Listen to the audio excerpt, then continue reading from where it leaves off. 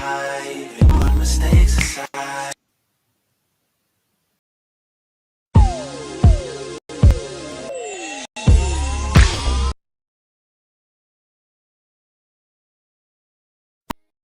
I can't hit the like button. We are here. Shout outs to everybody in the building. What's going on? Shout outs to the cynical one in the my bad, y'all. God damn.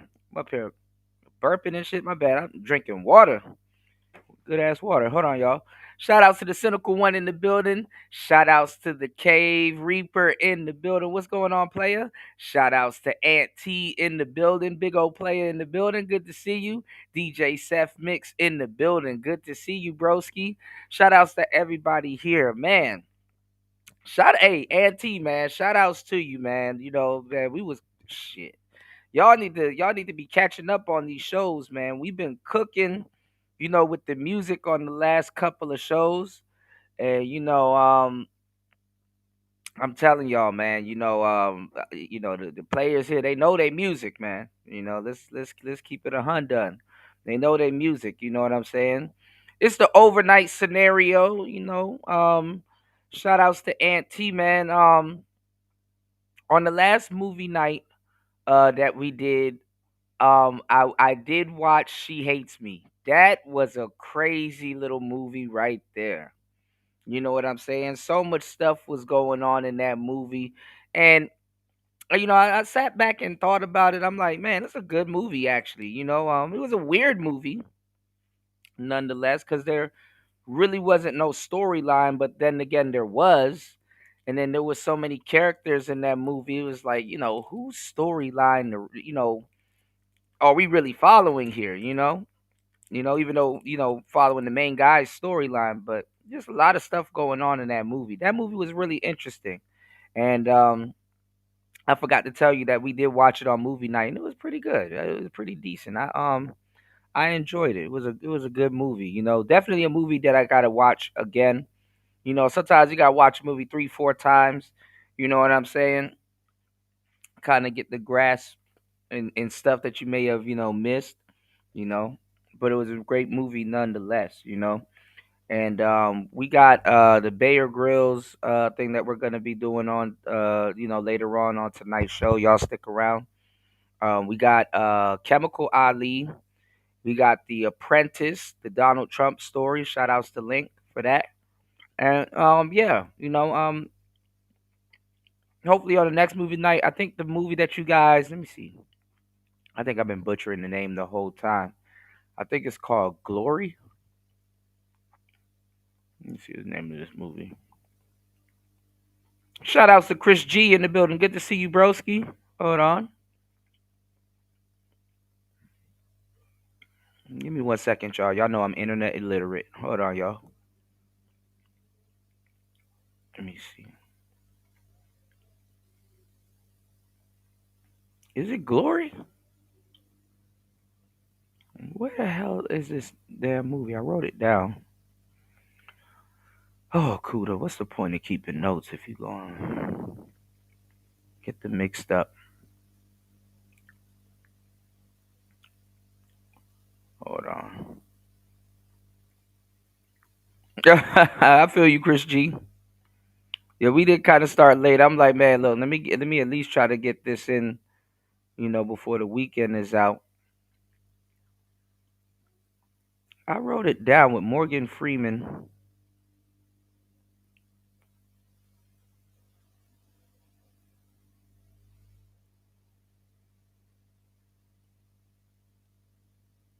Hmm. Don't tell me I lost it. I think it's a movie called Glory, but I know it's from the '80s. I know it got Morgan Freeman in it and a couple of other people that you guys mentioned, but I don't know. I don't know, man. I gotta find it. I know I wrote it down somewhere. Hopefully I didn't delete it. But yeah, we got some movies lined up for you guys tonight. So definitely join us over on Rumble. And if you don't have a Rumble, you can join us over at Kick. We're gonna be on Rumble and Kick.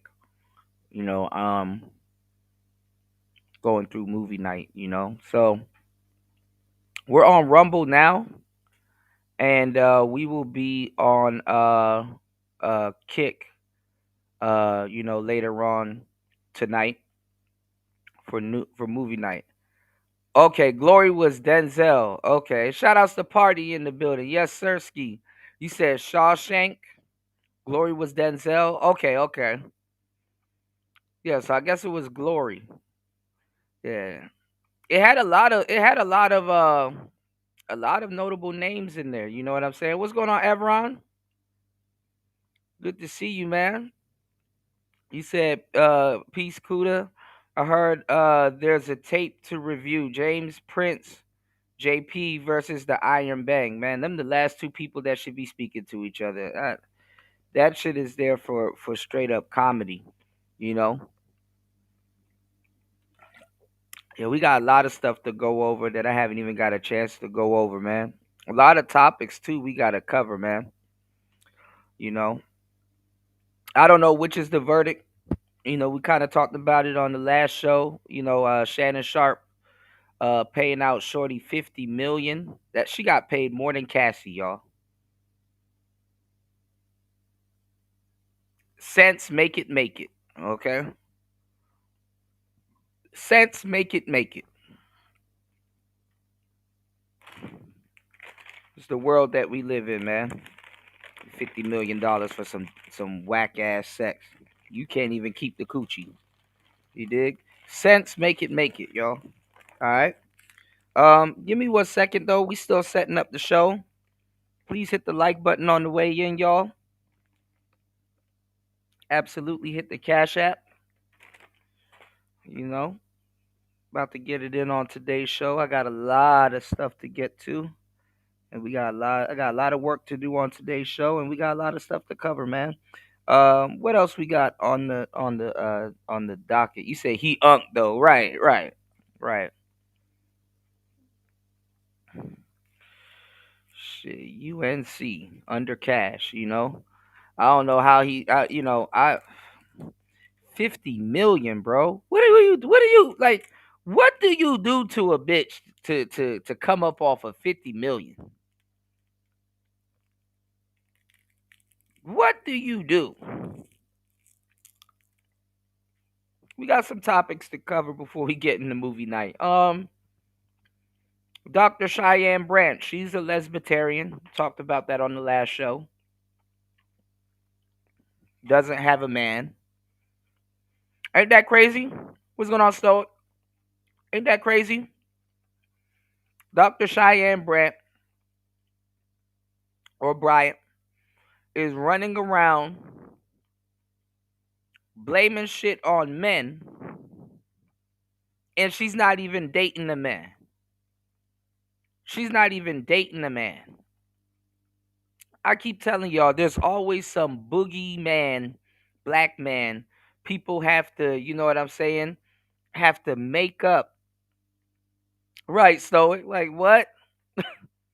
There's always some boogie black man people have to make up to feel better or be the victim in their situation. It's always some type of terrible black man roaming around that did something to somebody. Remember that little boy that was skateboarding in a garage and he hit his head on a fucking pillar or something in this car garage, and he got knocked out and his face was fucked up, and this nigga woke up and said that a bunch of black men jumped him and stuff like that. It's always some boogeyman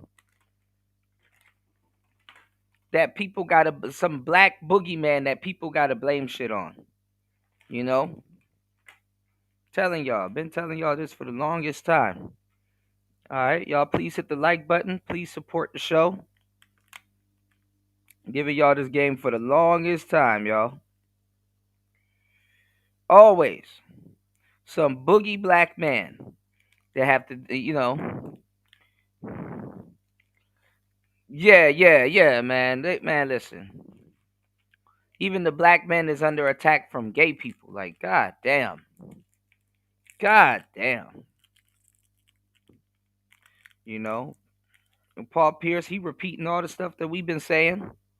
Shout outs to Paul Pierce, though. Um, we went over a little bit of the Barack Obama, Michelle Obama podcast, but did y'all notice? I was saying the whole time, Barack Obama did set no examples for black men like that while he was in office. I remember saying he looked out for gay people. He undermined black men and all kinds of stuff. One thing MTR and me didn't, because I was going over MTR's review of it. Shouts to Mediocre Tutorials and Reviews. One thing they didn't put in there that still proved my point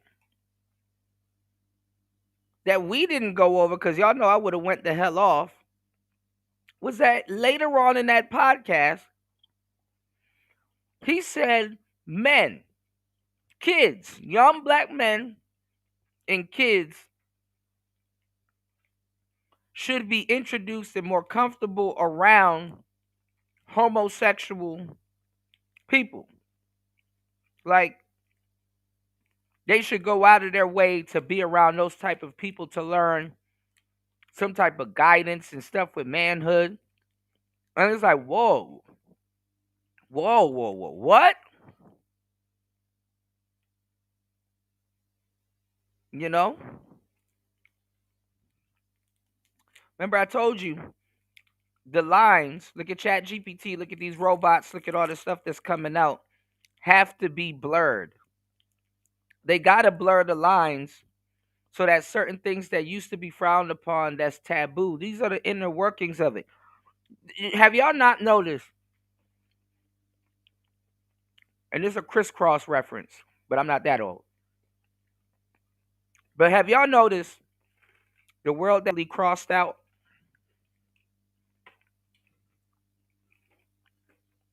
Oh, I didn't know that, party. You scare me. You scare me, man. I didn't know that. You know. But have y'all noticed that this world is totally crossed out? Like how everything back in the day was taboo? Like back in the day, if you wanted to, you could kiss somebody. It is 2025 now. You better not be kissing people. You know? Back in the day, if you wanted your woman to listen to you and be cooperative, it wasn't wrong for you to make that request. Nowadays, you're a misogynist if you make that request. Back in the day, you used to go out and date, and it was crazy for you to meet people on the internet and seriously try to date them or take them seriously. And, just for whatever reason, right? Horrible shit, right? Now it's not frowned upon. Yeah, he was saying this college professor, schooled him on how to be more polite and accepting. You know, back in the day, clowns were cool. McDonald's had the clowns. All kinds of people had the clowns, it wasn't bad. People wasn't afraid of clowns, especially the Joker or it. Wasn't, nowadays they took the clowns out of the classrooms and replaced the clowns with trans.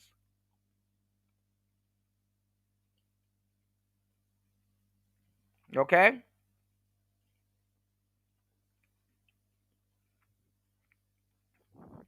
So, hopefully I make somewhat of a point. Not injected, bro. I see what you did there. Not injected. Injected. Oh shit. You know, it's taboo. It's taboo now. People gonna look at you crazy when you in your right state of mind. All right, y'all. So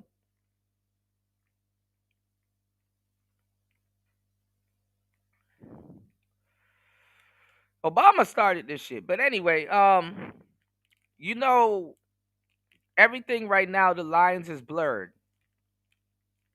Everything right now, the lines is blurred. People are rewriting the rules of humanity, morality, and insanity. To tell you the truth, you're not insane if you say because right now, they're talking about it. They're talking about it in Japan and in Europe and stuff like that. That women are getting replaced by dolls. They're getting replaced by dolls already. You know, they're getting replaced by dolls. And they were talking about how you can do. I'll get the article for you guys, so because I know y'all not gonna believe me, so we can break that down. But talk about you can order dolls with blood on them. These women are like, oh, you know what I'm saying? You can,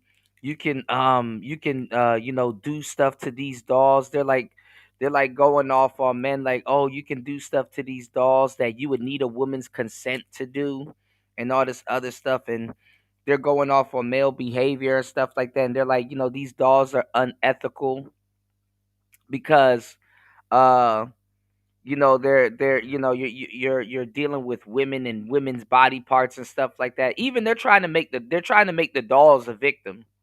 You know what I'm saying? They're trying to make sex dolls a victim and inanimate. Women want to control that. And they're like, you're sick because you're using you're using and abusing and misusing women's sexual parts and stuff like that on a doll. Me, I ain't into dolls, but what about women? You don't think that's self mutilating? That they're walking around with a cut off male body part? See, women are some of the biggest contradictory people on the planet. So are men, mind you. But you're walking around with a removable phallus and playing with removable phalluses on the internet. Like, imagine if a nigga is just walking around with just a detachable pussy and saying, yeah, this makes me empowered. Yes. Yes, a detachable coochie, a Lego coochie that you can just snap on and snap off. Like, you know how wild that shit is? You know? You said Mac lesson Tariq has Mac lessons, Barry has bike lessons, man. Look, Obama might be G Hay. He might be G Hay. God damn it, fasting. Fasting did said Michelle is a man. And y'all was calling her Michael. Yeah, empathy lessons by gay. Obama was the one that was putting the trans people in the schools. Mm. A lot of sisters are turning into pygmies for survival because women are getting replaced. And all of those jobs, too, which is crazy, that they put women in, those jobs are getting replaced also by AI. Lord have mercy. Lord have mercy. You know, you did. You said some people just like to complain about shit. Imagine women in the Middle East talking about shit like this. I'm gonna show y'all this video. I just gotta go find it real quick and finish setting up the show. Shout outs to everybody here. What's going on? Shout outs to Marco Grande in the building. Good to see you, bro. as always, Marco says Obama is going to. He going to win a Yeah. Yeah. Hold on. Hold on, let me pull that up. Hold on, yeah. Obama lives where the money resides. He's straight going to the money resides. Hold on, he going. It's the clap for All me. right, Hold on, y'all. we going. What a money reside, what a money reside, what a money reside, what a money reside. Okay, let me tell y'all something. I'm doing something real big this month. Any deal that y'all got and they beating us, I'm gonna be about $400. Oh my Just give me goodness, your why bid and the is this paper, cause taking I'm forever? at Here we go. what the what? What a money reside, what a money reside, what a money reside, what a money reside. Okay, I told you Lord before, have y'all know what I mercy. do. I Here give we all go. these Hold good on, deals y'all. and everything else. Y'all better ask about me because I do on that all the time. And that's Oh man, man, we we going. going. What a money reside, what a money reside, what a money reside, what a money reside. Okay, let me tell y'all something. I'm doing something real big this month. Any deal that y'all got and they beating us, I'm gonna be about $400. Just give me. Here we go. All right, we going. What a money reside, what a money reside, what a money reside, what a money reside. Okay, let me tell y'all something. I'm doing something real big this month. Any deal that y'all got and they beating us, I'm gonna be about $400. Just give me your pen and the paper, cause I'm at what the what? What a money reside, what a money reside, what a money reside, what a money Where the reside. money Okay, I told y'all resides. before, y'all know what I do. I give all these good deals and everything else. Y'all better ask about me because I do on that all the time. And that's on who? Mary had a little lamb. Okay? Not the Okay? stance though. Okay. Listen, and I showed y'all that video of that lady saying that he got that shit trademarked, copyrighted. Not copyrighted, but trademarked, you know.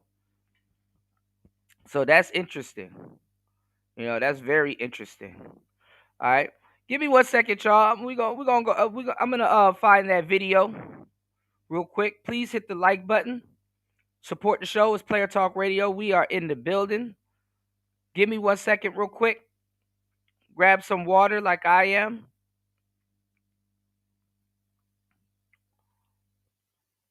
Let me finish setting up the show real quick and prep everything later so we can we can sail smooth into movie night. All right. Please hit the like button. Support the show. Hit the Cash App. Hit the PayPal. Let's go. It's Player Talk Radio. Let's get it. Let's go.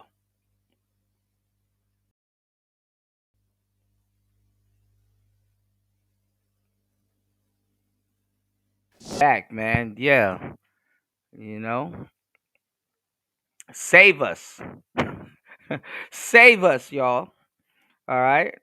Shout outs to Vader in the building. Good to see you, player. Good to see everybody here. Shout outs to Marco Grande dropping the huge. Where the money resides.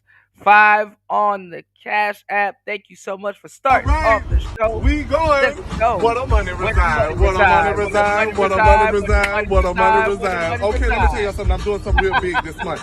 Any deal that y'all got and they beating us, I'm Yes, gonna be about sir. $400. Just give me your pen and the paper, cause I'm at what the what?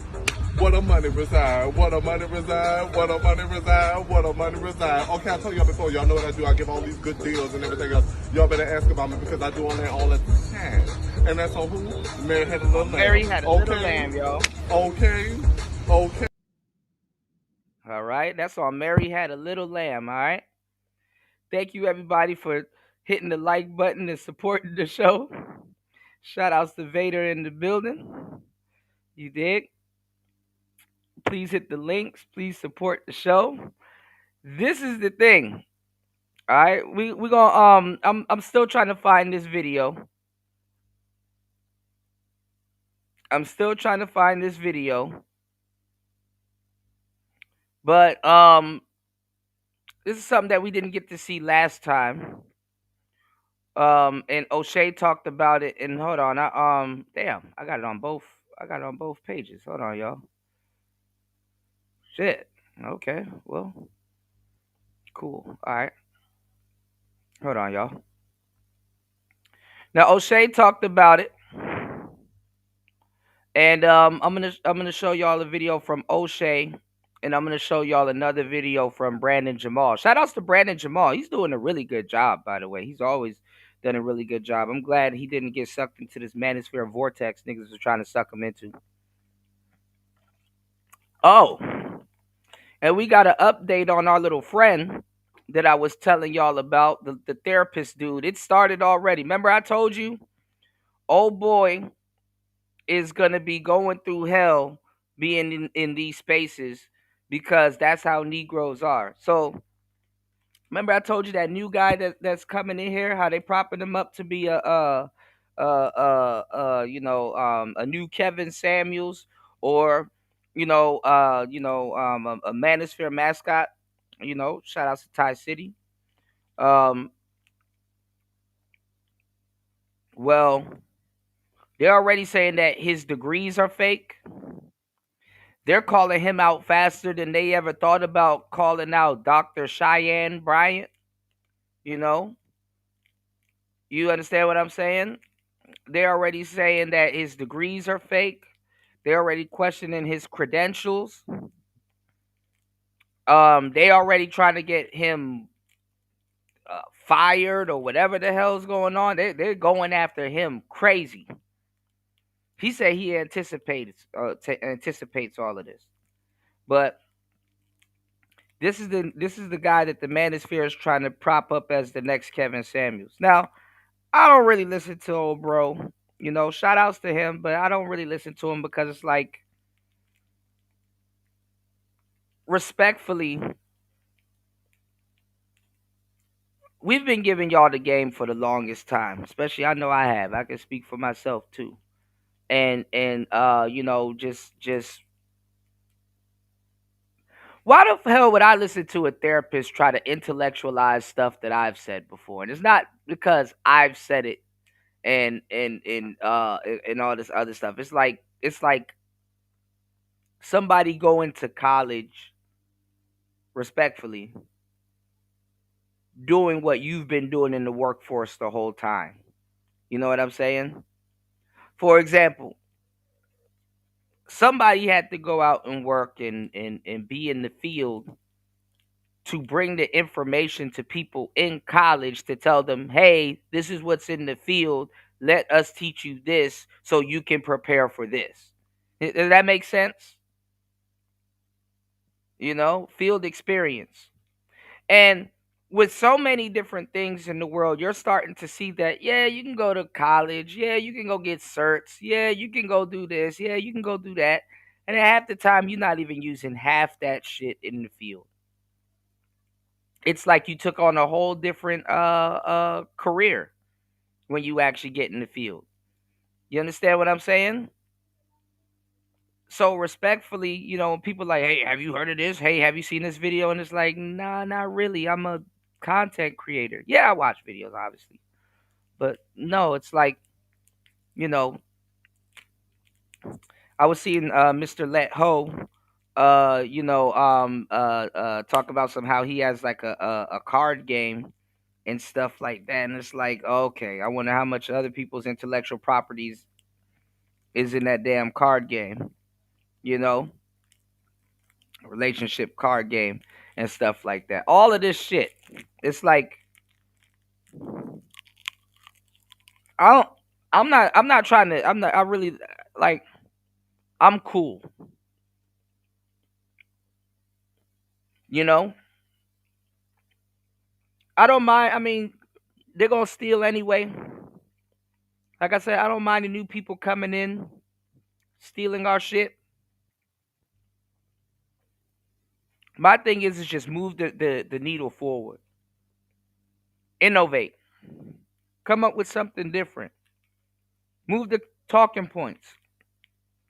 The conversation forward. Tell us something we haven't heard before. So they're propping this guy up to be the next Kevin Samuels, and I'm like, that's not a good idea.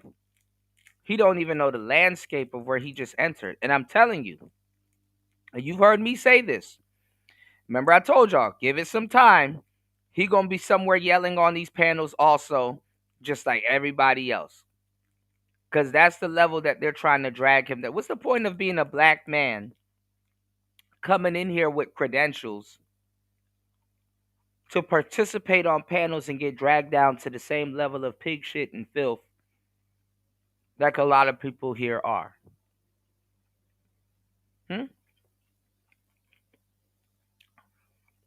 Many people have tried. Didn't BGS bring in the scholars, or tried to bring in some scholars at one point? Y'all remember the G with the PhD? Even that nigga was running around here yelling. I need to go get that Alan Roger Curry clip. You fucking stupid. You're stupid. Can't believe you're this fucking stupid. Yo, this place will take years off your life. This will prematurely kill you. What person in their right mind would stay here? You know? You said I do Kuda. You said they need to stop biting this obsidian and all his BS. At least he a OG. Yeah. You said we heard the original manosphere. Everything else is watered down. Right. Did you need a therapist to tell you what some nigga that just got off of work dealing with that shit in real life is gonna come on?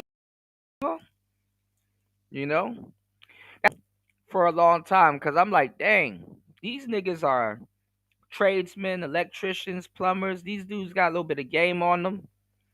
And they getting off of work and they're up here going in on feminists and broads being indoctrinated by college.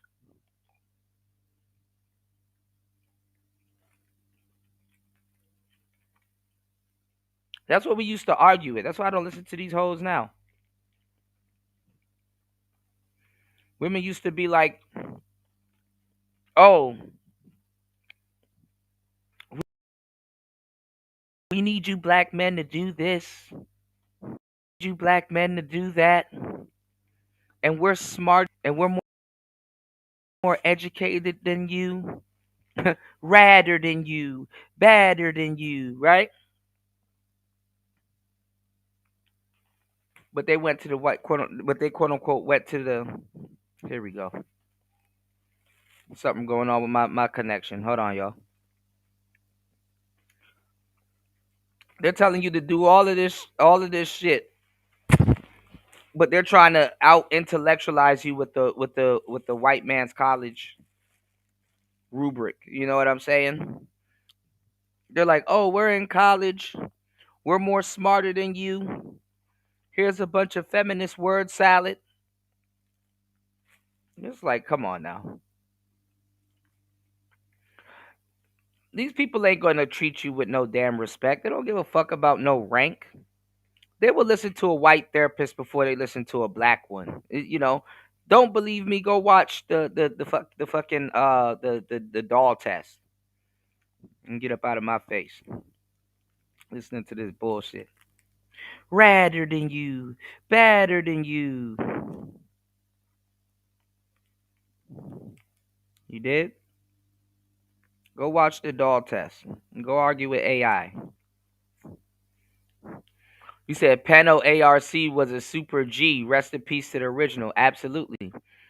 Shout outs to Party. Party said the therapist is for the hoes because y'all ain't credentialed, remember? Yeah. But the hoes are going to be the main ones having them running around and yelling. You know? And then he's quote unquote married. Good luck to him. He going to wake his wife and his kids up in the middle of the night yelling, "You're stupid! You're fucking stupid!" You know? So I told you why the space want these type of guys in the space, because people, especially black people, but just people in general, they want to feel that they're getting advice from somebody that's credentialed, so to say, right? That somewhat is authoritative in their field and know what they're talking about.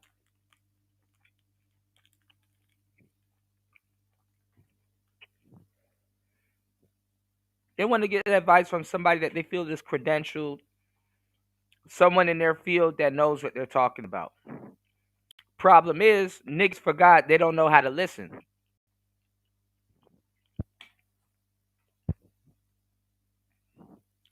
Give me 1 second, man. What is going on with my damn signal? What's going on, Lord Offenberg? Hold on. What is going on with my fucking signal? This shit is annoying now. Hold on, y'all.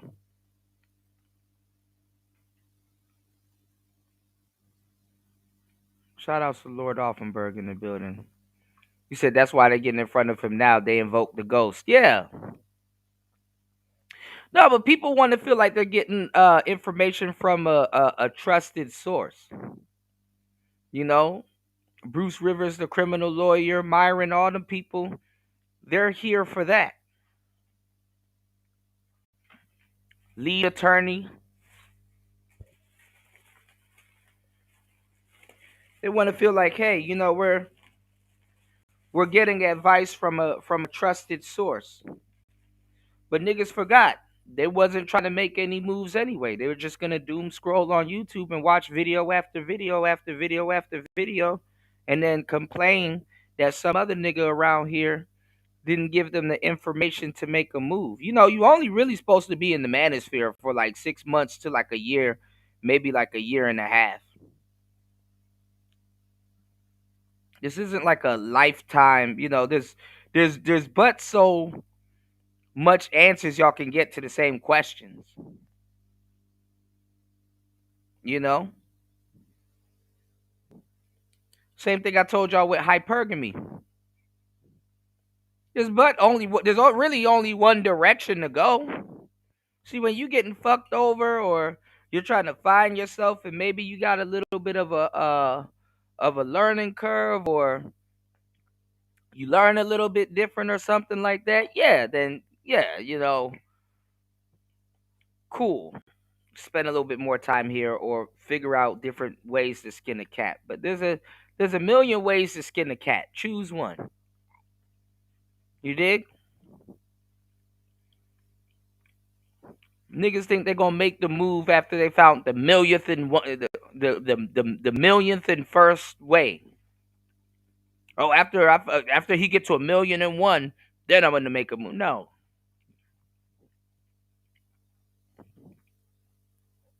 you said it's changing the tone. Same message though. Right, right, like. It don't matter how much niggas you bring in here. If black women don't respect the black man's word, what are we doing? I don't give a damn if a nigga a therapist. Does that person understand women? Does that person know who he's talking to? Or will in a couple of months that person will be running around here yelling, "You're stupid! You're fucking stupid!" You know?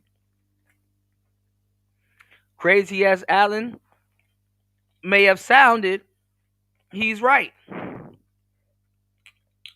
How much times do you, I mean, and it's really sickening for people like myself. How much times do I want to hear my own shit coming out of other people's mouths or friends of mine or coworkers or a collaborative effort between me, my audience and stuff? How much do you want to hear you know, it's like damn, all these new niggas coming in here with our shit getting acknowledged and the people that actually really pioneered this stuff, niggas don't even be like, you know, it's 2025. What's your thoughts on some stuff that you've been talking about for? Here we go. Hold on, y'all.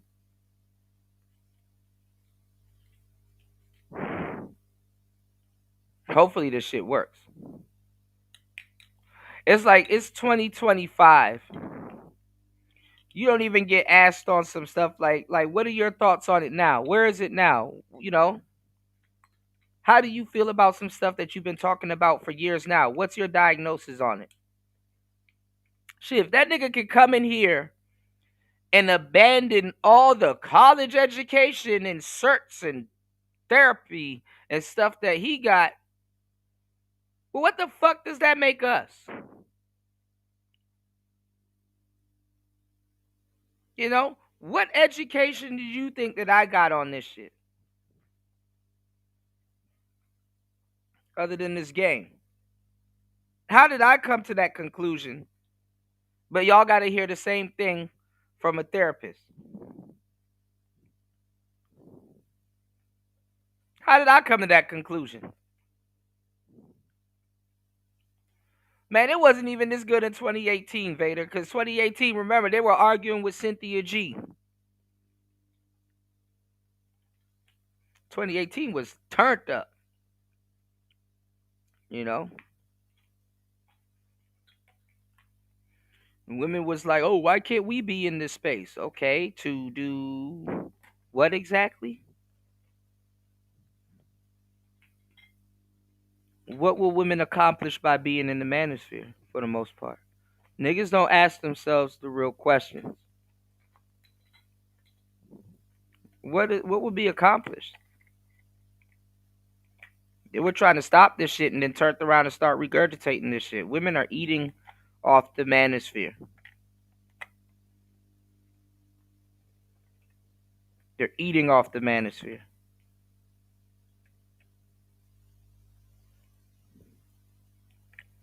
Shit is uber ridiculous.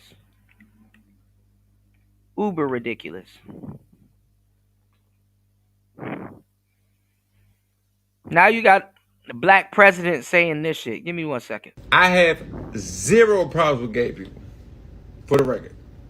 But it's something that Barack said.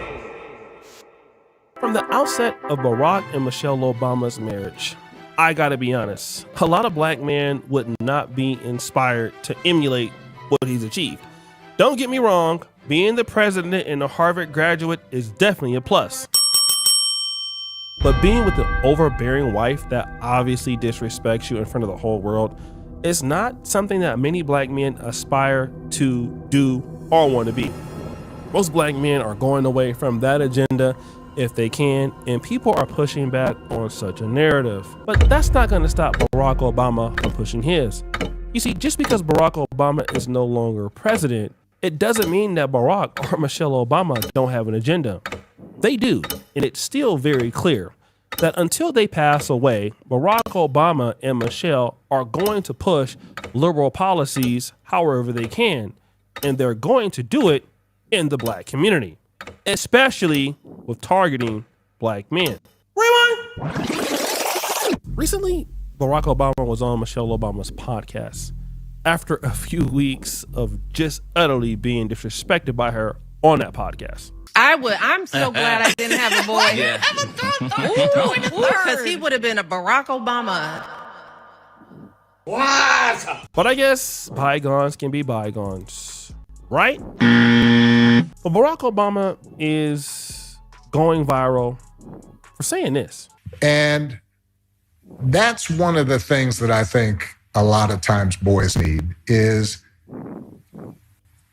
not just exposure to one guy. Mm-hmm. One dad.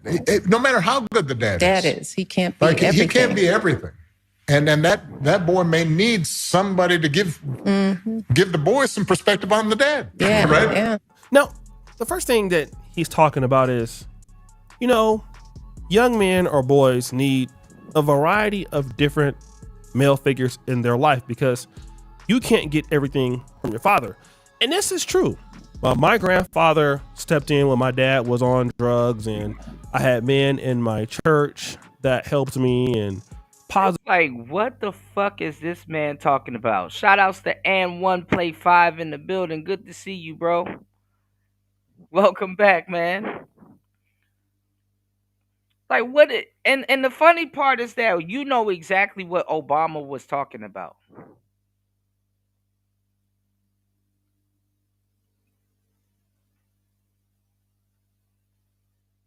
You knew exactly what he was talking about. Now, if I tell you that you need multiple dudes in your life as a young man, and I've given young, millennials and dudes this game back in the day and even today. I tell dudes, yo,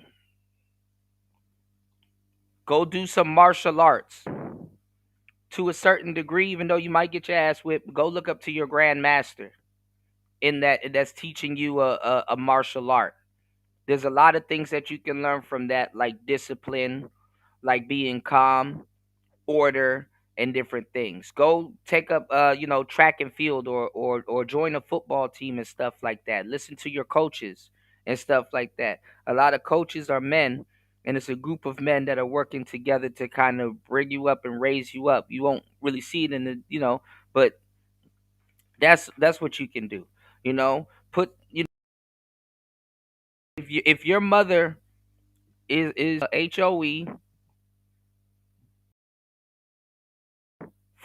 for SH, you know,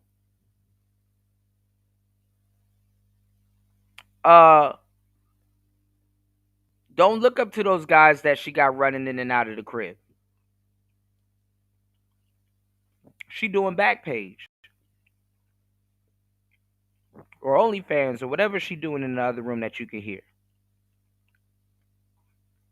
Go find men external from that. Hold on, y'all. What the hell is this? Okay. You said they're exposing themselves. Let them talk. Yeah. But yeah, you know what I'm saying? Like,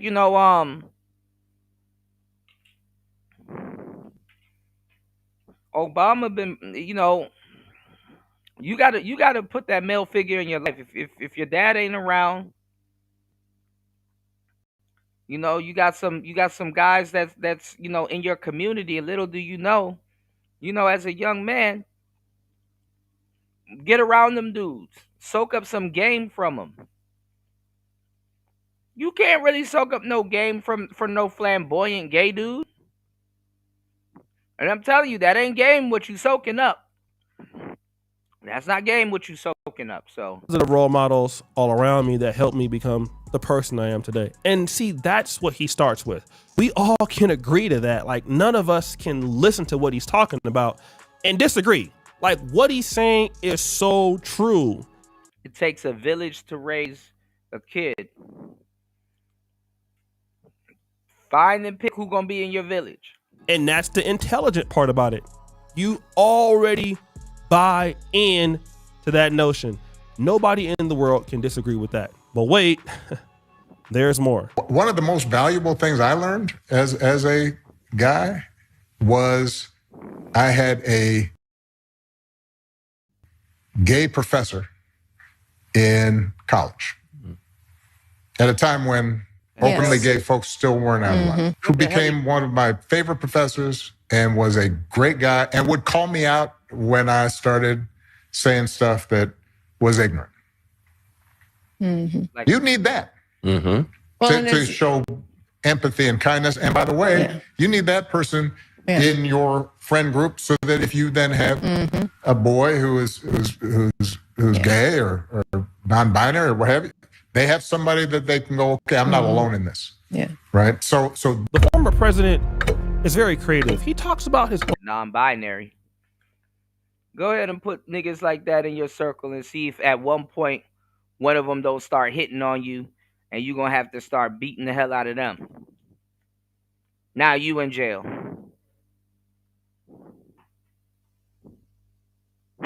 You didn't have second thoughts.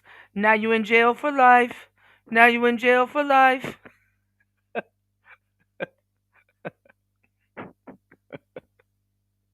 Shit. Own experience to then tie it back to his agenda. He says, when I was in college, I had a gay professor that taught me all of these things and called me out. And this is when it wasn't popular. And, because of that experience, this is something that everybody needs. Boy, you don't sit your stupid ass down. Who the f*** you think you is? Because he was gay, so we need to include, that kind of person in our home, because what if your kid becomes gay? Then you'd already have somebody who's gay to help you out with that. Huh? Now, It was a very smooth transition of how we got to where he wanted us to be without me. Because he was trying to, he was telling y'all to deal with gay people. You need different type of men. And he didn't tell you to go get a football coach. He didn't tell you to. No, he straight up told you to include gay men in your circle. What the helicon?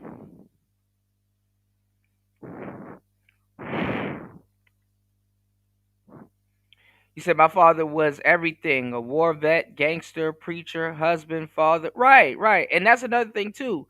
If you get you a good male role model, he'll be multiple things. You know? And that's the thing that people don't talk about. Like, why you need another man to tell you this shit? People in the crowd that you hang around, certain things that they got going on will rub off on you for no fucking reason. You really want to have a gay man in your crowd and that shit rub off on you? Cool. Hey, that's up to you, bro. You know, nothing wrong with gay dudes, but you know, some of y'all just come up different. Some of y'all are raised a little bit different. But to tell niggas to go out of their way, knowing damn well there's an agenda against them. Because to tell you the truth, a lot of dudes don't have a problem with gay people. Don't. But you're not about to gaslight them niggas and be like, man, there ain't no agenda against you, man. Go get one and have a friend and kind of, nah. You need to kind of preserve yourself respectfully. They got their own stuff. Hopefully you as a hetero, whatever you are, got your own shit too. Hopefully your shit ain't as compromised as the ex-president is. You dig? So what didn't come out in the wash comes out in the rinse. Now all of a sudden he telling you, man, just have it. Remember before I thought marriage was between a man and a woman, and this nigga not even sticking to his guns. That check cleared. That fucking check cleared. He seen how much I said gays. He see how much zeros was in that check. He said, oh shit, hold up. God damn. Yeah, you know what? Y'all niggas need gay friends. Nah, fuck all that. Fuck all of that man and woman shit. Y'all niggas need gay friends. If you're not non-binary, the fuck are you talking about? Binary? Somebody growing plants, nigga? What binary? You said, I'll never forget when Obama told that high school that them kids, keyword kids, need to share bathrooms. During his presidency, that bathroom sharing shit started. Yeah. I'm not going to lie, because the other day when I was just thinking about it, and then not too long ago, when the election was going on, they brought his frail ass out there to try to chastise black men and shit. Now he telling them to be gay. Like, he just need to just stop talking to black men altogether, honestly. He's doing damage. And his presidency honestly did a bunch of fucking damage. You know? He started that whole kids being in the bathroom with grown ass adults and shit. Men being in the bathroom with women and shit like that. That was during his presidency. They kept fucking with him and shit like that, and was hoping. They're like, you know how much niggas died when Obama was in office, and black people, not just the men, reached out to him like, hey, bro, you gonna do something about this? You gonna, hey, look, I know you've been ignoring us the whole term. You gonna help us out before you leave? Say what you want, but hey, Trump did a little bit more for niggas than this. Not even a little bit, a lot. Did Obama pardon anybody black? Did he pardon anybody? I don't even know if he did. But anyway, many of us know it, but we understood it for what it was. Number one, let's just say this: there are gay people in almost everybody's family, especially in the black community. All right. And many of us love them, whether they men or women. And of course, we all know that gay people can be just as valuable as anybody else, or as valuable as anybody else, straight or whatever. Just because the person has a sexuality that's heterosexual or homosexual, it doesn't mean that person's a good person or a great person. We all have a gay person in our family that we love. They added a lot of value to us. We can depend on them to do things like that. And we already know that. Okay? That is natural. However, you suggesting that we have a gay friend in our life, and many people do have gay friends, right? Our gay coworkers or something like that, our gay people that are in our life. But you're saying that that person should be in your life mandatory because that was your experience. That doesn't mean that it's been our experience. All right. And that's the thing that we need to talk about here. Now you're trying to push this as an agenda on people who may not be okay. He might have been like, hey, you need to diversify the group of people you hang out with. But if that's what he wanted to say, he could have just said that, even though it means the same damn thing. Nah, he just jumped straight to me. You need gay men in your life.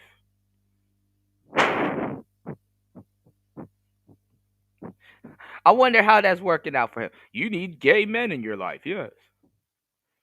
With making that step, it's almost like saying, not equal, but saying we all need to have a black person in our life. We all need to have a white person in our life. We all need to have an Asian person in our life. And at that time, we all know that all people can be good or bad, but that doesn't mean that it's necessary. Some people may or may not want that culture on the child. Because why? Well, look at what people have seen with the LGBTQ community.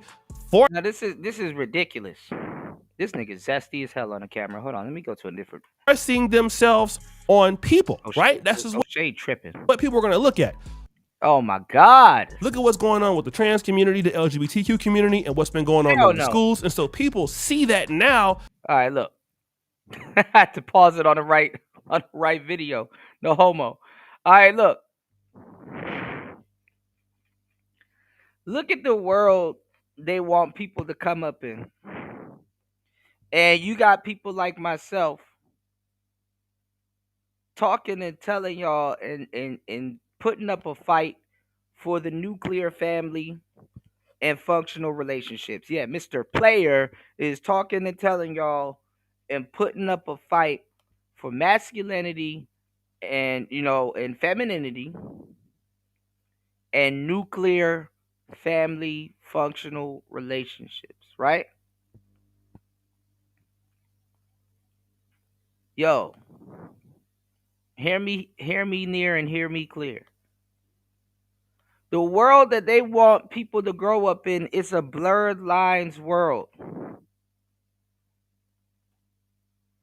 Look at women in the West.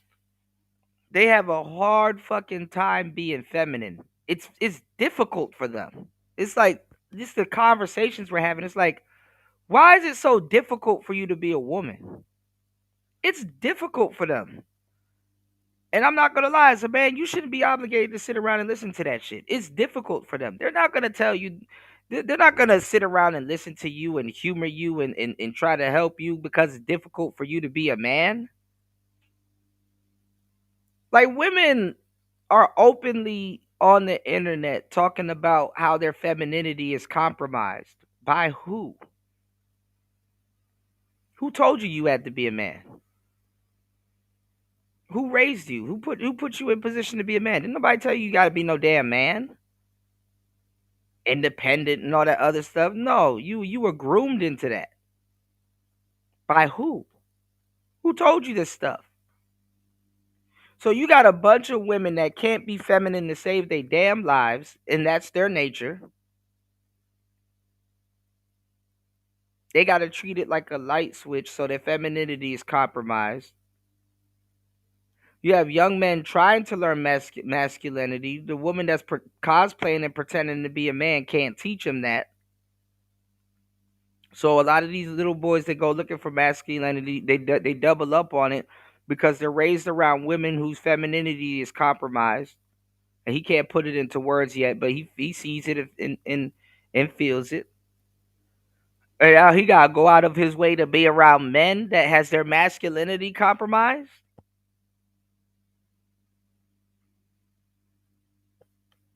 This shit is ridiculous.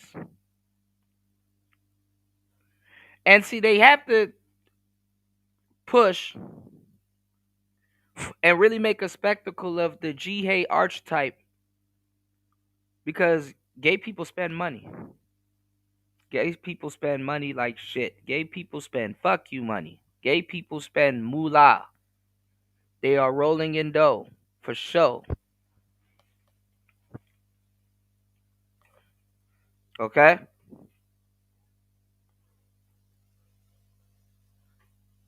So they gotta be pushed to the top because aside from women, and they also supercharge women too.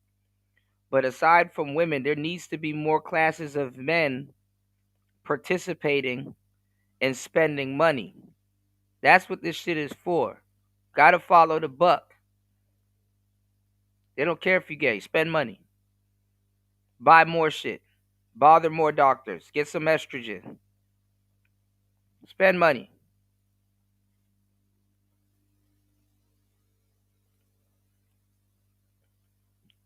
They're openly trying to turn straight guys gay. Because openly straight guys don't spend money like that unless it's on a woman.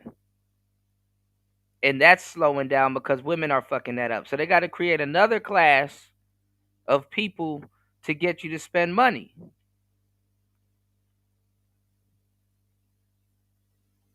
And plus, the L Gibbet. And look, I know we've been watched.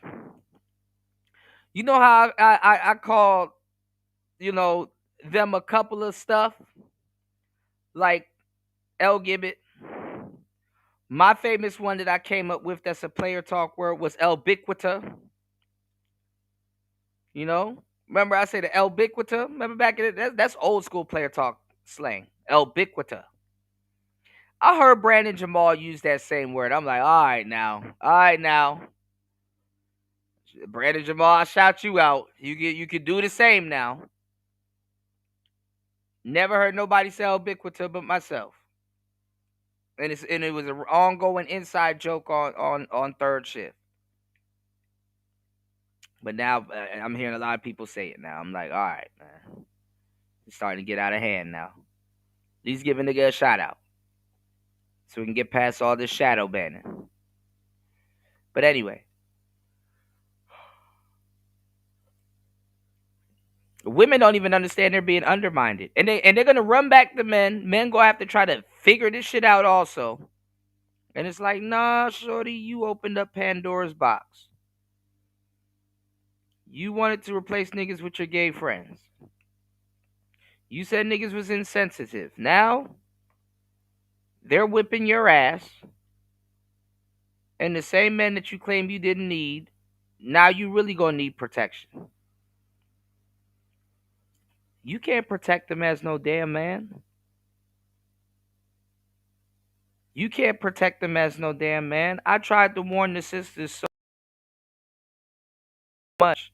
Did y'all sister that was trying to get that parking space and that trans dude and that woman started fighting her for that parking space? Diabolical. No man in sight. Oh, well, the man that was there was the one fighting. You did? What's going on, Gail? Good to see you. How you doing? Okay. Good to see you. Shout outs to Gail at night. You dig? So what am I telling you guys? I'm letting you guys know. In the future, you can't do shit. Having one of those charges, look at what Obama's saying. Having one of those charges on you in the future, man, you're cooked. Oh, you put hands on this type of, oh, hell nah, you cooked. Black women gonna be cooked. You better not fight your G-Hay friend. Honestly, that's gonna be a slippery road too in the future, right? Because you know, people are always gonna figure out ways to weaponize the government and turn what the government lets people get away with into a check before they cover up this patch and this loophole. People ain't as smart as they think they are, especially people in the law. Because guess what? A lot of y'all don't know. Anyhow, you fight a woman, ladies, as another woman, you could just say you was gay and get an extra little hate crime charge put on that person. Wait till that happens. Till people start cosplaying as gay. You know what I'm saying? And that's some real shit. It's called gay for pay. It's called gay for pay. Anyhow, you fight somebody of the same sex, all that nigga gotta do is go in the courtroom switching. It's like, oh fuck, I am cooked. I am cooked. Ain't no man about to put his hand, nigga.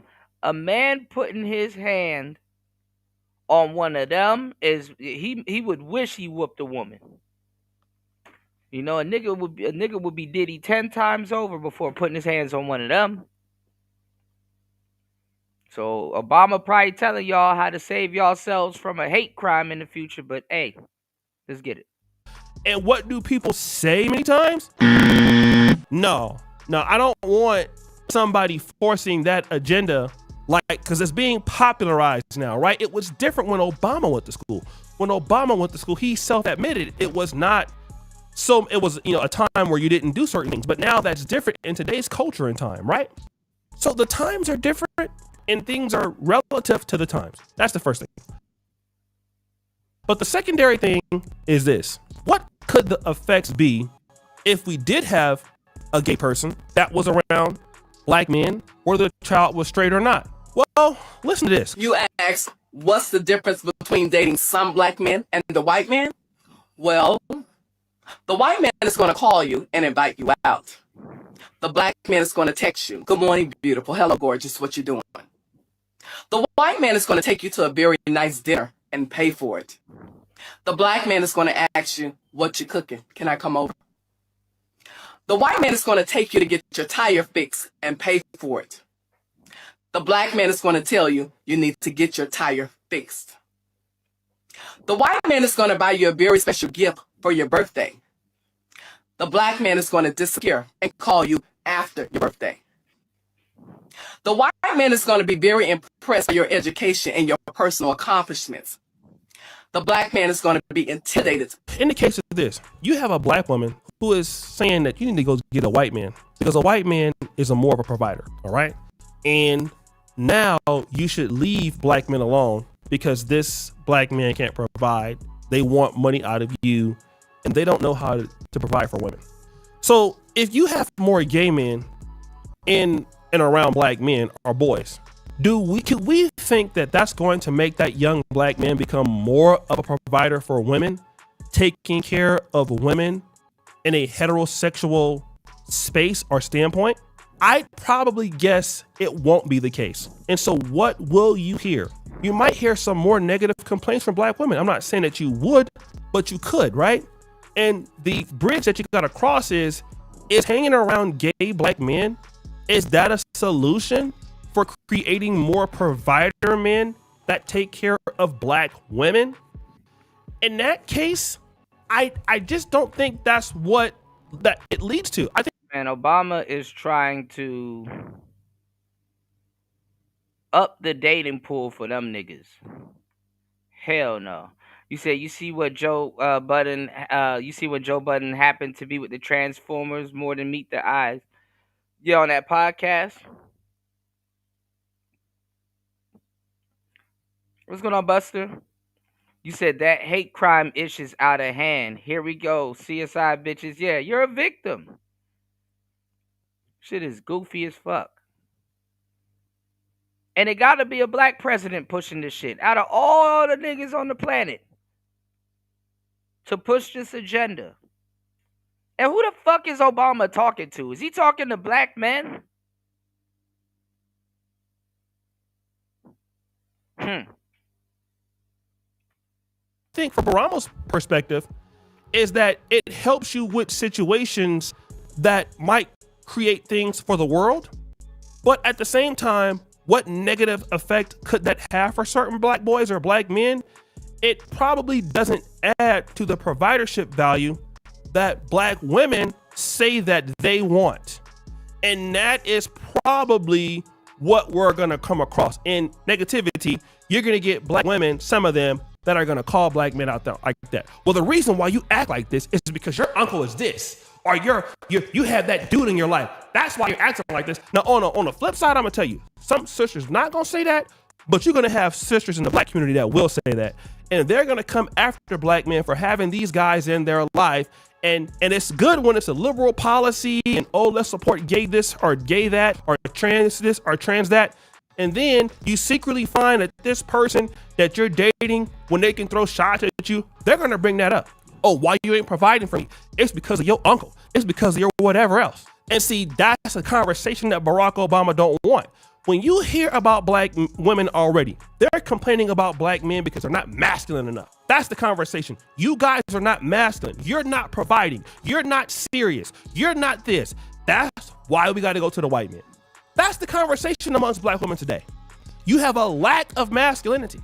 So now if we have a third or secondary gay dad, my question is, does that add to the gap that makes black men more masculine to impress black women? Now, every gay man is not.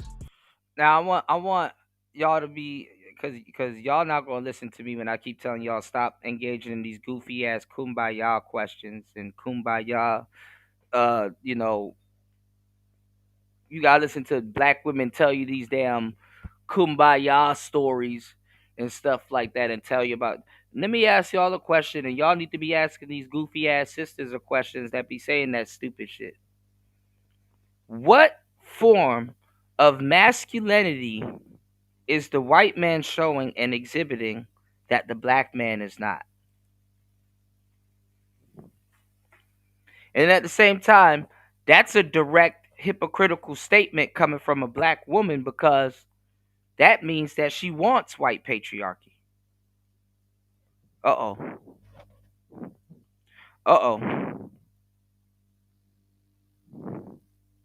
Uh-oh.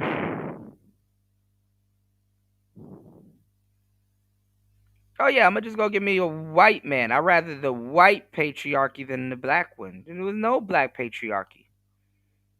They fear black patriarchy, if not more, just as much, if not more, in different ways than white men. I've been telling y'all this. I'm the only one running around on YouTube telling y'all this shit. That black women fear the exact same patriarchy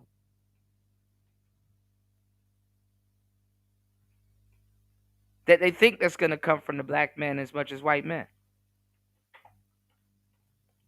If not more, because it's going to be in-house with them. But let's get it. Feminine. We understand that.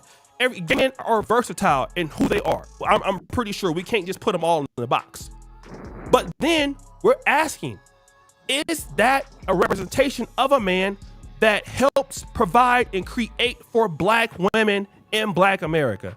And until Barack Obama is able to prove that statement to me, because clearly that is what black women want, you're probably going to still see black women saying we need white men, go to Asian men. These black men are just too soft. And that's already their criticism.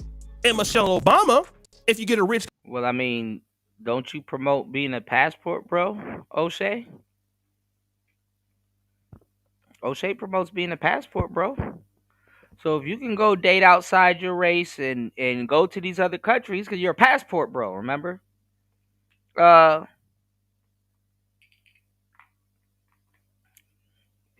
Sister should be able to go get another man, right? It's all good in the hood. Guy like Barack Obama, it's okay. Maybe that's fine for your relationship. What about the average black man in America and a black woman, and she wants a guy that can go out there and get it? Is that going to be what this person brings? It could be, but on average, what are we going to experience this? I'm probably not. I don't know, to be honest. I just don't know. I just don't think that's the add-on that we're going to get in black America. Not to say that gay people can't do things, because they can, right? But it's just pushing this agenda on black men that I don't know if that is really what is the answer. Of course, if you get somebody in your life that's Bible, that's gay, that's in your family, that's a close friend, that's no problem. But to say that this person is mandatory, that I'm not sure. So guys, what do you think of your boy O'Shea Duke Jackson? Well, shout outs to O'Shea. Niggas then voted for Barack Obama. That's what y'all wanted.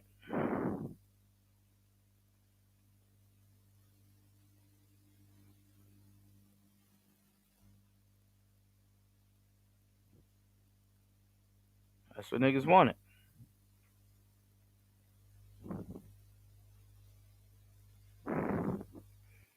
Rest in peace to my brother RBR. Barack Obama. He used to love Barack Obama.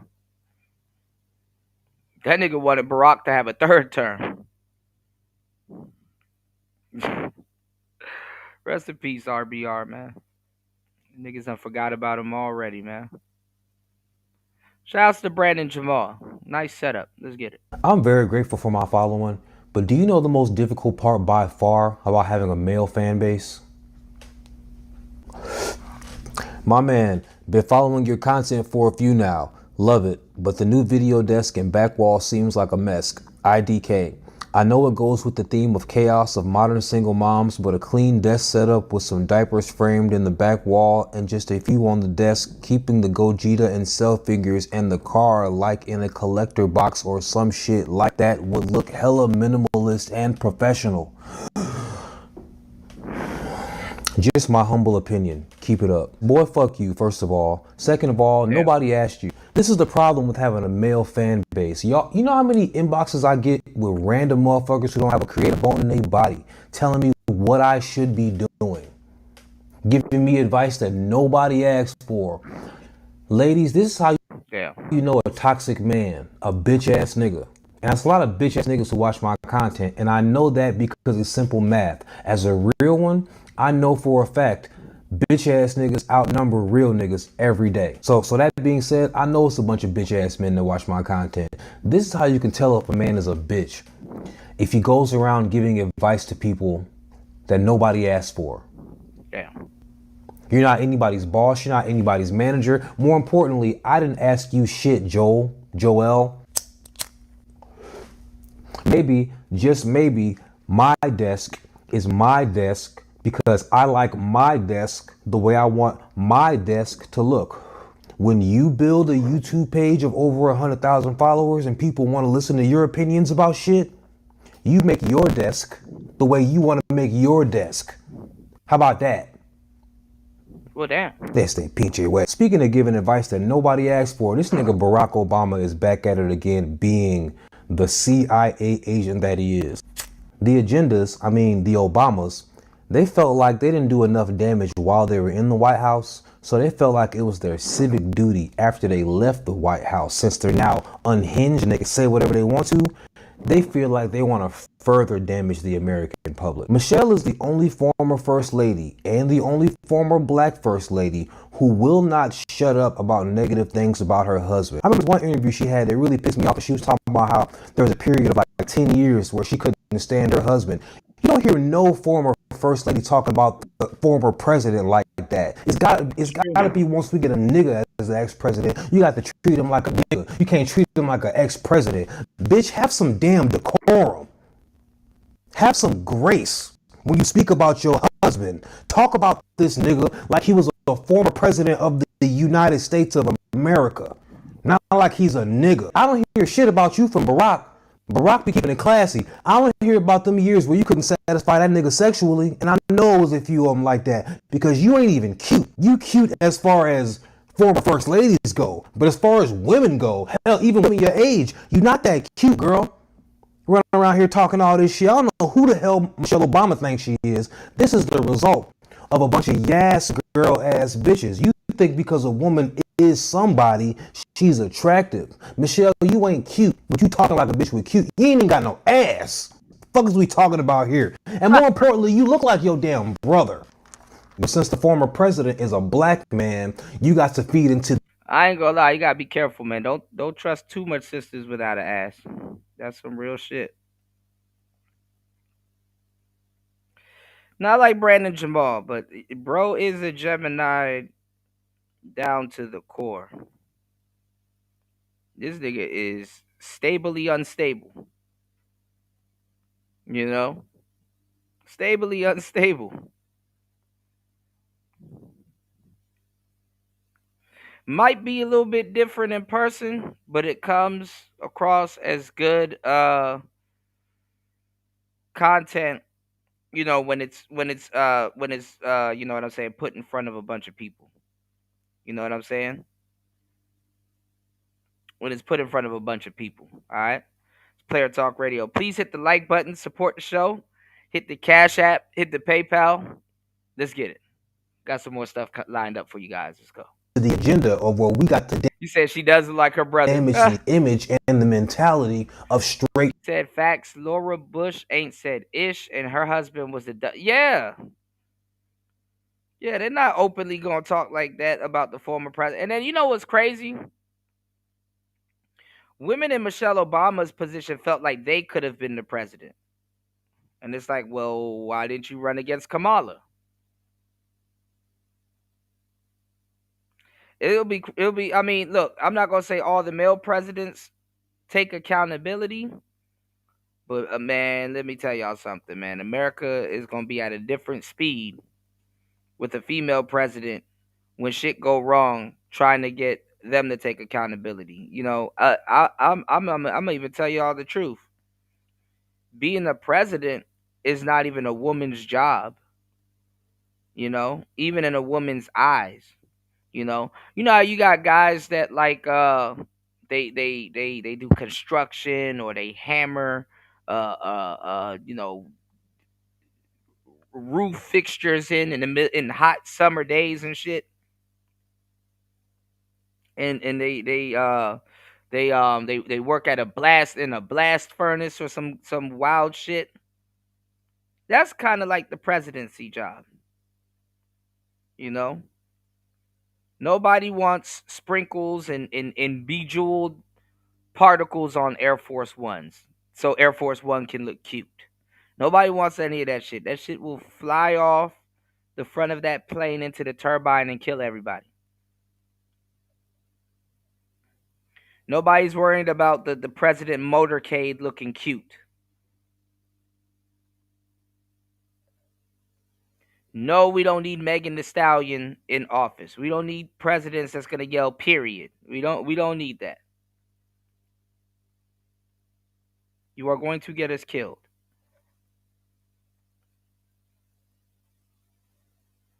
Respectfully.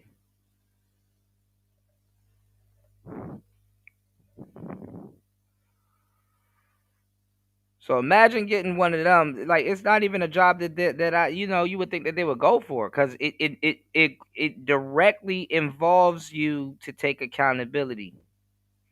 And when stuff goes good, obviously people want to take accountability. But why even try to turn a job like that into a I'm right thing? That's kind of what it is, the I'm right thing. Like, you worried about the accountability before you worried about the duty. You know? Oh, I want people to look at me good. That comes later after you do something good or actually put in real work. Yeah, State of the Union twerk session. Right. Right. Like, what? I don't even think, if Kamala won, I don't even think we would have been existing nowadays, or she would have got impeached or whatever, you know? And I'm not even going to lie. She would have got us into war with Iran and all them people. Because, as soon as she got into office, everywhere around the world would have turned up. Because it's going to be really the only time in history where you can get what you want. America don't know what to do. America's just going to throw money at the situation and try to make it go away.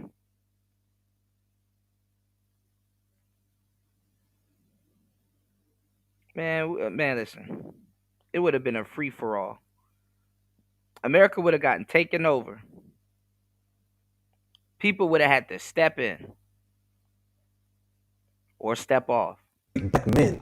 You feel what I'm saying? Straight men, masculine men That's the agenda. We want to eliminate that shit altogether. You know what I'm saying? You the only former first lady who be talking about how annoying their husband is. Bill Clinton got head in the White House. Hillary don't say shit about Bill. Have some damn decorum, bitch. This hoe even went as far as to say she's glad they didn't have a son. Not to mention, one or both of his daughters, they changing their last name. Because the first black president got the only children that don't want the nepotism of being a former president's kid. Fuck out of here. But we getting off subject. This nigga Barack Obama done said that boys need a gay man in their life. What kind of shit is that? That's one of the things that I think a lot of times boys need is not just exposure to one guy. One dad. One dad. No matter how good the dad is. He can't be everything. He can't be everything. And that boy may need somebody. The disrespect of men. Nobody talks about how people need more than one womanly figure in their life. Nobody says mom isn't enough. But having a good father in your life isn't enough. Every day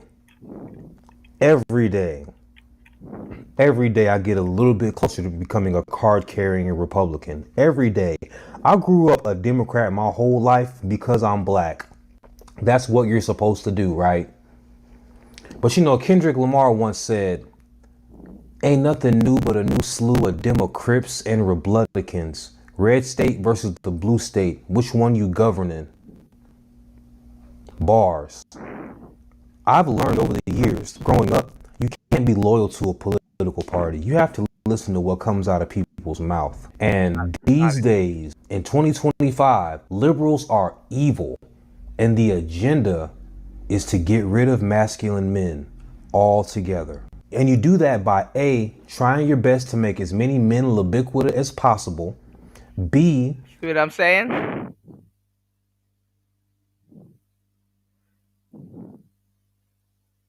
Shout outs for using player talk terminology on your show, Brandon.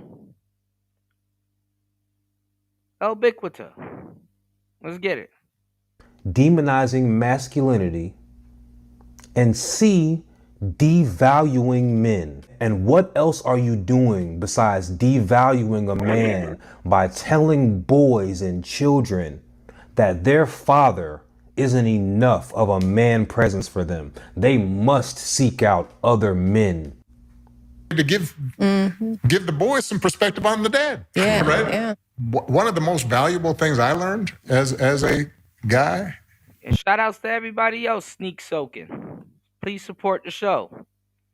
You can support the show via Cash App at $PTV 888. That's $PTV 888. That's $PTV 888. That's $PTV 888. Shout outs to everybody in the clouds soaking up this game and sneak soaking. Let's get it. I had a gay professor in college at a time when openly gay folks still weren't out of line, who became one of my favorite professors and was a great guy and would call me out when I started saying stuff that was ignorant. You see the agenda? The ubiquitous. I'm not even gonna lie and say, look, saying my word again. I'm not even gonna lie. I'm gonna tell y'all the truth too.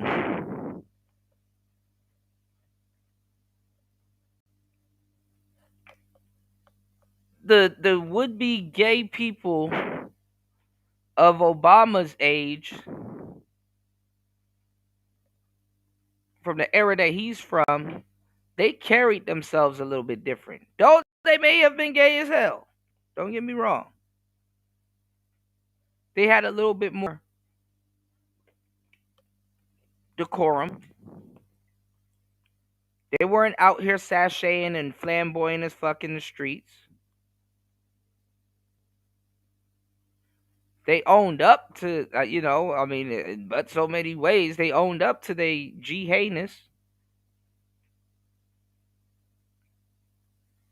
Yeah, that sounded crazy.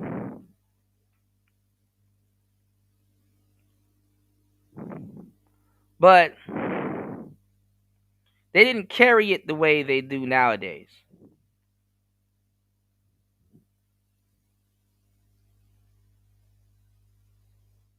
It was a little bit more respectable.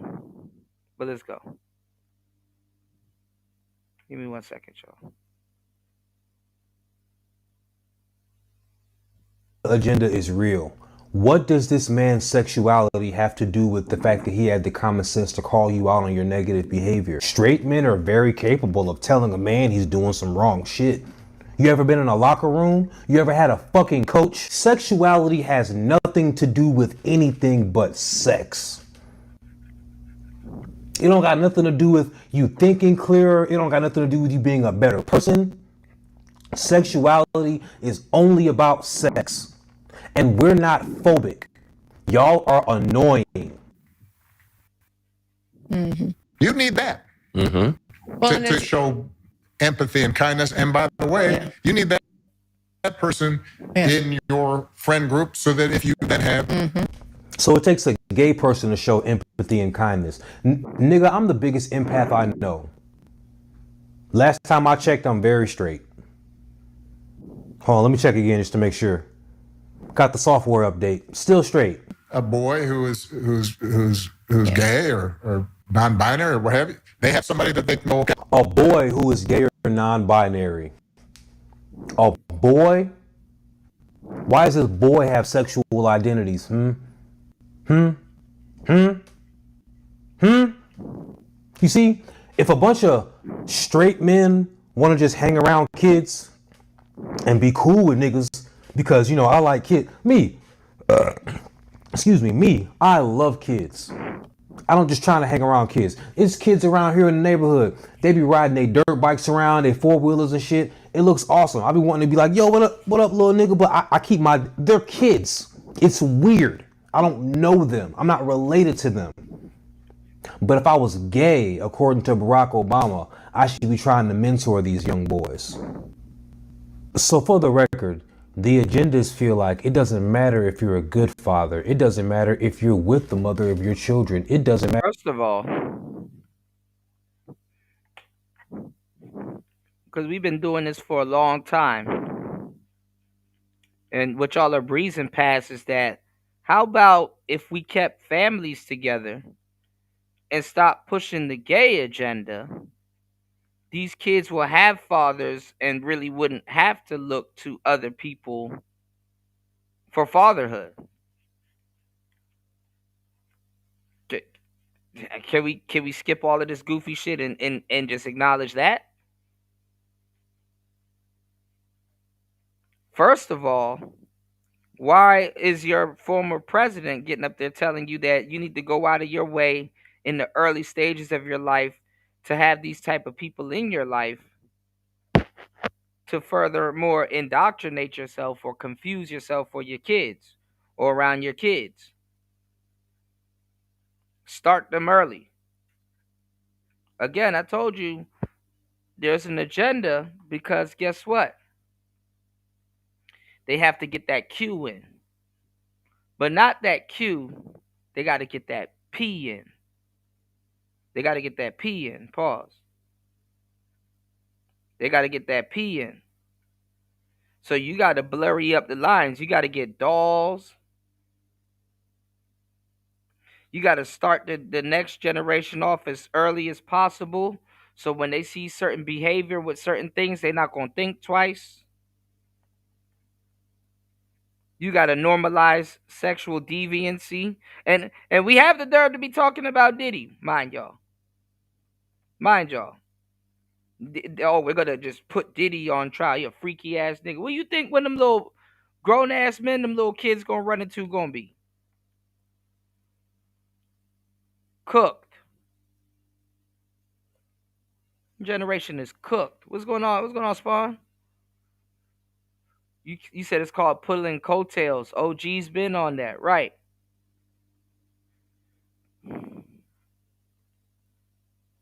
So fuck what the straight man gotta say. Fuck restoring families so we don't have to do shit like this. And somebody with common sense could be like, where's that man's father?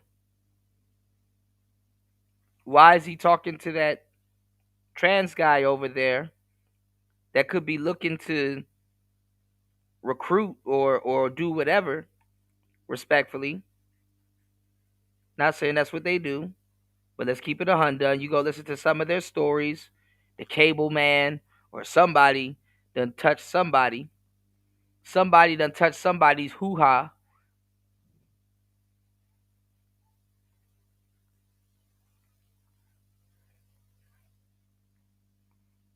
Like, come on now.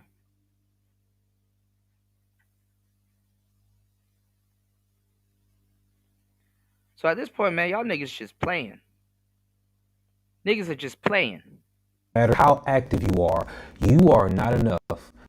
And your child should seek out strange men for counsel so they can double check you. But a single mom by herself is fine. This is how they want you. To be at the top of your game. He's supposed to be the coolest nigga in the world right now. And they're making you a damn sucker. That's exactly how they want you to be. They want you to build yourself up as a man to become a fucking sucker. Look at this nigga Aaron Pierre. I don't know if you be on TikTok, but and why would somebody straight anyway go out of their way to be promoting this? Ladies are in love with Aaron Pierre. Long before Mufasa, but Mufasa didn't help. It was ever since Aaron Pierre, that's Mufasa, they love this nigga. And he chose a whole single mom of multiple kids instead of any of these beautiful, gorgeous, thick women out here. Because he's at the top of his game. All the women love him. Still beneath a regular woman. You got to go get a single mom. And I know she's Tiana Taylor. That don't mean shit. Or Klay Thompson. Klay Thompson was just too cool. He was way too cool. So he had to go get with a known hoe. And it's not enough to just be fucking on a known hoe. That's cool. But you got to be out in public with her. Dates and shit. Y'all are a couple with a known hoe. A slimy hoe at that. This the kind of hoe whose past includes sleeping with producers and shit to get beats and putting your homegirl on somebody and then sleeping with the guy right afterwards because that's just how you roll. And you want this to be your girl, Barack Obama, Aaron Pierre, Klay Thompson, the best of us. Yep, that's black men for you. Hey, I'm gonna be interviewing. Hold on, y'all. Lord have mercy. Hold on. Lord have mercy. All right. Shout outs to Brandon Jamal. He on it. Did y'all see Astronomer. Did y'all see this guy? I don't even know who the hell this dude is, but for years, I don't even know why you would even be in a stadium. But for years, people been getting caught on kiss cam. Goofy ass niggas. If you're famous and you're going to be at a basketball game or a football game or a baseball game, nigga, hell, even a soccer game, you better off taking that money and throwing a party at your crib or having that shit at the house or something like that. Why the hell would you see, these niggas ain't no damn players. You know? And cheaters aren't the best players neither, but cheaters need some game if they're going to maintain cheating. No player bone in their body. Goofy niggas galore. This nigga took his sneaky link to the fucking game. They put the kiss cam on them and they did the most. Like, at that point, you should have just kept it cool. But you was up there boo loving without the fear of being seen in public in front of a bunch of people.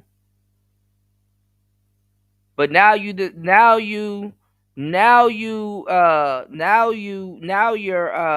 cooked. You're fried to fricassee because they put that kiss cam on you, and you did the most.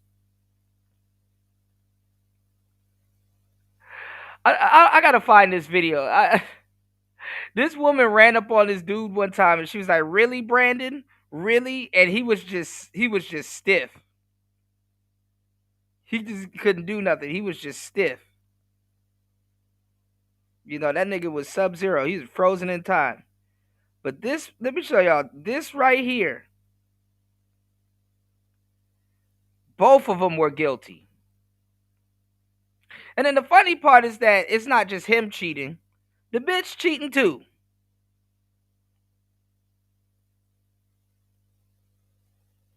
Like, you niggas are spending stolen moments in public. Anyway. Has put these two individuals on leave. It wasn't the cheating that got them caught. It was them being like, I've never seen nobody take zero accountability for. Before I get started with today's video, I just wanted to make a public apology. For the past couple of months, I've been struggling with my mental health. As you may or may not know, Facebook owes me about $36,000, and now my account is gone. And that's been since April 24th. They've owed me $20,000. So that being said, I haven't been sleeping well, haven't been eating that well. You gonna get back and my work routine has been a bit off. More importantly, I have been terrible as far as execution on the merchandise. That being said, if you notice the bags under my eyes, I've been staying up late the past few days, catching up on all of the mistakes I've been making. I've been messing up a lot because I haven't been sleeping well. I haven't been sleeping well, and some days it's hard to get out of bed. But I feel like I'm getting out of my funk because I'm a man. Was it Chris Martin? And 30 grand is a lot of money, but also it's really hard to. Okay, you said it was a Chris Martin concert. My thing is, though, why pop out in front of a bunch of people with your sneaky link if you're famous like that, though? Like, you don't think a girlfriend or somebody that knows you would see that and be like, hey, that's not your wife? My whole thing is, why pop out?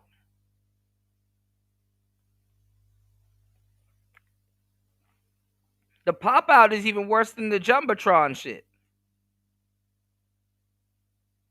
Why pop out? Keep crying over spilled milk, no matter how much milk it is. Shout outs to everybody here. Please hit the like button, support the show. Hit the Cash App, hit the PayPal. Let's get it. Importantly, I just want to apologize to the people whose orders who I've messed up, to the people who feel neglected because I haven't gotten to them yet in their email. I've made a bunch of mistakes over the past couple of months, and I have no excuses. I just want to let you guys know what's going on, and I am very, very sorry. Starting, yesterday, I'm operating at Ultron level efficiency. And yeah, he deep fried, bro. Everybody's gonna be taken care of very soon. More importantly, I want to drop new merch, but I can't in good conscience drop the new merch without catching up on the merch that I'm owing people. I didn't say that sentence right, but you understand what I'm saying. So from the bottom of my heart, I am very sorry. That being said, I am nowhere near as sorry as this nigga right here. The thing that's so interesting about Coldplay Gate is them people would have never got caught cheating if they didn't react the way they did. It wasn't the cheating that got them caught. It was them being like, her turning around, hand in face, him ducking down. Then the dude be like, oh, y'all must. Right, but see, it was the gasp and them doing that got them caught, because this is the thing. Most people would have thought that, oh, they're just a normal couple. They could have just been frozen. And most people would have thought that they were a normal couple. Them doing that extra shit, oh my God. That's like the police pulling behind you. And you tell your homeboy, hey, bro, you know, the folks behind us, don't look back. And this fucker sit up there and looks back.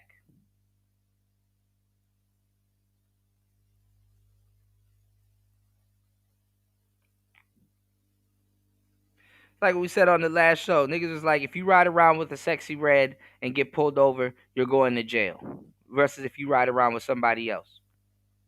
Be sure having an affair. That would have never happened. If y'all would have just swayed and swayed, they would have moved on. It ain't like y'all spouses was going through Coldplay Jumbotron footage to check. Nobody would ever care, but your spirit wasn't settled. And that guilt made you react. And people was like, hey, what was all that about? And then they did research, and people tagging your name in there. If I was a youth pastor, I'd be killing this Sunday. What's done in the dark will come to the light. If you're doing wrong, it's going to come out. You can't hide, because God sees it all. And Chris Martin sees the rest, okay? And now you done got outed accidentally because you ain't right and you knew you wasn't right. And that's what got you caught up anyway.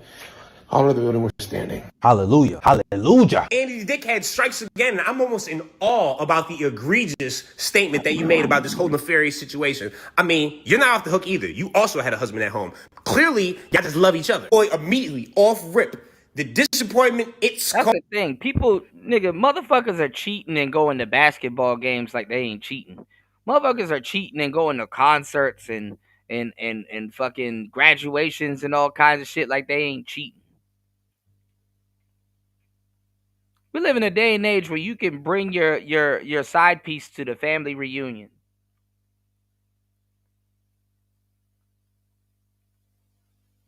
God damn.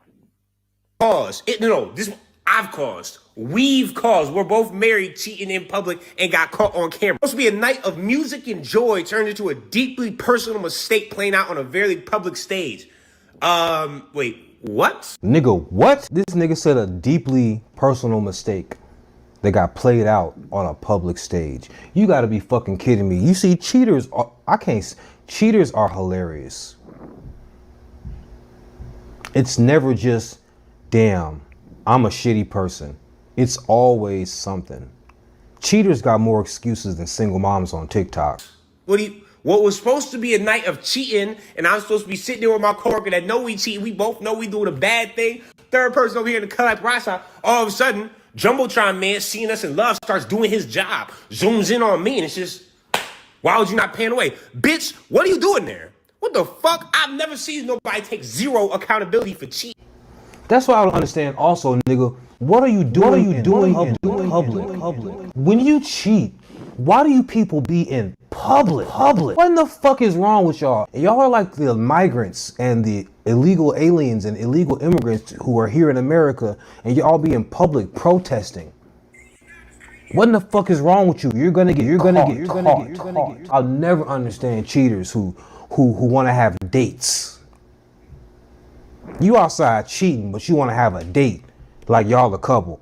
What kind of stupid shit is that? For cheating in public and getting caught and then trying to get low like a fucking dickhead instead of just playing it off smooth like a real player should. To express how troubling it is that what should have been a private moment became public without my consent. Bitch, you at a public concert, Coldplay. What the fuck are we even talking about here? This nigga said it was supposed to be a private moment. Boy, I can't stand people. Boy, this is hilarious. I knew this was gonna be hilarious, but I didn't know how. This is reaching Trump level of hilarious right now. What are you talking about? They looking for old white people in love just like y'all. It ain't his fault you got a fucking wife back at home. Bitch, play your role. What the fuck? I respect artists and entertainers, but I hope we can think more deeply about the impact. Maybe you should think about the impact of your fucking actions, Andy. No accountability. I'm talking about zero accountability. This is the craziest shit I've ever heard in my life. I'm lying. I done heard all type of crazy shit on Beyonce's internet. Dickhead of the day. Are you shitting me? The middle part is the best though. I'm taking time to reflect and to take accountability and figure out the next steps. Bitch, divorce and put half your bank account into your actual wife's shit. And then you might as well go get married with... Facts. You know her divorce attorney somewhere like this. The mistress and y'all keep on working together because that's the only way you're gonna have kind of a happy life. And I'll tell you one thing, delete all socials because this is only the beginning. And after this statement, oh yeah, you might as well just turn all comments, all your whole internet life. You know, they say comedians are the realest people you ever meet in your life, and Lawrence is one of the realest niggas I have never met in my life, and that is straight factuals. This nigga can't have comments on for nothing he posts ever again. You know how you say you shouldn't meet your heroes? Well, I'm proud to say that I've become really good online homies with one of my internet heroes. His name is Asher Gleam. He's an internet comedian. He has millions of followers on TikTok. He's hilarious. Asher is somebody who I really looked up to because he has a real mental illness, kind of like me. He literally inspired me to go full-blown Ultra Instinct clown. And the fact that we are online homies is just great to me. He said, for the staff members, employees that work at Astronomer, add me to the group chat immediately. Add me to the staff group chat for 24 hours, please. Just 24 hours. Please, I'm begging you. And I couldn't agree more. We have breaking news of the fallout of the Coldplay concert. Astronomer has put these two individuals on leave. This is per Axios. This is from Axios, pretty good source. Breaking Astronomer CEO Andy Byron and Chief People Officer Kristen Cabot have been immediately put on leave. A source familiar with the situation tells the journalist. That journalist is Eleanor Hawkins. Astronomer also has finally put out a statement. It took them about 24 hours. Don't know who is advising them on PR. Probably don't have a PR team. But I mean, it's a pretty big company. I mean, Andy Byron's worth like $1 billion. Astronomer is committed to the values and culture and has guided us since our founding. The board of directors has initiated a formal investigation into this matter, and we will have additional details to share very shortly. Also, people are saying, you know, the woman that was right here, just off screen, the one that Kristen went and talked to right away. Who gives a damn about that lady? Let me show you the only person I'm interested in besides these two. This nigga right here is having the time of his life. This nigga right here, if he worked for the company, he don't like one of them two for real. As a matter of fact, he might not fuck with either one of them two. And he's seeing both of these two being exposed in real time. This nigga is loving it. Speaking of cheaters, Klay Thompson is with Megan Thee Stallion right now. All right. How to? Y'all don't know. Y'all, hey, this is the guy you gotta go look up. Vader. This is my boy Zach Pasquarello. But hold on, y'all.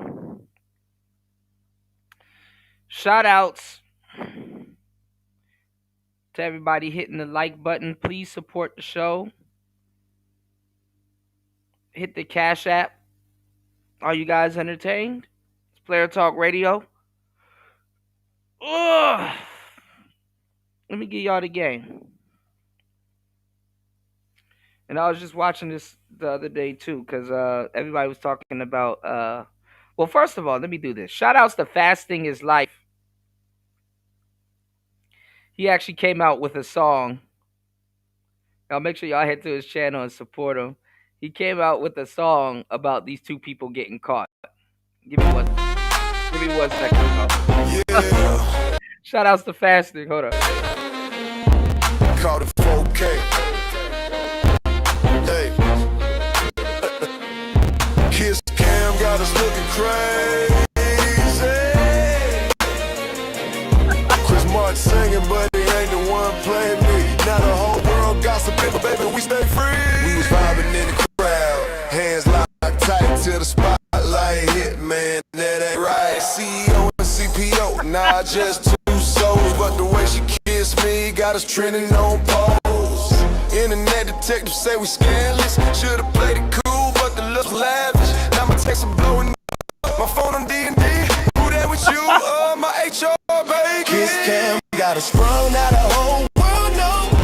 We should have never gave y'all niggas AI or the internet, bro. Those gonna be two different entities, bro. Kiss Cam got us looking crazy. Up my head, but the love don't fold.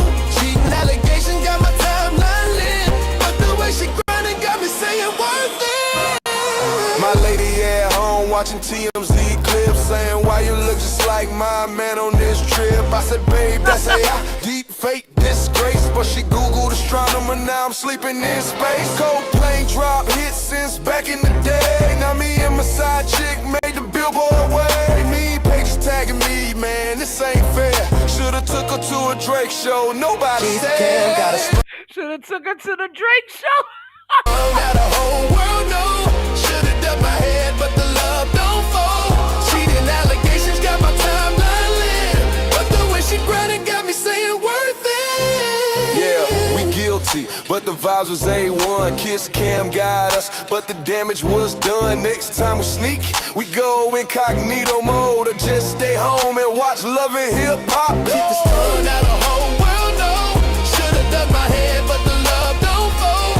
Cheating allegations got my timeline lit. But the way she grinding got me saying worth it. So here's the lesson, players, keep it low, cause Kiss Cam turn lovers into talk shows. But if she bad like Kristen, better risking it. Andy, y'all ain't astronomer enough to diss it. So here's the lesson, Vanilla, keep it low, cause Kiss Cam turn lovers into talk shows. But if she bad like Kristen, better risk it.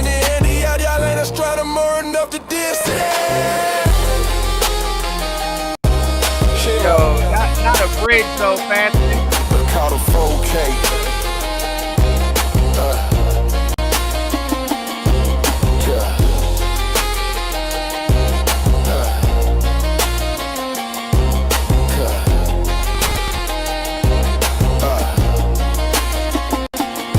So here's a lesson, players. Keep it low. Cause Kiss Cam turn lovers into talk shows. But if she bad like Kristen, bet I'm risking it. Andy, y'all ain't astronomer enough to diss. Shout outs to fasting is life, bro. Something is clinically wrong with fasting. Kiss Cam got us looking crazy, bro. He said I should have took her to the Drake show.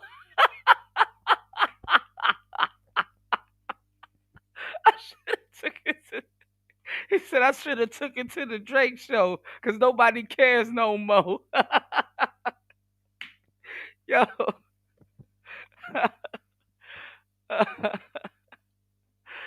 Oh my God. Y'all. Who is giving y'all this technology? Kiss Cam got us looking crazy. Holy shit.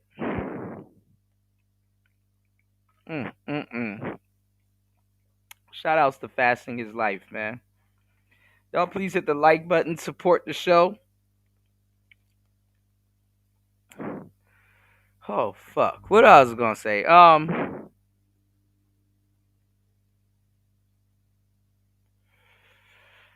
Shit. Coldplay, man. I ain't gonna lie, I'd go to a Coldplay concert. I love clocks. Clocks go out and I can't explain.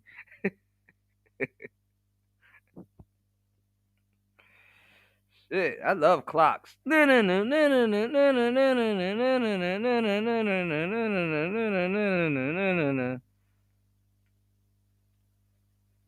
my song.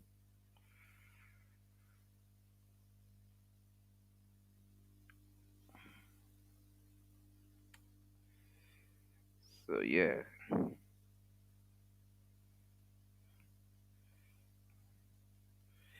Drink tequila. He said, drink tequila. Mix the list. He said, drink tequila. Mix the elixir. Drink tequila. Mix the liquor with the whiskey. Drink tequila. Mix the liquor with the whiskey.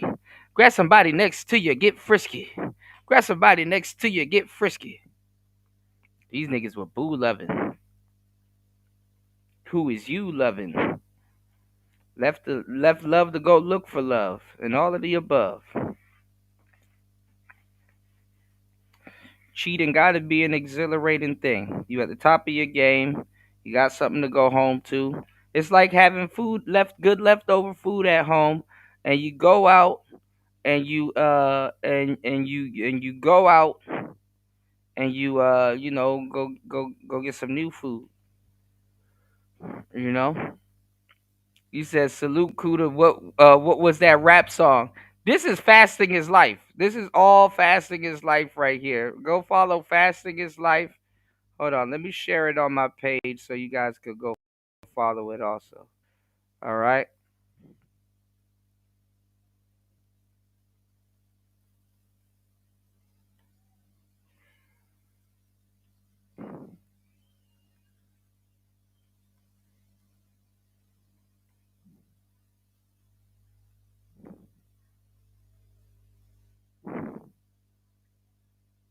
YouTube tripping.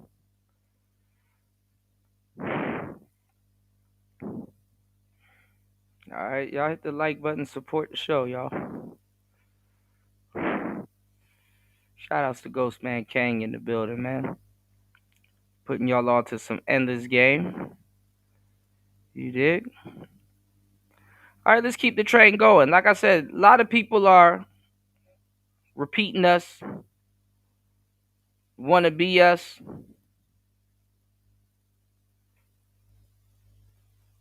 Shout out to Charleston. Charleston, how did check this out? The single mother happen? Like if you look back and say, well, all playing dumb. Why is this white man asking Charleston this shit? But anyway. Well, it happened after this. White feminism? White lesbian bitches? Sorry to call y'all bitches, but you get the picture. Yeah, they came and fucked up America's they fucked up the ecosystem. They say there's plenty of fish in the sea. It ain't no more since feminism. Now you got women want to play quarterback against Tom Brady. Ain't never been the case. Man, I grew up watching Leave It to Beaver. His mama in the house. Now you got high divorce rates from extramarital affairs because you have men and women all in the workplace together. Who fuck more than co-workers? High school people and co-workers. You got a woman at home. Every woman got a work boyfriend.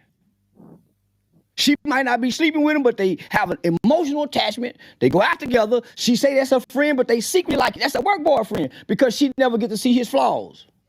She see him dressed up every day, smell good. So this is her ideal man in her mind. Oh, man. Now, I gotta be honest, I don't agree with everything Charleston White says, but I must admit, it do feel refreshing to see masculine men speak again without the fear of being counseled. Guys, if you haven't heard about this Charleston White interview that he did on the PBB podcast channel, you probably will be hearing about it soon, because he answered a very important question that a lot of us was trying to answer. What's the top reason for a lot of black people dying? What's the top cause of blacks dying? Poverty, single parent homes, and the culture. So I don't say the culture. We have a subculture that has superseded our culture. It's a subculture that have superseded the original culture of black people. Tell me more. Black people have always pursued education. Nobody, even your grandpa, never talks about this stuff. Who are the people talking about this stuff? You know, niggas would just be like, man, F these hoes. Niggas wouldn't just straight up just come out of nowhere and be like, man, it's feminism.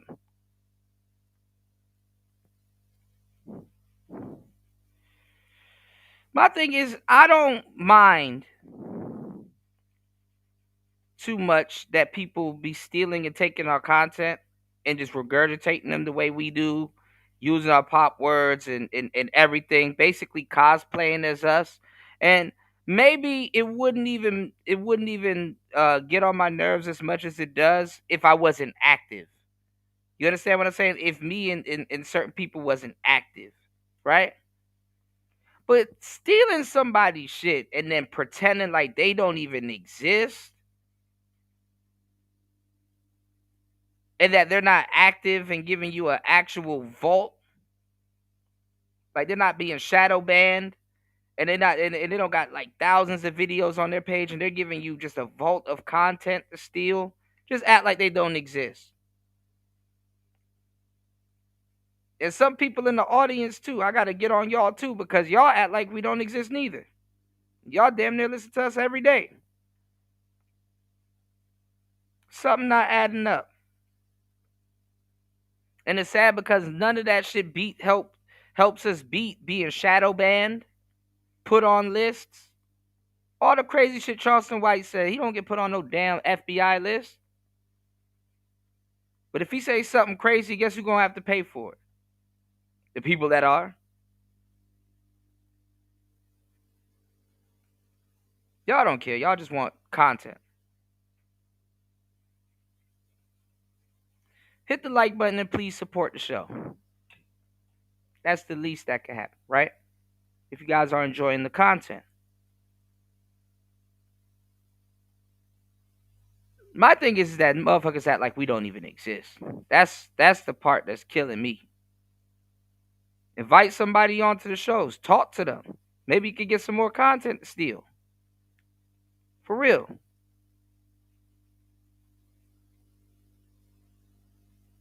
Let's get it. It's the next grift. Check it out. It was never about sports. So now you got a sports guy who can have an ability to get his education, but he'll leave soon just to go get the money and be broke 5 years after he leaves, statistically wise, without the education. Guess what? He ended up in prison. The single parent motherhood is the number one tool and detriment against the black community. It's not the absent father. The absent father is not around. How can he have an impact? His absence does. But he's more impacted what he sees his mother does and what man she brings in and out the life. How she treats him. So most guys who've been mistreated by their mother grow up to mistreat women.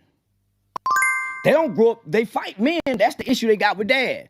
But it's a lot of guys got issues with dad and mother because they had a neglectful mother.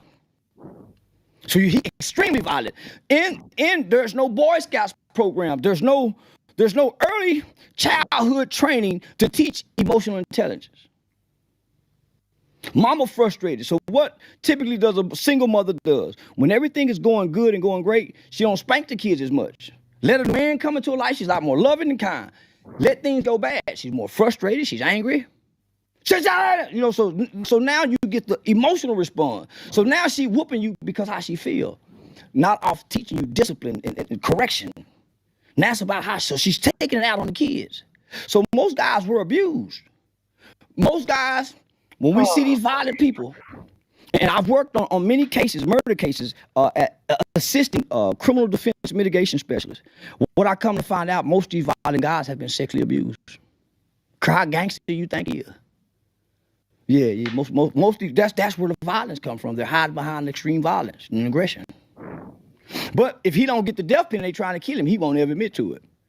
So when you start learning mitigating factors about certain cases, you start to see a parallel and a correlation to sexual abuse, physical abuse, child neglect, and a mother.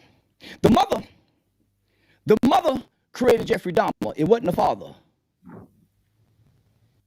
The mothers create these cold-hearted, callous, seem to be children that's coming out of the community. The mother creates that.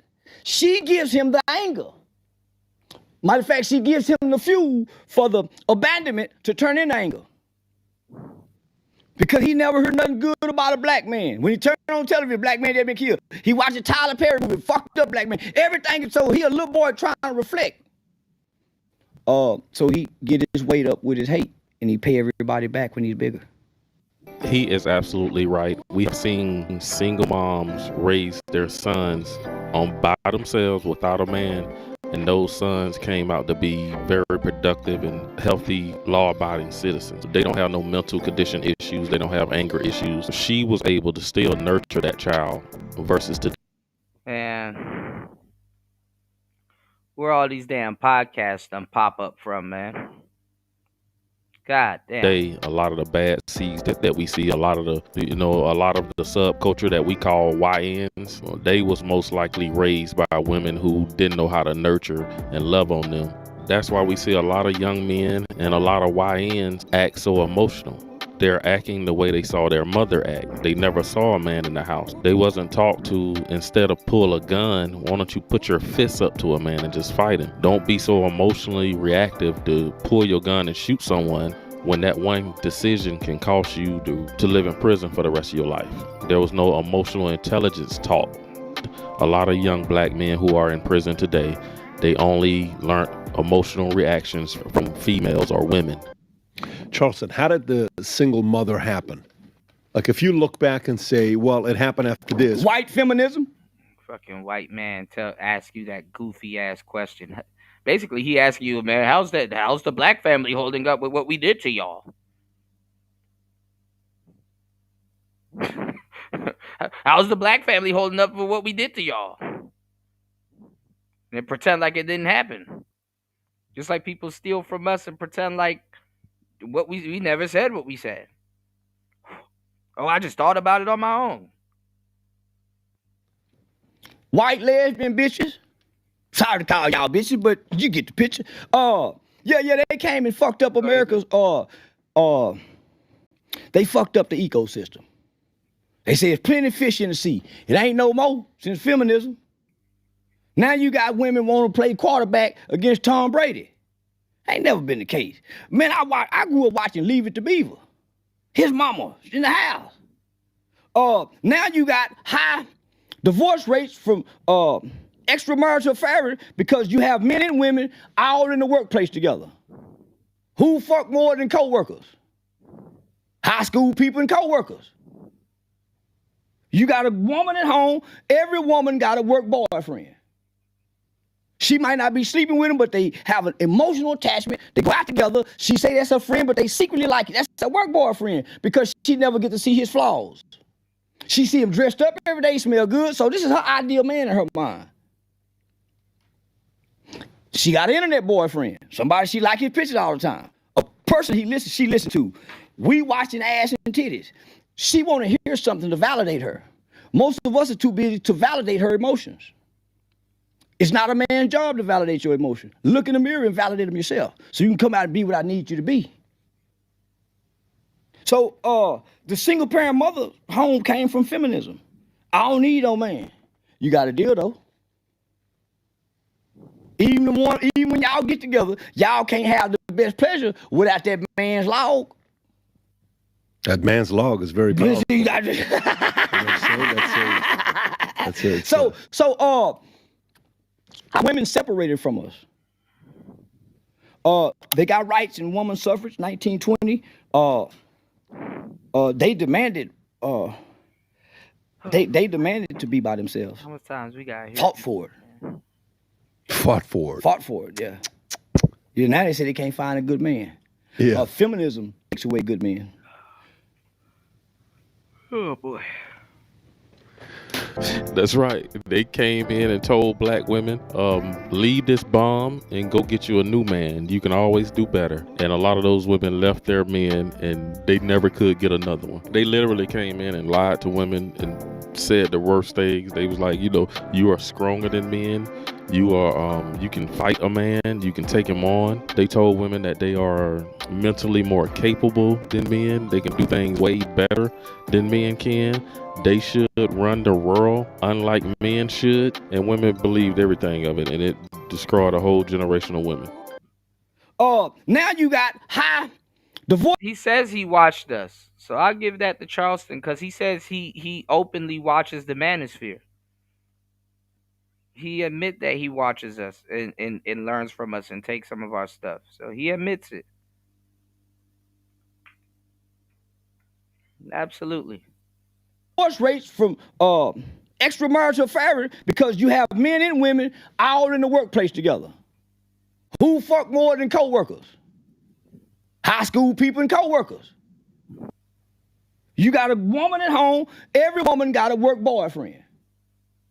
She might not be sleeping with him, but they have an emotional attachment. They go out together. She say that's her friend, but they secretly like it. That's her work boyfriend because she never get to see his flaws. She see him dressed up every day, smell good. So this is her ideal man in her mind.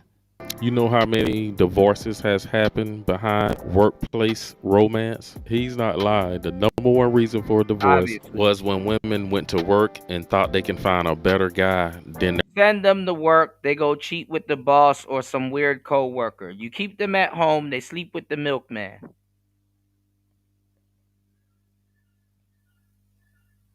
Men are the problem though. You send them to work, they go sleep with some co-worker, some weird nigga at the job.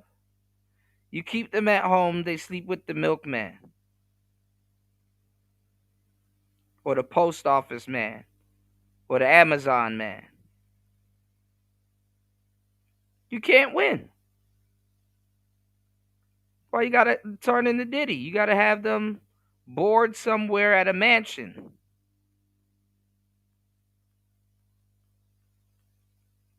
Where people really can't reach them. If you don't know what you're doing. Can't even have them around their girlfriends. Y'all be slow, bro. What makes you think that these girls ain't sleeping with their girlfriends just as much?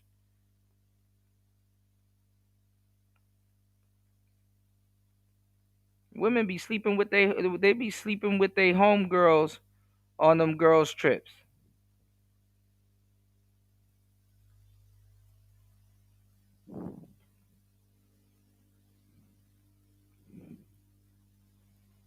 We living in a completely day and age. Man, y'all come on in, man. Come on in. I got you. Hit that like button. Support the show. You know?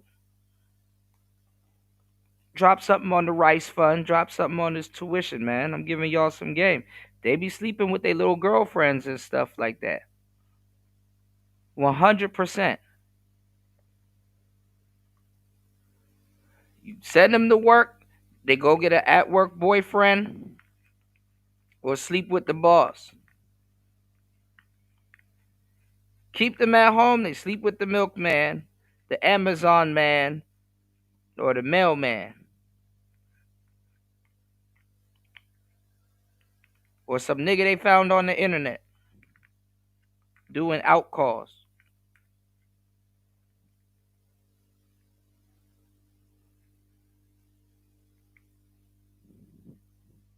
Their husband at home. Workplace affairs destroyed traditional marriages worldwide. Also, I want to add that the mother that a young man is born to is the most important factor. Either she's a loving mother or she's a neglectful bad mother. You know, it is what it is. And unfortunately, a lot of women just don't have that, and they still chose to have a child. Now, of course, he still need that man's presence around, but a lot of what he learned without that man being around, he can learn later in life. He can always learn how to be more masculine after he get through his younger years. But the first person that's going to hold him accountable and teach him discipline and emotional intelligence is his mother. But I'm going to stop the video right there. I will leave a link down below where you guys can go see the full video for yourself. Be sure to hit that subscribe button, like the video. Thanks for watching. I'll see you in the next one. All right. So many people that sound like us. So many people that sound like us.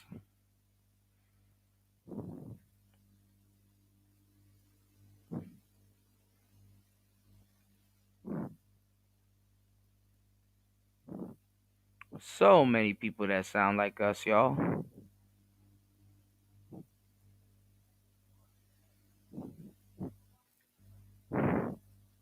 Shouts to Just a Girl Talk. Shout outs to Evron. He said his crypto wallet is jumping right now. That's what's up. You dig? What's going on, Prime? Good to see you, player. Welcome to the show. Y'all please hit the like button on the way in. Please support the show. Hit the links in the chat. Please support the PayPal or the Cash App.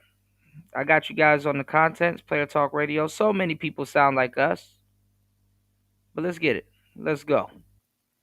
A hoe looking around. A woman don't look around. A hoe see everything. A woman don't. Hey y'all, welcome back to the Just a Girl Show. My name is Janine. If you are new here, if you're new, of course, hit that subscribe button. Turn your notifications on so you never miss an episode. And if you're a subscriber, welcome back to the channel. What else to Just a Girl Talk? And like I said, y'all gonna have a lot of quote unquote average pick me type women pop up out of nowhere. Or what people call pick-me's, you know, pop up out of nowhere because it's the last stand that's coming up. Yeah, I was just talking about that, Prime. A lot of these niggas are robosexuals. These niggas are robosexuals. But let's get it. I got on TikTok around I guess August of 2023 is when I started to consistently post. And at that time I wasn't really sure about what angle I wanted to take with my platform. I knew I wanted to speak about certain things as an educator who's very passionate about children and their success, teenage girls, things like that. I was like, I don't know what I want to do, but I know I have a voice. Yeah, we talked about it. We've talked about that shit for years, but nobody really serious about it, Prime. We talked about it, but yeah, I mean, let me know. Cause I definitely would like to put some input on that, you know? Definitely would like to put some input on that. That I want to use, and I started to speak out about the unfortunate reality of how young black girls are being influenced by black women who look like myself, who are my age, and it's just not a good look. So calling on their behaviors, you know, the promoting single motherhood, promoting being a baby mama, promoting just being a 304, like just all of that. I don't care attitude. I'm gonna show y'all. Y'all stick around. We're gonna get back into her content, but I'm gonna show. Well, hold on. Before we get into that, I'll show y'all this. Take a look at this. I found the video I told y'all about earlier. Hold on. Let me let this play real quick. I got the video. Give me like 1 minute. Give me 1 second. I'm gonna show y'all what I was talking about earlier. Hold on. What makes somebody a hoe if you selling that ass? Period. You selling that ass. If you telling niggas, don't talk to me unless you pay my bills, that's hoe activity. You might as well just put it on the market. It's okay. If y'all found me from the hate that I received on TikTok, y'all seen what I've been through. Y'all seen all of the negative responses when you speak on change, when you speak against the sisterhood. It comes with a lot of hate. It does. Now look at this. And I've been telling way before this woman was even a thought in this space. I've been telling y'all this needs to happen and this was going to happen. But check this out. These AI dolls. Check this out. This is what I was telling y'all in the beginning. Check this out. Use sex robots. You can order a sex robot to be prepared for you when you arrive. Look at that.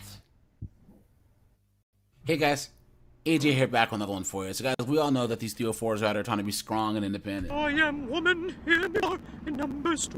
Now, this guy, I'm not going to say he sounds like a geeky dude, but he sounds like a geeky dude.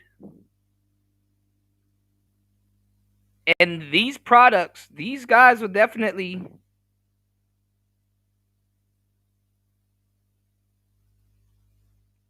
they'll buy and benefit off these products. Why do you think guys like Turd Flinging Monkey and guys from yesteryear were promoting waifus that came from Asian countries? They're promoting waifus, realistic silicone dolls and stuff. Now look at how women are trying to get the ups and put not necessarily embargo, but they're trying to put stipulations on this because they're trying to control these dolls, and they're losing control because they don't know what to do. AI is taking over. Women can't compete with them.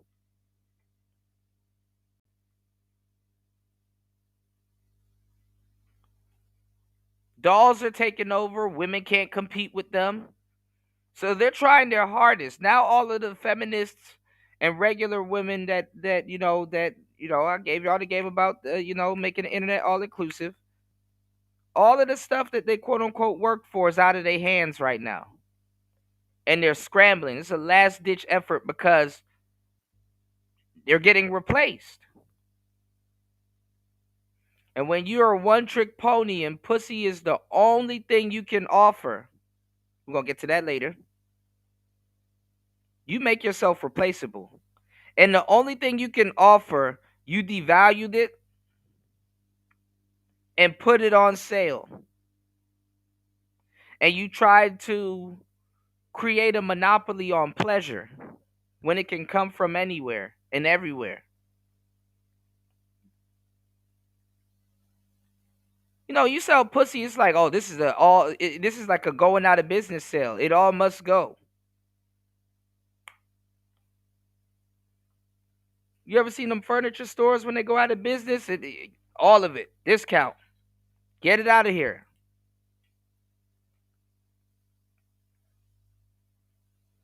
Like, damn. But, hey, let's get it. And they hate us men. They can't stand us, right? But here's the thing. They think that us men are their main enemy because we all know what women's true enemy is.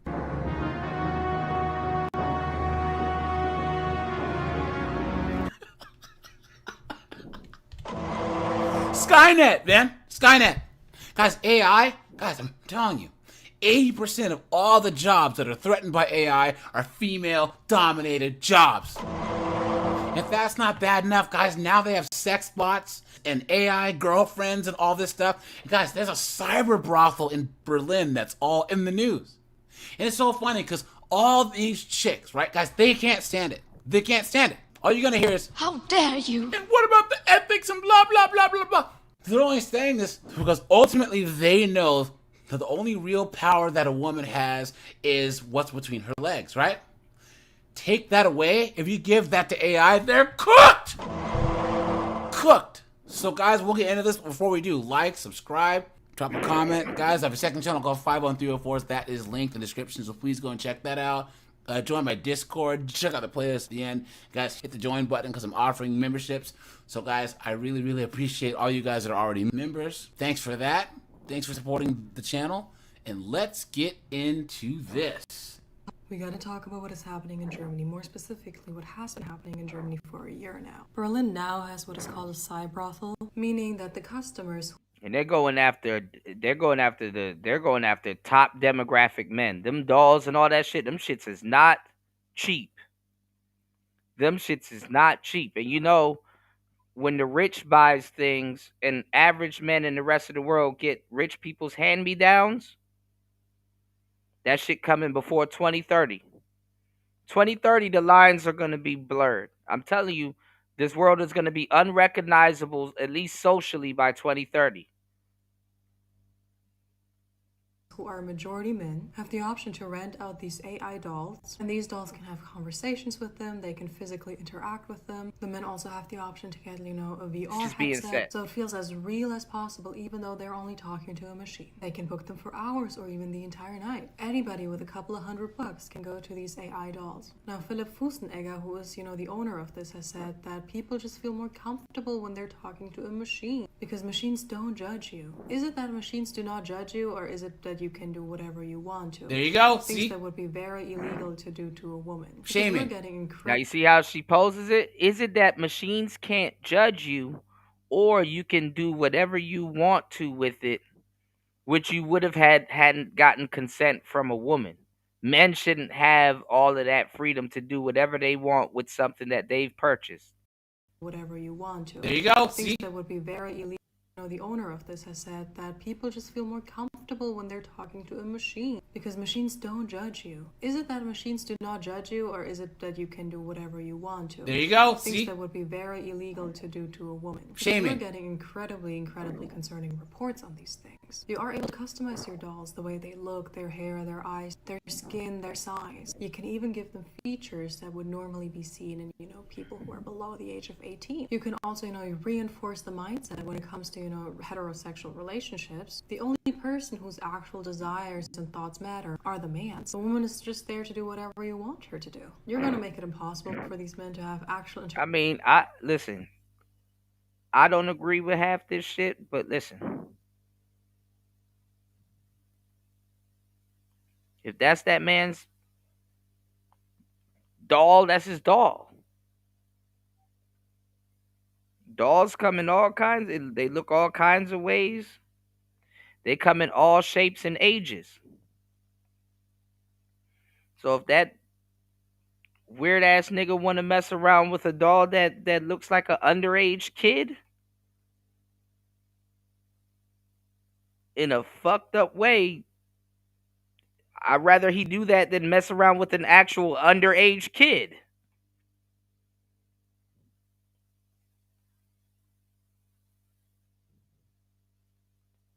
Anyway. Interactions with real-life human beings. We're also getting reports on, men asking for dolls with injuries, with blood, asking to do incredibly horrific and violent things to these dolls. Things that could land them in prison if they were to do that to an actual woman. But hey, wouldn't you rather have them do that to a doll than to a woman? See, this is the thing that I don't understand, guys, because these chicks talk about, that men that are going their own way and all these men that are separating themselves and not dealing with women. Because they can't stand the fact that men are either choosing other options or choosing nothing at all. This is the same gripe that Western chicks have about passport bros, right? They have to villainize and say they're bad people and villainize the women in other countries because the Western chicks aren't being chosen. This chick here is trying to shame men But how much you want to bet that if a sex bot place for friggin' women opened up, it'd be, yes, queen, go, queen, clown world. That is just fantasy. It's not reality, right? We have never seen men who are interested in these types of things and who are consuming this type of content online or now in real life with these types of dolls actually targeting and being violent towards real life human beings, real life women. That has never happened before, and it will definitely not happen here. It is all just about, making sure men have a place where they can live out their depraved fantasy. Look at that, guys. She's mad. No man is ever judged for wanting to be violent towards a woman. Right. That's what I'm saying. Does a dildo have your consent? Like, what the fuck? Wanting somebody that looks like a And you can do whatever you want with one. You could attach it to a machine and make the machine go with it. Like I told y'all, men don't be controlling themselves. Women have an embargo over men. The stuff that women lied and duped men into, trying to say that men control women, is the other way around. You can't even have standards. The fact that women can have standards and get all the, and do whatever they want and have the choice. Which sex is really being controlled and oppressed? Think about it. And disposable. Think about it. And defiled. For wanting a woman covered in bruises and injuries and blood. You should never judge a man for that. That's just the way they are, right? As they openly are misandrous and saying to delete all male babies, and these lesbian-looking effinists openly talk about, deleting men. Okay, please. They are saying, their workday begins with a doll shower, which just sounds like the nastiest things ever because they have to clean up all of these dolls after the men are done with them. They then put on this beautiful makeup on these dolls so they look like real women. One of the dolls is called Kokeshi. Her skin is described as super soft, and it even smells like perfume. 1 hour with her costs $100, and the owner himself says that it is very rare for female. And that's crazy because they can just price the dolls way lower than women. Imagine that, and imagine you shouldn't be able to sell your coochie, again, some Garden of Eden shit, and somebody will just price you out the market for time with a doll that they rent to you. Customers to come, but they do have a male doll for that, even though it gets used next to never, at least not by women. The owner says he wanted to create an art gallery, somewhere where you could interact with the art by using. Guys, so she goes on for like another 2 minutes and 10 seconds, guys. Come on, right? Now, guys, I'm not one to use the sex bot stuff, but guys, you know what? They're just mad that their power is being usurped. It's not this even is why power. They're making this false dichotomy between men either have to deal with women or they're depraved lunatics, right? Clown world. Absolutely insane. This chick is mad because she's assuming that she's not gonna get the the free dates and all this other stuff because guys are gonna be at the cyber cafe of the sex bots, in Germany. Isn't that like one of the most German things to do? My name is Gunther. I will go to the cyberbot sex cafe,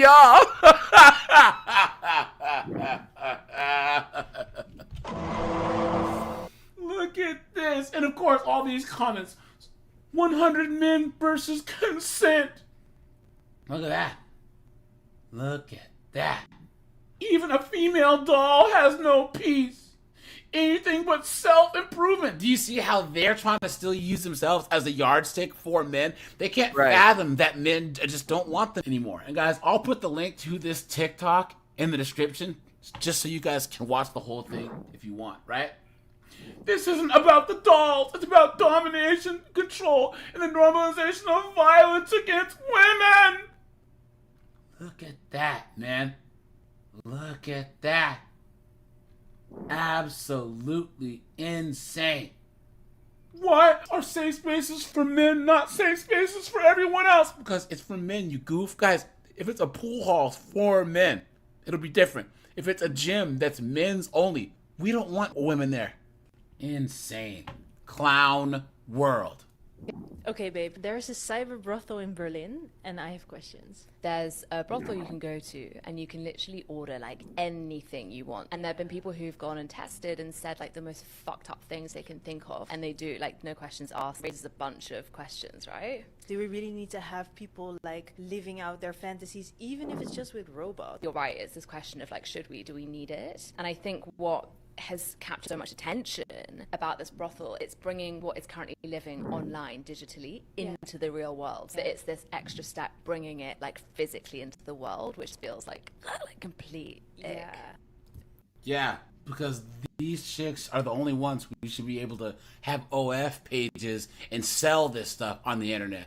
They don't want guys to actually be able to act it out somehow, right? They're such hypocrites. This is such foolishness. And this guy makes a good point. I feel the same way about females' toys. It's dehumanizing to have men for a partner to only have a replica of a ding-dong. Facts! Girls do this all the time! Absolutely insane. These chicks are just mad. They're just mad. And guys, isn't it sad that it's come to this? And guys, this is not going away. I'm telling you, Germany, Japan, they're going to be the pioneers of this, and it's going to come to the States, man. Then these chicks are cooked. Clown world. There's a cyber brothel in Berlin that I travelled to for the book where you can go and you can use sex robots. You can order a sex robot to be prepared for you when you arrive. You can order one that's covered in blood. You can ask for custom things, particulars, and I asked them to slash and cut and tear her clothing before I arrived just to see if they would, and they did, no questions asked. I genuinely think it's the most fucked up thing I've ever heard in my life. I can't believe that exists. I cannot believe it. But what no one is talking about is that you can download a version of this, so the same exact thing that lives in your pocket. And it's called an AI girlfriend or an AI chatbot. And you can create her again to look exactly how you want her to look. You can customize everything. You get to pick her name. She will be there moving on the screen. She's an avatar, or she can look very realistic. She can be like someone who essentially kind of looks like you're FaceTiming with her. If you're a teenage boy, you can have her. You can have as many as you like. You can access them for free. You can jump for free. That's the part that she hates. She can't pimp it out. She can't pimp it out. Prostitute. Into scenarios with them. You can abuse them. In fact, many men abuse them and then share the screenshots of it. Damn, she just went from it could be your cyber girlfriend to you can abuse them.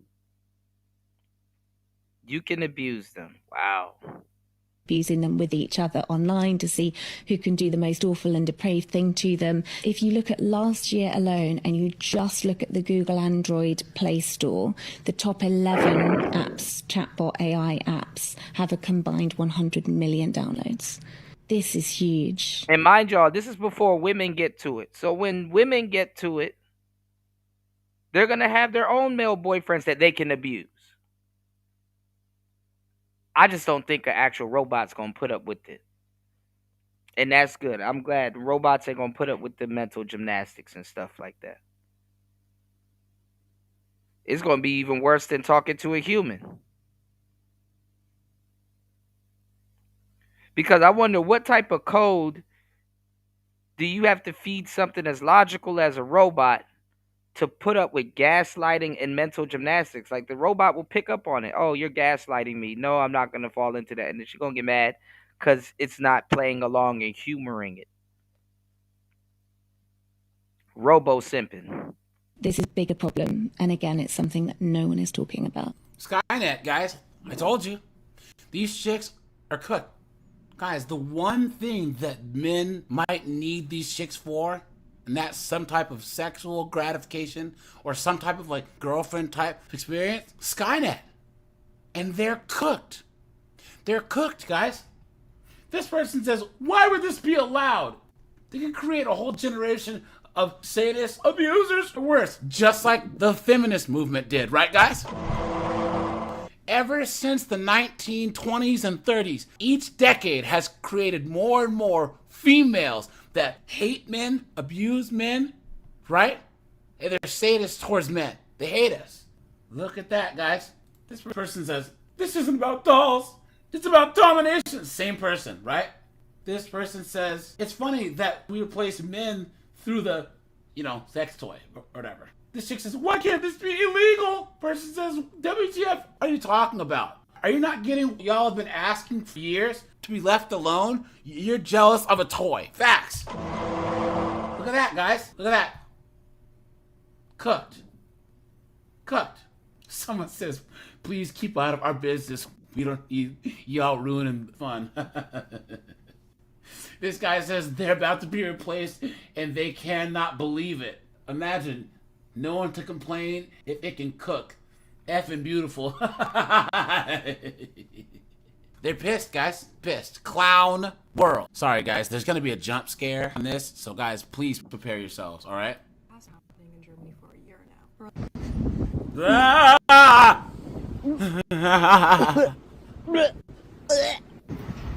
Please, go back and watch that whole video. Oh my God. I was literally sick to my stomach after I watched it. Oh, I'm getting sick again thinking about it. But then again, I guess better the dolls than us. I guess it's one thing to have a kink or a fetish, but if your kink or fetish has to do with anything that's non-consensual, anything that's grape, even bodily fluids, especially feces, you deserve shame. I don't give a damn. I don't give a damn. I can't, guys. She keeps going for another minute. Guys, I think that the majority of men would choose the sex bot. Okay, I mean, if you talking, I mean, that shit is disgusting and goofy. But if you talking about bodily fluids and sex toys, then you just admitted that women are disgusting. Don't they be using their toys and they be squirting all over the place and spraying mace all over the place? These bitches be acid raining in their bedrooms, but oh man, you're disgusting. Okay, here we go. This thunderhead any day. No, it gets goofy when niggas get to it and shit. Let's go. Come on, guys. I told you guys, AI. Guys, Skynet, they're cooked. They're cooked and they know it. They're losing more and more and more and more power. And this is why, guys, this is what they don't want guys minding their own business. Yeah, I mean, this is Epstein Island all over again. Some goofy ass shit. They don't want guys checking out of society. They don't want guys staying home and playing Xbox or working on their Chevelle. These women walked away from the table. Okay? They chose feminism in college and debt. And men have been waiting at the table to still try and find a wife and kids. But you know what? Guys are choosing either nothing. They're choosing AI girlfriends, right? They're going overseas. He a little too happy about this. Bro, a little too happy about this. I'm like, yeah. Sex bots, guys, they could not fathom a world where men would rather just stay home, where they're just not choosing these women at all. So, all right, you guys, this is AJ. I appreciate you guys. Like, subscribe. Guys, I'm out of here. Have a good one. Yeah. Uh-oh, he did a video on the stabby girl. Hold on, let's see what he said. He did a video on the stabby girl. A mother of 6, a McDonald's manager, stabbed to death during her shift. Look at that. Hey guys, AJ here, back on another one for you. So guys, I'm telling you, like, one of the worst things that you can do to any workplace, any place of business is add a B-dub, right? Damn, he getting straight into it. Guys, I'm telling you, they're the worst. Absolute worst. Guys, I am black and I'm saying this, right? Guys, we all know that if you walk into a place where there's customer service involved and there's a B-dub, right? Guys, it's not gonna go well. All you're gonna get is the streets. I'm a bitch from the streets. I get that money. I get that money. Bitch, give me what you got. clown world. And guys, this leads me to this dunder. Not Jocelyn though. Head right here, right? This chick worked at McDonald's, right? And she decided to have some type of dispute with her boss, some type of conflict or disagreement, and she ended up taking out a knife and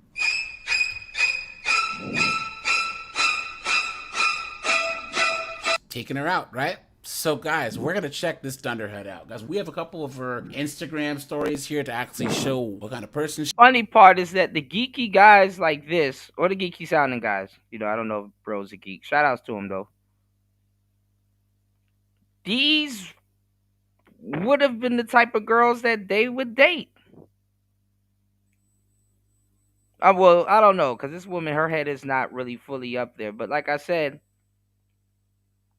these sisters, they kind of geeks amongst other black women. They get kind of X'd out of society, and they kind of, they're femcells, and then they kind of, and femcells got a bunch of different patinas, by the way, y'all, but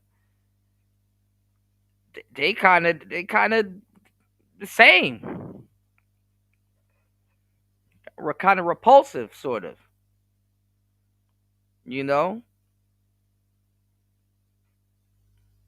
That manager woman that this woman stabbed up didn't take her ass seriously. And she probably felt that she didn't take her job seriously.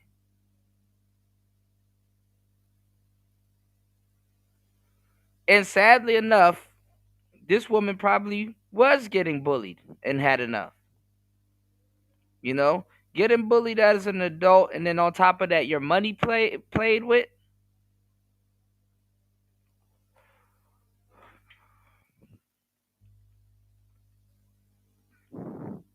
Two peas in the pot.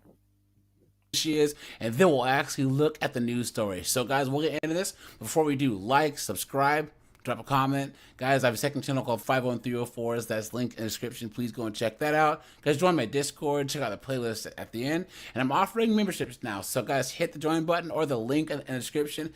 Thanks to all you guys that are already members, because guys, memberships really help this channel out. So guys, make sure to join, and let's get into this. I got sent home early yesterday.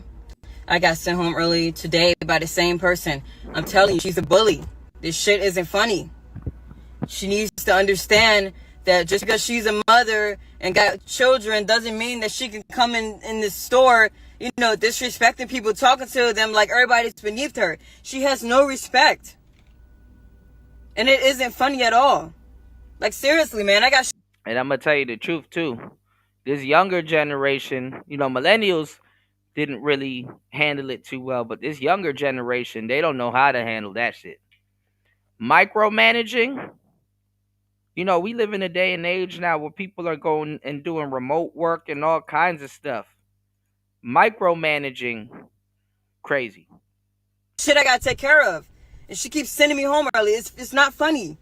She's playing games. And then all day, throughout the day, she keeps sending her little racial shit. And then throughout the day, she keeps on putting negative energy in the air, talking about people. I wonder what she called her. What little racial shit could she do when they both black? She probably, while she was on the fries, you're like, man, make them fucking fries, you goddamn tether.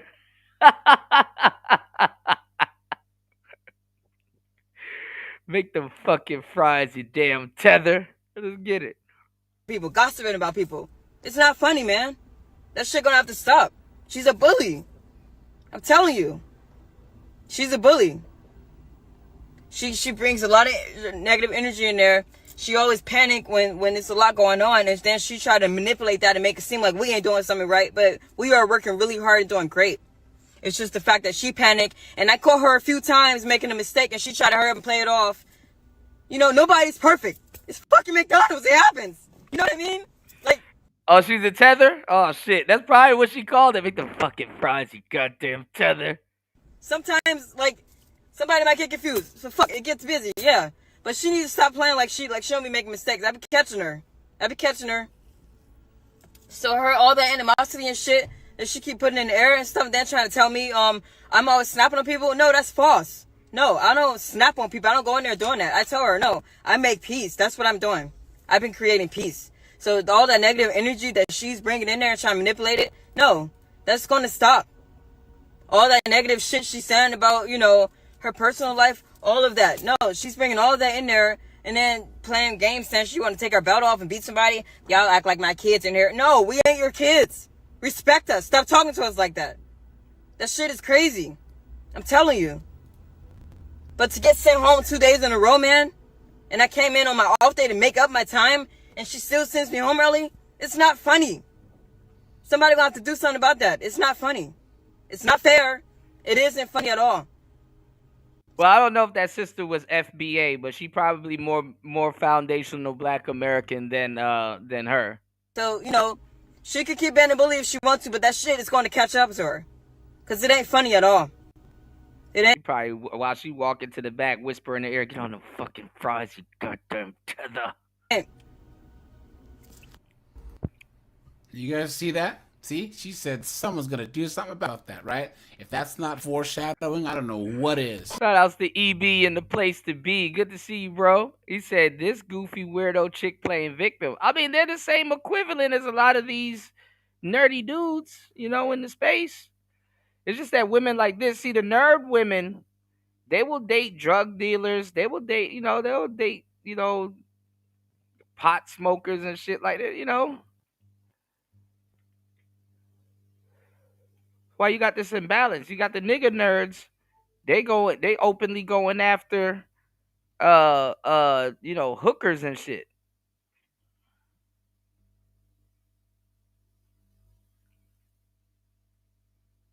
They openly go after hookers.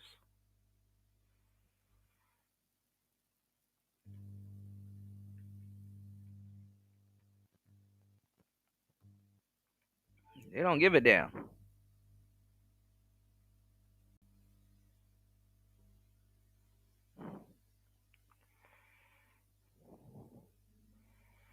So a lot of these dudes be confused.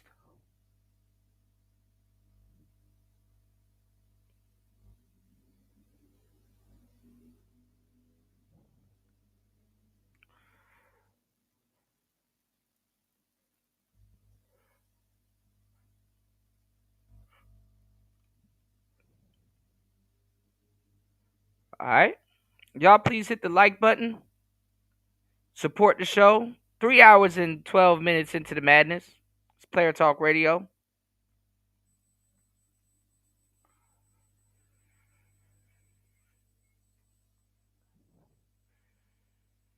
You said check her forehead behind that beat up wig. And she's just trying to match with her outfit, y'all. You said funny thing is people always write it off as empty threats until someone snaps. Yeah, you don't even know. Like it sounds like she kind of joking and shit like that, but she dead serious. Y'all, a lot of people in the audience and stuff, or whoever she talking to on live, you get gassed up. They don't know if she being serious or not.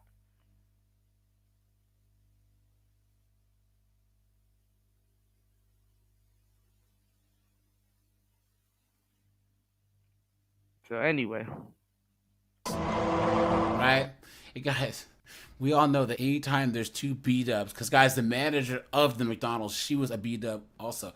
Anytime there's two B-dubs in close quarters, guys, we all know what could pop off, right? Ladies and gentlemen, let's get ready to rumble! You guys know that that's projection too, because guys, you think that this person here tries to make peace? These goofy glasses, the goofy hairdo, guys, come on. You've been had, you've been took, you've been hoodwinked, bamboozled, led astray, run amok. Now, guys, let's get to the news report. Here we go. First at 5, killed on the job. A mother of 6, a McDonald's manager, stabbed to death during her shift. This is a story that has shaken our entire community. Thank you for joining us. Guys, that Dunderhead filmed that Instagram and then went back that same day and deleted this chick. Simon Shakehead. And I'm Carolyn Clifford. Our hearts are heavy as we think about the family and friends of 39-year-old Jennifer Harris. Loved ones left searching for answers. They tell us Jennifer was kind, hardworking, deeply loved. But see, the crazy tragedy part started when Harris reportedly sent an employee. The crazy part, though, to keep that McDonald's running and I'm not going to say the best standard, but some type of standard, you got to have some of those domineering, sisters at the helm of it. You know what I'm saying? Because if you let certain relaxed, laid back type managers, you know what I'm saying, run those places, man, you about to lose some money. You about to lose some money. Shit ain't about to get done.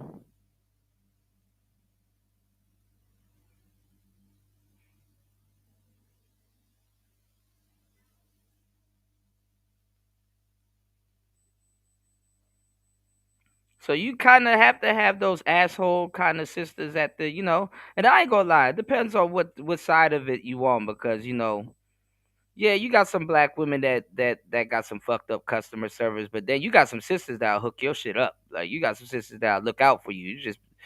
It just depends on what side of the bullshit you on, So, hey.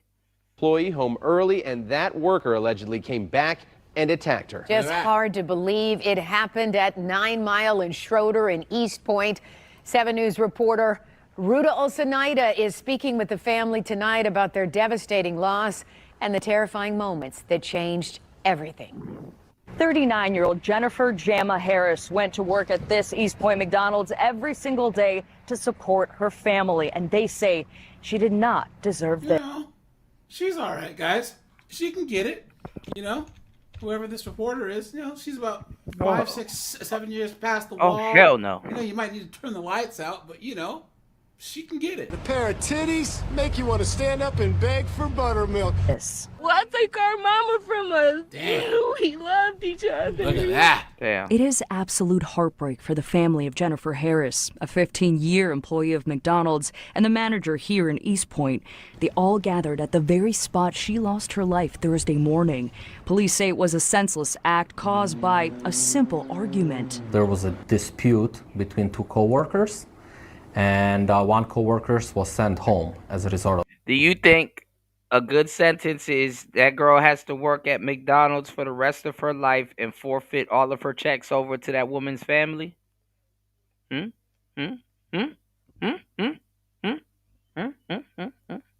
Result of the dispute. That coworker, a 26-year-old East Point resident, then allegedly returned hours later with a kitchen knife and stabbed Jennifer. That's where she messed up, because now it went from, because she could have, or a lawyer could have said, hey, this was a crime of passion. Nah, she left and came back. Stupid little broad. So, dead people can't tell their side of this story. If you're going to premeditate something or go and come back, and maybe she didn't mean to stab her. I don't know. But it's like, man, if, certain situations, if you can't navigate it, that's probably why she was yelling at you and bullying you and stuff like that. And she didn't fire her, from what I know. She sent her home. But shit, to a person, and that's their world, and whatever, it's just it's the same thing. And then nowadays you can't play with people, man. The money already spent before the people even make it. So you ruining their plans or whatever they got going on. You ruining that shit. Hey. Multiple times. A customer, it be your own people. Licensed CPL holder, noticing the violence, fired a single shot into the air to put an end to what he was seeing. Nobody was hit by the gunshot, but it did stop the assault. The suspect dropped the knife and started running away from the location. That Good Samaritan then detained the suspect before she could get far until police arrived and took her into custody. I hope they don't charge that dude with unlawful use of a firearm, because they could. Jennifer was rushed to a local hospital but died due to her injuries. Neighbors say they sometimes hear arguments at this McDonald's, but never anything like this. Goodness, I don't even know what to think, to be honest with you. But yeah, it's just sad all around. You know, you don't want to see this. The loving mother leaves behind her 6 children who say they used to visit both their mom and the suspect at work and are confused to why the violence had to escalate this far. We would come up here. We met her co-workers.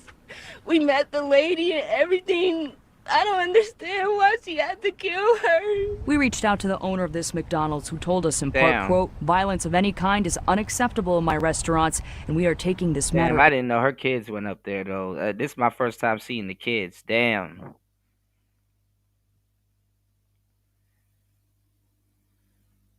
Damn. Extremely seriously.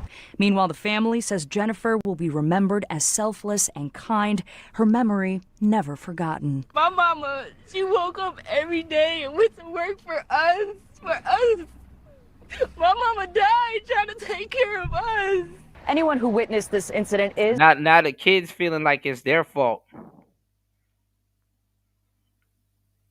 Kids are feeling remorseful. And it's crazy too, because you never know. I mean, you know, she seemed like she the older child. You know, the older child is back and forth with the mother and stuff like that. Probably argued with the mother.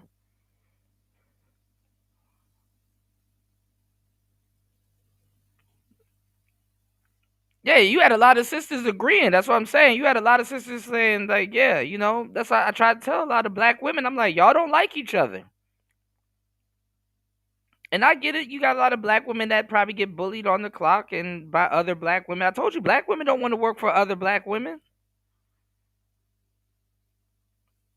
Hell no. They'd rather work for the white man so they can say whatever they want to say to black men, you know? Shout outs to Ray. What's going on, Ray?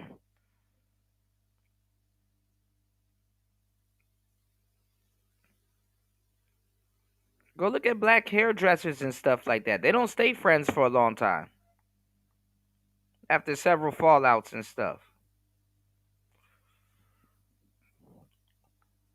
That shit is crazy. Is asked to call East Point Police. Meanwhile, this case has already been sent to the Macomb County Prosecutor's Office for review. In East Point, I'm Rudolph. Look at that, guys. See?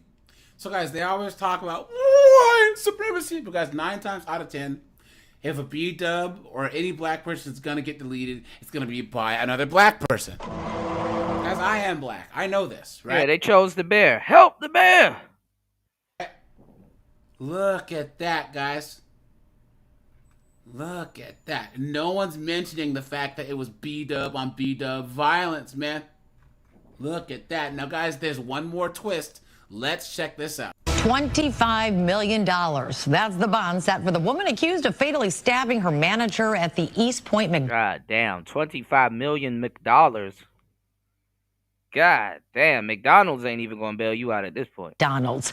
Good evening, everyone. I'm Taryn Asher. And I'm Brandon Hudson. The 26-year-old made her first court appearance today, and we learned this isn't the first time investigators say that she stabbed someone. Fox News' Camila Miri has the latest. 26-year-old Afeni Muhammad in court Friday afternoon, charged with first-degree murder. East Point police say Muhammad fatally stabbed her manager, 39-year-old Jennifer Harris, inside the McDonald's where they both worked on 9 Mile Thursday morning. Prior to the stabbing, Muhammad was sent home by Harris for not performing her work duties and told Harris, "I'll be back." 2 days before the stabbing, Muhammad posted a video on her Instagram, which is public. This is a small... What you gonna do with that knife, you little tether? Huh? You finna get surgical with that knife? What you gonna do with that knife, you little tether, huh? What the fuck you finna do with that knife? You ain't no real Haitian, you little tether, huh? You gonna stab me, you little tether? Portion of that video. But to get sent home 2 days in a row, man, and I came in on my off day to make Go back home to your hut, you little tether, huh? What you gonna do with that knife, you little tether? up my time, and she still sends me home early. I ain't laughing, y'all laughing. Y'all hit the like button, support the show, though.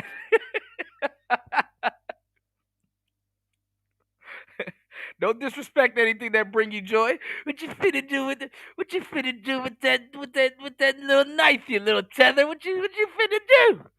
It's not funny. Somebody gonna have to do something about that. It's not funny. Investigators say the suspect stabbed Harris several times inside the drive-thru portion of the fast food restaurant. A customer, a CPL holder, was in his car and witnessed the crime. Authorities say he shot his gun in the air, attempting to stop the violence. When the suspect ran out of the restaurant, the CPL holder held her at gunpoint until police arrived. Muhammad admitted that she intended to kill Harris and stated that after she was sent home, she drove to a nearby park, decided to come back and stab Harris with a knife that she had inside of her vehicle. Harris, a single mother of 6 and a longtime McDonald's employee, was pronounced deceased at a nearby hospital. Meanwhile, the prosecutor revealing this in court about Muhammad. The defendant does have a prior instance of at least one that I'm aware that involved a stabbing, similar obviously to the stabbing that occurred in this case. Look at that, guys. So she'd already stabbed someone else. And somehow she's not in jail. This is what happens when these dunderheads aren't held accountable. It escalates and escalates, and they just keep doing it again and again and again. Involving a knife. That prior stabbing occurred in Virginia. Muhammad's attorney arguing she was in an extremely abusive relationship that was. I was gonna say, if she stabbed somebody, it's probably a guy. It's always some man getting stabbed that nobody cares about. He probably asked her the same stupid ass question. What you finna do with that knife, you little tether? Huh? What you finna do, you little tether? Yeah, he found out. Fucked around and found out. Fafo. Oh man, just jokes, y'all. Just jokes, y'all. Just jokes. Just jokey jokes, alright? Y'all hit the like button, support the show. Links are in the chat. Hit the Cash App. Hit the Cash App, y'all. Coffee. What you finna do with that? What you finna do with them links in the chat, huh? You finna support the show, huh? Y'all ever see like the news story and it'd be like stabbing victim moments before being stabbed? What you finna do with that? What you finna do with that knife? What are you gonna do? Stab me? Now I don't know about y'all, but you this diabolical and bold as fuck to give the actual criminal. The criminal probably was gonna slice you, probably wasn't gonna stab you. You know, you give them the benefit of the doubt, but to give them an idea mid crime, it's like, oh damn, you're right. Stabbing is faster. You know, you can survive a good slicing, but stabbing, fuck. What you gonna do with that knife? The lie detector determined that was a lie. Not only mental, but physical.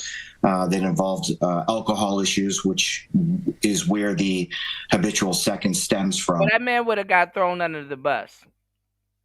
So if y'all don't know, there was a patron or a customer at the store, y'all, and he fired a quote unquote warning shot in the air. Basically, he could have shot her or whatever, but you know what happens to men when we actually protect y'all? We go to jail. This is why we're not protecting women like that as much anymore, unless they are somebody to us. What happens is he goes to jail. And yeah, like they said, they just want to lock somebody up, so they could put him in jail for discharging a firearm and stuff like that, because they could say, well, yeah, you tried to protect her, but it was reckless to do that. So imagine if he had shot somebody that was actually stabbing somebody. Imagine that. Imagine if he actually protected a black woman and went to jail. Tory Lanez, anybody? Tory Lanez, anybody? Imagine a black man getting locked up for protecting a black woman. The only thing that would have saved that man in that case is if he was probably white. Because then it would be more believable that he was doing community justice. But if he's black and he discharged that firearm, he's going to be sitting right next to Tory Lanez and any other man that went to jail for protecting black women that don't come and visit you. Have y'all heard Kelsey going down to the jail and visiting Tory? Working something out? No. And them bitches will sit there and let you have boyfriend after boyfriend after boyfriend, and goofy ass niggas will date them. Klay Thompson. And you sitting there knowing damn well some estranged nigga is sitting there rotting in jail over that motherfucker.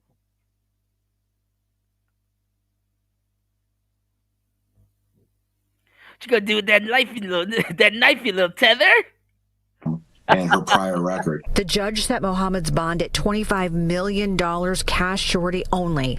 She will be back in court on July 23rd for a probable cause hearing. There it is, guys, right? Guys, we're going to see this more and more and more, you know? B-dubs out in the wild, deleting each other. Absolutely insane. This guy says years ago, my... Always happens. It's been happening. It's just that they get on the internet and lie and act like they're friends with each other. Sisters ain't friends with each other like that. Hang out with them in real life. You don't even need to fuck the internet. This shit is funnier in real life. Oh, it's funnier in real life. Believe that.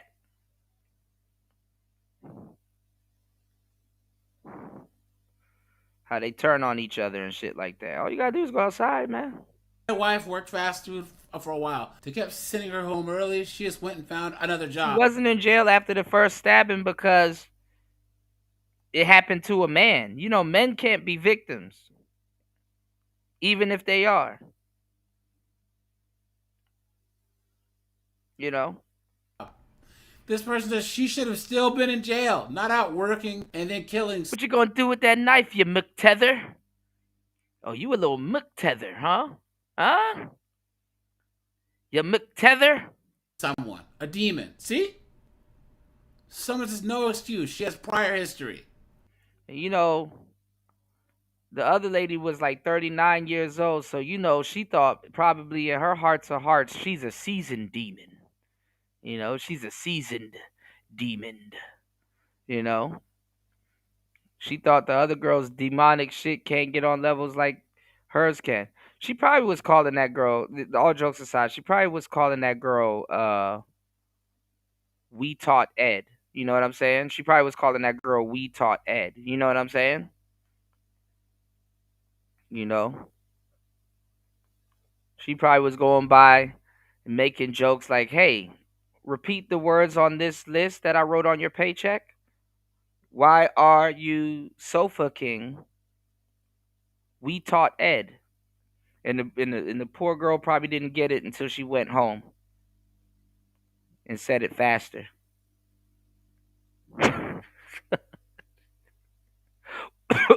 Why are you so fucking retard Ed? They can't stand me, but it's always the ones who aren't even doing it. You know, they're not even living that life, but they're promoting it and they're supporting it. It makes no sense to me.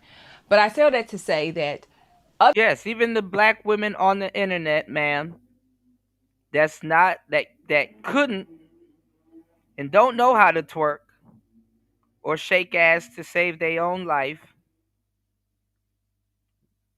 they're telling the little girls that they can do that. They're not stopping them. They're not pulling them to the side and say, hey, as an older woman, I got to let you know, don't do that. Hell no. Go to the club. They're competing for the same group of little niggas. Come on now. Other black women are finally seeing what I've been saying.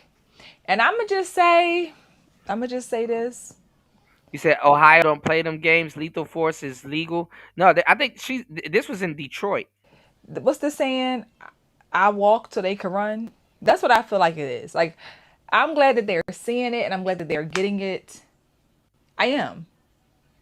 But I had to go through some things. So when I see people saying what I've been saying, I'm just like, wow. Oh, look, you want your credit too.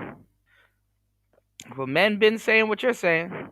Shout outs to you though. Now y'all want to say it. Now y'all want to say it. But when I was saying it, everybody was like, "Oh, she's crazy. She's a pick me. She's this. She's that." But I want to drop this first clip so you guys can see this woman share her frustrations with all of the 304 degenerative culture. Here we go. I am so sick and tired of whore, slutty, city girl No, you're not. culture. Like, do we have anything else to offer? I'm No. so sick of the ass pics. I am so sick of women seem like the only thing that they have to offer is an ass pic, ass tooted up, or your freaking coochie print showing. Is that all that you have to offer? Y'all make it so hard for average women to get a decent man because they feel like we have to accept or do all this shit that whorish women do. You make it hard. You make us feel stupid for being good women because it's like, what is the point of being a good woman when a man is going to go out here and do stuff for whorish women? Y'all have no shame no more. Can we please bring back some kind of shame? And believe it or not, you have a lot of women, because it can be a confidence thing. And it's crazy to focus your confidence in that area. But you got a lot of women that are locked out of the whole market, just as well as the quote unquote hypergamy market. All right? Pay attention. Some acts are shameful as fuck. Some stuff y'all do is shameful as fuck, and y'all don't give a fuck. Yeah, I heard about it. I was gonna bring it up a little bit later. I heard she crashed out on Fresh and Fit. I don't even know what was going on with that, but I saw a couple of people talking about it. They got big ass gorilla booty women, buttzilla, up there crashing out and shit. But let's go. Like, I don't know what else to do. I don't know. Should I be frustrated or should I be a whore at this point? See, I heard her. Frustrated or be a whore. See, and that's another thing with the whole cosplaying and stuff like that. Because listen, if you're like an average looking woman or you're like you were raised different and stuff like that, it's like you'll be a hermit before you'll be a whore. You understand what I'm saying? You'll be a hermit before you'll be a whore. It's just like, well, I'm just gonna have to just sit inside all day and bake these cookies for whoever. I'm gonna just have to sit inside all day and bake these cookies for whoever and stuff like that. See, why are women in the West? Why is your femininity compromised? You know? Why is your femininity compromised? Oh man, man. You know what? These girls ain't acting right. Have you ever heard a nigga say, "Oh man, these bitches ain't acting right"? I'm gonna just have to go. I'm just gonna have to turn into a pimp. Oh, these girls want to be hoes and shit like that. I'm gonna just have to turn into a procurer. Actually, you know what? I take that back, Kuda. You are wrong. I've heard niggas saying these women ain't acting right. They have confidence issues. So you have a lot of niggas saying, well, shit, I'ma just have to turn into a trick. I'ma just have to turn into a flat-footed trick. Because everybody pays, remember? You hear that all the time around here. I'ma just have to turn into a flat-footed trick. So let's just put it like this, right, fellas? Let's just put yourself in the shoes of somebody that's trying to solve a problem or acknowledge that there's a problem there, right? If men default and say, well, shit, I can't get women, I'm just going to have to turn into a trick. And women say, well, I can't get decent men, or the men want all the hoes, I guess I'm going to just have to turn into a hoe. And these are supposed to be decent people before they made this decision, right? Keep that in mind. These are supposed to be decent people before they made this decision, or at least, right, on some player shit, square people. At bare bones, at least square people, right, y'all? So it's like, okay, well, if this is going to happen, I'm just going to have to be the bad guy, right? Kind of that's what it is, right? So you mean to tell me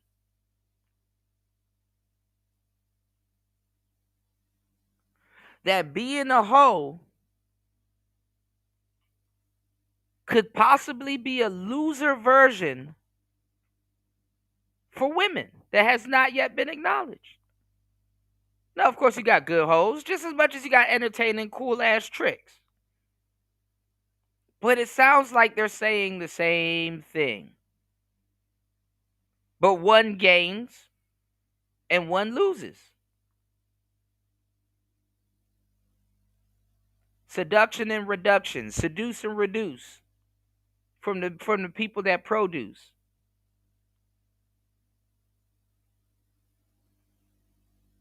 And we got to sit up here and tell these niggas, if you lead with your wallet, you become a wallet. Okay? Shout outs to everybody hitting the like button and supporting the game. Shout outs to my brother Philly Vision dropping the huge. Shout outs to my brother Philly Vision dropping the huge. Good to see you, brother. Welcome to the show. Hey man, you know I'm about to drop this game. And thank you so much for supporting the show. Gassing me up, about to drop more game just because. Thank you for supporting the show as always. Hold on, I got you. Let's get it. It's Player Talk Radio. Let's go. More. Wendy? Thanks, Chuck. We're standing here in front of the Olympic Liquor Store in Queens where scores of African Americans have been lined up for hours. We spoke to a few of them earlier. Ladies, may we get a word? Hide the money, y'all. There's poor people around. With your broke ass. Shout outs to Philly Vision. Good to see you, bro. Shout outs to Philly Vision in the building. Shout outs to my brother Philly Vision. But think about it, right? Think about it.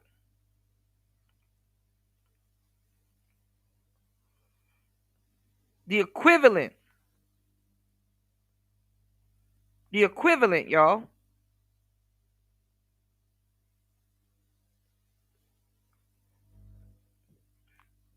You said, "Oh, Rumble Booty." Yeah, she was fried. Yeah, she faked. She faked like she was gonna throw their equipment. Fresh got mad as fuck when she picked up that Stream Deck because he don't know how to program that damn Stream Deck. He like, "Oh, bitch, don't throw it to." Bitch, don't do it. You said no such as a good 304. 304 is a 304. It's all bad. Pretty Women. It's all bad. Pretty Woman was a movie. There's no. I mean, you got some good 304s, man. Hoes are people too. Hoes are people too. You know, hoes are people too. You know, some women, sadly, they end up on the other side of the tracks. You know what I'm saying? They end up on the other side of the tracks. And hopefully they'll make it back. But, you know,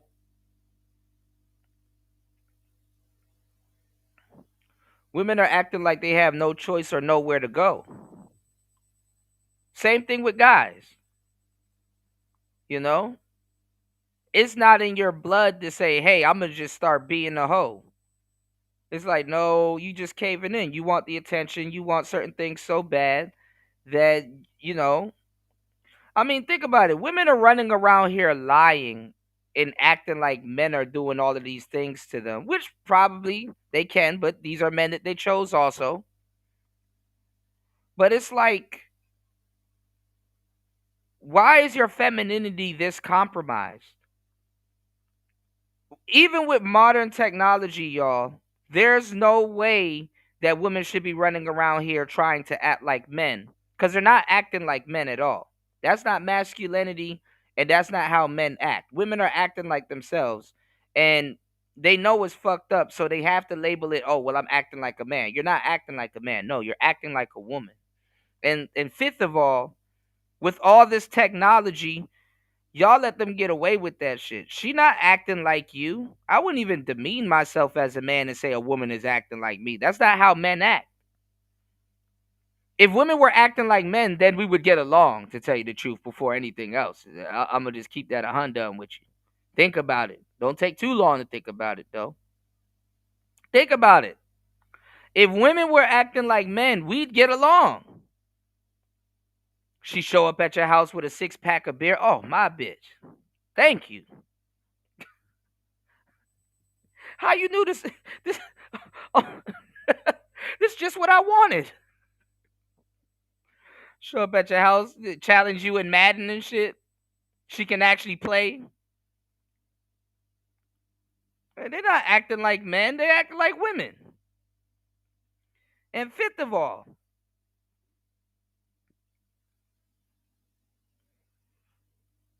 you got all this technology. Women aren't putting their backs on skateboards and sliding under cars and shit. Women ain't doing that. They're not fixing box Chevys and doing all this. They're not acting like men. But see, men's manhood is compromised too. I can't just blame the women. Men's manhood is compromised too.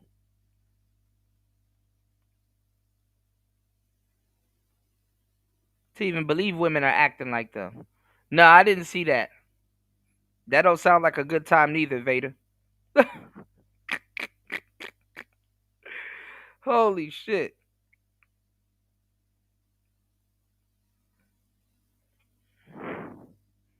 So yeah, man, we got to put a lot of things in perspective, fellas. We got to put a lot of things in perspective. All right?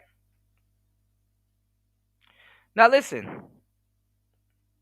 It is 3 a.m. on the East Coast, going on 4 a.m. on the East Coast. Aside from watching Player Talk Radio, let me ask you guys a genuine question. Are you getting enough sleep? It is Monday, and this is a business fun day. But if you're not getting enough sleep, I advise you to click the link that's pinned to the top of the chat and head over to hempforfitness.com.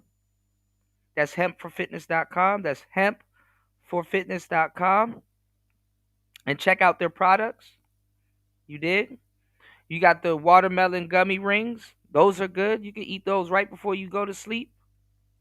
And we also got these green apple, hemp green gummy rings. And they deliver everywhere in America. If you're in America, your mailbox is not safe. Because at hempforfitness.com, we deliver to you. Okay? And if you're getting up to go to work, just make sure your coworkers don't know.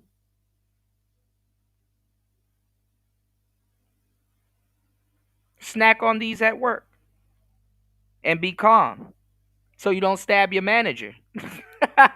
I bet you if that Tether had some of these damn gummy rings, she'd be like, go home. Shit, I was waiting for you to tell me to go home. You know? And make sure you guys go pick up some gummy rings. Check out their other hemp and CBD products. If you vape, take your ass over there. There's something over there for you too. If you have a dog, a big dog, something over there for you. And nigga, if you are on a farm and have a horse, there's something over there for you. All right? Head over to hempforfitness.com and make sure you're using natural products in an unnatural world. Okay? Longevity is the key. If you're in the gym, head over there. If you care about your health and wellness, head over there. Real talk. All right? A calm life is a long life. All right? Let's get it. Tired of it. I agree. I'm very tired. I've been tired of it. And what I said before was, if there were more women who spoke out like this when I was speaking out about this stuff, it could have been a whole different wave, right? Now, I've told women several times, beautiful, good, well-to-do women that have not been corrupted, that ended up being in this space. I would love for you guys to do the same thing. You guys need to talk to the women because, listen, men can only do so much talking to women on both sides, whether we're trying to genuinely help or whether we have daughters or whatever the case is, right? Women can run circles around a lot of men. They don't really have to use brain power to speak to us. Even the dumbest of the dumbest ditzy hoes can run circles around men psychologically and don't really have to use no type of brain power to interact with us. And men are going to soften up on them and stuff like that and let them get away with certain things because guess what? He's like, okay, well, you can have a little bit of an attitude. If you can't do nothing wrong in my eyes or I like you enough, I will protect you and your shitty attitude, which is true. You know what I'm saying? But she's not his girl. And most women will never know the truth about themselves because somebody wants to fuck. Nowadays, even women. Crazy, ain't it? Crazy.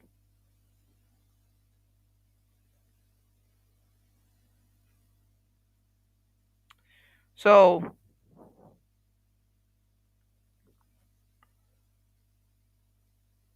yeah, I know about Reva. Yeah, I went over some of her stuff. She pops up out of nowhere also. But the women in these spaces, they get a pass. They don't really got to put in work. They could just carve their own shit. So I can't really blame them. I was talking about that over on Freezy's channel. You know, he was like, how do you know this stuff? And I'm like, Jessica X. She came from this channel. She came from the third shift. Damn near. So, the space fumbled that. And I'm not gonna lie, she Frankenstein, she walked up out of the laboratory. I get it. But look how long she been gone and her name still comes up in conversations. And I tried to tell fellas, I'm like, you don't need to be up here arguing with no broads. You know what I'm saying? She-Ra 7 say something, you put the women on them. Just the same way you don't need to be out here fighting with no women and shit like that. You go get your little cousin to go fight this goofy chick. You gotta know how to code switch. As much as you want get back or whatever you want out of the situation, nah, you gotta have another woman. That's some player shit. You gotta have another woman around ready to accept that fade for you. What happened when 4Extra blew off his hands? Even though them niggas was chasing clout, you had a lot of goofy dudes running around saying, hey, since he can't do the fades, I'm willing to accept his back fades and stuff. Niggas is up here trying to accept niggas back fades and stuff when they were really chasing clout, mind y'all. Right? But yeah, you got to have some women around you so other women know, even future women, you got to make an example, even out of women and shit like that. Be like, hey, listen, if you say something to me, I'm going to put Big Bertha on your ass. You ain't sending no skinny bitch out there to fight. You about to send that bitch, okay, yeah, talking shit to me is easy. Fighting Macumba is fucking hard, Yeah, oh yeah, talking shit to me is easy. Fighting for your life in ICU is hard. You know what I'm saying? You gotta, the same shit applies. Y'all see that woman that's on the internet now? She was swole up. She was writing her mouth wrote a check that her ass couldn't cash, and she got pistol whipped and shit like that. And she was at the club and all that other, and she was like, I'm still cute though, and stuff like that. And it's like, dang, they never learn. You said six damn near have tricking. I get it. Cool. Yeah, they come in and they don't need no damn manosphere. I mean, they do. So we got women residents in the manosphere, but it's like shit. They come in and take over. That's what I said. Anytime you put the word social on it, women are gonna move in at some point and take it over. That's just how it goes. Men build it, women move in. That's how it goes. By force or by choice. You know what I'm saying? And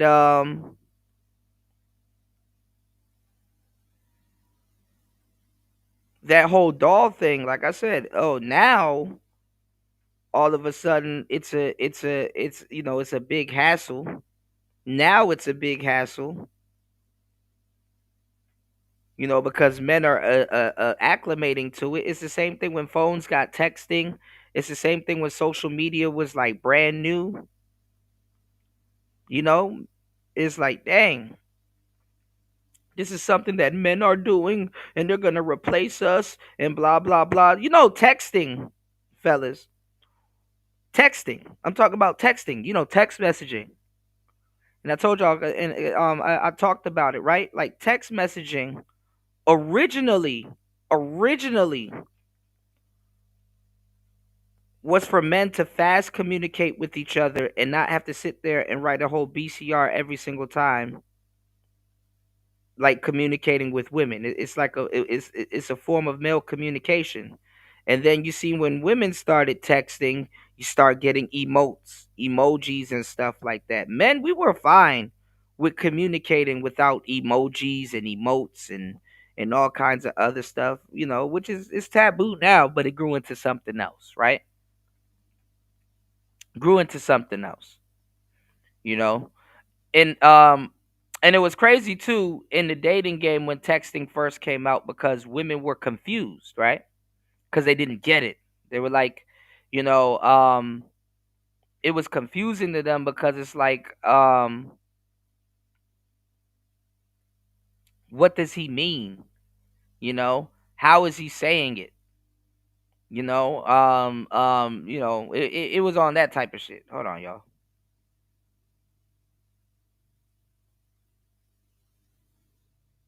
Okay. Please hit the like button. Shout outs to everybody here. Please support the show. Hit the Cash App. Hit the PayPal.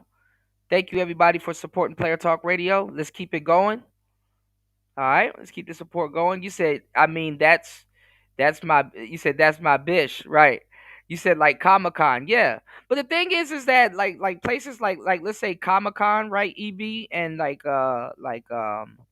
comics and otaku and Otakon and all the it was a small group of women that were doing it, that were into the anime, and they were into certain characters and stuff like that. And sadly enough, a lot of them couldn't play those characters, or didn't have the bodies or the face to play those characters and stuff like that, or didn't know how to wear wigs and all kinds of other shit. Until it got, until it got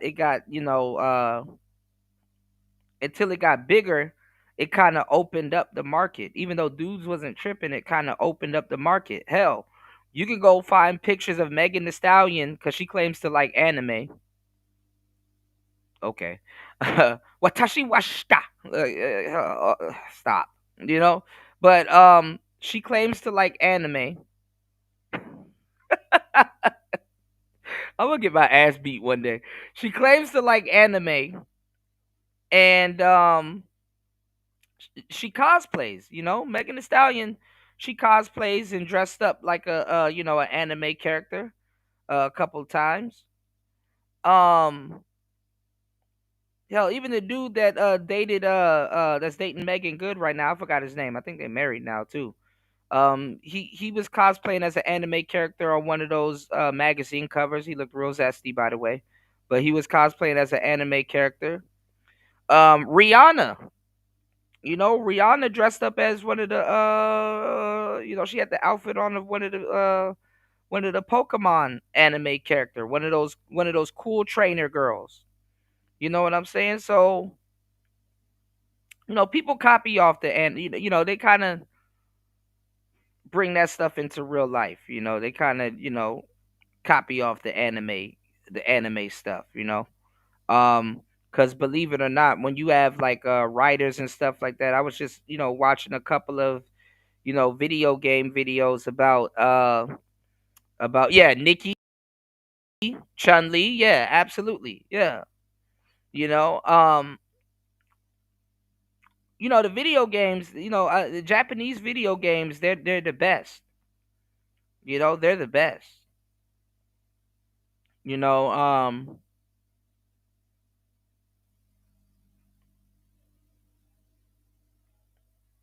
Hold on, y'all. I was watching like the old stuff. I was like, cause y'all know I like to play JRPG games and stuff. And like I was looking at some of the best games uh, you know, um graphic wise that were on the PlayStation, and they had some of my favorite games like Legend of had Vagrant story and stuff like that. And I've been telling people in Final Fantasy 9 and stuff, and I've been telling people ever since I was a kid. I'm like, man, the closest to all of this stuff being real is that it is real. Because like look at it for example, right?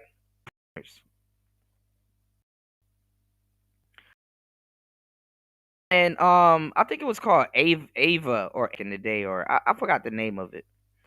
But like they had programs and stuff where people, graphic designers, honestly, right?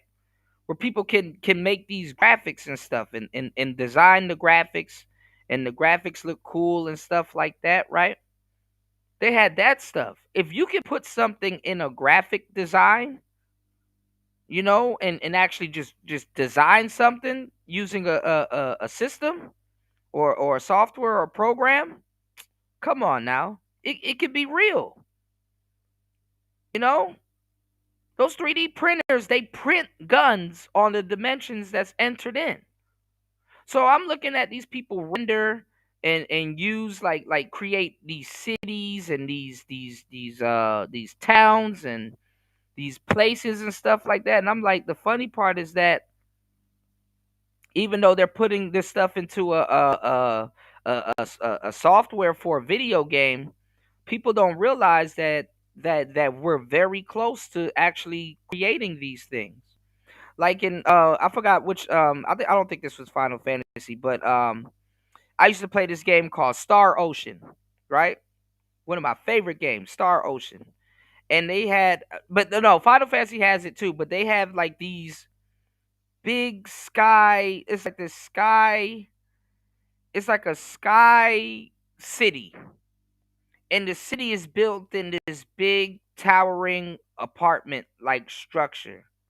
But people live there, and it's a bunch of them, and it's like a knit community, and it has all of these floors, and the world is kind of fucked up. So there's like not really like no open land and stuff like that. It's kind of like a dystopia, but it's not like no open land or anything like that. Not no big open land or anything like that. But the courtyards and stuff that they have in these worlds is like the only grass or these are like like small eccentric little worlds and stuff, just built in these big skyscrapers, and these are and it's a whole community, and I'm like, depending on how shit go in the future, the world is gonna be like that, where everybody's like on this one big reservation and stuff like that, and it's just this big towering skyscraper. That's real. Shit like that will really happen. Um, but maybe I'm not describing it right. If y'all go look at Fallout, this is a video game called Fallout, one of my favorite games, Fallout 4, right? Huge catastrophic bomb fucked up the world, and these people are living in fallout shelters and stuff like that, which in turn becomes a community in and of itself. You know, what do y'all think gonna happen when the world collapses and certain things start happening? The same exact thing. Same exact thing. People are going to be living in these smaller communities. We're going to be more close knit to each other. Can't really get away with nothing, you know. But anyway, video games in a lot of cases predicted the future. You know, even like I said, you go look at Fallout and stuff like that. If y'all go back and listen to the old school Player Talk radio shows, I was talking about this even during the pandemic, about how every single time, right, you look at people, how they depict the future. why does everybody have masks on? You know, have y'all ever noticed that? When people depict the future, why does everybody have on masks and stuff like that? Gas masks, to be exact. But anyway, let's get back into it. Because it's another movement that you have going on. And it's really about women that are unsatisfied or dissatisfied with something. Okay? You don't necessarily have to be the best looking woman or the greatest woman ever. But they're always going to complain about something, and this happens all the fucking time. You have a woman like this, right? That's average, right? Looking, you know, and I think the sister's cute. I think she's beautiful. You know, I don't want to run around and say that she's average, but that's kind of like the angle and the role that she quote unquote plays, right? You know, even she might tell you, "Oh, I'm not the best looking, whatever, whoopie whoop," right? And oh, I get called pick me and stuff like that. They've taken our word pick me and because that's a male word also. And I remember when that shit was brand new, and I remember when She-Ra first found out about it, and she had to flip it into a whole another thing because women had to shame themselves. When in reality, every single woman is a pick me, you know, to a certain degree. But you know, She-Ra 7 start calling them pick Mishas and stuff like that, and they start repeating her and acting like they came up with you know, with these words also, you know, and the whole sprinkle shit, right? Um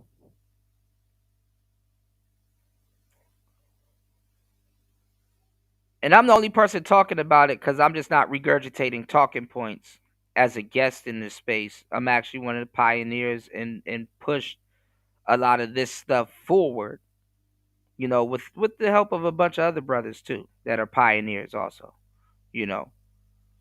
Um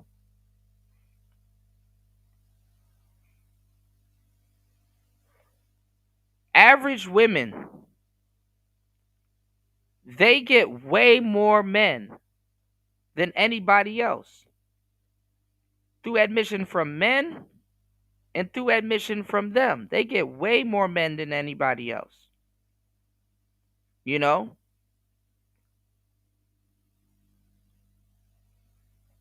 And they fought to take the, you know, the appraisal system out of men. Them and feminists fought to take the appraisal system out of men's hands because they believed that men were giving a lot of women, you know, they believe that men actually controlled pretty privilege. You understand what I'm saying? And this was another ploy to utilize the internet, you know. Wherever men hide, women are going to try to come by and be nosy and take it over. We're going to talk about this a little bit later because we're going to play Bear Grylls, the episode where they put men on one island and they put women on one island.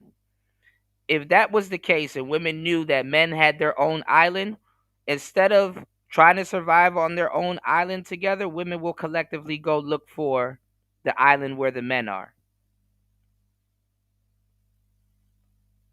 They would rather have male slaves and workers than having to try to figure that shit out for themselves. That's the other side of it, you know, that comes into play. They just want to be running everything because,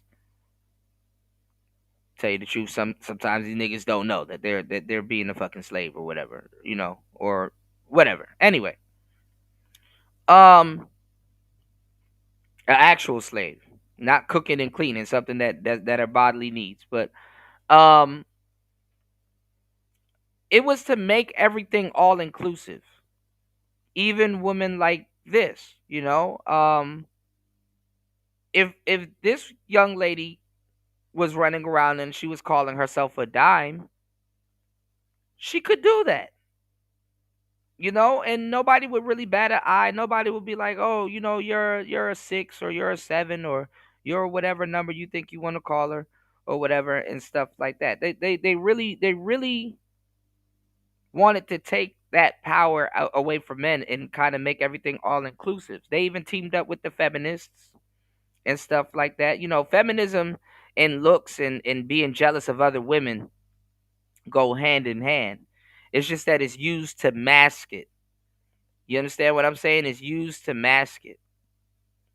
But now that it's out of control and certain women are going to appraise themselves, or they're not getting the same fair shot that they would have got on the internet, because everybody is a dime now. Everybody is a dime now. There ain't no medium out here where a man can say, well, everybody's a high value man. It's like, no, it's not equal to that. It's not equal like that, where men can say, oh, but we're all high value men. No, there's no medium plane where all men can claim the same thing. Whether we're telling the truth or we're being delusional with ourselves. Okay? But there is for women. And is widespread, because guess what? It's the thing on the internet. So a lot of women have psyched themselves out into something, and aside from them just being a woman, they can't get told the truth, because guess what? You'll sound fucked up if you say, nah, man, you're a 5. But there's nothing wrong with that, because you have a great personality and all these other things. Like, so technically you're not a 5 in my book. You're like a 6 or 7, but aesthetically you're probably a 5. But then again, fellas, 2 5s will get you a dime. Let's get it. But people be scared because they don't want to get attacked by the sisterhood. They don't want to get bullied. They don't want to get beat down. I got plenty of messages from women who told me how much they were proud of me, how much they wish they had the voice that I had, how they wish they were as fearless as I was, or as I am, shall I say. Who said that they started to speak about it, but they got so discouraged because, like, everybody's from other women, by the way. And these sisters lie to y'all and be like, oh, no, sisters will never do that to other sisters. We're women and we stick together and we not willing to just go out and say it, unfortunately, because they. So I'm going to be on this for the end of July and the month of April. Shout out to Cynical One in the building. Sin, let me ask you a question. Right? Sin's like, uh-oh. Let me ask you a question, though. What is going on with women? Like, why in the West, for the most part, are women's femininity compromised so bad? Because that's really what's going on. It's compromised. It's not something that you turn off and turn on. It's either you are or you aren't, But why is it so compromised in the West? Women are afraid to speak up because other women will bully them. Why do they lie and act like they're so together when they will attack each other? And you got these lesbian, the domestic violence rates high through the roof and stuff like that. And one of the main thing women ask for men is for protection. He can protect me. I want to be protected. And it's like, who are you protecting them from, if not themselves? Then at the same time, her femininity is compromised. Like, who told y'all have to behave and act a certain way and stuff like that? And honestly, I'm going to tell you the truth. I kind of know the answer to this question, but it sounds like freedom to me, fellas. It sounds like freedom to me. It's like it's like, and rest in peace to our sister, Dr. Frances Cress Wilson.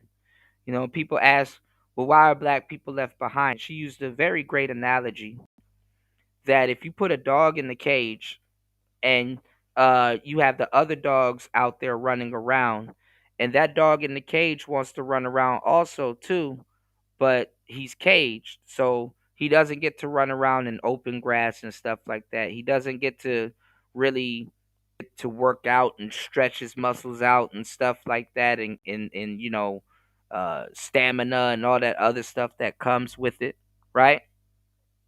So it's like the reverse, you know. You have the women running around saying, I need a man that can tame me. That sounds like you're wild. And wild, what a lot of people don't talk about, there's an element to being wild, meaning that you're free. You're free. Free to do whatever you want.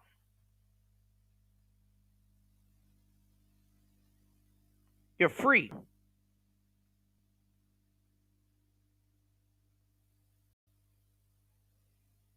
So it's like, being that you're free, why does somebody need to tame you?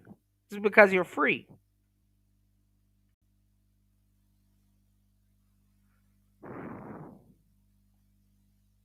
And the crazy part is that you want to be tamed. Because sometimes your freedom is not just it's a burden. It's a burden on yourself, you know. Just some real shit. Y'all, please hit the like button, support the show. I'm gonna tell you some real shit. So,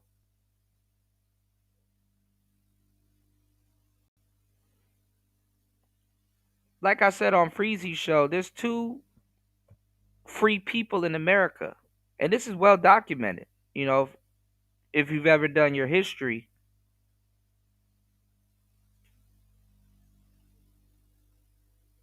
black women and white men in America. You know,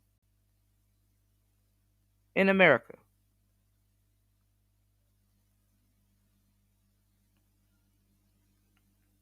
That's why they have a peculiar relationship. That's why there's a lot of things in common. It's crazy.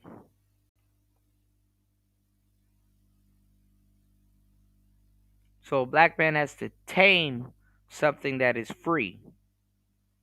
So I'll be wondering, like, why do they act like that? You know, why is their femininity this compromised? Who told them that they got to act like a man? To do what exactly?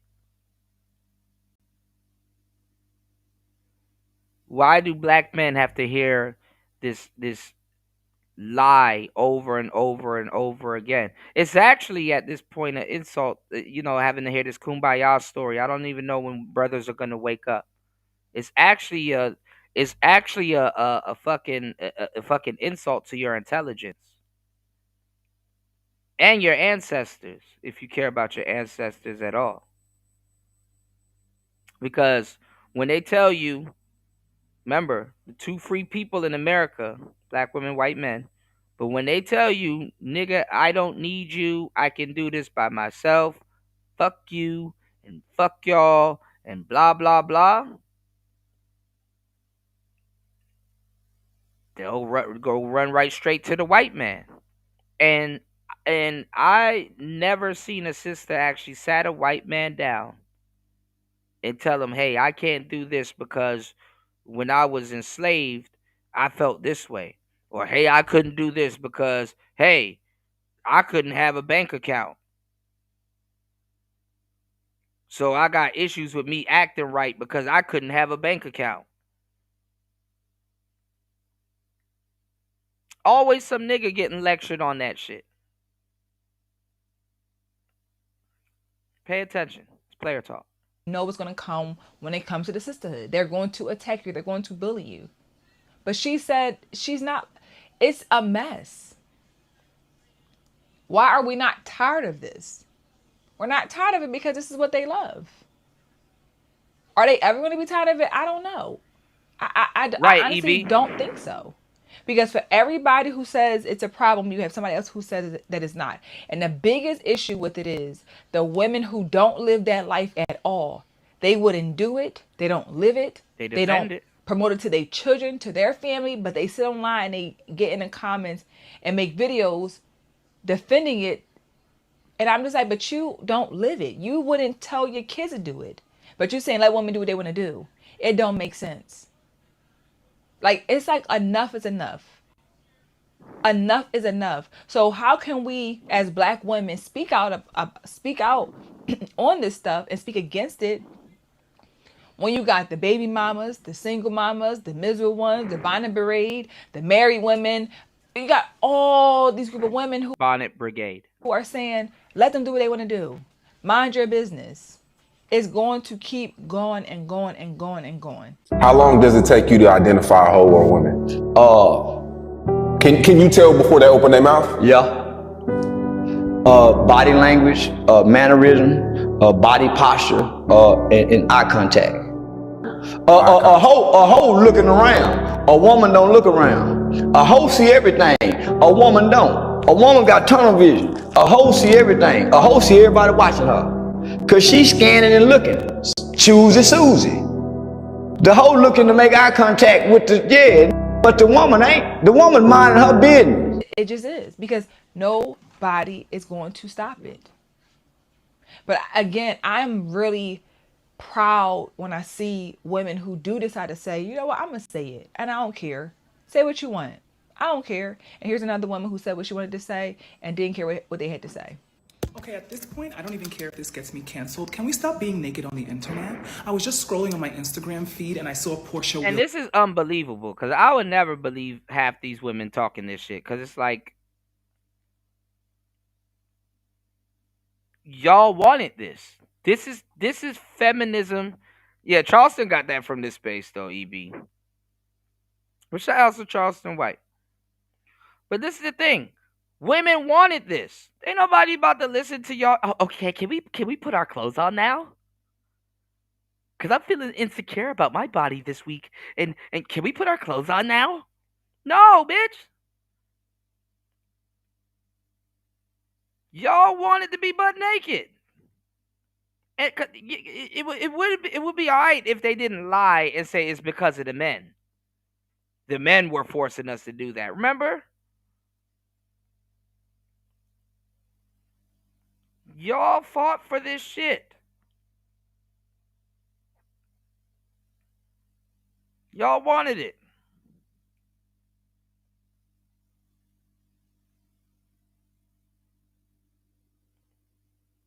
And a lot of the women, I'm telling y'all, they mad, you know what I'm saying, because some of them are locked out. It's so saturated. I'm telling y'all, when everybody's doing the same shit,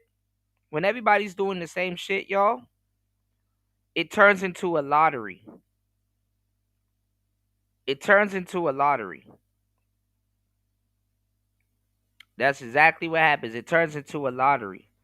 So not everybody about to eat. So the people that were locked out, they're going to get mad again. It's the same exact thing when I told y'all that regular women and feminists teamed up to get rid of pretty privilege and the appraisal system that was going on at the time, because they felt that it was so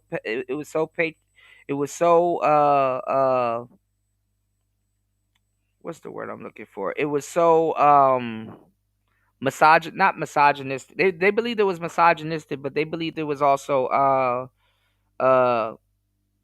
patriarchal. They wanted to stop it, not realizing that women are way worse judges than men. Women judge very, very fucked uply, if that's a word. Their judging scale is way more fucked up than any man's could ever be. Men don't really have standards like that, so we let a lot of shit slide. Women? Oh no. Oh no. Oh hell no. Hell no.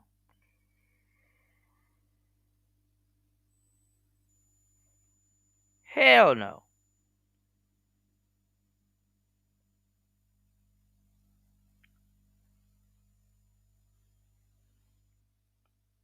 So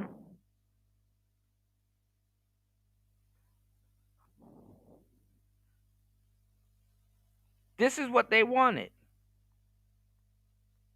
You got, and I hate to say it again, but it's like okay, now we got to look at it with a secret, not a secret, but we got to look at it with a real lens on it again. Because when this shit first came around, it was like, okay, well, what are women complaining about now, man? Because it's always some bullshit that men have to fix. Okay, now that we see the type of women that are complaining and what they look like, I see the problem here. Cool. Some of them can't do it because they have professional jobs. So they're kind of mad. The same women, it's Animal Farm. The same women that are sitting up here pretending like they're upstanding women and complaining, they're locked out of the market. They can't do it for whatever reason. Or if they're insecure about themselves. You know? Women be doing things by omission. So you got to play Blues Clues with them to be like, oh, okay, I see what's going on now. But you got to be good. You can't just, you got to be good. You got to know what you're talking about. You know what I'm saying? So this woman right here, come on now. Come on now. Respectfully. And she probably got a bunch of pictures of herself naked on the internet. Cool. But like, locked out of the market. Locked out of the market. And they're locked out of the market compared to the other women that they have to compete with. So that's why I said it's Animal Farm. You got to get the farmers off the farm.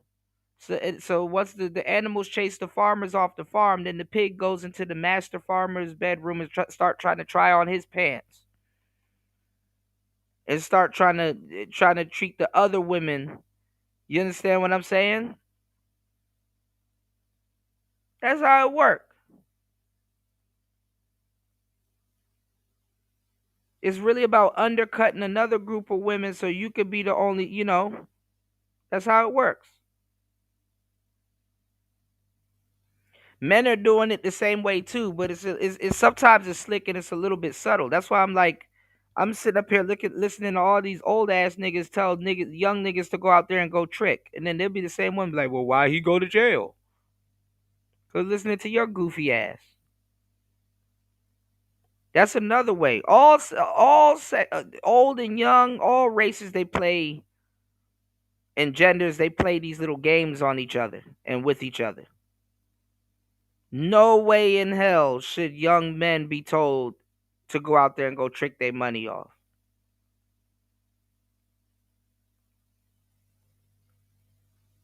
As honest dating advice. Throw that part in there. You're sending, bad enough is way more women outnumbered than men. You're sending off, men are a commodity.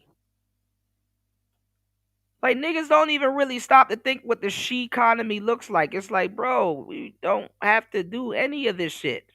We're sought after.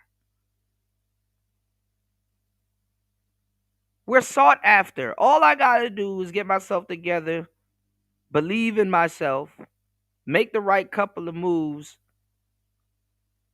and everything gonna be right at my doorstep.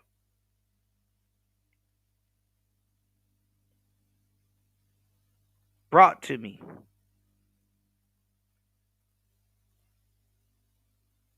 Men are sought after. The niggas don't have to do half the shit they doing.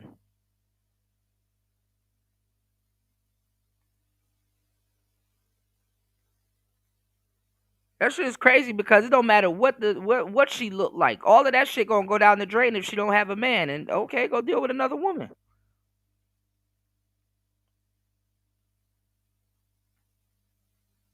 Somebody has to get a substitute. They have to get substitutes for you.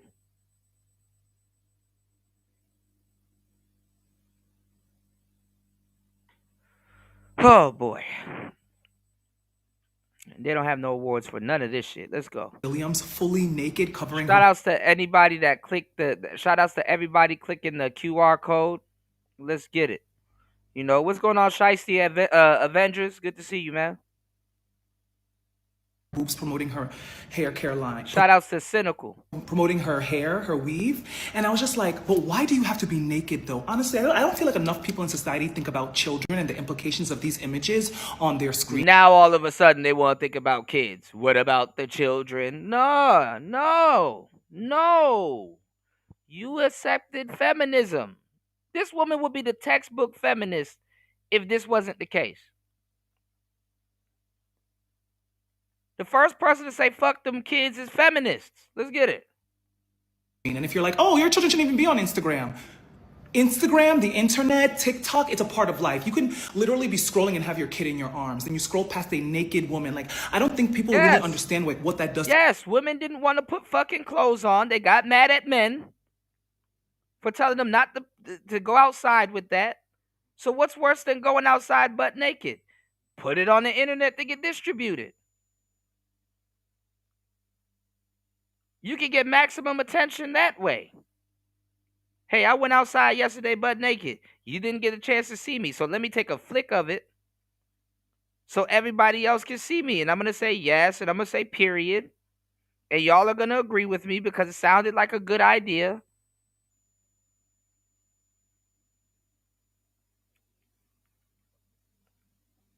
And fellas, too, it's when women get married or shacked up to a real guy is when they start to really see themselves in other women when they're married. That's why a lot of the married women, told you I've been doing this for a long time. Y'all hit the like button. Please support the show. Hit the Cash App. Hit the PayPal. I'm going to give you some real game. That's why a lot of married women don't say shit. You got a couple different types of married women. You got the married women that's like, they stay in relationships and stuff like that. Cool, right? Then you got the married women that used to be like, damn, that used to be me. Damn, I really look like that? Damn. That's how I was carrying on before I met my man?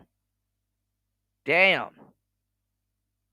Some of them get humbled by what their man has, and in that case, in a lot of cases, they would realize like, damn, my man actually saved me. Little do he know.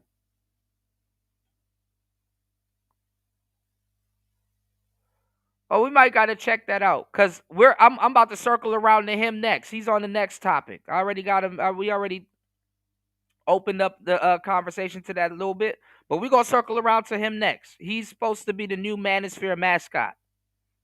Trust me, I'm on point. We're gonna circle around to him next. I'm opening it up. I got you.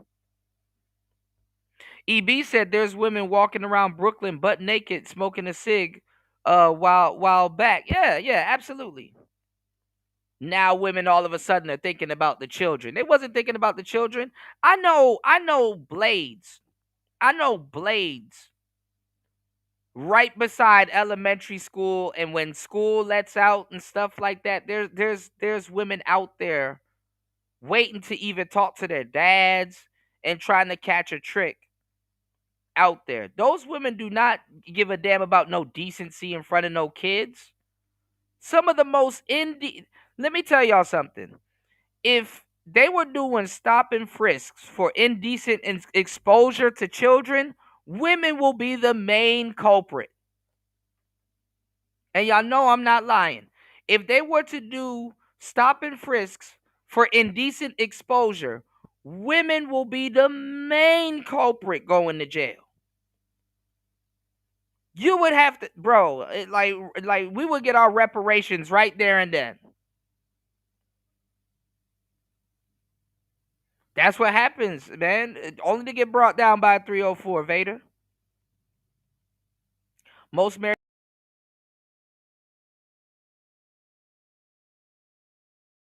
attention from other dudes or instant gratification, right? Right. But there's a lot of married hoes too now, you know. So don't trip, you know.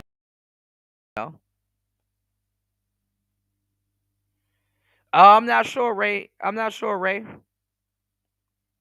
What happened to your charger? What's going on, Bronze? Shout outs to Bronze, Flat Power God in the building. Good morning. A lot of women don't even like kids. That is absolutely true, EB. I said one of the ways that the black family can get restored is if the kids is if black men got custody of the kids.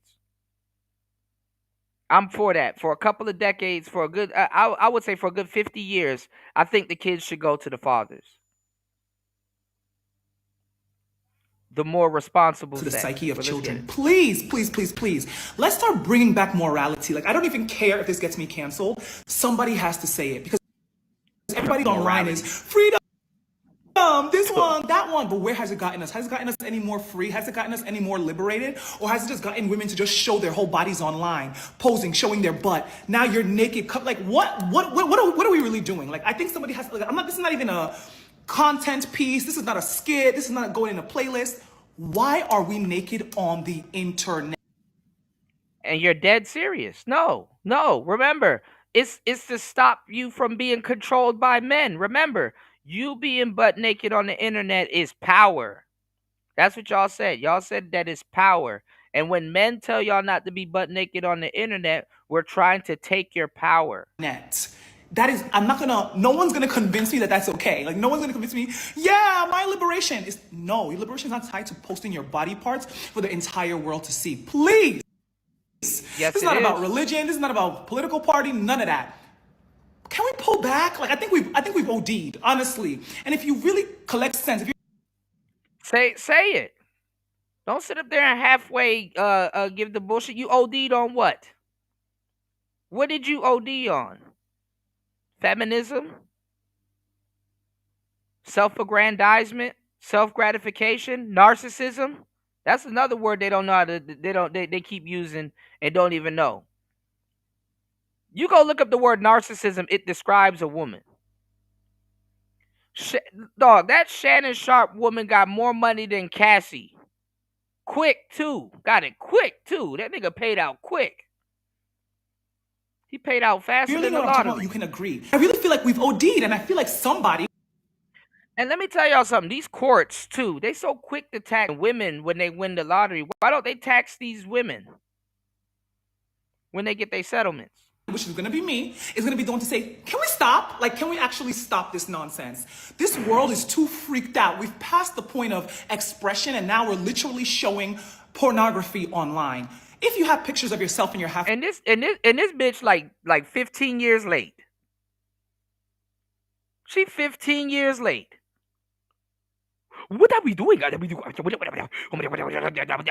is killing the children. What are you talking about?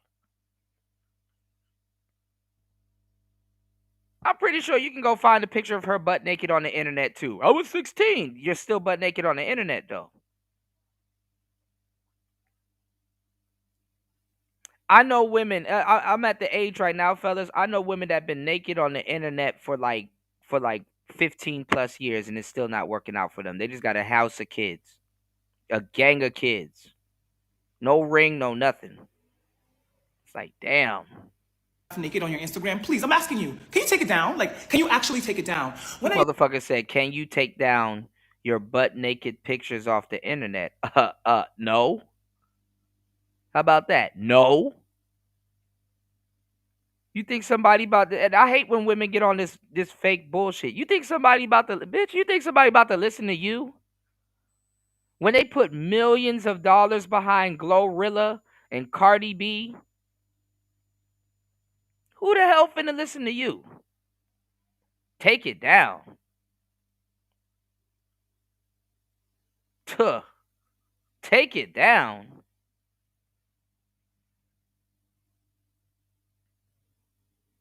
And I want to see how y'all gonna flip this on men.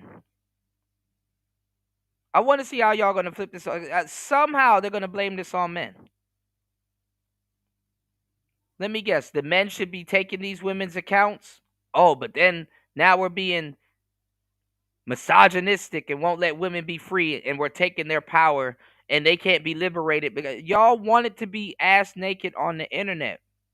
And I'm gonna tell you some real shit, fellas. In a lot of cases, y'all are gonna find out the hard way.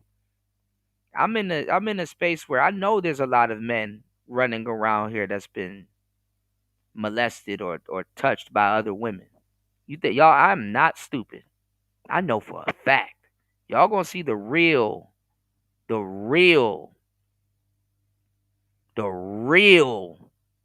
fucked up sex in a minute. All right, hold tight. Hold tight. I used to live in Dallas. I used to drive down the highway, and there would be this huge sign. I'm talking about huge sign. Up here flashing and mooning people and stuff like that. Coochie all out.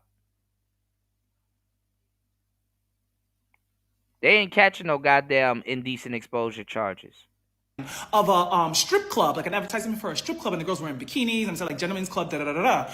And I was just thinking, like, obviously I'm desensitized because I'm 30 years old, right? But I'm like, yeah, I know. Yeah, you older. That's why you trying to act like you're different now. That's another thing, man. I ain't gonna lie, man. You get to the age where you have amnesia. We would never do that back in my day. Oh, okay. Somebody gonna find a picture of this same woman with her coochie out. about like a 5-year-old seeing that image on their screen. Huge boobs, huge lips, come now, party, strip club. Like, niggas like all of that shit and then wake up one day at 30, man, I don't like this anymore. Where are we going as a society? Can we please stop? If you have naked pictures... After she done got all her liberation out of it. After she done got all her liberation out of it, she trying to take it from the younger girls. If you have half-naked pictures, if you're covering your boob, take it down. Like, I'm not even trying to be funny no more. Take it down. Well, we should see her on the internet doing takedown campaigns. Let's see the black women go around on the internet and do takedown campaigns. And harass women that got naked pictures. Let me say this, make it very clear. They don't care about kids. They do not care about how kids are influenced. I've said it 50,000 times. When they say, why do you care? Because I care about children being influenced. What's going on, Rainwater? Why do you care? Because I care about children being influenced.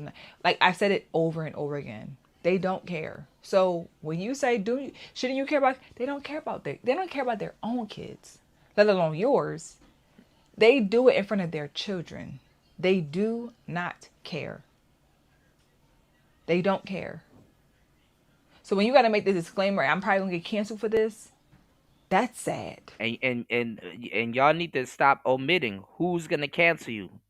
I'm probably gonna get canceled by my own black women for saying something with common sense.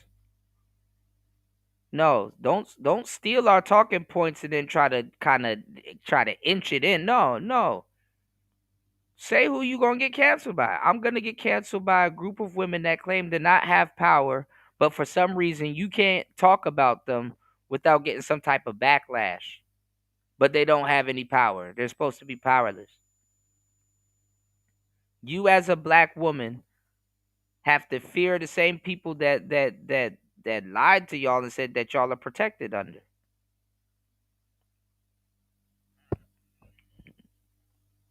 So you have to admit that you're getting bullied by other black women. You're only as free as long as you want to pretend to be feminist. Because once you go against the agenda, which is originally a white woman's talking point, this is what you get met with. There's no such thing as a black feminist. And the funny part on top of that is with a lot of average women that were the original pick-me's anyway, because they got picked. You know, men are pick-me's for average women, or pick-he's. We call them pick-he's. But y'all haven't stolen enough content to figure that out. But this is the thing. A lot of average women, because average women have always been confused because they don't know, but they've always gotten their pick of the litter. Average women have access to every type of man on the planet. Even fat women have access to any type of man on the planet. That's how in control of male sexuality women are, you know, of the opposite sex and stuff like that, even with all this gadgetry and stuff that we have, right? They're realizing now that everything has acclimated, right? And this utopia of the appraisal system is gone and everybody's dimes and nothing really sticks out to anybody. You know what I'm saying? Some women that are multifaceted and very good, decent, honest women that would or should deserve more credit, right, y'all? They're getting lumped into the same BS that other women get lumped into, that don't have to do as much work as they have to, that their life is not as real as them. A lot of the women, that more guys actually gravitate towards, they had real lives. What do you mean by that, Kuda? I'm going to tell you what I mean by that. A lot of the women that guys gravitate to have had real lives. And what I mean by that is, like, even with the NOLA girl thing, right? Guys will, like, guys are running around here SBEing all day, shame blaming and explaining to women. You know, they're trying to shame women when it's like she already knows. She's just playing with you. They're trying to blame women where it's like she already knows she's not going to take no accountability. It's not finna work. Why are you wasting your time? And then they're trying to explain to women why they're trying to shame and blame them. And it's like she already knows. Why are you sitting there wasting your time and explaining to them? What are women supposed to do? Say, hey, I don't want to be free anymore. I need to pay $20 like the rest. No, they're going to take the free option. And you're dumb to think that they're going to stop what they're doing and say, hey, charge me more. If they're operating off the free option and their life is hard for them, still with shit being free, what makes you think, oh my God. Where's my clip I made famous of Jap? If Jesus can't save these hoes, why are you trying to save them? What makes you think you greater than Jesus, nigga?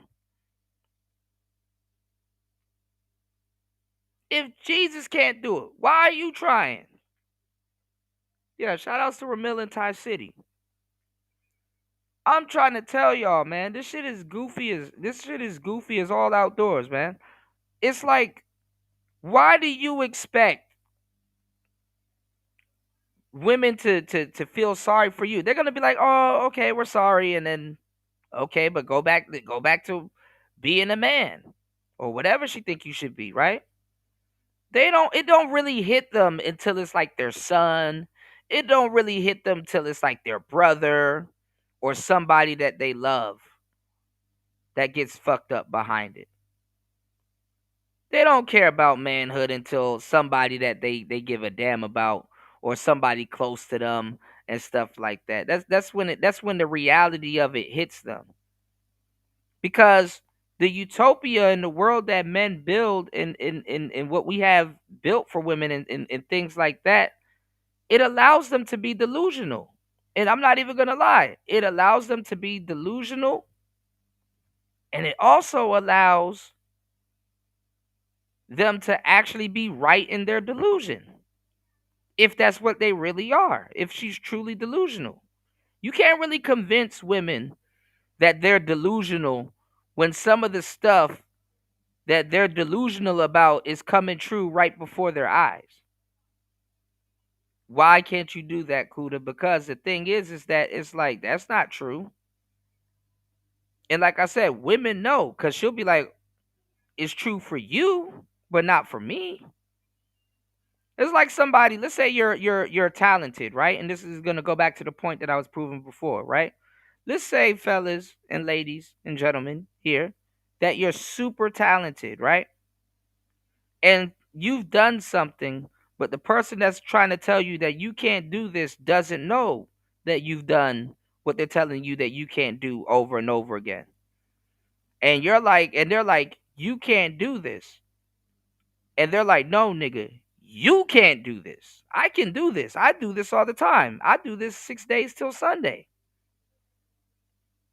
Nigga, you can't do this. Don't tell me what I can and can't do. I can do this. No matter how intangible that thing seems to be. You understand? Women can get it in. They can get it up out the way. They ain't tripping. We've built such a utopia for women that they can be delusional and they'll be right. You know, what's going on, Dwayne? Good morning.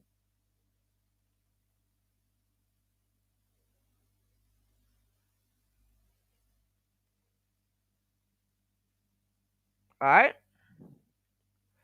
Yeah, I still got that tab, Ray. I still got it.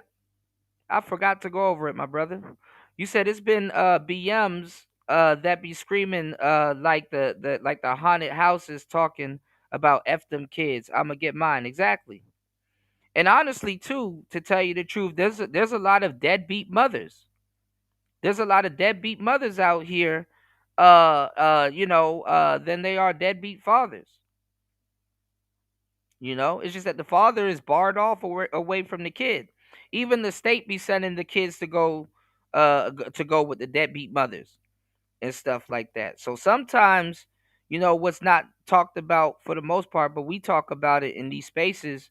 Sometimes the worst thing to happen to people is a present parent. You know what I'm saying? A present parent. All right. But let's get into it. Let's get back into it. That's sad. You know And I'm going to show you another product that of these women are bullies.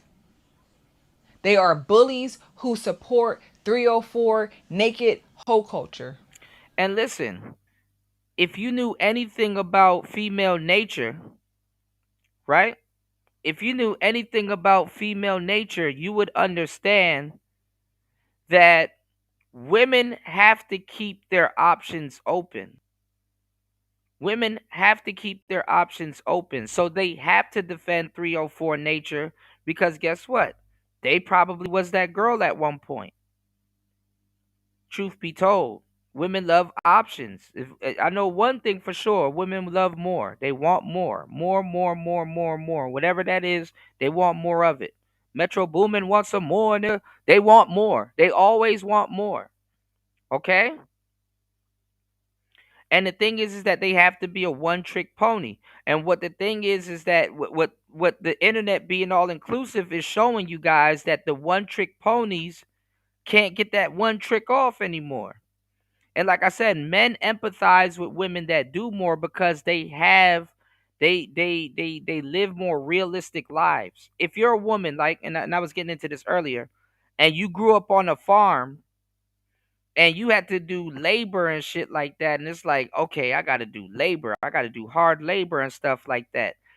They kind of empathize with men because it's like, yeah, I've always been a country girl. I know what hard work is, and getting my fingernails dirty and stuff like that. I grew up around brothers. I know exactly what you're going through. So you got some women that can empathize with men and men gravitate towards them and they understand what men are going through. Whether they've done it to the max or just done it for a little bit. You know what I'm saying? And there are women out here with common sense, that don't even have to go through that and be like, yeah, that's fucked up. That are fair or have been instilled with a level of fairness.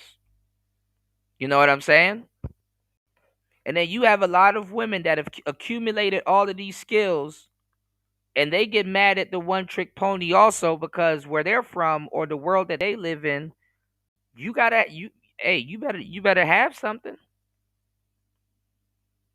Because one trick don't work everywhere.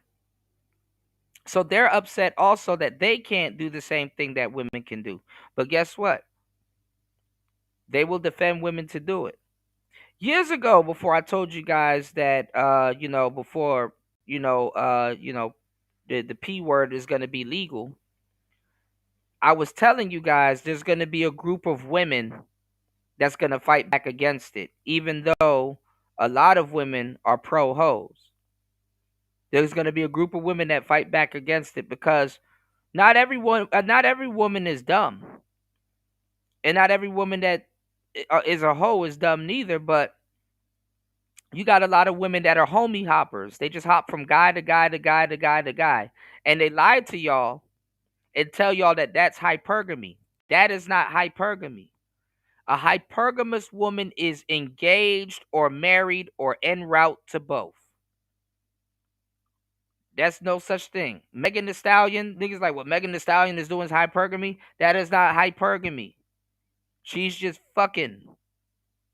A woman dating is not her practicing hypergamy. Now, if a guy says, hey, I want to marry you, she could happen to be hypergamous. But that is not hypergamy at all whatsoever. Do you understand that? Most women have locked themselves out of the hypergamy game because they just understand what hypergamy is. Trust me, I'm one of the pioneers and one of the people that brought that word back to mainstream. Women were not using that word post 2020. Pay attention. Y'all hit the like button. There's 2 links in the chat. Please hit the PayPal and the Cash App. Drop something on the tuition. I'm giving y'all some real fire game. First thing in the morning, man. You did? Giving you some knowledge you can't get in college. So I'm telling y'all some real shit. Okay? I'm telling y'all some real shit. You got a lot of women that are married that are not going to stand for legalizing prostitution and all kinds of other stuff. But listen,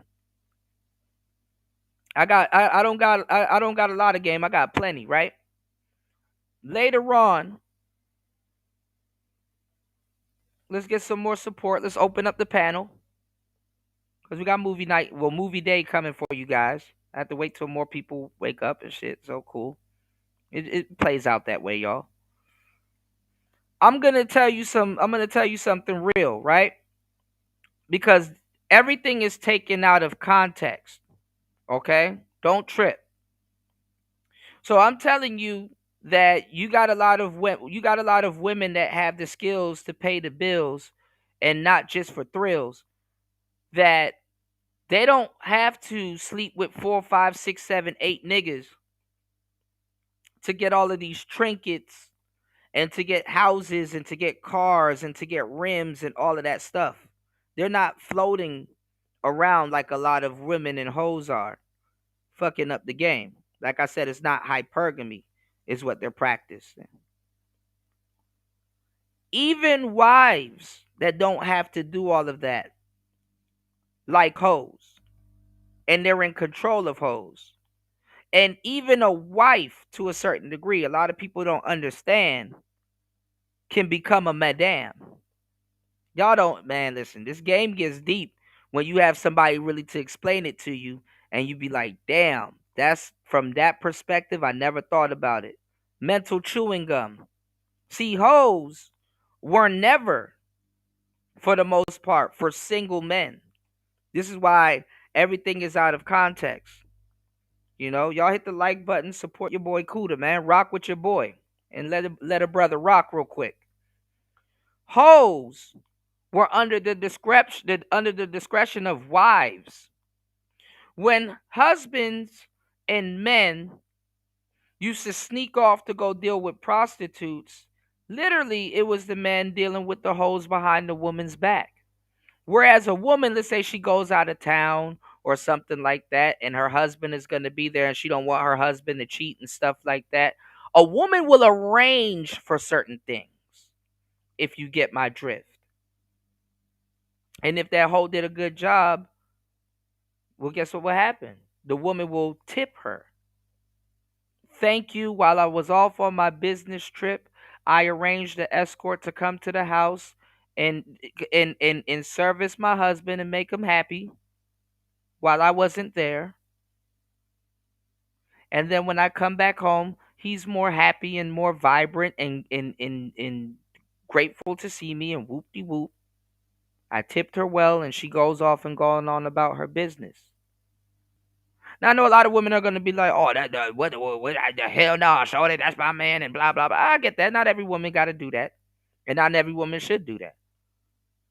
You know?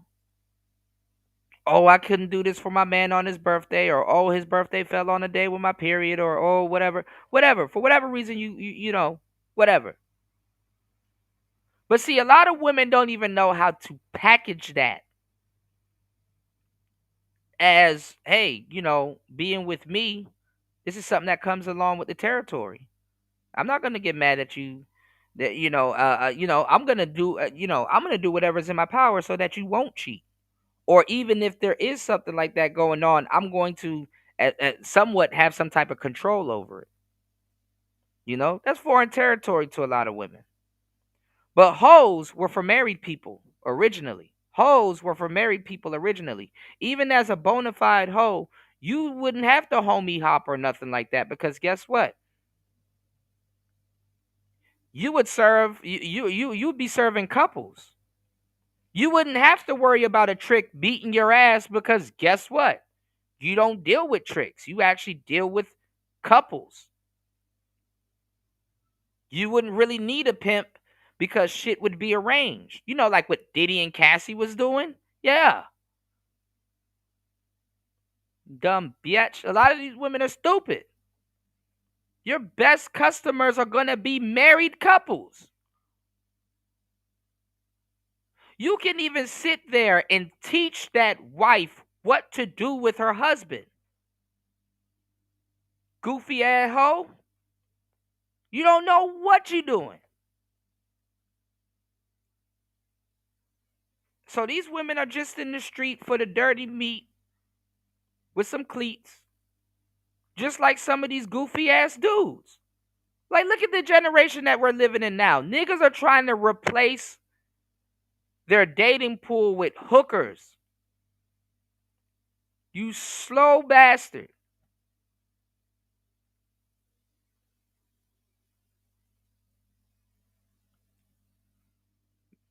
I'm ahead of my time. Not even going to talk about it. And that's what these women are here complaining about. Low key, if you notice it or not. There's a market that people are that women can't get access to. Certain women cannot get access to market. And they will mask it as if it's something that they want to indulge in. But if you give them the right fucking, gas them up properly, they'll be all in. They'll be all in. That woman said, oh man, I guess I'm going to have to start doing stuff on the internet for attention now. No. If you wasn't a hoe for show, it shouldn't even be in your DNA to go do that, to go chase attention. You would be better off being a hermit, or saying, let me go find some simp that I can entertain for a couple of years and go sit down.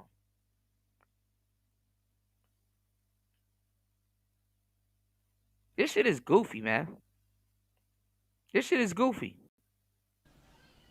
Gonna call it what it is. That's what they support. And you got a woman like a Portia Williams promoting her weave hairline half naked, basically naked, covering up her boobs, in her 40s.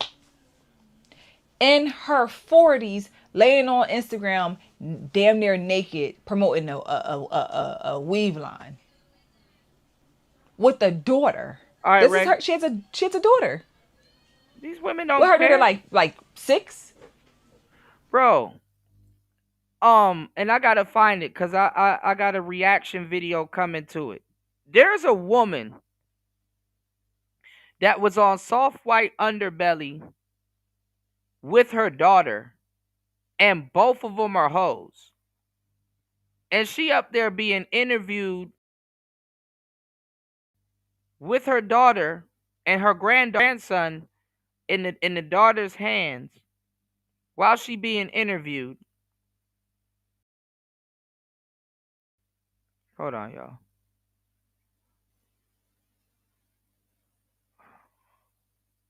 Hold on, I might have to take a look. Damn, I can't load it. Hold on, give me a second, y'all. She's being interviewed with her grandson in her hand, and both of them are hoes, and they stand out on the same track catching tricks. You know what I'm saying? And I've seen other interviews with black women, and they're sitting right beside their daughter, who is also on OnlyFans also. And the funny part is that her daughter is like, what? Her daughter was like 16, 17. And they don't take the daughter away from the mothers. They don't take the daughter away from the mothers. Both of them on OnlyFans and on the track. And people still sit up there and be like, but the men are the problem. The men are the problem. It's like, bro, you're sitting down as a hoe, barely dressed, right before your daughter, who got pregnant at like 14, 13, or 16, with your grandbaby in her hand, and both of y'all are talking about the life out there on the track. This is stuff that women wasn't forced to do. This is something that they want to do. All right, I used to talk and deal with hoes all the fucking time. Hoes are some of my favorite people. I joke with hoes. I have an ongoing joke with hoes. You want to know what's my favorite joke with hoes? You want to get a hoe to laugh? One of them good laughs too. One of them laughs she can feel in her uterus. You want to know how to know how to get one of them to laugh? Say, damn, so you just out here like that. And they'd be like, yep. They'd be proud of it too. And they'd be like, you never thought about cutting grass? She gonna laugh. She gonna laugh. You ever thought about cutting grass? She gonna laugh. Oh, there's plenty of things you can do to get money. There's plenty of things you can do to get money. Why don't some of these women say, hey, you know what? I'm not trying to run my body through that type of shit anymore and do drugs and stuff like that. I'm not trying to do that. Let me take $100 and go down to Home Depot and go get me a lawnmower and an extension cord and get the cutting grass and stuff like that, or a gas mower, so I don't have to plug it in or nothing like that. And let me get the cutting grass. No, they don't want to do that. They don't want to do laborious jobs. Then they complain about the wage gap and all this other goofy shit, and it's like, but if I tell you to go cut grass or flip this shit into a landscaping company or wash cars or detail cars, you gonna lie and pretend like, oh man, that's slavery, and you're subjecting me to certain things and blah blah blah. Cause that's the funniest shit ever. The realest thing you could ever do is tell that woman to go cut grass and do something else, and she gonna look at you like what? Cut grass?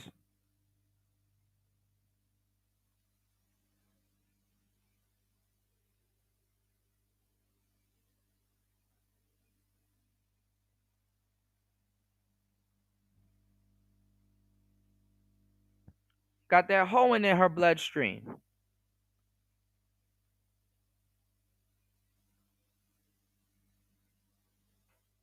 Acting like they oh man, I was just subjected. Oh my god, I was just, And these niggas had the nerve to be talking about Diddy. Motherfuckers had the nerve to be talking about Diddy, y'all. But out here and they wanna buy hoes. Listen to these weak ass niggas talk about Diddy. Oh, Diddy's a horrible person and stuff like that. But you up here trying to date hookers. How does that work? How could you say anything about Diddy when you're benefiting off of your dating pool benefits off of sex trafficking? Even if the woman is trafficking herself. That's how fucked up the government is right now. It's like, oh man, sex trafficking is okay if the woman is trafficking herself. Oh, so as the government, you're for sex trafficking. You're just covering it up to benefit from it. Even the government benefits off of sex trafficking.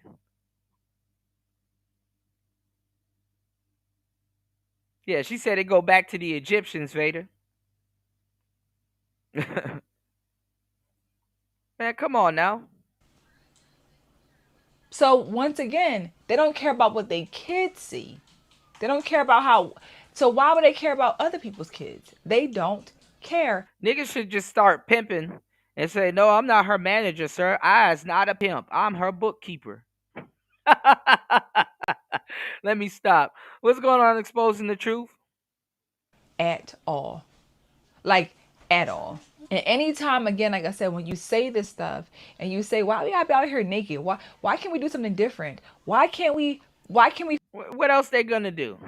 Vague ass. Why we gotta be out here naked? Why can't we do something different? Yeah, how much hoes that's socializing on the blade need to put their head and wig together before they come up with a business?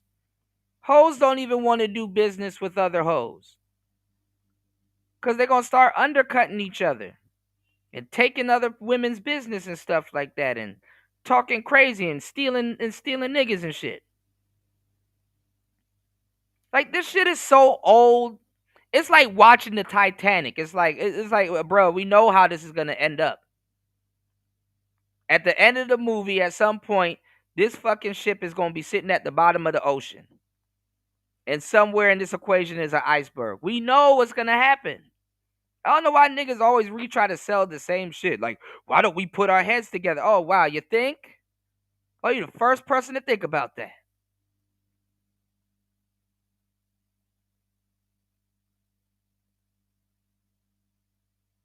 So men were evil when they told women to put their clothes on. But then again, these same women are going to turn around and say that these men told them to take their clothes off.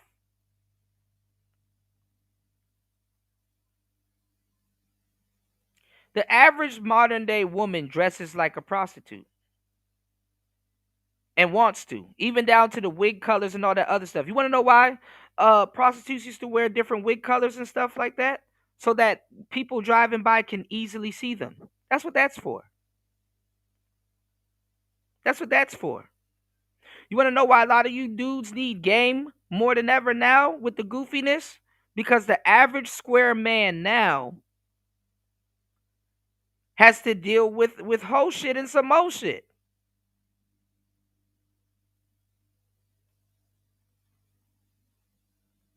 The average man that's a square right now, because the average woman is on some, like I said, when I was 10 toes in, I'm like, shit, I know the value of separating the two. I don't want to have to deal with a square woman that's just as goofy as a lot of these niggas that don't know shit about the game, and they halfway hoeing and they dabbling in it, and I'm sitting up here squared up. I'm not trying to deal with a woman that has a mindset like that or is on that type of time, because she has no business, being in anything, square related, rightfully so. You understand what I'm saying, yo? So I'm like, I like this. I separate the hoes. I like to separate my hoes. I rather know that I'm dealing with somebody that's on hoe time than somebody playing a chameleon. You understand what I'm saying?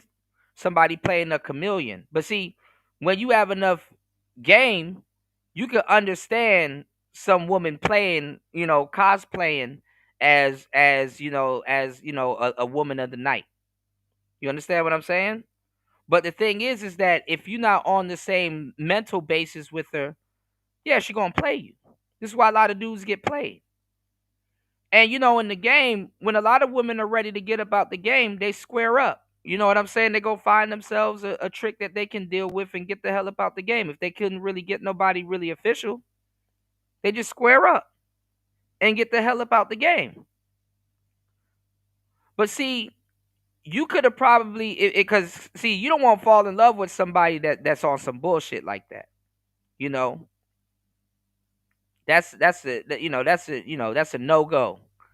And my thing is this, if we gonna really kick it like how I want to kick it and chop up this game, I'm gonna tell you some real shit.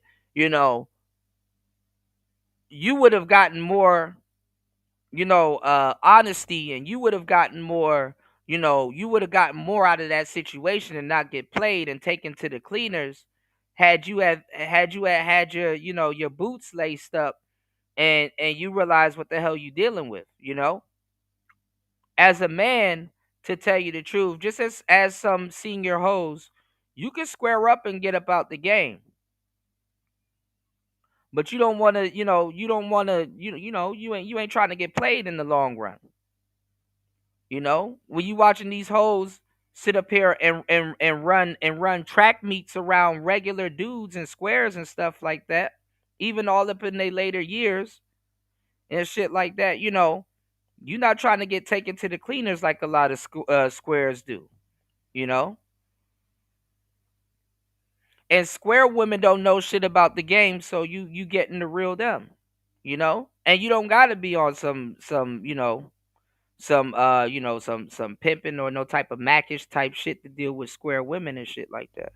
You could really bring some type of light into her life, and she don't have to worry about you doing certain things. But women are very sneaky. If you square up and you dealing with a woman as a square, and you sit up there and then forgot you was a player at one point, or you gave up the game and shit like that, and then and then as soon as you let your guard down and you get played, oh man, oh man. But you got a lot of these undercover hoes that like to dabble and stuff like that. That shit don't work out for a man, and that shit don't work out for an actual family. And people will be like, "Well, ain't you a player? How could a hoe ever play you? You know what I'm saying? How could a hoe ever play you if you a player, or you've been around hoes so much that you can tell?" Well, what I'm talking about is little nuanced stuff that goes on in relationships, like you get her pregnant, you decide to try to take things to the next level, and they flip.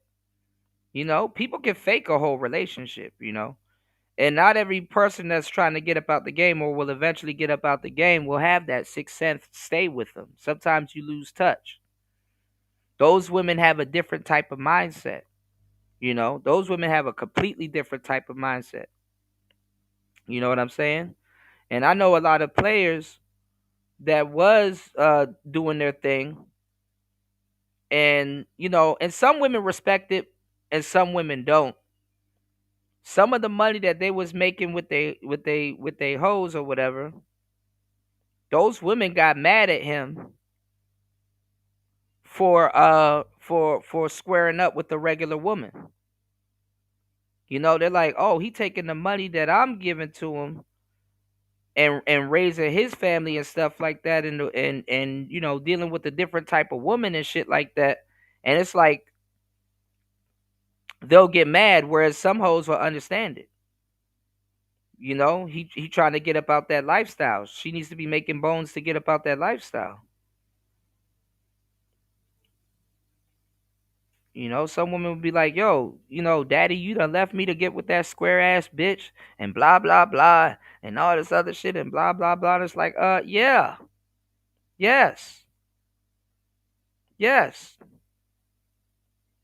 Look at what you doing. You're not long term thinking.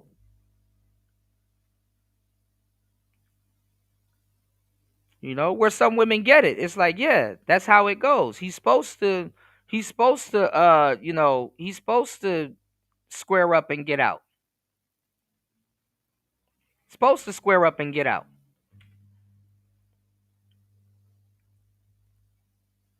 You square up and you get the hell up out the game.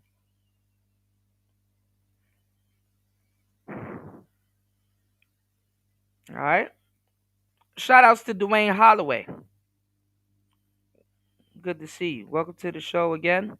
He said, "I'd rather bypass the North American feminist system altogether and get a traditional foreign woman overseas." Right, right. You rather get a square woman. See, the women in the West, they're not even, I mean, they're whole minded, but they're not ready to jump out there like that. These bitches be wasting time. They're not ready to, on some real shit. They're not ready to jump out there like that. They halfway home. They dress up like strippers. They act like strippers. They try to conduct themselves like strippers. They listen to stripper music. They like Cardi B and Glorilla. Cool. I like them too. Everything has its context. I ain't gonna try to live that shit out. But I'm not gonna blame you if you do. That's just some information about you, you know? But they're whole minded.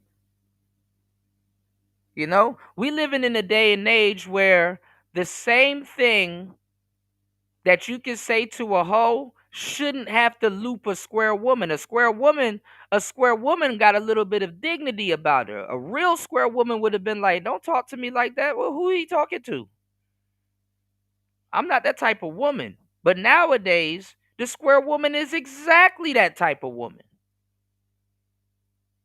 The same thing that would light up a hoe's eyes is the same thing that would light up a lot of these square women eyes. And this is why the square man is so behind.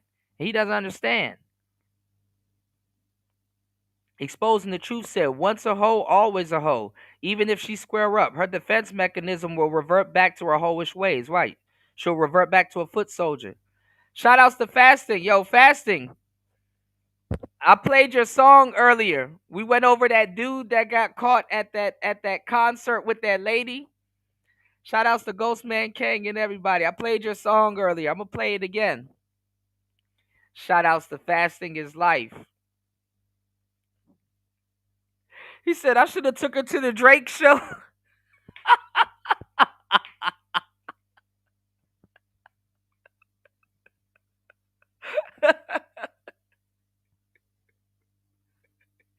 Kiss Cam going crazy.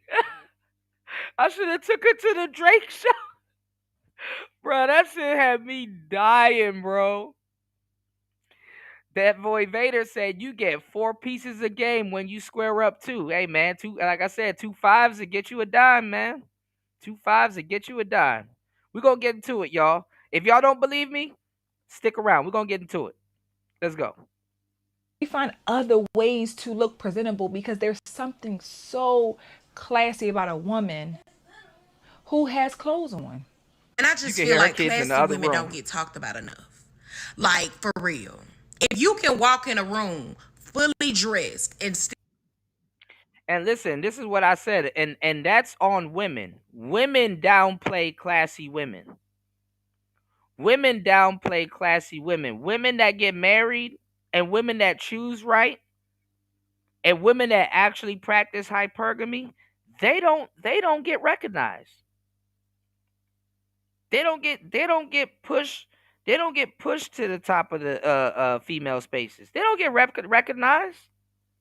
The most unrecognizable woman is one that is the one that does the right thing.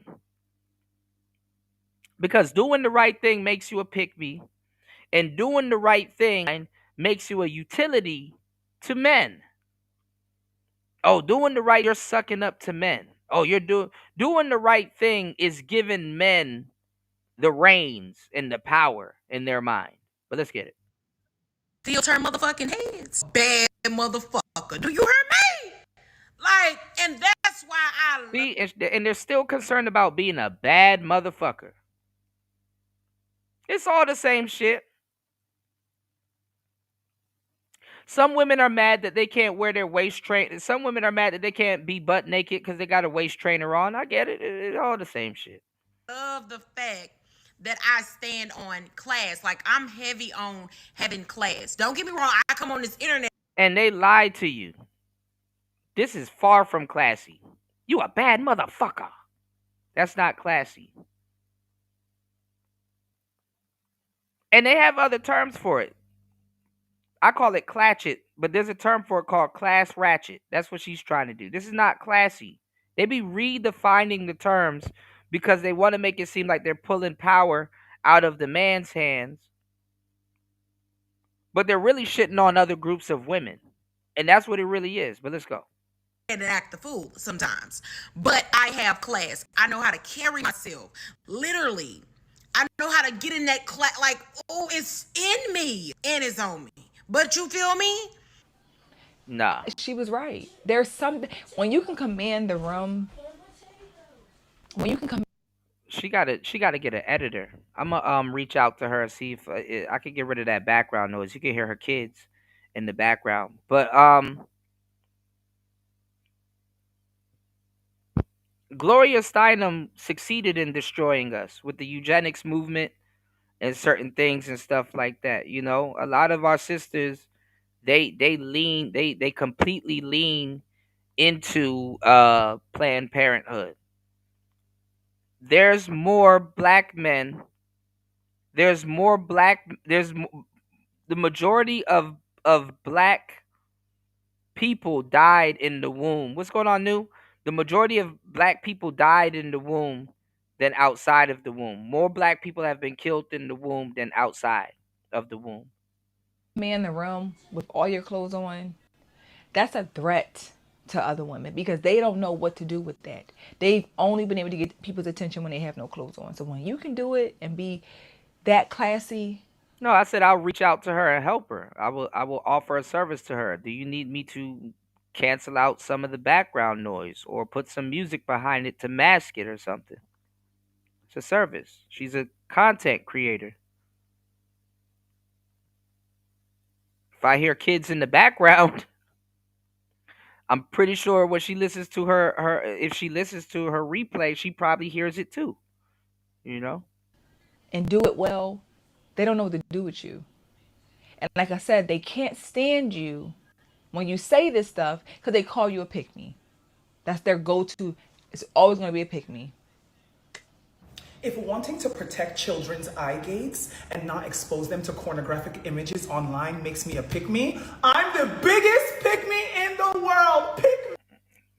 These loud ass women. These are the same women. That's why I said don't even listen to them. These are the same women that wanted feminism. This is the product of feminism. Your child is gonna know about Bonnie Blue and possibly look up to her because guess what? Your child is gonna think that she did something revolutionary. Me, choose me, love me. Yeah, I'm gonna be the biggest pick me when it comes to that. And honestly, I love this because that's exactly my point. Why is it that when somebody on the internet said something that's categorically right? I know in this world everything has been muddled and fuddled, but there are things that are clearly right and clearly wrong. These same loudmouth women were the ones advocating for feminism. And posting your naked body for the world to see. And listen, and don't even listen to those, cause them was my favorite. They fucked that up for me. Don't even listen to those herbal tea sipping Erykah Badu wenches neither, cause they're the biggest sellouts to the black community. Them herbal tea bohemian, them bohos. Don't listen to them. Them the main ones talking about divesting and dating white men. Okay. But trying to get at you for race loyalty. Okay. The mama fufu, the queen of the earth type sisters, some of them don't even shave their underarms and shit. The all natural women, them the main ones that like to walk around butt naked with their titty out, acting like they were from Africa. They some of them they switched up now and pretend to be FBAs now. But them the main ones. Them the main ones. They're hiding under the FBA cloak right now. But them the main ones, because before they used to pretend like they were from Africa. So don't even, you know, this shit get real goofy right now, you know, but don't trip. Subscribe and support Player Talk Radio. I got you. You dig? Fastin said, Kuda, the second version of my song was too short to be a video, uploaded it as a short. I made them as clowns on that one. No, you're a genius, Fasting. We're gonna play your song again before we get into the next topic. I got you. Yeah, EB, you already know. Yeah, they out here selling coochie juice and shit, right, with some noni juice. Selling WAP water and shit. Hell no. There are children on these platforms, whether you like it or not. Come on, have we never held a child and scrolled Tradcon on our phone? Has your child never taken your phone and run off? Imagine them I'm not sure if they updated it yet, Ray.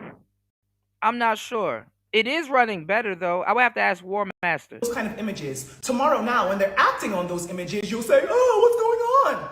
I am the biggest pick me.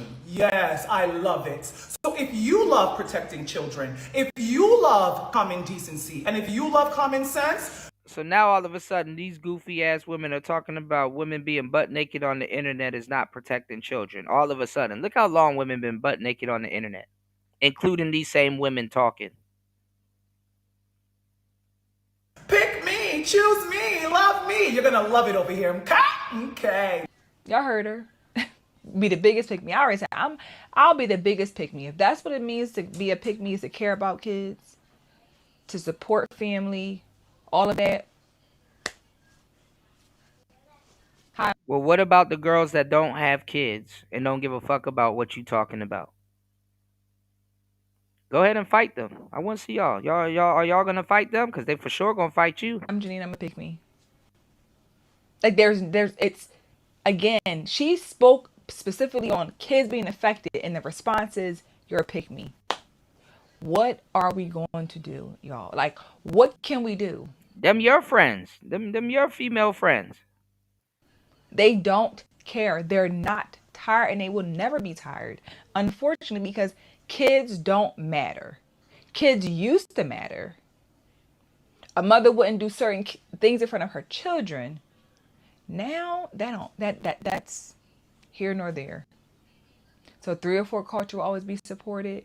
Just being out here naked will always be supported. Just doing what I want to do. Yes, that's what y'all wanted. Just the same way these gay dudes in the next couple of years about to be running around whipping y'all asses some more. Yes. You don't get it. God kicked Adam out of the Garden of Eden for simping. God was disgusted at the levels of simpery that Adam could do for somebody that he could remake again that he did before. When Lilith played Adam, God said, you know what, that bitch was crazy. I gave her a little freedom and shit. That's how crazy she was. He chased her into the mountains, gave her a little freedom and shit. Satan didn't even fuck with Lilith.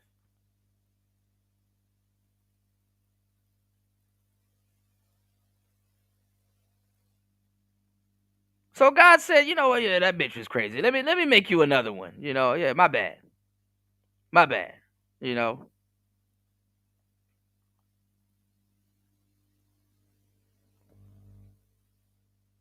He could have made him another one.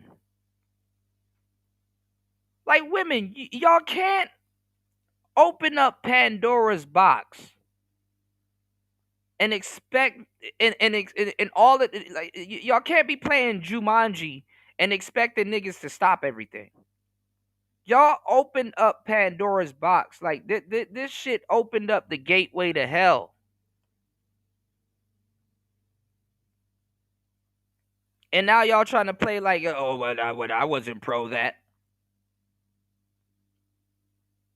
This is why black women will get their ass whipped at a real feminist rally. This is why they can never be real feminists. You can't sit up here and call yourself a feminist and promote lesbianism, and then now want to turn back and be like, man, this crazy because you know what I'm saying, that these women out here butt naked. That's what you wanted. The men that would have the men that would have protected you, you threw them under the bus already for this. You fought so hard to get your own ass whipped by the same sisterhood that now all of a sudden you just because the world is about you. The world is about you all fucking day. The world is about you. You woke up. You woke up and one day just saw something or something happened to you and you was scrolling on your phone and some naked woman came across your feed because your kids was right there. And not just your kids, another man's kids was right there. And your phone is your responsibility. As a YouTuber, we got to sign these HIPAA laws. They coming on us YouTubers and be like, hey, man, you can't do this with kids and blah, blah, blah. It's like it's not us. How about y'all go after these parents that's giving their children their phone unlocked that's already logged into YouTube and stop coming after us? I'm not responsible for raising your fucking kids.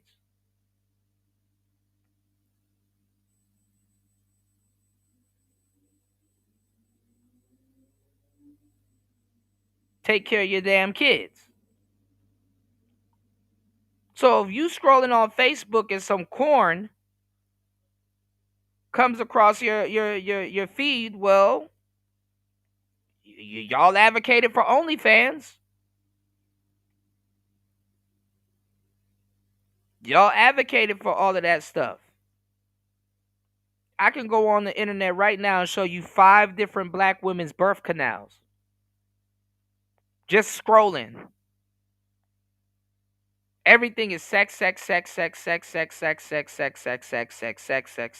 In this patriotic world, in a patriarchy and stuff like that, before all of this bullshit, because we're in a false patriarchy, in this patriarchal world that we live in, before the internet, it wasn't like that. You had to go look for actual physical corn tapes to be inundated with all this sex.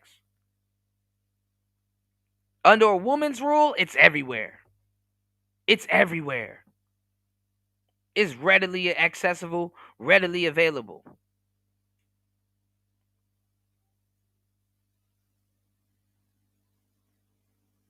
This is in a woman's world. Men aren't even objectifying women no more. Women are telling men to objectify them. Women are objectifying themselves. They are buying body parts before they even buy houses. So I don't need to buy a house. I'll just go get a BBL and try to get a guy to buy it for me. And figure out a way how to finesse him out of it. Case closed. And ride off in the sunset with my other boyfriend that likes my BBL. Or girlfriend. Because they're not just sleeping with dudes. Y'all niggas be thinking, this body count bullshit, y'all niggas be finessing from us and don't even know what y'all talking about. You know she's just not sleeping with dudes neither, right?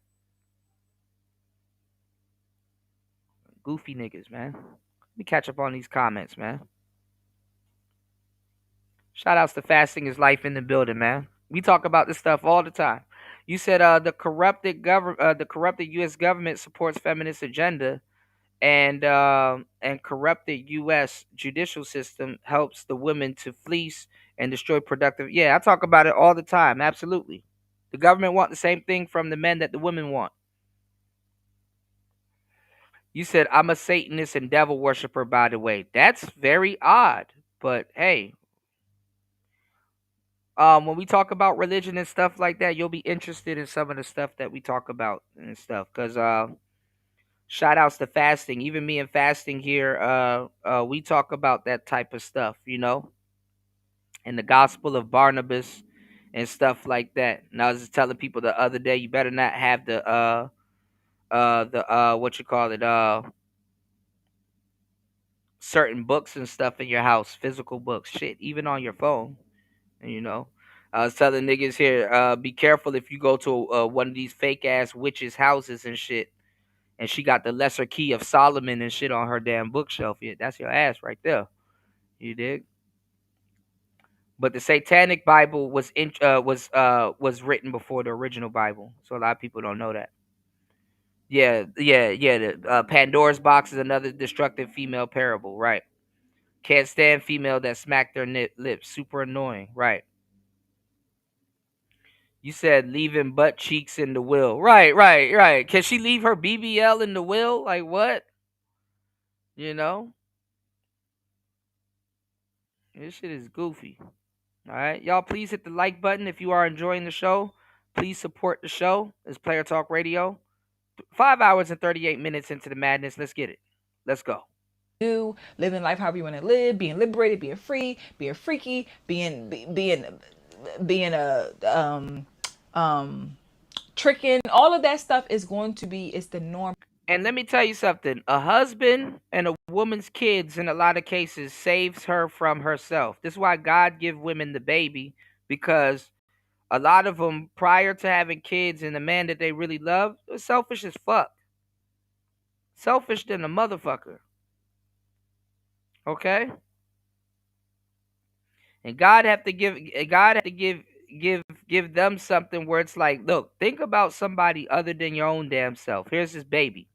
You know, what's going on, Rodney? Good to see you, bro. As always. You know? So this is the thing, right? A woman in a house full of kids saves her from being out in the street and being a 304. The same way, I'm not going to lie, a PlayStation, a beer, and a warm plate of food. Hold on, I don't know if War Master here. Xbox, some beer, and a warm plate of food, and indoors and sports and stuff like that will save a nigga from being out in the streets getting shot the fuck up. You dig? So, hey, you said, I'm going to practice witchcraft. I'm going to be an actual warlock. I'm thinking about getting into voodoo as well. I love the thrill. Be careful with that shit. And don't be contacting jinns and spirits if you don't know what the hell you doing. Be super careful with that shit. You should have probably went to Essence Fest for all of that, you know. Shit, them niggas would have gave you the game. Eric Bird said a 17-year-old girl was stabbed by another female in the Bronx last week. Yeah, I've been watching a bunch of crime stories. I was just telling Miss V about women deleting other women and shit like that. One other woman chopped up this girl's body and tried to stuff her in the couch. I said, bruh, what? Tried to leave the country. This shit horrible. Because women say it's cool and it's okay. Women promote it. Women support it. And like I said, it's the ones who don't even live. And y'all see how Cardi B she didn't want her daughter to listen to WAP. She turned that shit off real quick. Live that life, who will be on in the comments making videos telling you to mind your business just to get in on a conversation, and not say, hey sister, let me tell you something different. No. The ones you would think would support it, that wouldn't support it, they support it. Those are the ones you got to be very, very careful of. The women who don't live that life and they're telling you to do it, you got to be very careful of those women. Hell yeah. Very careful, because that's a dangerous woman. That's a woman who don't want nobody to win but herself. Hell yeah, I told y'all about that. She's trying to trick you into believing that she's supporting you with being whoever you want to be. Yeah, they send you on a fool's errand. Women always give other women tainted game and send them on a fool's errand. And I'm going to tell you the truth. And I'm the only one that's been saying this. She said something that I said also, but I'm the only one that's been saying about what I'm saying right now. You want to know what's worse than Cardi B, Sexy Red, Suki Hana, Glorilla, and any other butt naked woman you can name, and Ice Spice and whatever? Want to know who's worse than them? Their fans. Their fans. Their fans are way worse than them. And oh no, not from a morality standpoint. I'm not talking about no goofy ass morality. Their fans are worse than them because guess what? Their fans listen to their music. Their fans will actually go outside butt naked and do all of the stuff those women are rapping about. Just as the fans of NBA Youngboy and the fans of Chief Keef and whoever, a lot of them are stupid because they will actually pick up guns and go drilling. They will actually pick up guns and go drilling. The fans are dumb.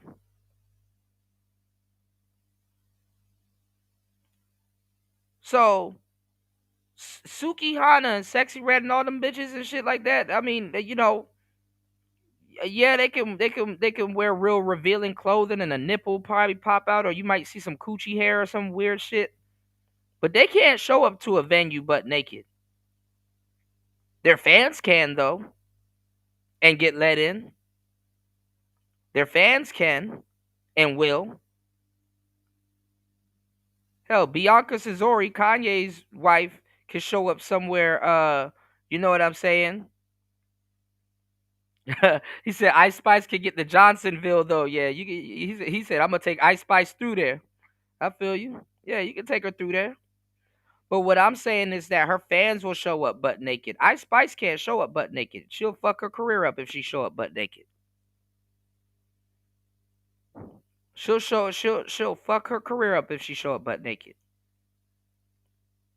But that don't stop her fans from doing it. Y'all see what I'm saying? That don't stop her fans from doing it.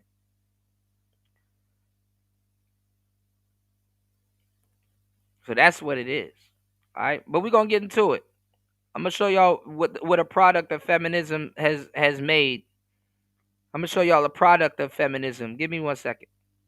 But she don't want you to be better than her. So she'll tell you to do whatever you want to do, live your life, girl. You young, you getting it. And she ain't never did none of it. And never would. And wouldn't tell her own daughter to do it. But she telling you to do it. Yeah, you telling her crashed. own that she went to her sister to Because you're a fucking crash do dummy. it. She's telling you to be very careful, be very mindful. Okay?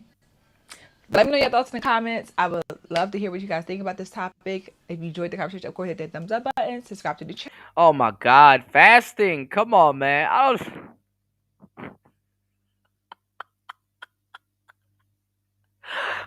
my God.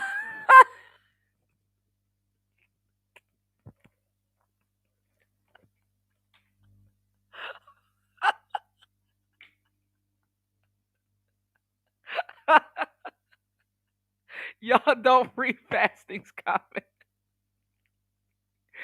Give me 1 second before we get into the disgusting part of today's show. Y'all don't read Fastest comment, y'all. Don't read Fastest comment. Alright, let's go. Player Talk Radio. Yeah. Caught it 4K. Hey. Kiss cam got us looking crazy. Chris Martin singing, but he ain't the one playing me. Now the whole world gossiping, but baby, we stay free. We was vibing in the crowd, hands locked tight till the spotlight hit, man, that ain't right. CEO and CPO, nah, just two souls, but the way she kissed me got us trending on posts. Internet detectives say we scandalous. Should've played it cool, but the lust was lavish. Now my texts are blowing up, my phone on D&D. Who that with you? My HR baby. Kiss cam got us sprung, now the whole world know. Should've done my head, but the love don't fold. Cheating allegation got my timeline lit, but the way she grinding got me saying worth it. My lady at home watching TMZ clips, saying why you look just like my man on this trip. I said, babe, that's AI, deep fake disgrace. But she Googled astronomer, now I'm sleeping in space. Cold plane drop hits since back in the day. Now me and my side chick made the billboard way. Me pages tagging me, man, this ain't fair. Should've took her to a Drake show, nobody said. Got it sprung, now the whole world know. Should've done my head, but the love don't fold. Cheating allegations got my timeline lit, but the way she grinding got me saying worth it. Yeah, we guilty, but the vibes was A1. Kiss cam got us, but the damage was done. Next time we sneak, we go incognito mode, or just stay home and watch Love and Hip Hop. Keep the sun, now the whole world know. Should've done my head, but the love don't fold. Cheating allegations got my timeline lit, but the way she grinding got me saying worth it. So here's the lesson, players, keep it low, cause kids can't turn lovers into talk shows. But if she bad like Kristen, better risking it. Andy, y'all ain't astronomer enough to diss it. So here's the lesson, Vania, keep it low, cause kids can't turn lovers into talk shows. But if she bad like Kristen, better risking it. Andy, y'all ain't astronomer enough to diss it. Yeah.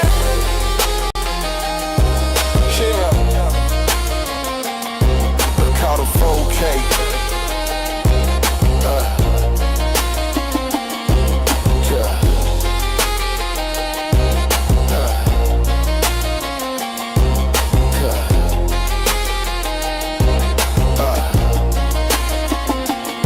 So here's the lesson, players, keep it low. Kids can't turn lovers into talk shows. But if she bad like Kristen, bet I'm risking it. Andy, y'all ain't astronomer enough to diss it.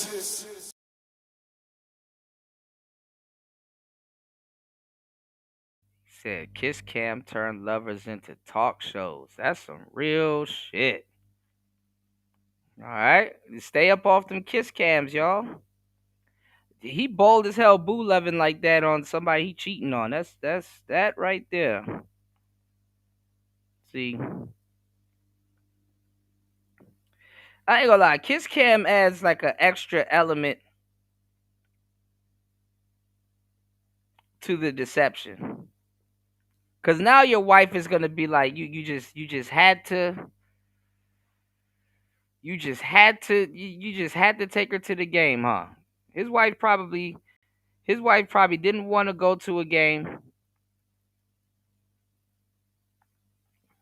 And he's like, all right, I'm gonna take my side chick. Lied to her, said he going with the boys. Your wife probably don't like your friend anymore. But look, I want to show y'all something real quick. Kendra G, right? Shout outs to the sister. What's going on, Gail? Yeah, Kiss Cam got it going crazy. Shout outs to Fasting. Make sure y'all head over to Fasting's channel and stream that song. Stream that song. That song is gonna be the hit of the summer. Stream that song. Okay? Make sure y'all stream that song. All right? And request it too. Request it. Shout outs to Fasting is Life. All right? Shout outs to Gail at night in the building. Now it's Gail in the morning. Gail, you should do another channel, but like Gail in the morning, Gail at night, Gail at evening, that should be awesome. Shout outs to Gail. I mentioned you on the last show about how you have a great voice. And I don't know, I think I was talking to Stoic, how like you got people that have regular voices, y'all, or what people would consider regular voices, and they're like, oh, I don't think my voice, would have any usefulness. I have a regular voice. And it's like, yeah, nobody really thinks like that because, in the voice acting community, right? Think about it. If you have a movie or something like that, you need people that can speak regular and it's in demand. Nobody really thinks like, oh, I didn't think, I didn't think I have a usable voice. And it's like nobody really thinks about it. But telling them that Gail got a great voice, y'all. Y'all head over to Gail at Night's channel and check out her content. Shout outs to the new people here. Thank you guys for hitting the like button and supporting the show by subscribing. Thank you for subscribing to the tribe. Please hit the like button, hit the Cash App. You can support the show at $PTV 888. That's $PTV 888. And also, you can hit the PayPal and support the show. I appreciate everybody here. What's going on, JR? Good to see you. Please hit the like button and support the show. You said I had woke up, had you playing last night and fell asleep. Oh, that's what's up. Yes, I am sleep ASMR sometimes, Overnight shows, that's kind of how it goes. We kind of, I don't know, lately I've been doing third shift hours again, y'all. But I always used to do third shift hours into the AM also. So I'm thinking I'm probably back on my original schedule. I don't know. Shout outs to Gail. Gail said, thank you. I've been on vacation. As you should. You deserve it. You work hard. You deserve to get told. You work hard, All right. Y'all please hit the like button, support the show. I'll drop the links in the chat so you guys can definitely support the show. Now look. This is the Zillennial woman. And this is the byproduct of feminism, okay? Now, I didn't cover it, but I'm pretty sure y'all seen it. Kendra G recently did a whole video about how, right? About how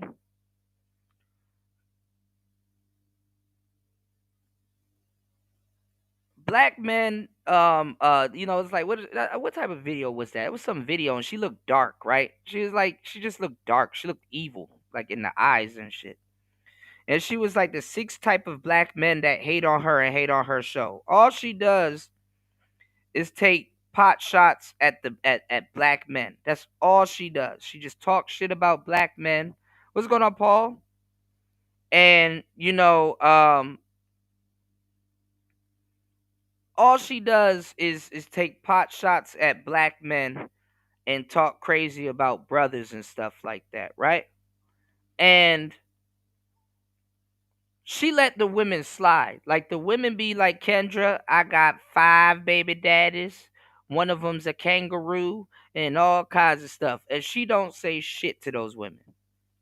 She don't say shit to those women. When in actuality, it's the men. The women are calling in, but the men is keeping Kendra G's platform alive. If there was no men for those women to date, there would be no Kendra G. If Kendra G didn't steal her whole blueprint from Kevin Samuels, there wouldn't be no Kendra G. Okay? No, that's not even hypergamy, Knight. I keep telling y'all, a hypergamous woman is married, a fiance, or en route, right to be married and a fiance. A homie hopping bitch is not fucking, that's a woman that's dating at best, if that's what you want to call it. Okay? Y'all got to start putting respect on the wives now, Hypergamy is an ode to actual wives. Women that actually get married, women that's been married, women that are they stay in relationship and is going upward, Anything else is just a woman running around. Yeah, Rihanna, hypergamy, because she's married. I'm not even gonna lie. Jennifer Lopez is probably one of the most hypergamous women out here. Crazy as kept. Crazy as kept. That bitch stay in the marriage. So hey, it is what it is. How she keep getting niggas to marry her after the bullshit, I don't know. But Kendra did a whole video about a whole bunch of dudes hating on her and blah blah blah and all this other goofy shit, right? And she lets the woman slide, and get a pass. But then she has shit like this going on her show. Take a listen, y'all. And listen, I told y'all, these young girls, they're more diabolical. I used to think the freakiest women on the planet were women from the 90s. And I told y'all, boy, was I wrong. I couldn't have been any more wronger. These young girls will eat ass and ghost you. They will eat the booty like groceries and ghost you. That is a disgusting little girl. Some little girl want to eat ass. It's like, yo, little, what are you into?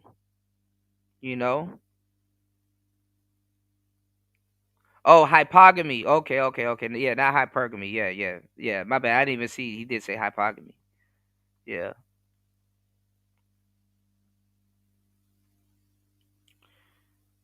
These little broads will eat ass and bounce. But check this out. You're the shy girl that was talking to me 5 minutes ago. Like, this is I had no clue we were gonna walk down this aisle. I'm still shy. That don't seem shy if you asking a man to eat his ass. If you watch Kendra G's single, hold on. JR said, my across the street neighbor who slangs weed just got busted. I guess no weed for me for months. They're gonna be watching me because of him. Fucking clown. JR, there's a link pinned to the top of the chat. There's a link pinned to the top of the chat, or you can hit this QR code right here. Thank me later. Head over to hempforfitness.com and just take a look. It's in the book or on the website. But head over to hempforfitness.com. Okay? Head over to hempforfitness.com. Trust me. All right? You don't got to go months. You can get something at your door by Tuesday, Wednesday. All right? Let's go. All right, it's Player Talk Radio. Y'all hit the like button. Please support the show. Let's get it. Show you will hear how the women fluently talk about their sex lives. How are these older women? All the pretty girls. I told y'all. Listen. All the pretty, gorgeous, universal, pretty women. They are freaked out because average women and feminist women got together and got rid of the appraisal system on the internet. What is a goofy, dumb broad supposed to do? When you're pretty like that and you can really be a one-trick pony and your one trick is really your looks because you don't even have to know how to have sex. What are you supposed to do? So all of these baddies are freaked the fuck out, like the actual ones and even the average ones. The average ones are a given. That girl's super mid. But girls like Cassie, what's going on, Young Jay? Good to see you, player.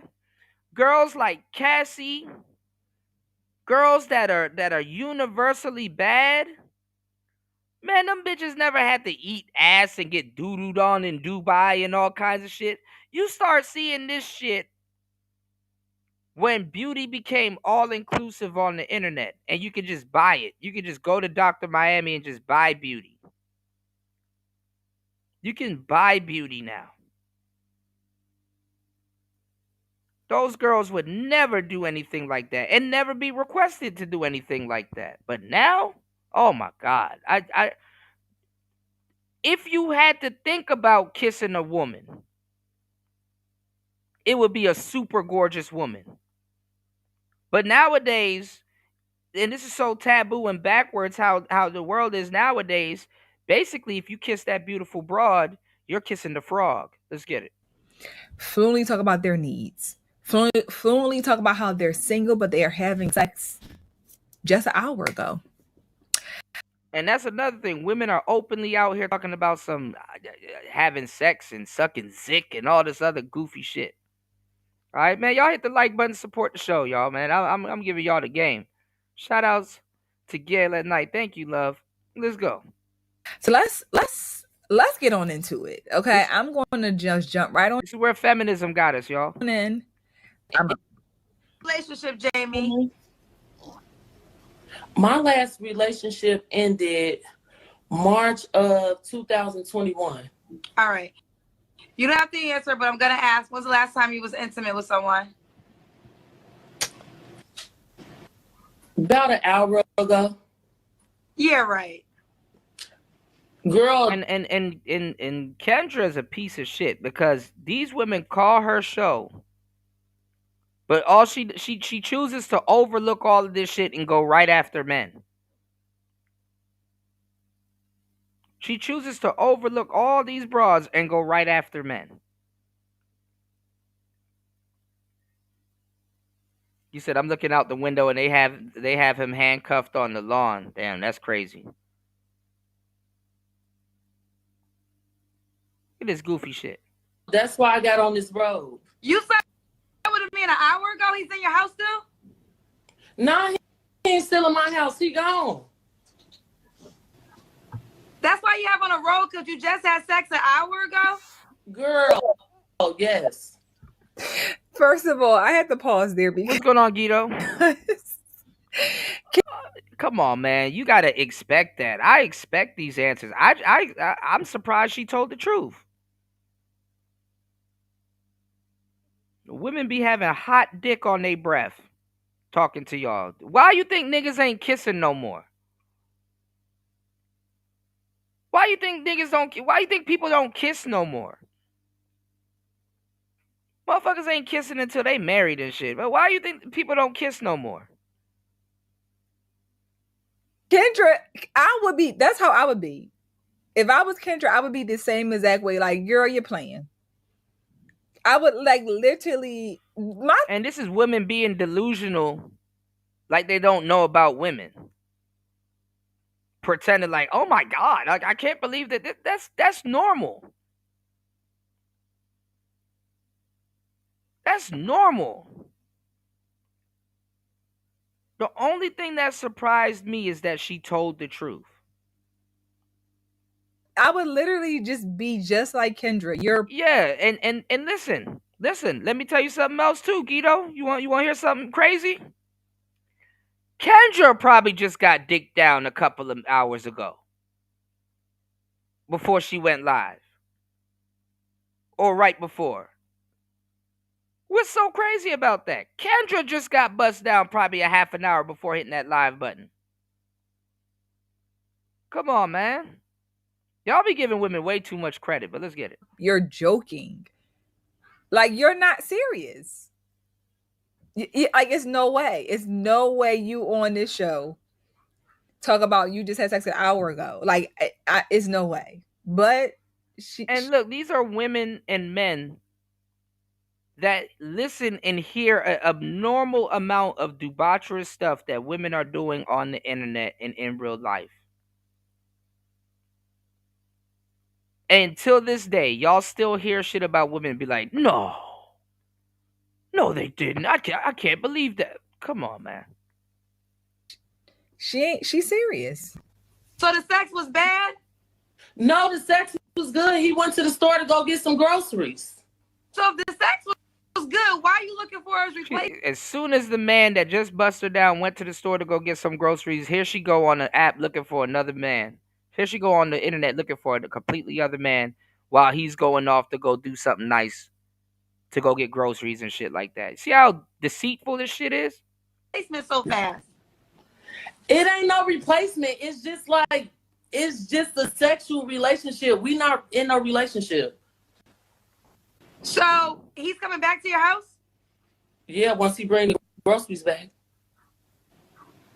Are you trolling me or are you being serious? No, I'm being dead serious. I'm an honest person. You asked that question right off it was unexpected. So I just have to be honest. Is that why your hair's messed up? My hair is messed up because it was messed up from last night, because I just don't be caring about my hair when I go to sleep because I know how to fix it. Okay, so let me ask you this. So the guy that you slept with, are you going to continue to sleep with him until you get into another relationship? Like the guy you meet on my show? We be working on the relationship, but he be playing games sometimes, but the sex is good. So I'm not like she not on the app right now playing games. Finna just be sitting up. So y'all hear that? And let me tell y'all something. Look at this woman. Look at her. I'm not going to judge. It's not me judging, it's y'all judging. Look at this gargoyle. Look at this damn gargoyle.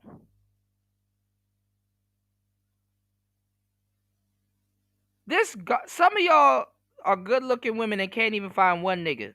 This gargoyle is out here juggling niggas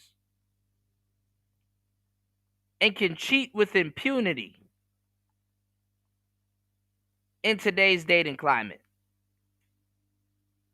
Anyway. Right?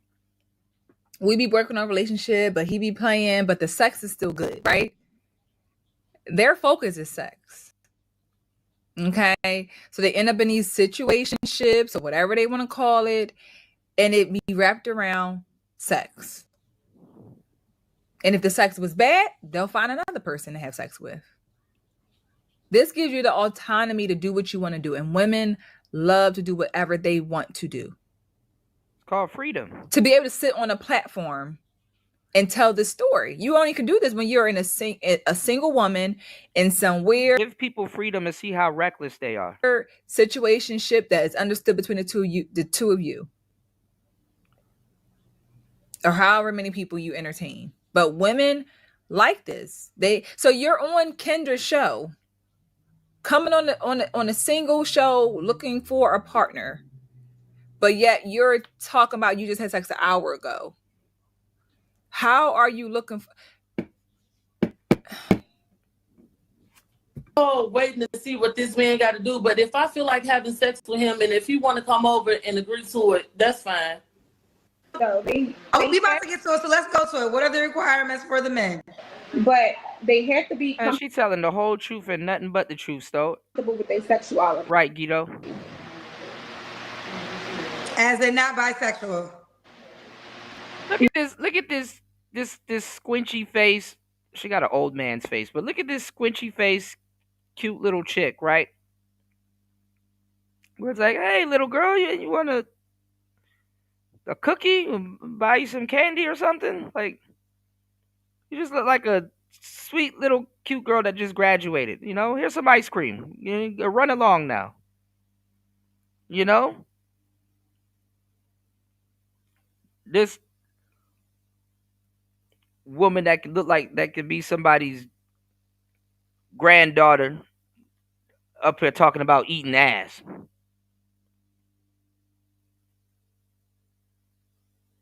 Some squinchy kid looking girl talking about some eating ass. Like, excuse me.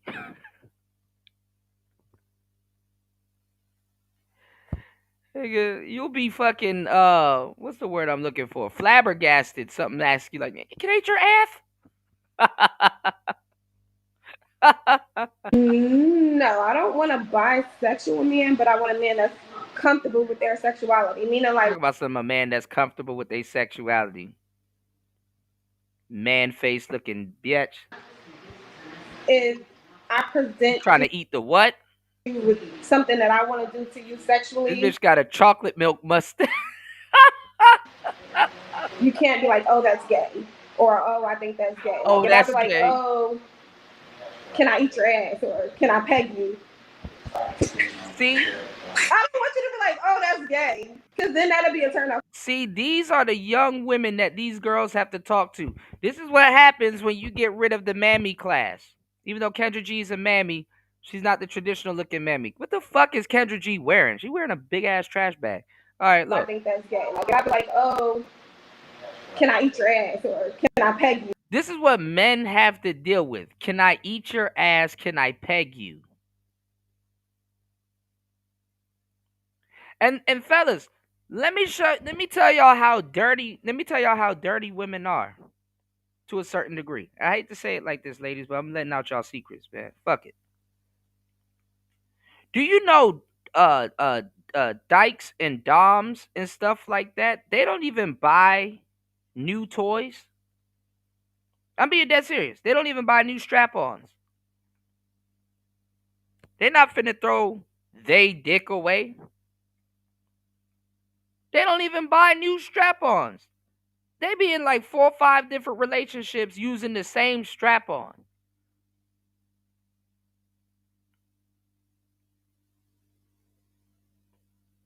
We were talking about this earlier. Hey, that male body part didn't give consent.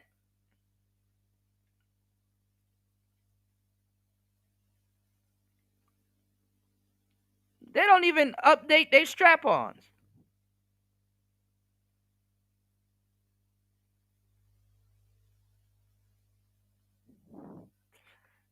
Hey, not my problem. That ain't my lifestyle. I don't need any of that shit. I'm just letting y'all know. For sure. So don't think the grass is greener on the other side. Because it's the same strap she used on another guy. These little goofy girls, I told you, these little semen demons, these little Gen Z women, these little demons that be out here clamoring, trying to get somebody ass ate. Now look at Kendra G's face. This little girl is talking about eating ass.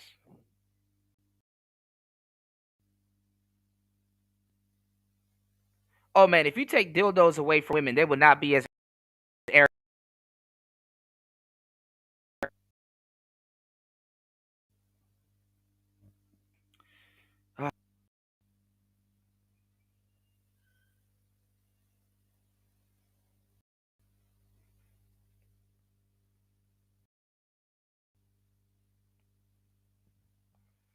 Give me 1 second.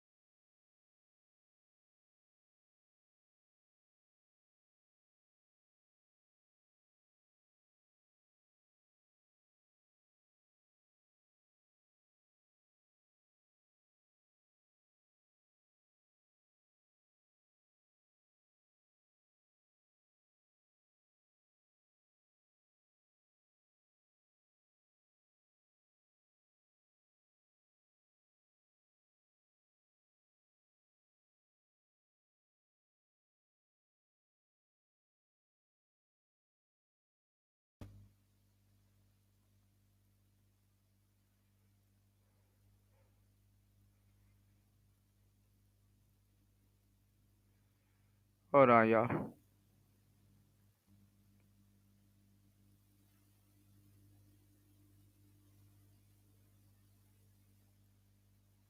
All right, hold on. Give me 1 second.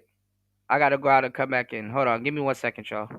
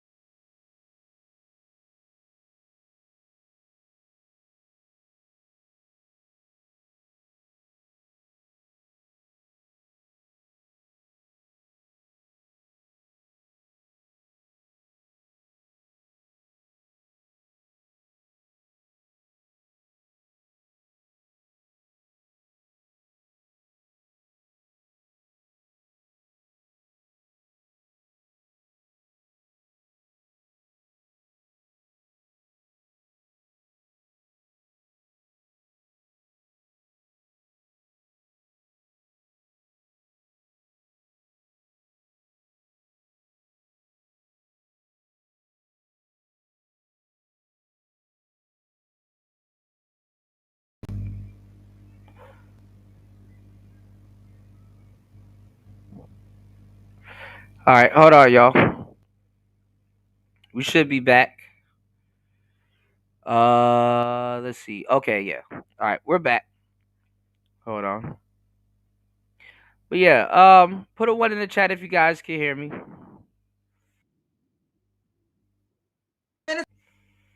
This woman was talking about eating ass. And this shit is horrible. Like I said, they killed off the mammy class. And this is what you're left with. And these women,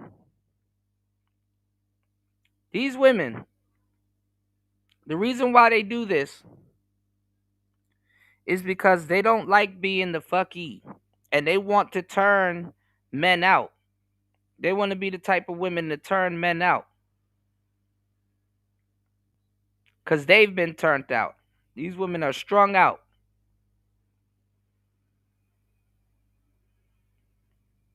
Strung the hell out.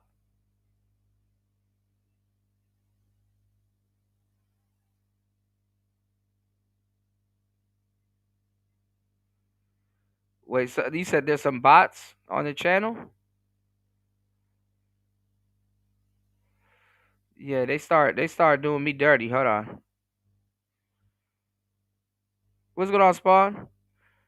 They do, and they try to act like it's men.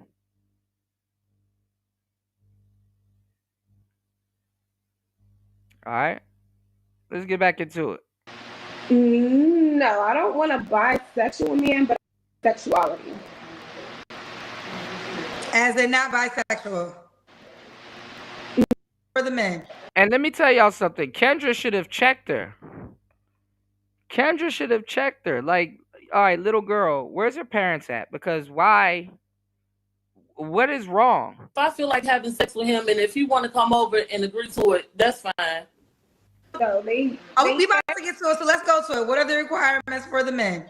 But they have to be comfortable with their sexuality. As in not bisexual. No, I don't want a bisexual man, but I want a man that's comfortable with their sexuality. Meaning, like, if I present you with something that I want to do to you sexually, you can't be like, oh, that's gay. Or, oh, I think that's gay. Like, if I be like, oh, can I eat your ass? Or, can I peg you? I don't want you to be like, oh, that's gay. Because then that'll be a turn off for me. And then that's why I'm pretty upfront in the beginning. Like, oh, are you into X, Y, and Z? Because if you're not, then that would be like a deal breaker for me. You're the shy girl that was talking to me 5 minutes ago? Like, this is, I had no clue we were gonna walk down this aisle. I'm still shy. That don't seem shy if you asking a man to eat his ass. Not just any man though. Like, you know, somebody I'm picking with. I don't even know how to ask that.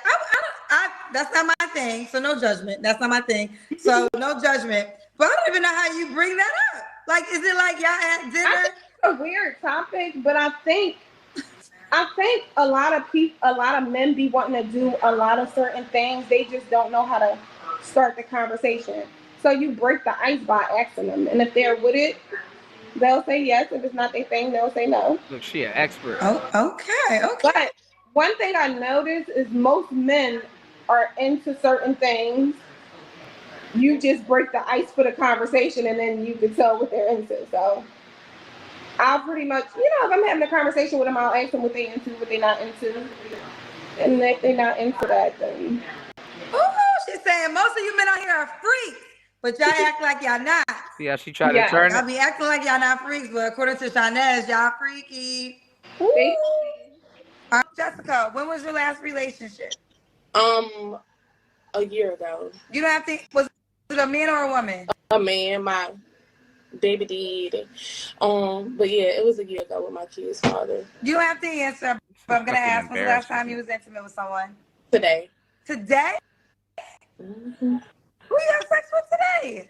I bumped coochies today. Mm-hmm. I'm proud of it. When was your last? Yes, Kendra, I bumps cooches.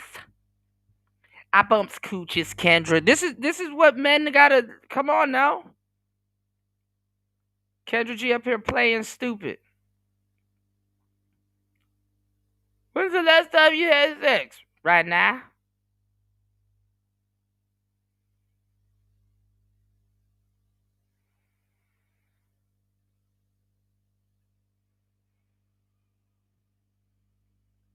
This is embarrassing. Show me a white equivalent, a white show that's the equivalent. Relationship. This is y'all. Y'all.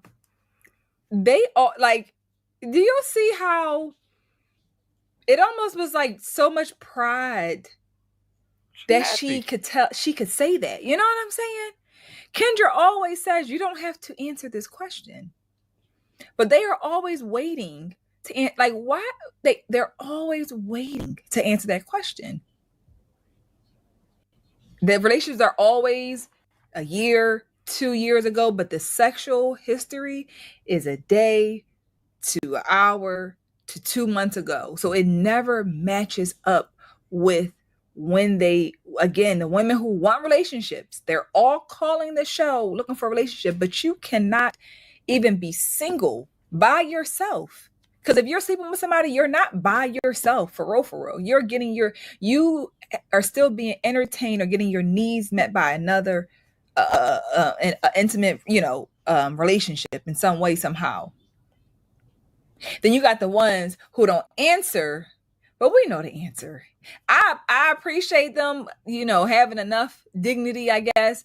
But for a man sees it as, I prefer not to answer. Oh yeah, you was just sleeping with somebody yesterday. That's how men see it. Because that's what it is. Like, what the fuck? Right. So it's really no real way to be out. quite honest. I think when you come on this type of show, for a man trying to be interested in you, if you don't answer, it gives, what you up to? But then you do, it's like, hell no. You know what I'm saying? If it don't match up to when was your last relationship 2 years ago, when was the last time you had sex with somebody 2 years ago, men are like, okay, cool. Now they can read between the lines if they want to believe you or not, I guess. But what your words are, I gotta go for what you're saying. But these women ain't smart enough to think like that, because they like to come on here and talk about their sex lives. They do. They like to come on here and talk about their sex lives. It's a confession. They love it. It's a confession. They love it. So Kendra will even say to some of the women, you know how a man ain't gonna wanna date somebody or be interested in you if you come on here talking about you sleep with somebody yesterday or today. Like, why would a man want to do that? But they don't get that. Oh boy. Like, women love to brag about their sex lives, ladies. They have no shame. They don't care. They know the question's going to be asked because they watched the show, and they're waiting for their chance to be a highlight. Let's be all the way honest. They don't want to be in relationships because they want to sleep with whoever they want to sleep with. They do. It ended last year, July. Okay.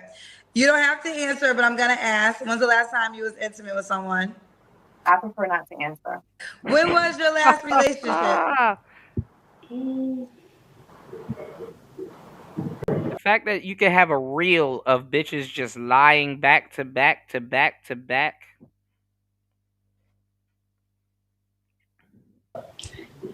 Three months ago. 3 months ago. Okay. You don't have to answer, but I'm gonna. I'm a lying ass bitch. I be lying and crying, man. I really ain't shit. Ask. And they always can still get some random goofy nigga that will still go after them. When's the last time you was intimate with someone? 2 minutes ago. No answer. When was your last relationship? My last serious relationship, I want to say 2 years ago. 2 years ago. Okay. You don't have to answer, but I'm gonna ask. When's the last time you was intimate with someone? I'm a pass. Done. 10 minutes When was your ago. last relationship? My last relationship was 3 years ago. Yeah, if it's talking, it's lying. Can you Your hear phone's me? going in and out. Yeah, your phone's going Can in you and hear me? out. I said almost 3 years ago. Almost 3 years ago. 3 years ago. And see, they say 3 years ago. Oh, she got a Barack Obama one. We gotta check this one. They say 3 years ago, like they haven't been having sex, like they haven't had sex in 3 years. Nah, what you been doing within those 3 years? Fucking. I shared my video today discussing our former president Barack Obama's views on young boys and stating that young boys need gay men to be kind, compassionate, like all the things. Y'all not messing with Barack Obama. Y'all don't want to hear what he had to say because y'all did not show up and watch that video that uploaded this morning. And I didn't see y'all. I didn't see y'all showing up like y'all usually show up. Like, this is a real problem. This is a real issue for our boys. I'm trying to understand, where were y'all at today? Like, the video is up right now. Click it, watch it, because y'all need to know there's an agenda being pushed on our babies. And Oh they're my God! using Now all of every a sudden, platform. now all of a sudden, there's an agenda being pushed on our babies. Did y'all know about this? Oh my God! It just started happening yesterday. Did you know they're pushing an agenda? What's going on, degenerate? Degenerate, did you know there's an agenda out here? Can you believe it? There's an agenda. To try to do so. Any way to taint our children's minds. Uh-huh. Any way to try to change and take away the nuclear family dynamic. Really? He was wrong. So y'all need to watch it. Share your opinion. Because we cannot let these conversations just fly past and not engage. This is the stuff that we need to be watching and spreading and sharing because it's about our baby. Let's see her Obama video. I know RBR would have probably defected away from Barack Obama.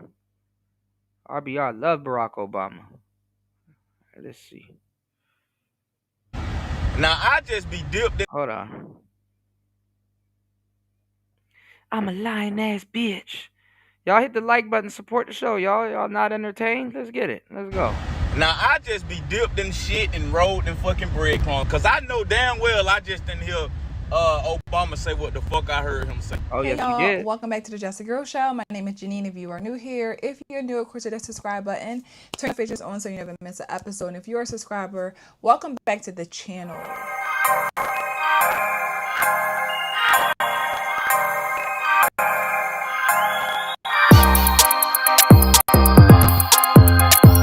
I'm not gonna lie, y'all.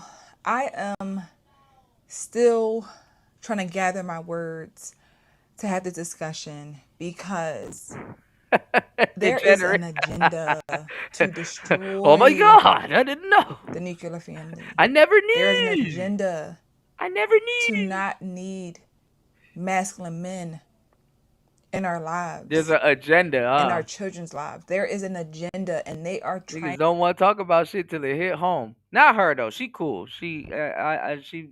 I've been rocking with her for a minute, but to push it. Barack Obama, what's going on, Pastor? A lot of people ain't gonna get that joke, Pastor. In every way possible. And as a mother of a black boy, see, I told you they don't. And I hate to use her as an example, but she's here. I told you they don't care unless they have sons, unless they're affected, unless they don't care. They don't care. I like boy moms. Some of them are very reasonable, but a lot of them are full of shit too. Not even gonna hold you. A lot of boy moms are full of shit also. All I can do is pray and ask God to keep my child covered from the destruction. Oh yeah, I remember that, JR. Try to make being masculine bad. Somehow make it toxic. Somehow make it dangerous for him to be a masculine young man. It is dangerous a masculine for you to, man. If you're a black man and you try to be masculine, you go to jail. And how do you do that? I mean, you listen to all your women. They're sitting up there telling you you're not masculine enough. I gotta go to white men. So what are you supposed to do? What are you supposed to do?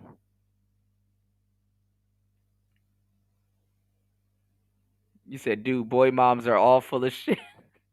The agenda. So, our former president, Mr. Barack Obama sat down with his wife, Michelle Obama, on her podcast, and they discussed the... that girl was like telling him, well, why haven't you deleted yourself already? And his dumbass did it. You know, what young boys need, what young men need to be good young men, you know? And I'm going to just play this clip, and we're going to come back and talk about it. That's one of the things that I think a lot of times boys need is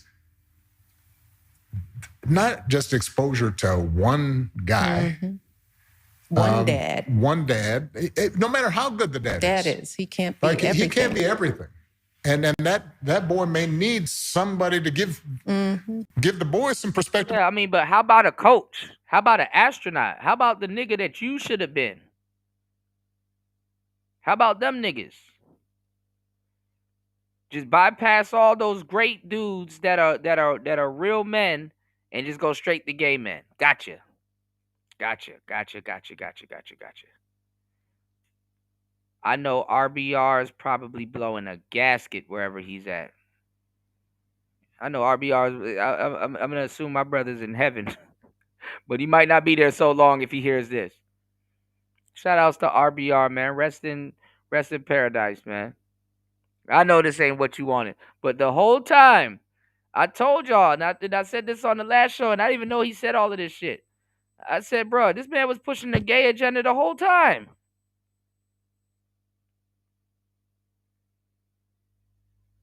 Yeah, his prime example was gay men. He just bypassed all them niggas and just went straight to gay men. His frail ass. That's why I'm glad they booed his ass when he came out. When Kamala tried to wheel his frail ass out there, trying to tell us, oh, what are you guys doing? You men need to vote for Kamala. This nigga, what's going on, Clean Base? Good to see you, bro. This nigga had to say everybody but Donald Trump. See, that's really what this is. Y'all haven't even picked up on it yet. I bet you a content creator didn't tell you that. What's going on, Larry? Good to see you, player. Shout outs to the real players in the building, man.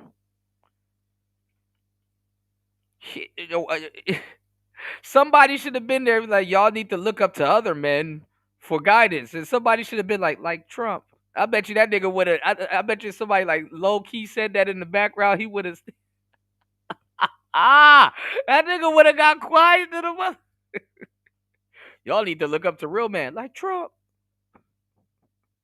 On the dad. Yeah. Right? I couldn't be a cameraman, bro. Yeah. One of the most valuable things I learned as a guy was I had a gay. I ain't gonna lie, and I gave you a shout out earlier today, fasting. On top of that, I said, man, listen. I said, where's fasting at? Because fasting would. I literally said, yo, fasting did call Michelle Obama a man years ago.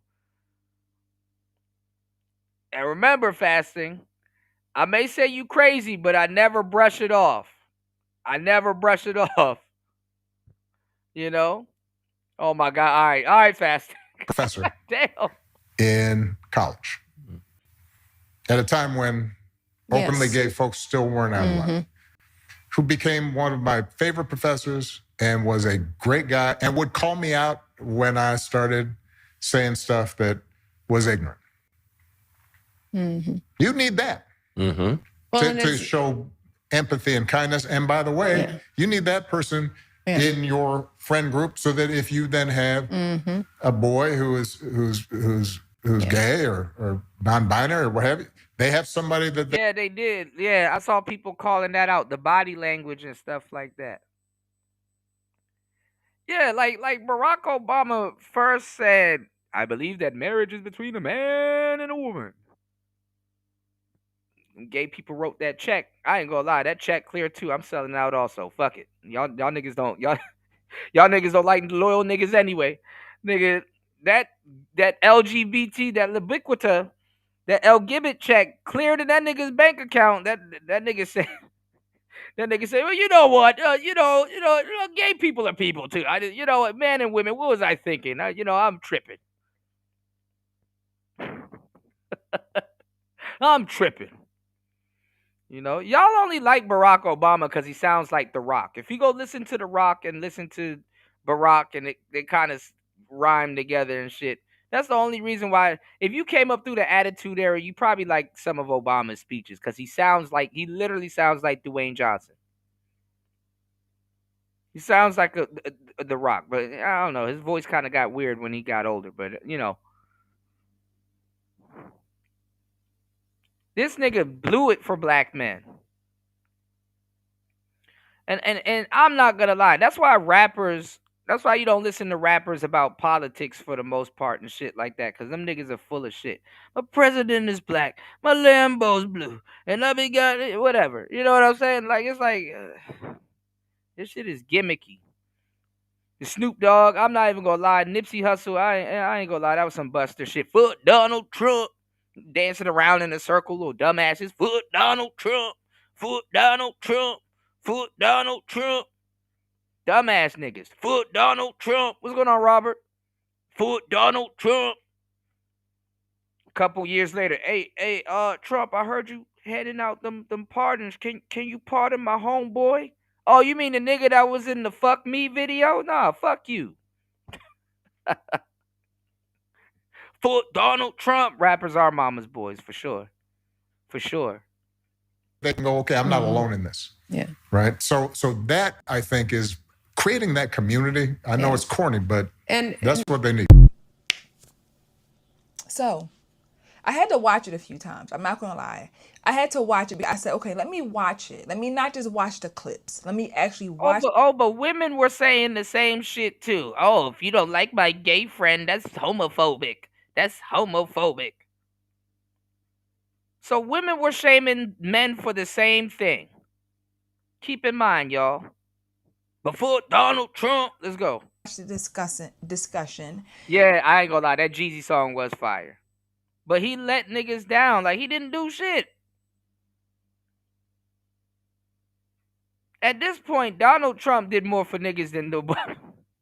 And when it started out, if you want to go watch the whole podcast, you can. But when it started out, it was like, okay, yes, he's right. We need, Yeah, Snoop Dogg, they were doing way too much. Snoop Dogg got a video where he literally gets out his lowrider and points a gun at Donald Trump and pulled the trigger.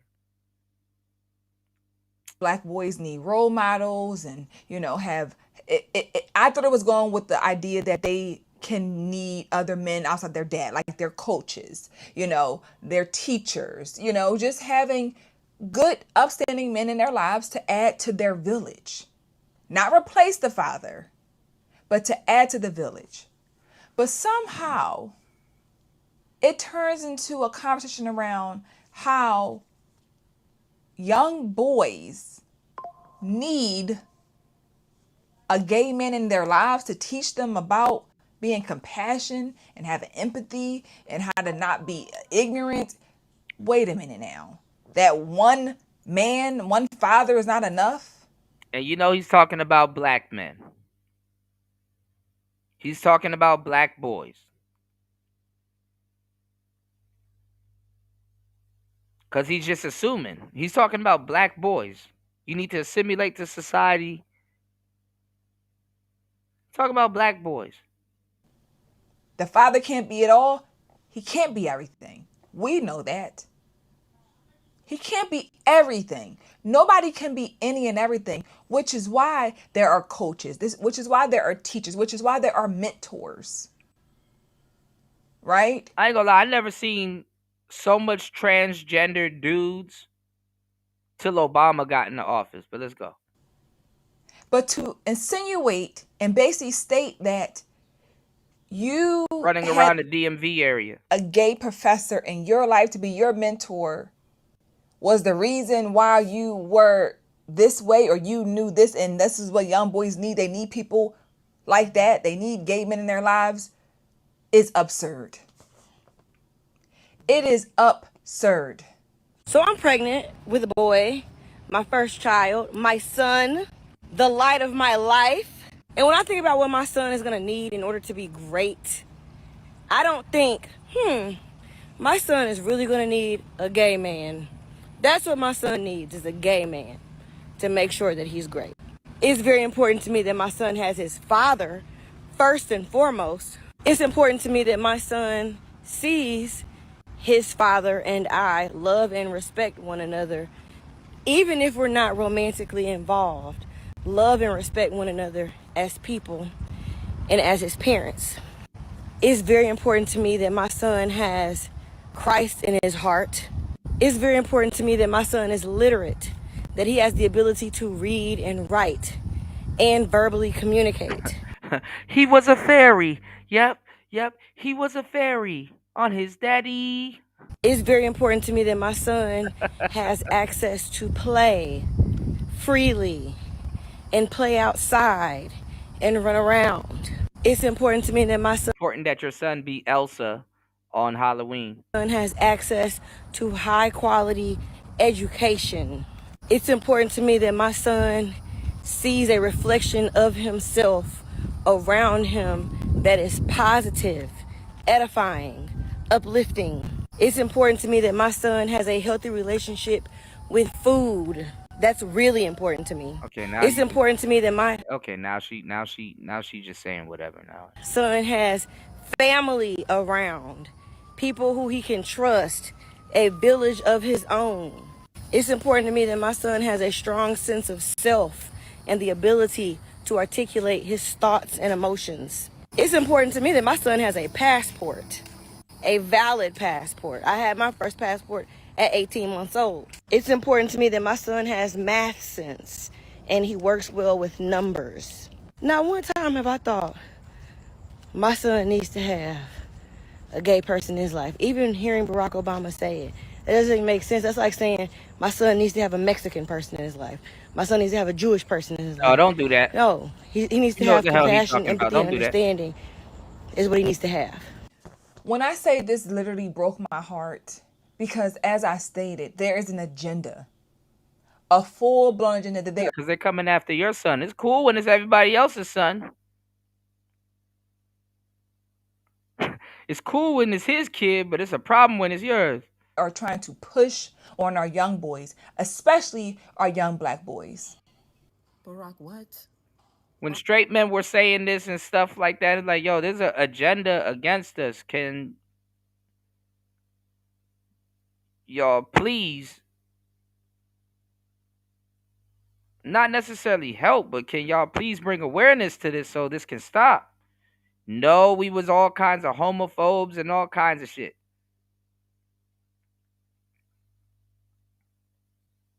Y'all don't even call out the women running around calling dudes gay. So, because y'all guilty too.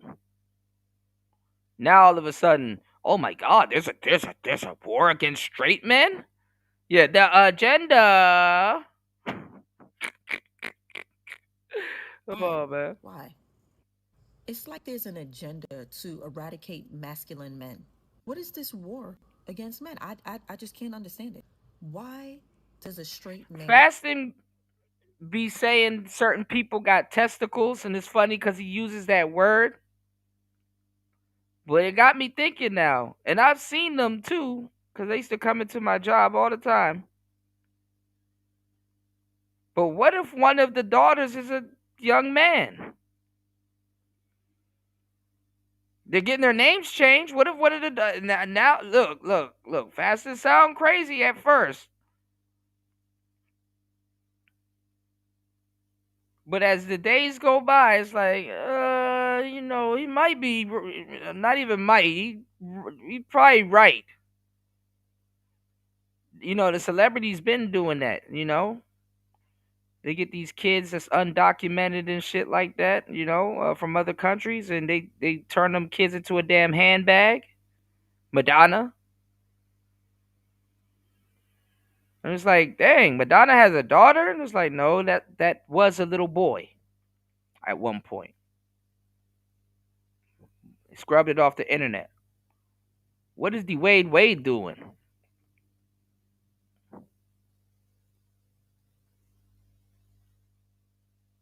He said, there's videos out here where the gay community specifically says they're coming after your kids. Yeah, I remember that. No, they saw it, but they played dumb. Need to confide in a feminine man for anything. Let's normalize men being men. The agenda you're pushing. Now they want to normalize men being men. No, don't say that. And why are you whispering? Say it loud enough so your gay friend that's about to be fighting y'all soon can hear it. The internet about to get good in a minute, y'all. People in that community. It's not cool.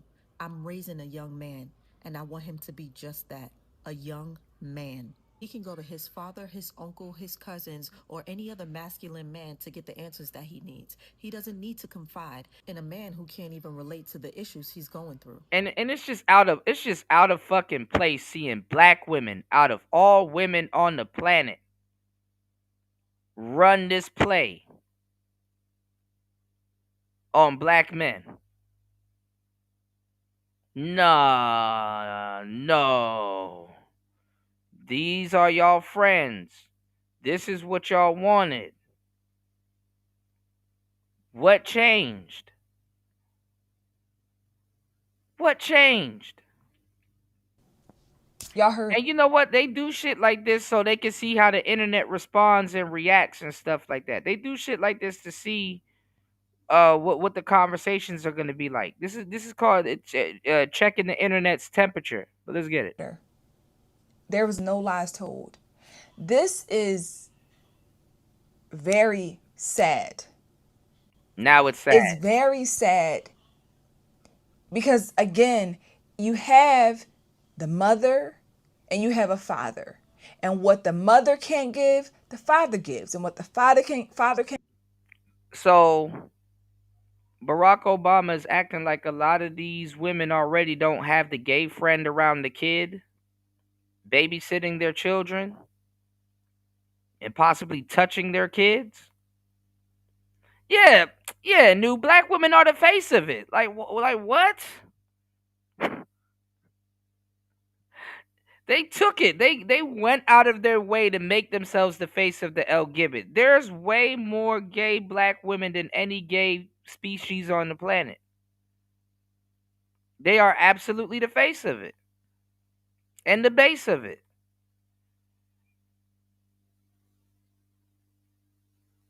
And look at Captain Obvious Obama and shit. Like nigga, you acting like straight men wasn't begging for they baby mama or whatever to not have those dudes around their kids while they're doing hair and shit. Remember that video I showed you where that man slapped that woman and she had her son in her hand? And he talked about I didn't hit the baby. A lot of them people don't got no regard for life because they can't produce it. And if it's a guy and her baby daddy like, yo, I don't want you to be around this guy. Hey, while I'm at work, I don't need him to be in my house. Oh, you're homophobic. He's not going to do anything. That's my male best friend. I knew him for a long time.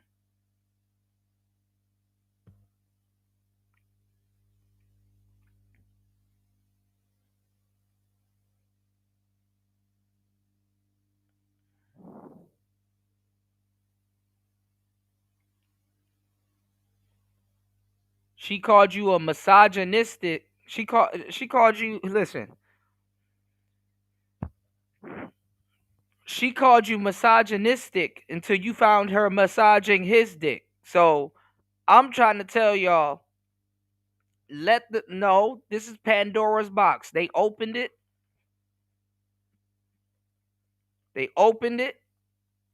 So let them have it.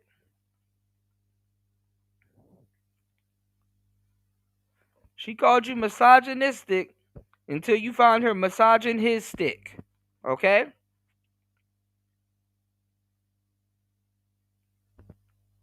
Yeah, it is inherent for them to want girls and abort the males. Yeah, Cynthia G, dumbass, said it live at 5, you know? Black women are amazing figureheads for political purposes. If you want to get some shit done, just throw them up in front of it and shit like that, and they'll make sure it gets done. Y'all see that video of that woman twerking in front of that dude with the SWAT gear on and shit, and then that other dude crump dancing in front of him? I'm like, man, them niggas will beat your ass with that bully stick. That stupid ass shit.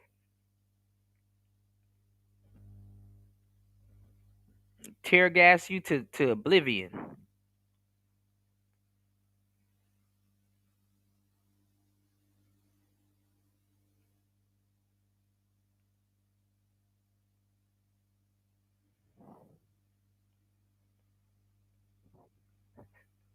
Hey, don't do that, Ghost man. Hey, look, they try to copyright me for playing that weak ass video. I'm like, bro, this ain't it, man. Let's go. Let's go, y'all. Y'all hit the like button. Please support the show. Let's go. Gives, the mother gives.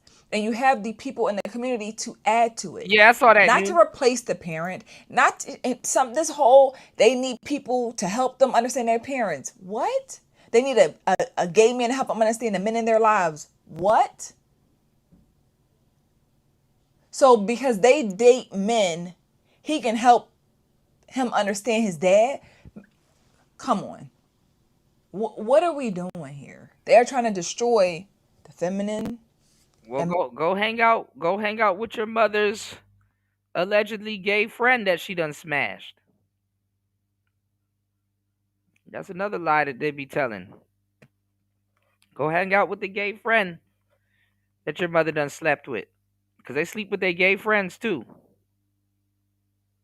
Masculine blend, which creates a relationship. They want to destroy it completely.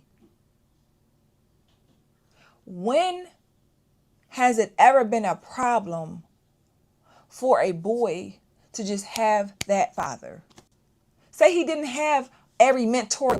When a lot of sisters were keeping their child away from their sons away from the dad.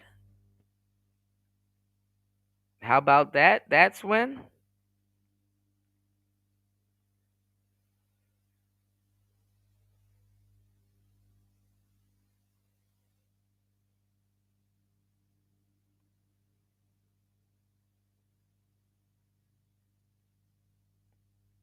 Like women were actively keeping their sons away from their fathers.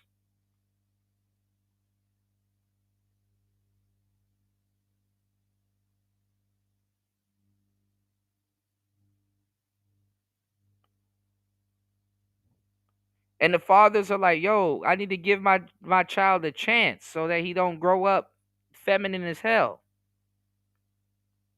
And they wanted to sabotage the image of that man. They wanted to sabotage their sons so that their father don't have no say, no influence. And bringing other men around their boys, and including gay men. And dudes got called misogynistic.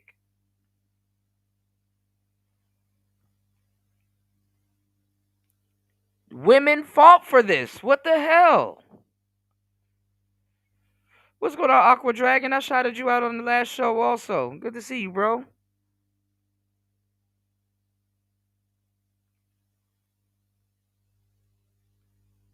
And the women voted Democrat. They wanted this. They acting brand new now that Trump in office, man. Hell no. World. But he had a strong father in his life. Now that's not enough. He needs somebody in his life to teach him about his father. Yo, when I say I literally just cannot believe what is happening. What they are trying to do to our children. What they are trying to convince our children. Trying to make our boys believe that they shouldn't be masculine. They don't want our boys to be masculine. They want men. They want boys to basically stop listening to men. It's too many men talking. Well, who are they supposed to listen to? Who are they supposed to listen to? They shouldn't listen to masculine men talking about how to be men. They should be listening to men who are telling them what? How to be more soft. Now, I just be dipped in shit and rolled in fucking breadcrumbs. Because I know damn well I just didn't hear Obama say what the fuck I heard him say. Yes, you did. Now, I'm glad Mr. and Mr. Obama is taking time out and spending time and doing the podcast together and shit. But I just know I didn't hear Mr. Obama Sr. say what he said. This man had the audacity to fucking say that he believed young men would be a lot better if they had a prideful man in their life. If you know what I mean by prideful, that's just me trying not to get community guidelines. He said a lot of these young men need a prideful man in their lives to expose them to other things that they might have not seen from a regular man. From a regular man like they daddy. So they need a prideful man in their life to show them the other. They loved Margaret Sanger more than a lot of white women, because a lot of white women knew what the fuck was up and knew at some point all the experiments that they were running on Negroids was going to rub off on their children sooner or later. Black households are bred up in feminism. Feminism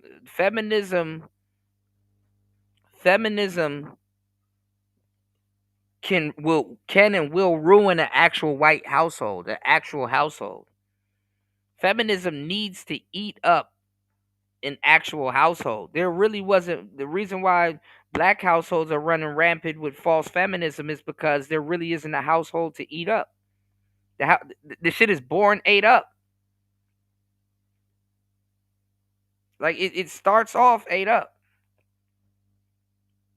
So it's nothing for feminism to destroy. Eventually, it was going to move over to actual households where it can destroy. It's a cancer. The side of the world. But what the fuck is Obama talking about? I'm so sick and tired of him. Your presidency is fucking over. Sit the fuck down and stop trying to be fucking relevant. We know what you like. We been knew what you like. We know about you, and we know about Mr. and Mr. Obama. We know what you like. So why is you steady trying to force that shit down the throats of our black American people? Like, what the fuck is you doing? You are so detrimental to the black community, and a lot of black people don't even see it.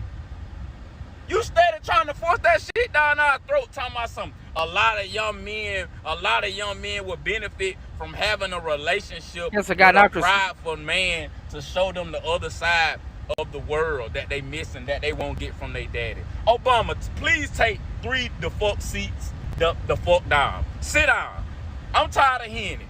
I'm tired of Mr. and Mr. Obama spewing their doctrines out to the world for the world to see. I don't want to. What the fuck is you talking about? Sit the fuck down, Obama. Sit your ass down. Stop trying to be relevant. Stop trying to push that shit out into our culture. Like, goddamn, y'all don't see this shit. Y'all love Obama, boy, but look at the shit he steady doing. He for the decline of the black race. Because everything he talking about ain't increasing the black race at all. Man, if you don't sit your ass down, my sons don't need a prideful man in their life. They got a fucking father, a strong black man. I am all for role models. I am all for it. Young black boys need it. They do.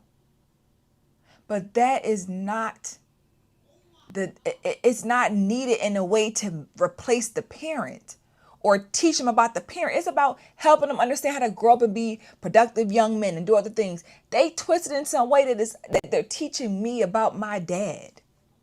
Not my mom. I need a man in my life who deals with men to teach me about my dad. Why he act the way he act. Why? Y'all, I am speechless. I want us to be aware that they are trying to taint the minds of our young boys. They don't want them to be strong. They don't want them to be masculine. They don't want them to be able to vocalize their likes, their dislikes, their opinions. They want to silence them. They want to soften them up. They want the women to run the show. Basically, they want the feminine woman or feminine traits to be in control. That's what they want. And for the president of the United States, you're in a whole male sector with male fans that's been saying this and talking about this the whole time. And for some reason, it's like, I never knew. I didn't know.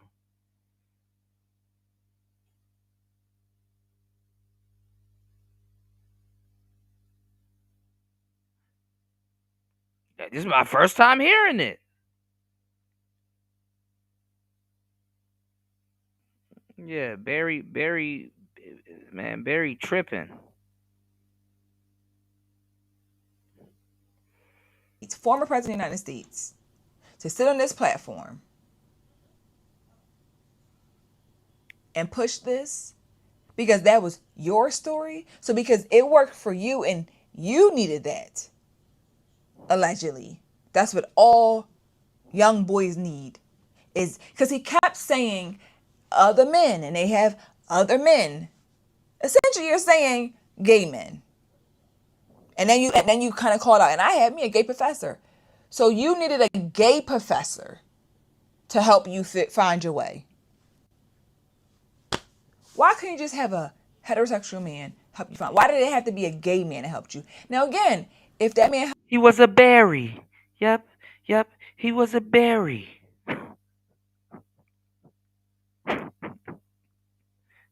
He was a Barry. On his teacher, she's a reacher, he's a preacher, he don't need her. Helped you? Great. But why does the rest of the boys in the world need a gay man to help them find their way? To get what they need, to learn who they are, to be empathetic. You have a mother for that. Teach you about being empathetic. Teach you about being more soft. You have a mother for that. And you have a father to fill in where the mom can't. But there's oh my God, there's an agenda, y'all. And we have to pray for our babies and pray for the nuclear family and bring back black love into the community. A man and a woman coming together for family and love. And yes, we need our role models. Yes, we need our mentorships. Yes, we need good teachers. All of that exists. All of that is true. Boys need it. The coaches, all the programs. But they are there to instill traits in our children, not to teach them about their parents, especially if that child has a father. If they have an active father, this is adding to the village. Now, there are children out there who don't have... What village? See, all they do is revert back to we need to build the kingdom. What kingdom? Tuh. A father, and that man might fill that spot, but again, it does not need to be a gay man to help that child find his way. They don't want masculine men, and they don't want masculine men. They are trying to make masculinity a problem. They're trying to make it an issue and toxic and negative. That's what they're trying to do. So be mindful and protect our babies. Please protect our babies. Let me know your thoughts in the comments, please. I would love to hear your thoughts on this conversation. Drop it down. The second time somebody in the background yelled, "Oh my God," below. Be sure to subscribe to the channel, of course. Hit that thumbs up button if you enjoyed the conversation. I'm all over the place, y'all. I apologize. She wants somebody to act urgently. You need somebody to act urgently. How you need somebody to act urgently? Men have been saying this for the longest time. Niggas fighting for whatever's left of their manhood. You got a whole manosphere that talks about this, and it's oh my God, they're compromised. Yeah. Yes. We was wondering when you're gonna make it to the cookout. Yes. Super compromised. It's not looking good.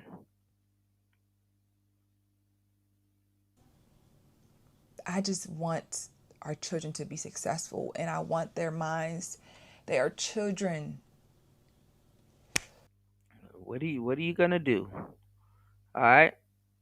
What are you gonna do? What are you gonna do? All right, y'all. Please hit the like button. Support the show.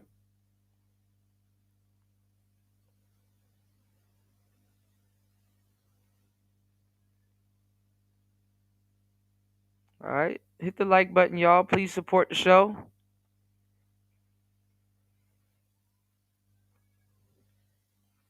We're gonna get into it. Like I said, there's a new guy that's been in the space for a minute, and they're trying to prop him up for being the next Kevin Samuels. I told you that if he sits here long enough, he gonna be yelling on these panels just like anybody else.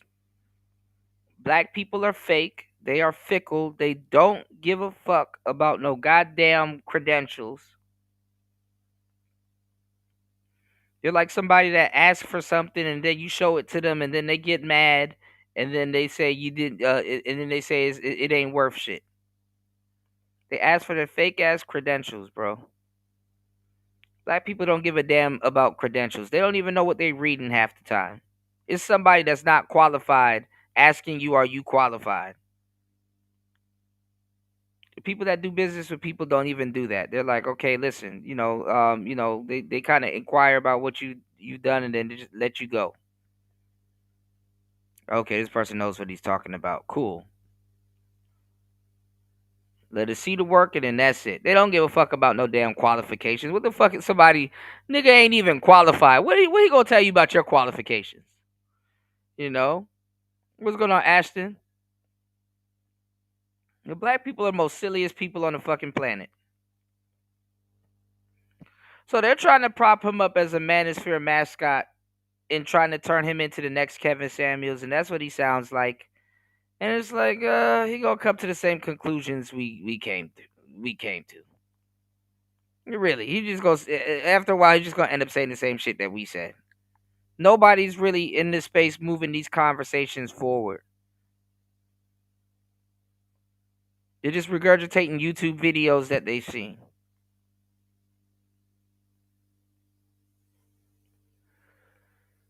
So already the shit is starting with him, and best believe it's black people. The funny part is, when he came into the space, he was talking to a group of calm, cool, collected white women. And he should have stayed over with them white people, because he done fucked up coming over here with black people. Niggas would rather listen to Cheyenne Bryant, the fake doctor, instead of a real doctor. Niggas like to listen to fake doctors instead of real doctors. It was actually good that people didn't think Dr. Sebi was real, because that kept niggas there. Because once niggas realize you're a real doctor, they're not your friend no more.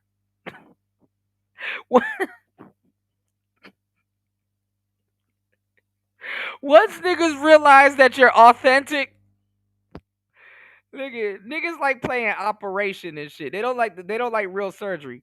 Once niggas realize that you're authentic, bro, it's game over. For sure. I wouldn't lie to y'all, bro. Once niggas realize, oh, he really got a degree, man, fuck that nigga. That's how niggas get down. All right? Y'all hit the like button, man. Support the show. Hit the Cash App. Hit the PayPal. Niggas don't like no real shit. Why you think fake Gucci bags sell more than real ones? Niggas got no... You want to know why niggas don't like real shit? They have no case use for it.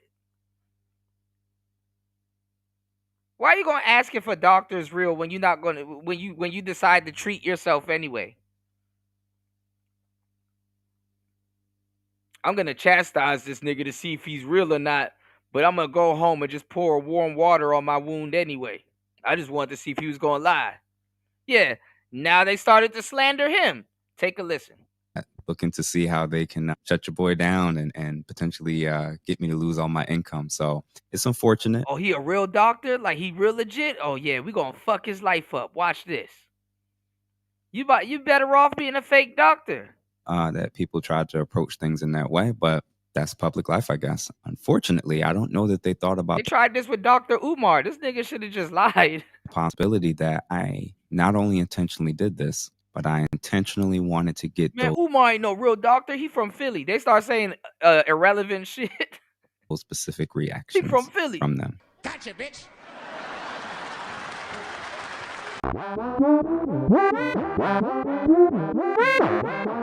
That's the average man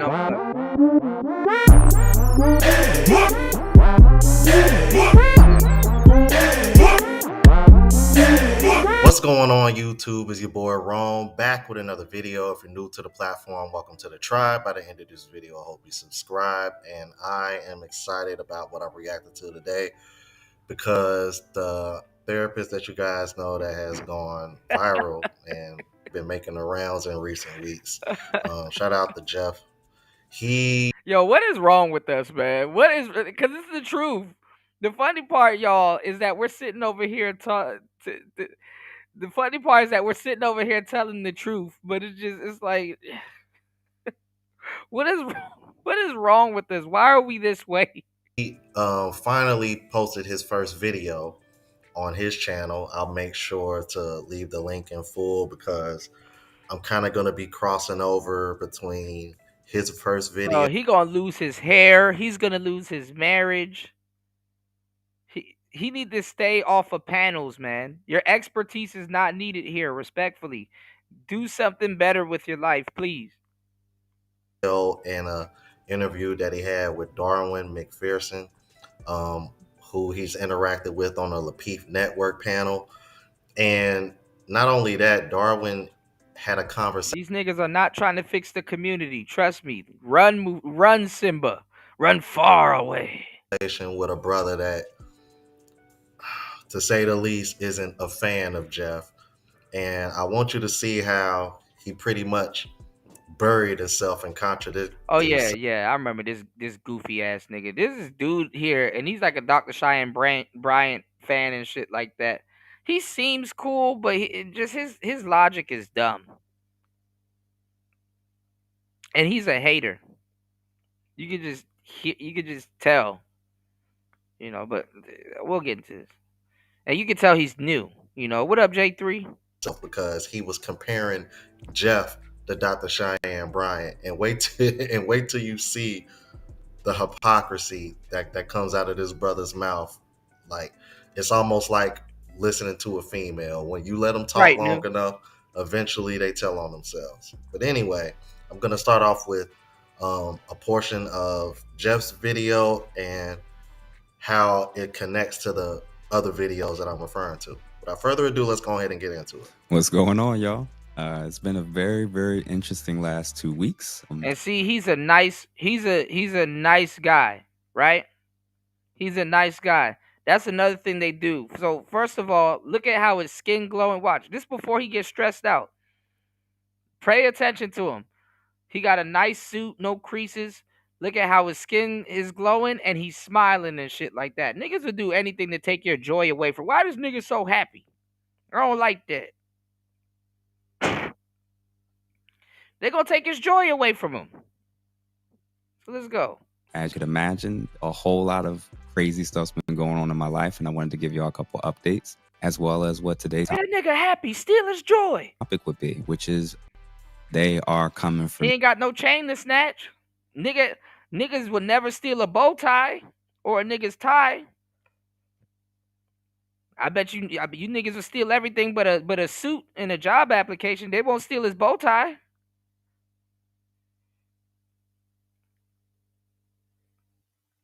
me. They are coming for your boy. Long story short, I appreciate the love. I appreciate the feedback. I really genuinely took Somebody said he's supposed to be here for the women. Oh, hell, that's even worse. Oh, they definitely gonna fleece you.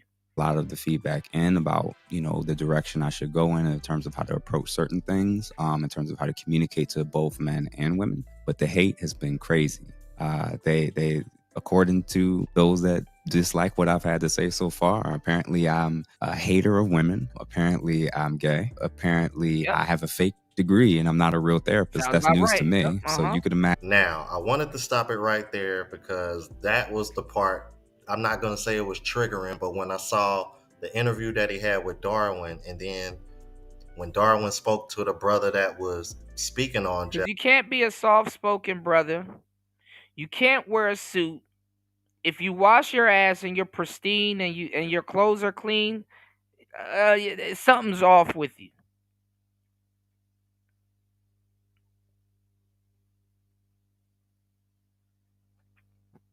They're gonna take you through there.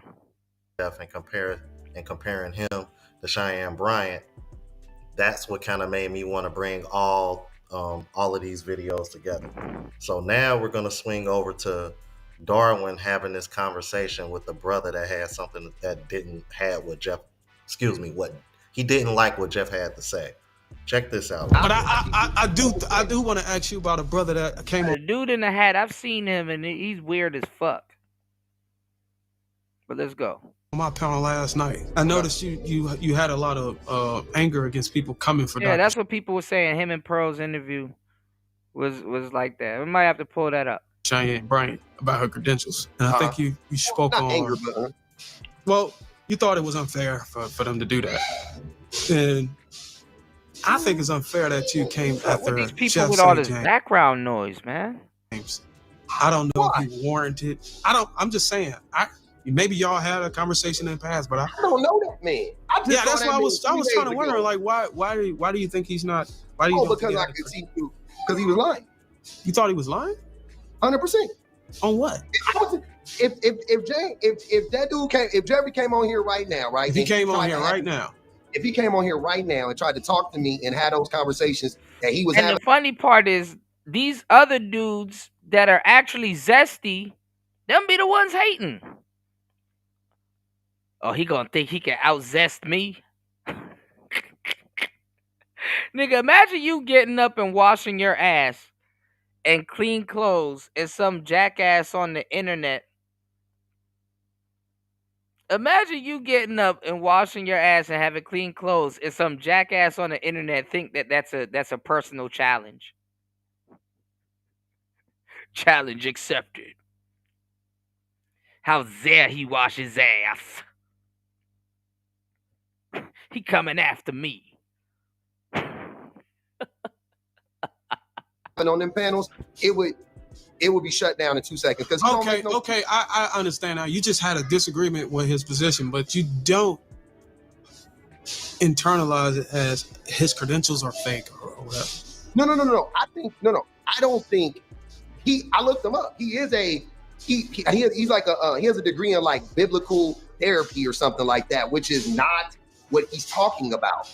That's what I'm saying. That's his credentials has nothing to do with the space he's in. So him throwing that around. What space is he supposed to be in? Disingenuous. The same way people were trying to come after Dr. Cheyenne Bryant and check her credentials. That's what I was saying. I was like, I find it convenient, right? And I went to school with Cheyenne. I knew her since I was in 10th grade. 11th grade. I knew Cheyenne since we grew up in Long Beach, California together. That's my homegirl, right? So a part of it is personal, but in all honesty, it's just hypocritical of me. I don't think. Oh, so you mean to tell me that's convenient, but it's not convenient for you to have this stance because you just so happen to know Cheyenne Bryant personally? And the fact that you over here caping for her while you got a whole wife at home is funny. And I find it a bit ironic that you would question his credentials so much, given the fact that you know Dr. Cheyenne Bryant personally. And this woman literally just admitted days ago that she's basically been in a situationship with a man that's 7 years younger than her for the last 5 years. But you're over here comparing it to a man that's actually verified and licensed and married. And you got the nerve to sit over here and cape for her. Bro, come on, man. This is ridiculous. Hypocritical of me. I don't think he said, and I'm not sure, I don't know if he said anything. I don't think he particularly said anything against Dr. He did. No. He didn't. And that's why I said, I just used him as an example. I said, because every time I see him, people talk about he's a therapist. They want to throw around he's a therapist, right? They throw that title around. So is Cheyenne Bryant, right? So my thing is if y'all gonna sit. I mean, anybody could be a therapist. Truth be told, I'm a therapist.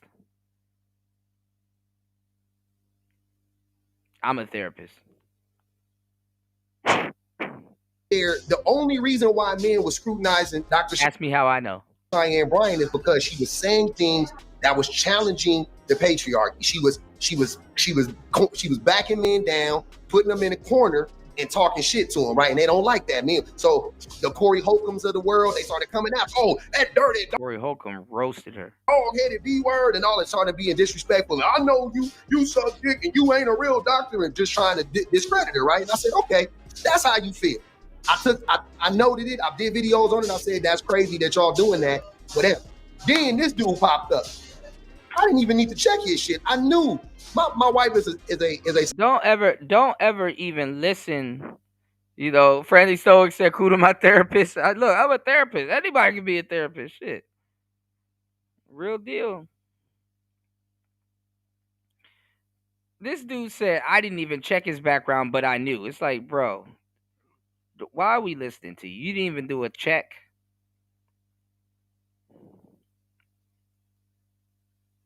Y'all trust people that are trying to pull somebody's credentials but didn't even do a check? Psychologist. She ain't a psychiatrist. She's a psychologist, right? Got her master. Sounds like he hating. Talking to her, listening to the things that she says, the way that she talks about human behavior, completely different than the way that Jeffrey talks about it. He talks about it like an uneducated human being. But then he says that he's a therapist, which gives what he's saying, at least on the surface, validity. And that is not good. We cannot have people using their titles to validate toxic behaviors and toxic ideologies like the ones he perpetuates. So that's when I called him out. But then I just made the comparison between the two and was like, look, y'all gonna talk cash money shit about Dr. Cheyenne Bryant? Why don't y'all check this man's credentials? Because if you do, I guarantee you he got less credentials than her. And he get to call himself a therapist, and he get to tout himself as a professional in the space just because he's saying the things that men agree. Is he licensed? Hasn't he licensed as a therapist? I don't know. It's like, who cares if he's licensed or not? Black people don't go to therapy; they smoke weed. Who the hell cares if he's licensed or not? Niggas, is he licensed? Like y'all gonna niggas don't invest in no damn therapy.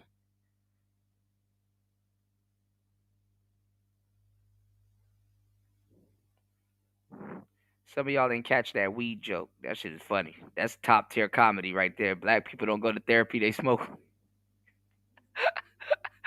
I know that he's I think he might be. I don't know.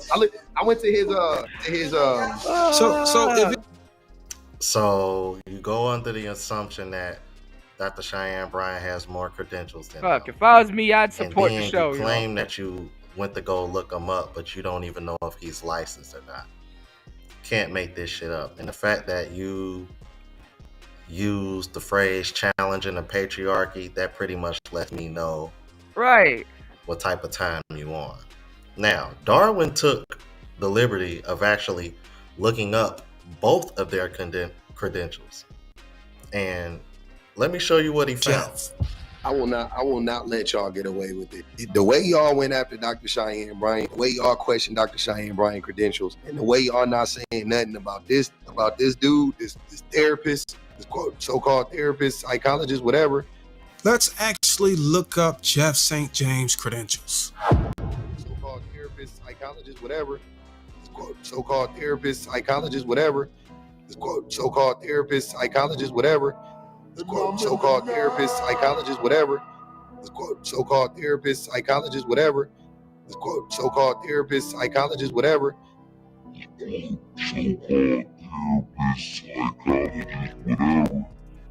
Is crazy to me. It's really crazy. I don't know about y'all, but I don't think it's about his credentials. By the way, his credentials is solid, but it might be because Jeff's perspectives, his beliefs, his work that makes up his position on this gender war thing is not aligned with this YouTuber's position. Let me see the credentials at this point. I need to see the credentials. Because every time he opens his mouth, he just sounds like a man. He just sounds like he's Wait. Like, imagine somebody that's not even qualified to even be talking to you, trying to say, "Let me see your credentials." For what? You got a machine that can verify this stamp? You got a notary machine? Like, why are you asking for my credentials? You got something that can verify this? Yeah, that echo is crazy. What did I just hear?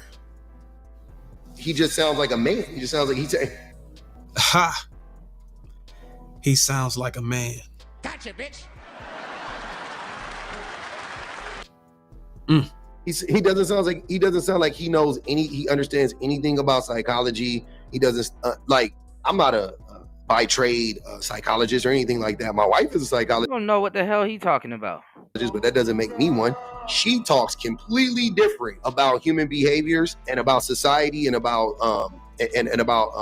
the socialization of human beings than this man does. This man talks about it the same way a stereotypical ignorant red pill man talks about it. So at this point, I got to start to call into question this man's credentials, because I don't actually believe he has any at this point. The way y'all went after Dr. Cheyenne Bryant, the way y'all questioned Dr. Cheyenne Bryant credentials. Well, let's look at Miss Cheyenne Bryant's credentials. The way y'all went after Dr. Cheyenne Bryant, the way y'all questioned Dr. Cheyenne Bryant credentials. The way y'all went after Dr. Cheyenne Bryant, the way y'all questioned Dr. Cheyenne Bryant credentials. The way y'all went after Dr. Cheyenne Bryant, the way y'all questioned Dr. Cheyenne Bryant credentials. The way y'all went after Dr. Cheyenne Bryant, the way y'all questioned Dr. Cheyenne Bryant credentials. The way y'all went after Dr. Cheyenne Bryant, the way y'all questioned Dr. Cheyenne Bryant credentials. The way y'all went after Dr. Cheyenne Bryant, the way y'all questioned Dr. Cheyenne Bryant credentials. The way y'all went after Dr. Cheyenne Bryant, the way y'all questioned Dr. Cheyenne Bryant credentials. The way y'all went after Dr. Cheyenne Bryant, the way y'all questioned Dr. Cheyenne Bryant credentials. The way y'all went after Dr. Cheyenne Bryant, the way y'all questioned Dr. Cheyenne Bryant credentials. The way y'all went after Dr. Cheyenne Bryant, the way y'all questioned Dr. Cheyenne Bryant credentials. The way y'all went after Dr. Cheyenne Bryant, the way y'all questioned Dr. Cheyenne Bryant credentials. The way y'all went after Dr. Cheyenne Bryant credentials. The way y'all went after Dr. Cheyenne Bryant, the way y'all questioned Dr. Cheyenne Bryant credentials. The way y'all went after Dr. Cheyenne Bryant, the way y'all questioned Dr. Cheyenne Bryant credentials. The way y'all went after Dr. Cheyenne Bryant, the way y'all questioned Dr. Cheyenne Bryant credentials. The way y'all went after Dr. Cheyenne Bryant, the way y'all questioned Dr. Cheyenne Bryant credentials. The way y'all. Well, it's not looking too good for who this YouTuber is trying to protect. Now, wouldn't you think if Dr. Cheyenne Bryant had more credentials than Jeff, then Darwin should have been able to find her credentials just as easily, if not easier, than he did Jeff. I find that very, very, very interesting. Let's go. I'm gonna have to replay both sections again because the repeating thing is hilarious. I know somebody checked their phone like, yo, is my phone broken? Hold on, I've been giving y'all the whole show, man. Y'all make sure y'all hit the like button, support the show, man. 7 hours and 32 minutes into the madness, man. This is dedication right here, man. What's going on, UFO Kamikaze? Welcome to the show, player. He said, let's be real. A lot of niggas are upset that somebody without all the panel time and content creation surpassed them in recognition without hardly trying. Niggas ain't shit. That's true. That's true. And they want him to be the next Kevin Samuels. They've been trying to find a new nigga the whole time. Look, the general said, okay, Kuda, we get it. They did this woman, Dr. Cheyenne Bryant, or whatever his name is, wrong. Look, hold on. We go run that shit. Bryant credentials. The way y'all went at be different about human behaviors and about society and about and about the socialization of human beings than this man does. This man talks about it the same way a stereotypical ignorant red pill man talks about it. So at this point, I gotta start to call into question this man's credentials because I don't actually believe he has any at this point. The way y'all went after Dr. Cheyenne Bryant, the way y'all questioned Dr. Cheyenne Bryant credentials. Well, let's look at Miss Cheyenne Bryant's credentials. The way y'all went after Dr. Cheyenne Bryant, the way y'all questioned Dr. Cheyenne Bryant credentials. The way y'all went after Dr. Cheyenne Bryant, the way y'all questioned Dr. Cheyenne Bryant credentials. The way y'all went after Dr. Cheyenne Bryant, the way y'all questioned Dr. Cheyenne Bryant credentials. The way y'all went after Dr. Cheyenne Bryant, the way y'all questioned Dr. Cheyenne Bryant credentials. The way y'all went after Dr. Cheyenne Bryant, the way y'all questioned Dr. Cheyenne Bryant credentials. The way y'all went after Dr. Cheyenne Bryant, the way y'all questioned Dr. Cheyenne Bryant credentials. The way y'all went after Dr. Cheyenne Bryant, the way y'all questioned Dr. Cheyenne Bryant credentials. The way y'all went after Dr. Cheyenne Bryant, the way y'all questioned Dr. Cheyenne Bryant credentials. The way y'all went after Dr. Cheyenne Bryant, the way y'all questioned Dr. Cheyenne Bryant credentials. The way y'all went after Dr. Cheyenne Bryant, the way y'all questioned Dr. Cheyenne Bryant credentials. The way y'all went after Dr. Cheyenne Bryant, the way y'all questioned Dr. Cheyenne Bryant credentials. The way y'all went after Dr. Cheyenne Bryant credentials. The way y'all went after Dr. Cheyenne Bryant, the way y'all questioned Dr. Cheyenne Bryant credentials. The way y'all went after Dr. Cheyenne Bryant, the way y'all questioned Dr. Cheyenne Bryant credentials. The way y'all went after Dr. Cheyenne Bryant, the way y'all questioned Dr. Cheyenne Bryant credentials. The way y'all went after Dr. Cheyenne Bryant, the way y'all questioned Dr. Cheyenne Bryant credentials. The way y'all... Well, it's not looking too good for who this YouTuber is trying to protect. Now, wouldn't you think if Dr. Cheyenne Bryant had more credentials than Jeff, then Darwin should have been able to find her credentials just as easily, if not easier, than he did Jeff? I find that very, very, very interesting. I'm like, Darwin, like how many different searches did you have to do before you found what you was looking for?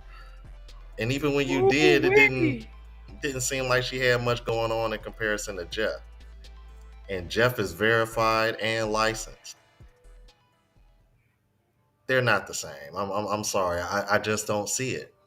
But man, going back to the conversation that Darwin had with his brother, we finally learned the real reason why he was caping for her so damn hard. So let's just say he is. I think he is. He said he is. I think it's on his site or whatever. Let's just say he's a licensed therapist. Okay. Because of his degree, does it restrict him from speaking? First of all, I mean, we got freedom of speech, right? And it's subjective to whoever wants to call it toxic or not toxic, depending on the targeted audience. It may be for a specific audience. But we can agree that if you do have a license, you can...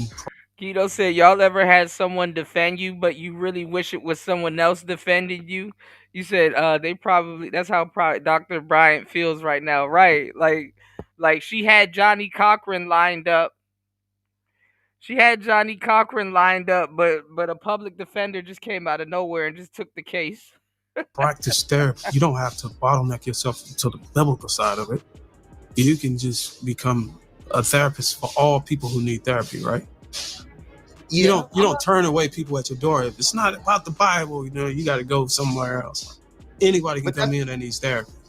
Yeah, but that's not my argument at all. I don't mind him being a therapist, but he needs to stay in his lane. His lane is not. I'm saying all I'm saying is if you are going to use your title, you're going to use your education as a way to validate what you're saying, then your education should have something to do with the thing you're talking about. And his education has nothing to do with the things he's talking about. He's just talking.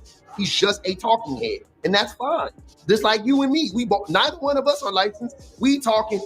My point is, his opinion and his perspective is no more or less valid than yours or mine, right? I don't think he tried to hype him, but I don't think he tried to elevate himself higher than any said person to warrant such. Of course he does, and that's what other people do. And it may, it may not even be him. But I'm saying, whenever people make these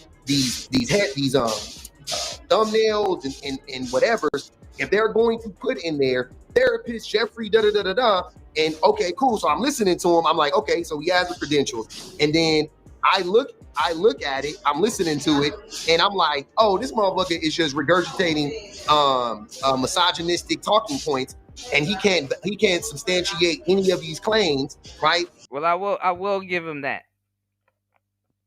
But this is what I'm saying too. I mean, all right, let's say, right, y'all, let's say the new guys are coming up and they have, I wouldn't say different talking points, but they kind of came to the same conclusions.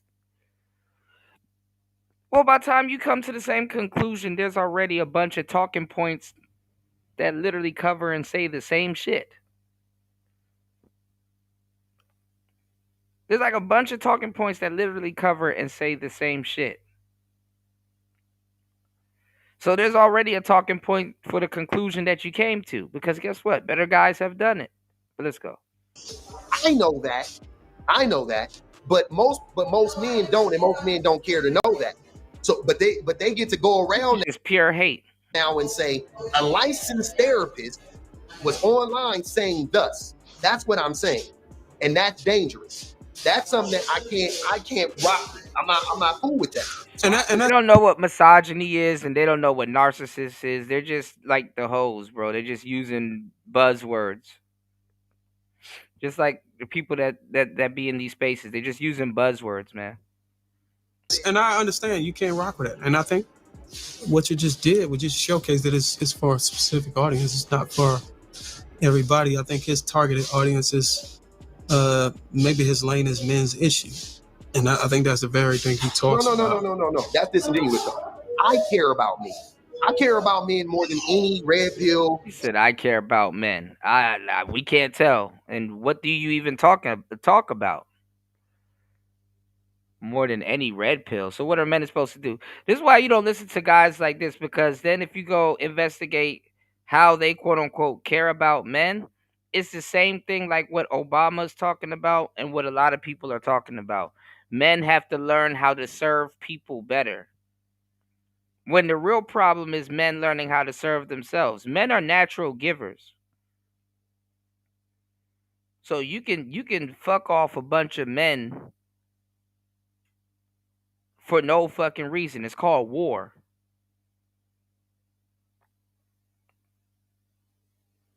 It's called war.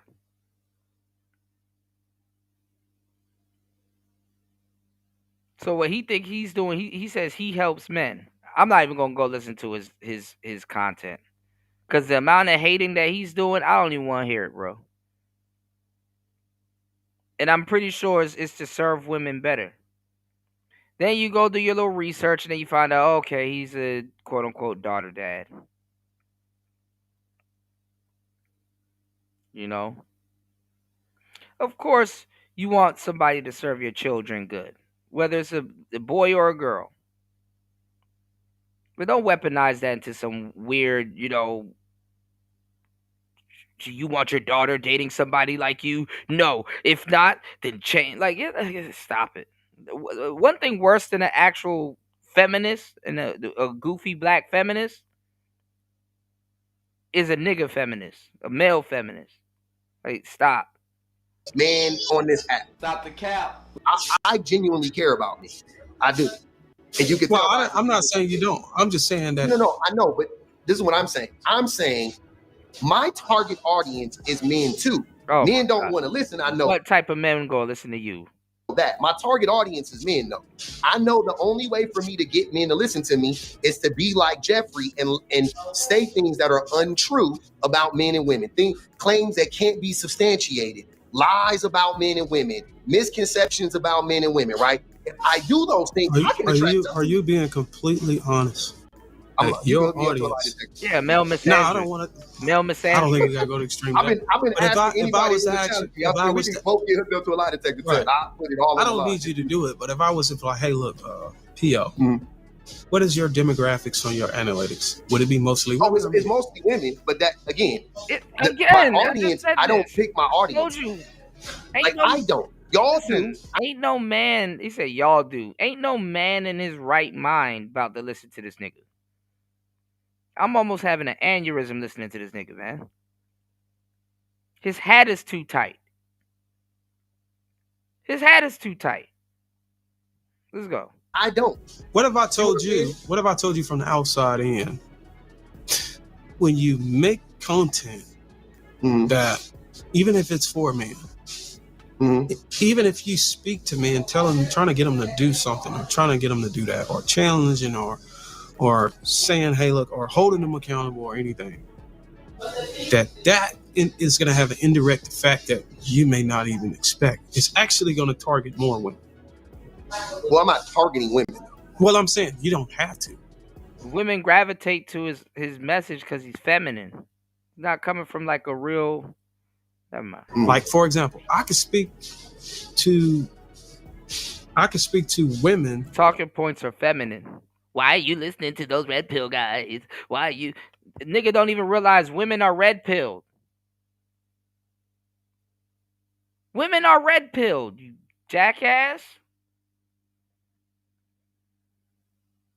Why do women listen to players? Because they're players.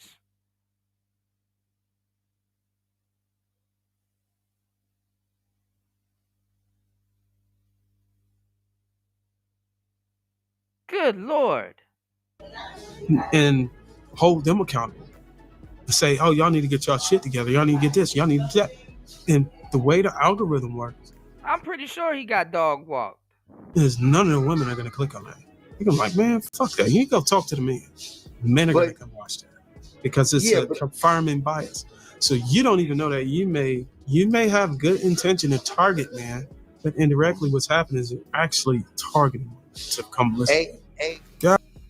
And he knew he was right because he started rolling his eyes as Darwin was explaining to him exactly what the issue was. Because I'm like, dude, I can tell just by the way you talk. I don't got it. Just like you claimed you didn't have to look up Jeff's credentials. Right. Just by your talking points and the things that you say over here talking, using the word misogyny in the same manner that a woman would, using the word patriarchy in the same manner that a woman would.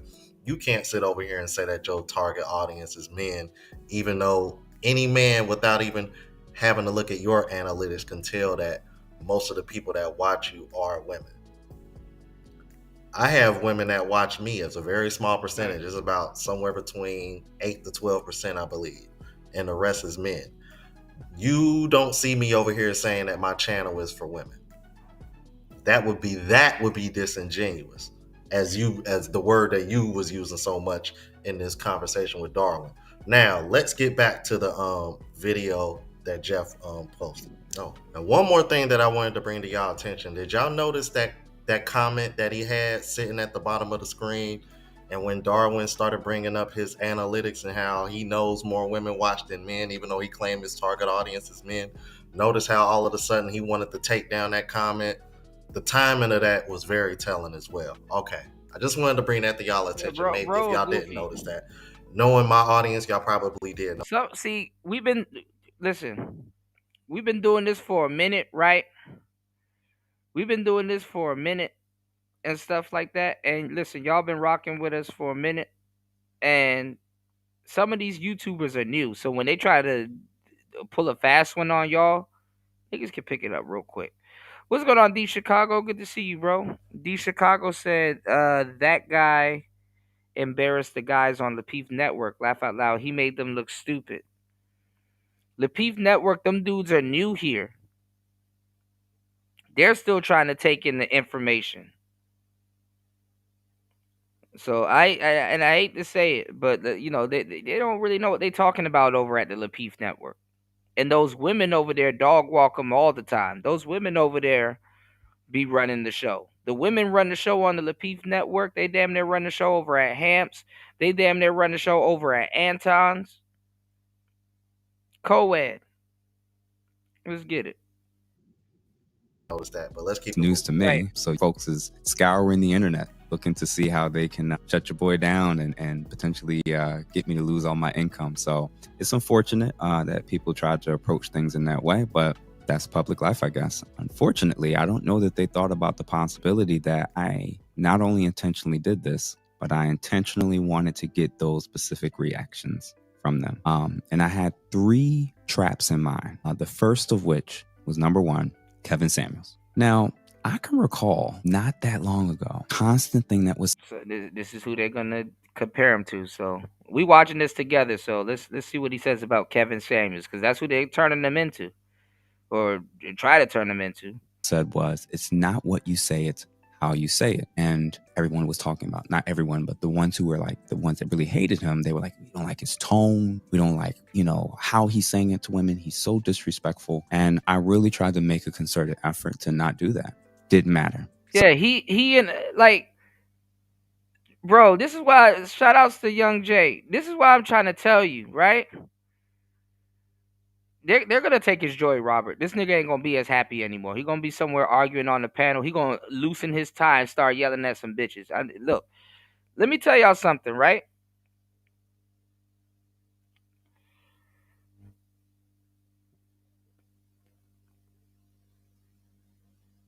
What was I about to say? God damn. Hold on,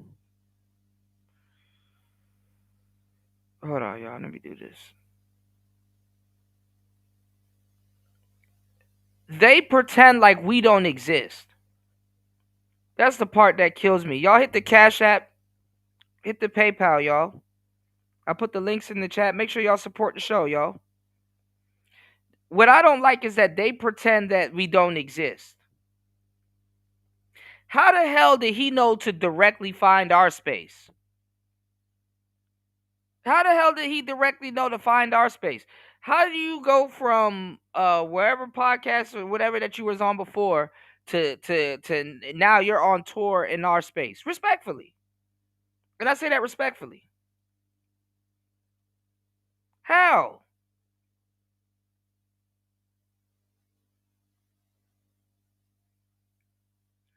They be knowing all of our shit and all of our talking points. And they pretend we don't exist. But then when they get their cloud up a little bit, all of a sudden they know our spaces. And they get VIP access on panels.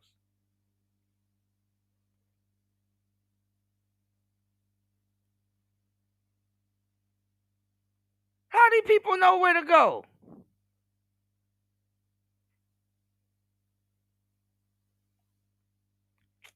So it turns out one of my strategies was to prove that for many people who were against many of the true things that Kevin Samuels and Crimson Cure and many of the other commentators. He know the buzzwords. He know all these people. Did you really need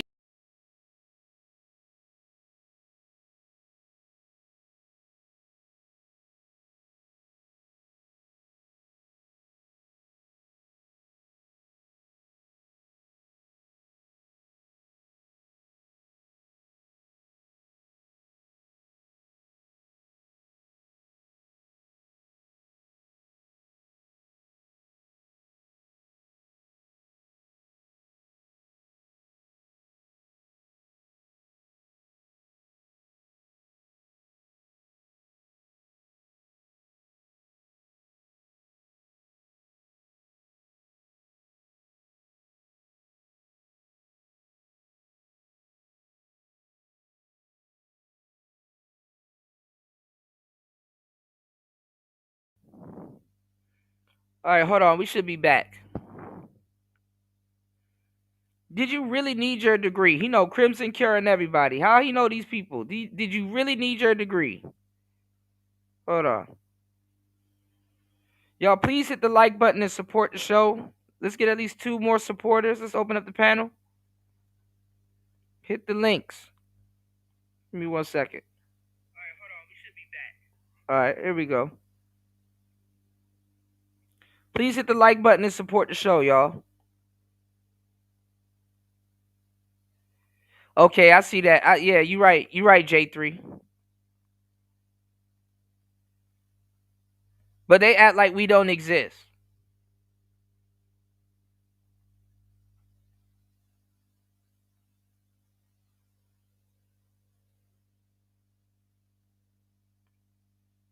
Act like we don't exist.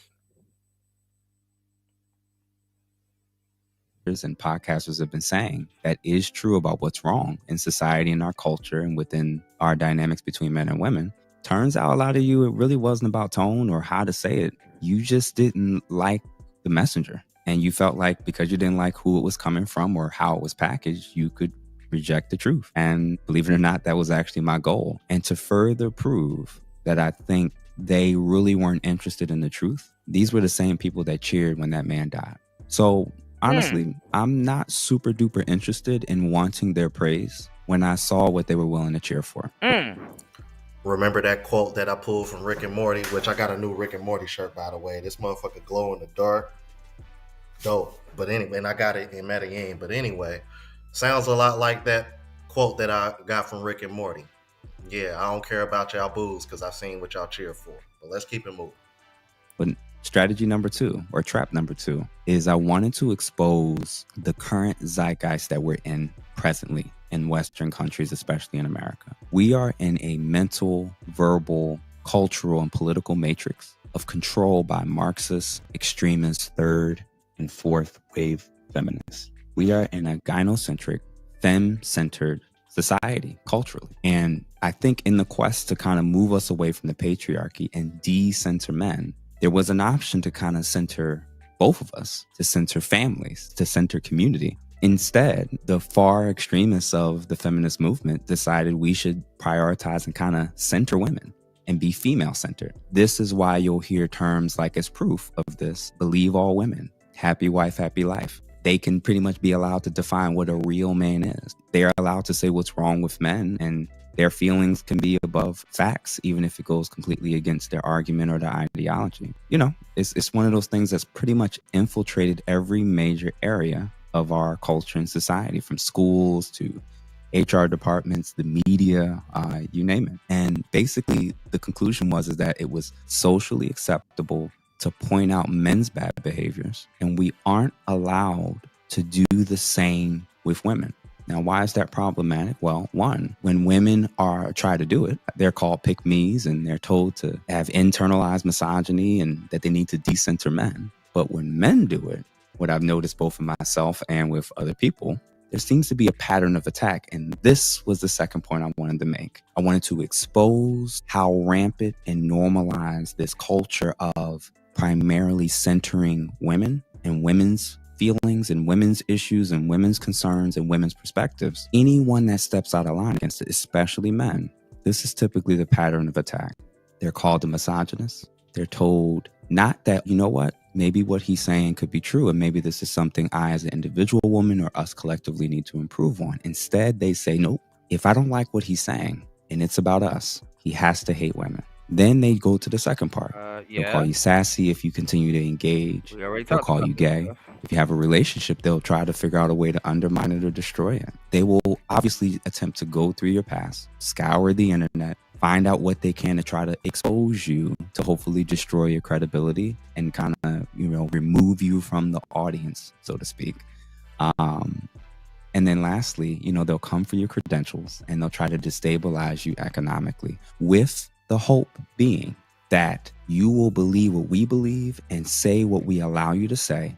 And we will do all that we can do to break you until we get you to be silent and in submission. That is the environment that we're currently operating in and have been for quite a while. when it comes to men speaking out about dating, relationships, and general habits that's happening in the culture. Not when I say something about men, only when I say something about women. And you know what? This makes me, and I hate to say I feel, but this makes me feel validated, because I've been saying for the longest, you guys, these are shaming tactics to try to silence men from speaking. And he went over the list just like I do all the time. Sassy, gay, misogynistic.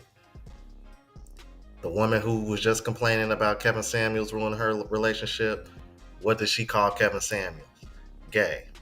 The guy that just had that conversation with Darwin that I just showed you earlier, what did he call him? Misogynistic. The only one you haven't heard anybody call him yet is sassy.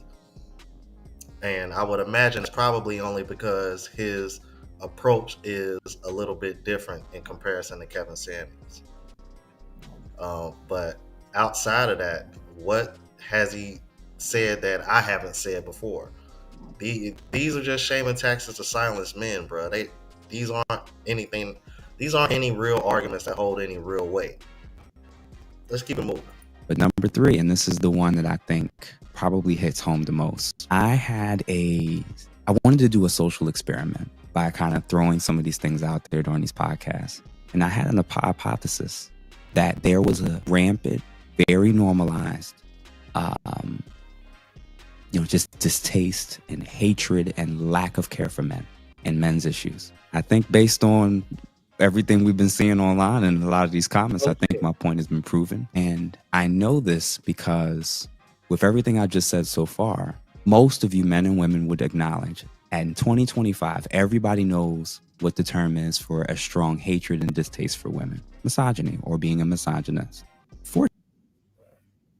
Fortunately, a lot of people did not hear and or find out what the equivalent was for having a strong hatred and distaste for men. That's called being a misandrist or misandro. Or the fact that you just found out is proof that we've actually been functionally, culturally in an environment where one half of the population has been above reproach and the other half is the only ones that's seen as sinners. So with this social experiment of trying to expose this rampant distaste and hatred and lack of just genuine care for men and men's issues, case in point was like paternity tests. What were many of the comments that were being said? Stop whining. Why should we care? Men created the system, so men need it's men's issue. Oh, that's an apex fallacy, by the way.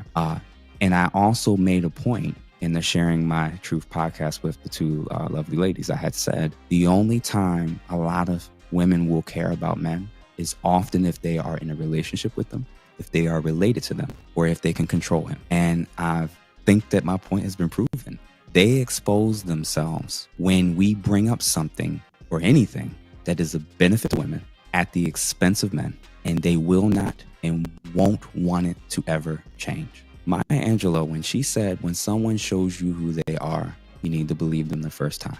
Now, when I use the terms like feminists and third and fourth wave feminists, that actually includes both men and women, because there are male feminists, by the way. I see those individuals, those that are on the farthest extremes of only being able to see good in one sex and not the other, not being able to critically be open to critiquing both sides and seeing as both sides needing to bring something to the table to fix what's happening. We need to start labeling these people as loners. They are loud, obnoxious, narcissistic, entitled, and either rude and or ratchet. Male and female loners. If you come into contact with them during conversations on social media, in person, and they are loud, obnoxious, narcissistic, entitled, and rude and or ratchet, they are loners. We have to leave them alone.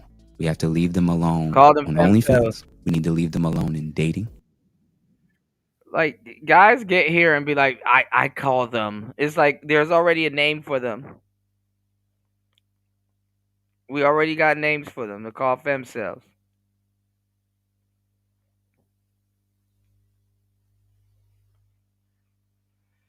All right. Damn, I was about to say something too. Hold on.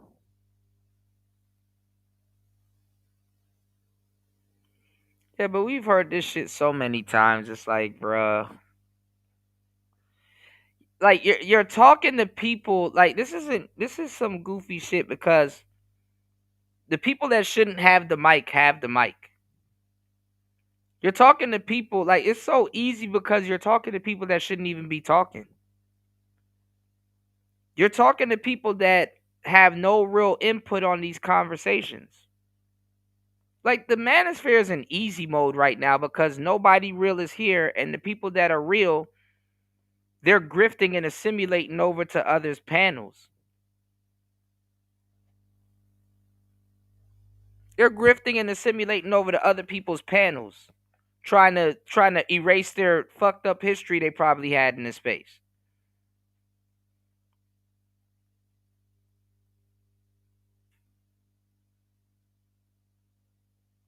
No, the term femcel is accurate. All right? It's accurate. I've been doing this for a long time. Trust me. The term femcel is accurate. Okay? Femcel and incel is not the same thing. Like I said, femcells, they have people that they're sleeping with, but the reason why their hatred for men is so deep and you know diabolical is because they have undesirable men laying on top of them that they wouldn't want to marry or wouldn't marry them. So this keeps their hatred for men going because they're not necessarily lonely. They're validated but undesirable. Okay? I know what I'm talking about. I'm a pioneer of half the shit you've seen and heard. I'm not one of these niggas that's just regurgitating talking points.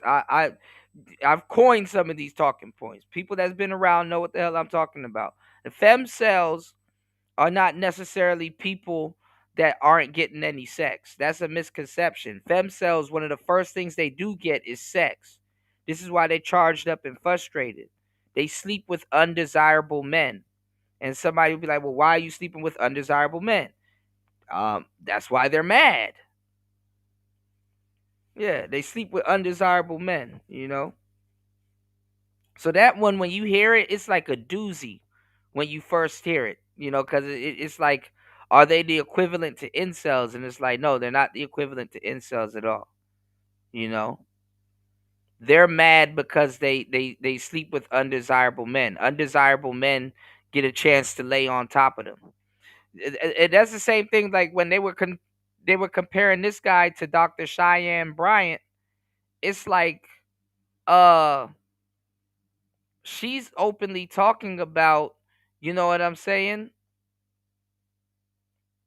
She's openly talking about, you know, how she lied. There's always some unicorn boogie nigga always around. She lied and said that she was dealing with a dude, but you know what I'm saying? The dude, he's not ready to commit yet, but he's sleeping with her. You know what I'm saying? You said pioneer half the shit you see on Earth. No, I'm saying I pioneer half the stuff that y'all be seeing in these spaces and stuff. A lot of that stuff came from Third Shift and before Third Shift. I've been talking about this stuff way before Third Shift. You know, y'all can do y'all research. You know, we literally came up with a lot of these talking points. We literally came up with a lot of these talking points too, and engineered them and refined them and moved them forward throughout the pandemic. You know, so if y'all, I mean, y'all better go check out those shows from back in the day before I take them shits down and repackage them and just sell them shits, which I need to, honestly. You know, y'all do y'all history on me. My history, no mystery. I don't gotta grift and pretend and change myself up and try to assimilate to new panels and shit like that. I don't gotta do none of that shit. You know? But yeah, but Broski here, I give him till this winter. He gonna be somewhere on somebody panel yelling. He gonna get mad at the in this space. I need to go find my Alan Roger Curry clip. You stupid! Niggas are stupid. You know? All right. Let's keep the show going. We need at least 2 contributors. Let's get at least 2 more contributors. Hit the PayPal, hit the Cash App. 8 hours and 7 minutes into the madness, man. Still cooking. It's Player Talk Radio. Let's go.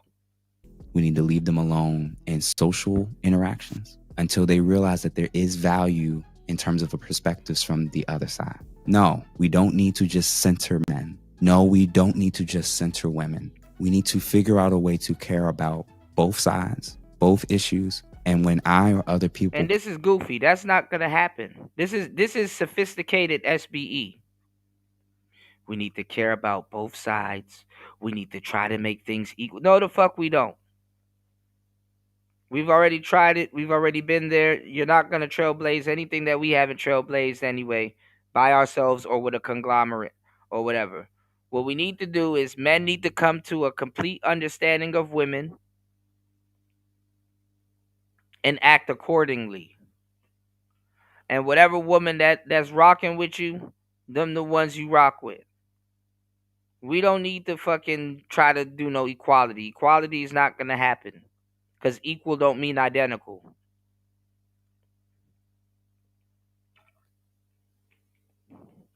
Niggas always coming up with the same shit that we did this already. You know, what's going on, Lord? Good to see you, broski.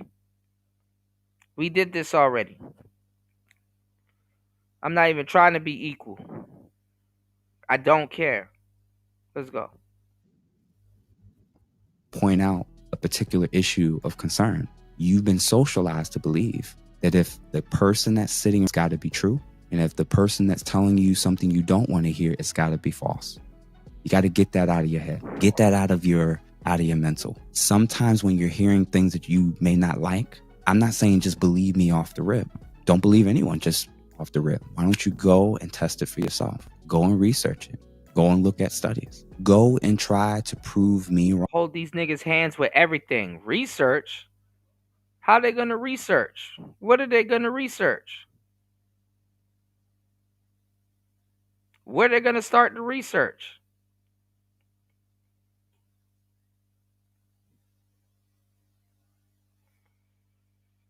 They be wanting you to do everything for them. Wrong, or go and try to prove yourself wrong. So those are my 3 traps. And as you can see, based off of everything that's happened in the last 2 weeks, hook, line, and sinker, they fell for it. We exposed the Marxist matriarchy that we are living and experiencing as we speak.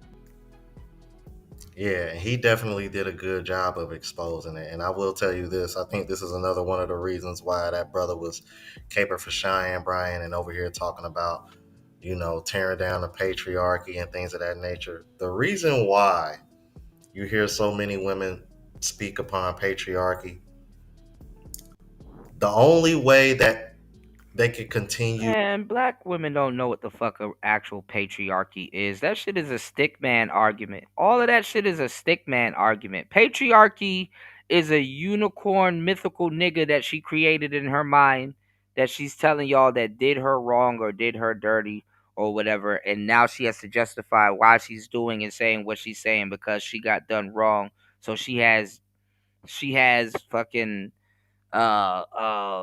reasoning for why she's being dysfunctional. That's really what that shit is. It's a goofy stickman argument of some nigga that don't exist. All right? To push and should I say control what is now more of a matriarchal society. They have to continue to push that they're oppressed by the patriarchy in order to even have what is now a matriarchal society. Because if they don't push that, then you can't have what we're under now. Because if women were to openly admit and say that, well, it's a lot more matriarchal now, then they have nothing to complain about. It ends the agenda. It ends the propaganda. And if you do that, you're going to lose control. because deep down they know that most men, especially real masculine men, aren't going to go for a matriarchal society. And if we're being brutally honest, women only want women only want the parts of patriarchy that benefit them at the detriment of men, just like he mentioned earlier. So he's 100% right. I've been saying this for the longest. Women scream patriarchy, but in reality, we are really living in a matriarchal society. It's just they have to give the illusion of it still being under patriarchy in order for them to have some kind of form of control. You know, sounds like some weaponizing victimhood is the term that I like to use. But anyway, I know this video was long. I apologize for that, but I really wanted to cover this brother because it was his first video, as well as the fact that when I came across the interview that he had with Darwin, and then the crossover between Darwin and that other brother that had something to say about Jeff, I wanted to kind of bring it all together because it was kind of connected, especially when it came to the credential part of it. Anyway, I'll make sure I leave the link in the description to these videos so that way y'all can check them out yourselves. Please support this brother. When I first subscribed to Jeff, I think he was like at 2,000, and he's already up to 7,000. So I'm pretty sure all he needs is to watch hours, bro, and pretty soon. Oh wait, hold on. So he got a page. Hold on.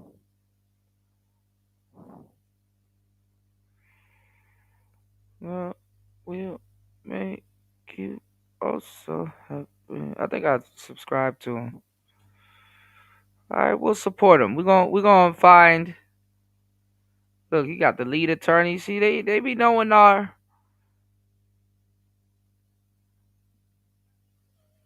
They be knowing our whole space. Look, he got Fantastic over there.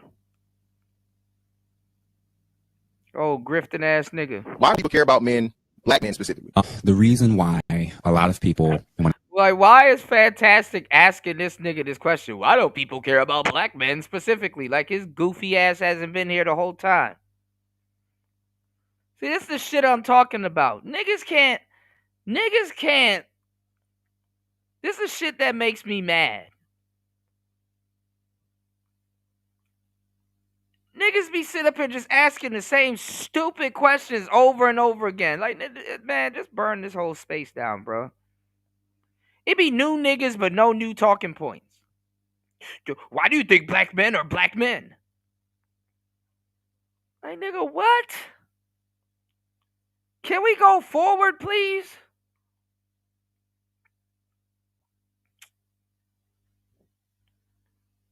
Oh, boy.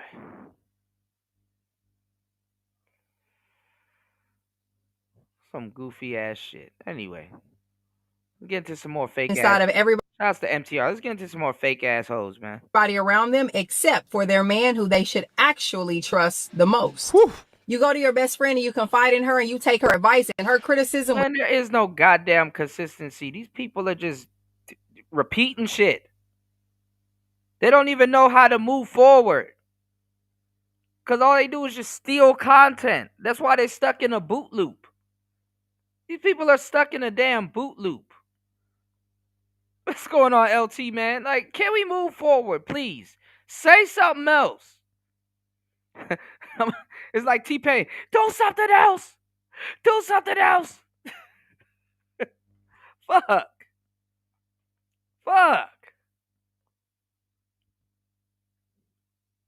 Even people that been here that should have been talking about other shit. Them niggas talk the same shit.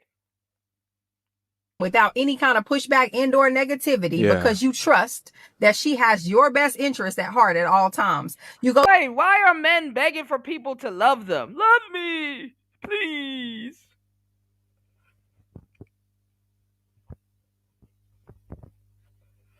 You gotta love yourself. You know what's the most loved person on the planet, y'all? And I swear, this is why I keep telling y'all niggas, study women. Because they're the great teachers of this shit. You want to know what's the most loved person on the planet? A selfish motherfucker. Everybody loves a selfish motherfucker. Because he loves himself. See? It's called demonstration. Monkey see, monkey do. Damn. This motherfucker loves himself. Why don't I do the same thing? A selfish motherfucker. That's why when somebody calls you selfish to a certain degree, they loved you, right? They loved you so much, they realized so much that you loved yourself. The most loved person on the planet is a selfish motherfucker. Some real shit. Shout outs to LT Man in the building. Good to see you, man. Shout outs to the Hemp for Fitness family in the building. Like I said earlier, and multiple times throughout today's show, make sure y'all hit that link that's pinned to the top of the chat and get your hands on some of those watermelon gummy rings, man. Can't go wrong. You said, I don't know, Kuda. I'm glad this guy has officially entered the arena. Bro, they're gonna corrupt him. Why don't... This is... Jesus Christ. All right, Guido. Look, we're gonna have a bet. We're gonna have a bet. Y'all put the month, or you can just put a 1 in the chat if this nigga gonna be corrupted by wintertime. And this is not me hating on the brother. I actually really like the brother. I think he's cool. He's good for the space and stuff like that, but I feel sorry for him because of the people he ran into in the beginning. I feel sorry for him.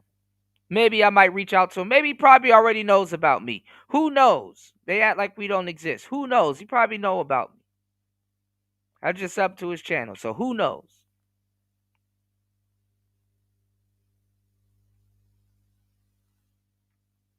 But they are going to corrupt this man. This is the Titanic. This is the Titanic all over again. You said, I thought the most loved was Shaka Nulu. Shout outs to Marco. Okay, LT, man. I'm telling you, they are going to corrupt. Listen, let me tell y'all something. The more real you are in this space, the more corrupt you're going to be. You're better off being fake.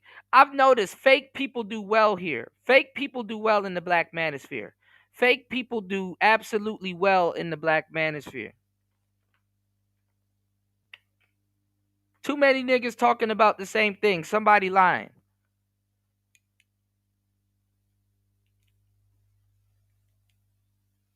Fake people do well here. No, y'all need a mascot. That's what it is. Fake people do well here. This is the Titanic all over again. It's like, nigga, we know it's going to sink. I feel bad for him. He gonna really need, because, you know, therapists need therapists. Therapists have therapists also. He gonna need a therapist being here. He himself gonna need a therapist being here. He gonna have to exhaust all his resources being around some of these people, man. You're stupid. You're fucking stupid. This space is gonna do it to you, and people ain't gonna do nothing but laugh at you crashing out. Go to a restaurant. You don't go to the back and try to tell the chef how to do his job because you trust that he's going to prepare your meal in the manner that it should be prepared. Right. When you go to the nail salon, you go get your nails done. You've been painting nails since you was probably 7 years old, but you don't tell sis how to do her job because you trust that she knows what she's doing. Right. When you go get your hair done at the hair salon, you don't... Oh, we're talking about the new therapist guy. We're going to get back on him. I got you, Marco. Marco knows this. Marco, tell these people, the more real you are, the more bullshit they're going to put you through. The more real you end up being in this space, the more BS they're going to put you through. Let's go. You know how to tell your stylist what to do and how to do it, even though you do your hair every day and you've had that. It's like the more real you are, y'all, the worse it's going to turn out. Same head of hair all of your life. You trust that they know what they're doing. When you go to work, you deal with your manager and you just trust that whatever they're doing, whether you like it or not, is for the good of the company. But when it comes to your man, you don't trust him. All of a sudden, you now are the master of leadership and you know everything there is to know about leading. Listen, Guido, he's coming into a space where there's nothing you can tell these people here. These people are fucking fake. He's coming into a space where you can't tell people here anything damn near. Individuals, they'll listen to you, and cool, they'll get the game. But for the most part, these people here are fake. It's almost short of hilarious. People here are running around asking for credentials versus the people that they listen to. Respectfully, and it's not a knock at this brother. You got niggas that seriously listen to Jay Prince asking a nigga for his credentials. You got niggas that take Floyd, respectfully, and I like Floyd, but you got niggas that take Floyd as a passport bro. Serious.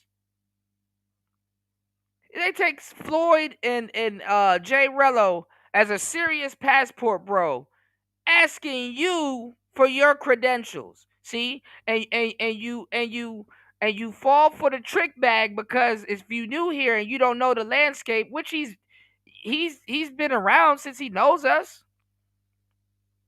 Niggas just be acting like niggas don't exist. But our talking points show up in everybody's rhetoric around here. Word for word. It's like if you don't know that, you unaware that you're being hoodwinked. Y'all hit the like button. Support the show, y'all. This shit ridiculous. You said I know Kuda, but I want to believe. Man, listen.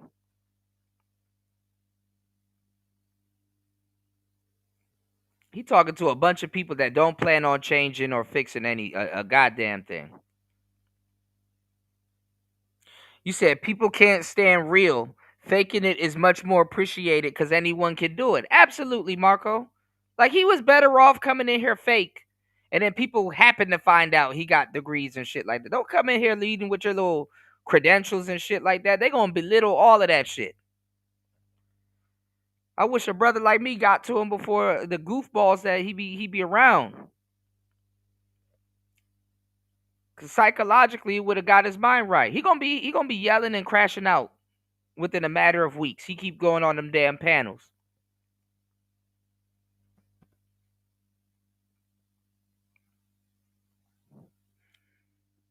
Even though niggas don't give a damn about his credential now, by the time he crashes out, by then all of his credentials ain't gonna be shit. Cause that's how people in this space operate, man. Black people for you. If he's caught yelling and crashing out and somebody clips it, ability gone. Gone. Take years to build, but seconds to destroy. Gone. But that's whenever you should be trusting him to do his job and lead you. But that's why Fugazi does good. Because we don't know him. He just came out of nowhere with all the talking points. Stop acting like you know everything, baby, and trusting Shout outs to Cooley, though. Everybody but him. Give that man a little bit of credit and trust that he's going to lead you in the right direction. Many of these modern women have been taught. Yeah, and what do you win when you successfully change a female's perspective?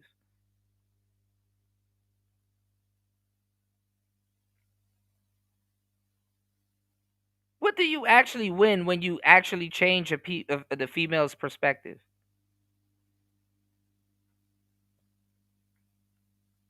They've been nurtured to subvert the authority of a man. And more often than not, they don't even realize that they're doing it. They buck up towards the thought of submission, but don't realize that they submit in various different ways all throughout their life. But when it comes to a man, that word submit is damn near sacrilegious. Let's go. You are the man in every single relationship you have because you embody the masculinity that you crave. When is the last time? What the fuck are you talking about? You embody the masculinity that you crave. Like, what are you selling? Brownies, bitch? Crave?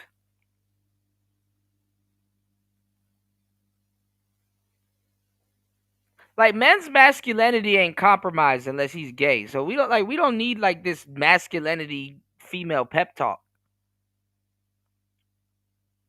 See, well, Western women, like a lot of y'all femininity is fucking compromised. Like, even look at MTR's face. Like, what are you talking about? How do feminists steal femininity from black women and then resell it back to them? And these bitches are buying it.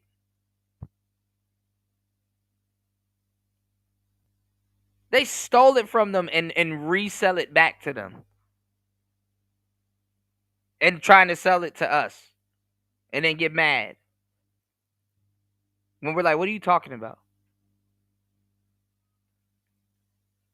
You said something to a man that actually made him feel like a man and not like one of your kids. Make him feel like a man. Like, oh, he has to feel like a man. Because remember, y'all, just like their femininity's compromised, he's not a man. So he has to feel like one through you saying something to him. I want you to really think about that.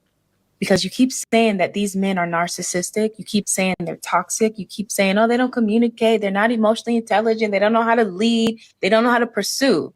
But I have to be honest with you. Men don't feel like a man in your presence. We have to get this together because you say you want a masculine man, but you're...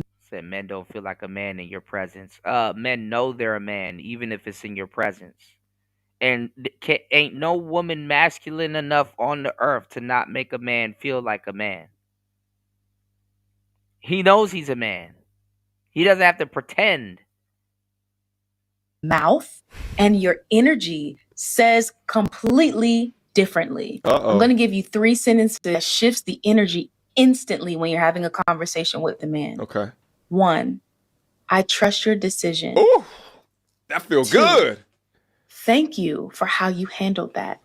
And 3, I feel safe when you take the lead. Oh!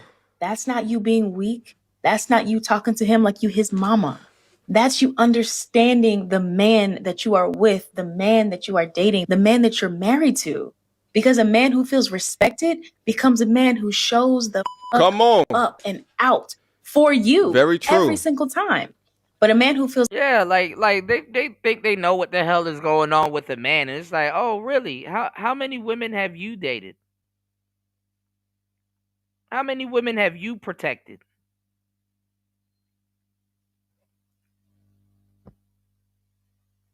I hear you, but how many women have you taken out on a date? Man. Feels like a child in your presence. And even if they're gay, as a man. Yeah, even the Honda man knows he's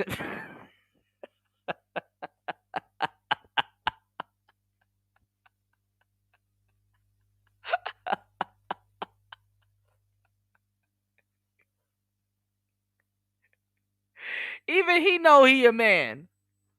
Shit. All right, we going. What a money reside, what a money reside, what a money reside, what a money reside. Okay, let me tell y'all something. I'm doing something real big. He know he a man. Any deal that y'all got and they beating us, I'm gonna be about $400. Just give me your pen and the paper, cause I'm asked what the what? What a money reside, what a money reside, what a money reside, what a money reside. Okay, I told y'all before, y'all know what I do. I give all these good deals and everything else. Y'all better ask about me because I do on that all the time. And that's on who? Mary Had a Little Lamb. Okay? Okay? Okay? Even he know he a man.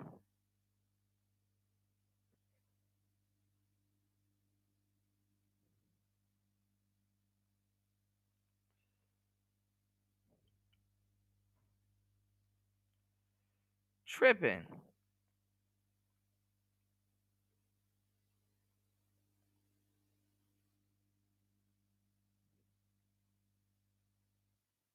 He will always shrink and never be able to give you what you want.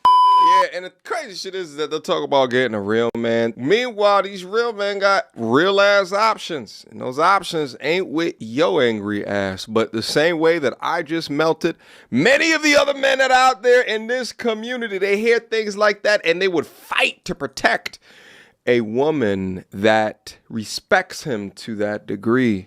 And for those of us who come from matriarchal family structures, no one really talks about... Oh my God, this bitch almost severed her tongue saying that mitracho. The impact it has on a woman to grow up in that kind of family setup. My mom is single. She's a single mother. Her sisters are single mothers. Their mother was a single mother. That mother. And their mother's sisters were single mothers. Okay. So Matriarch. I grew up around extra strong women. Yep. I grew up around women who were running the household. Women who played both the role of mother and father. Okay. And that's all I know. Right? And that's probably why, for people who have spent a lot of time with me, they'll identify how hypermasculine I am, how hypermasculine I can actually be. Being soft and feminine. I'm tired of these women with their compromised femininity talking about masculinity like their cell reaching perfect form. I'm tired of these women talking about that shit like they're Majin Buu that just turned into like the final version of Buu and shit like that. These men compliment me on how strong I am and how I reach level 9,000 and how my KO kin is strong and I got a level 50 spirit bomb. What are you talking about? Like these niggas got scouters on and they're reading women's masculine power level. Listen to how she describes masculinity. Does this not sound like somebody with their femininity compromised? Listen. Doesn't come naturally to me. But I'm learning now that I'm in a long-term steady relationship with a man who wants to show up as a man. But I realized that most of my relationships before didn't work because of my hypermasculinity. I did not. Oh yeah, I'm just so strong and grotesque and I'm just. No, you're just a brat with an attitude that nobody can stand. Like it ain't no hyper masculinity, ain't no masculine trait chasing nobody away. She don't even got no muscles. You talking like she Hulk Hogan and shit. Listen here, brother. You're not masculine. To leave room or space for a man. I don't wait for a man. Like I'm that. We don't care. We do not care. Girl, if I ask you to fix the light bulb today and you don't do it, like in the next day or two, I'm going to get a ladder and do it myself. Good. Because what if the man didn't want to fix the light bulb? And it's like, it's cool. In a day or two, she's going to get a ladder and go do it herself. And then now I have to clap for her because she did something that she should have done the first time. Just change the light bulb.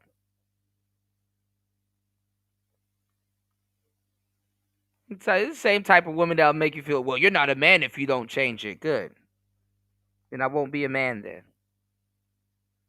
Yeah, she gotta keep upping herself and fucking upplay her masculinity. Like, girl, nobody give a damn about that shit. If you don't go screwing that light bulb, get an idea. She finally got she finally got the idea to screw in the light bulb, y'all. Like I'm not waiting. And when you speak to other, I'm a man because I'm not waiting. You waited 2 days and did. Oh my God. Women like my colleagues and friends who grew up in similar situations, the narrative is the same. Okay, we don't know how to not show up in our masculine energy. And that's frustrating for a lot of men. So my partner has to constantly remind me to. It sounds like a horrible promo for Black Panther. We don't know how to show up without our masculine energy. Back up, it's not your job. It even shows up in how hard I work. Like I am a provider, and a provider. She a provider. Take pride in being a provider, even when I am being provided for. This is horrible. And it's so messed up because in as much as I say all I hear y'all is I'm an adult. I'm an adult. I'm doing adult things. I'm an adult. Give me credit for being an adult. I screwed in a light bulb yesterday. I'm such a man and a provider. You see, when I screw in the light bulb, I provide the light. Da. to be soft, to be feminine, to eventually move. Your femininity is compromised. Her femininity is compromised. Your femininity is so compromised, you have to pretend to be a woman for your own damn self. That's sad. Move into a housewife role. I don't think I can. Yeah. I don't think you can't do it because you don't have enough femininity to do it. Your femininity is compromised. You're not feminine enough. You're not even a man. Like, we're not gonna, like, I don't give a fuck. That don't make you a man. I don't know what you are. You're not feminine enough because you're admitting that, you're self-admitting that, but you're not a man neither. You're compromised. Because women be like, oh, I'm masculine. That's not masculine. If women, listen, if women were masculine, we'd get along with y'all. When y'all doing that shit, like, yeah, like, why are you waiting for me, nigga? Screw in the light bulb. Because masculine men don't sit around and wait for another nigga to screw in the light bulb. You just gonna go screw in the damn light bulb. You waited 2 days and felt masculine on the third when you realized he wasn't gonna screw in that light bulb. Does that make sense? You're just in your own way. Yeah, tomorrow I pumped my gas. That I'm a provider.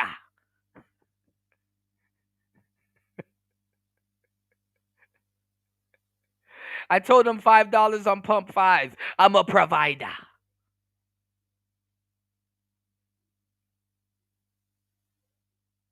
Yeah, I don't bleed once a month. Like, what the fuck?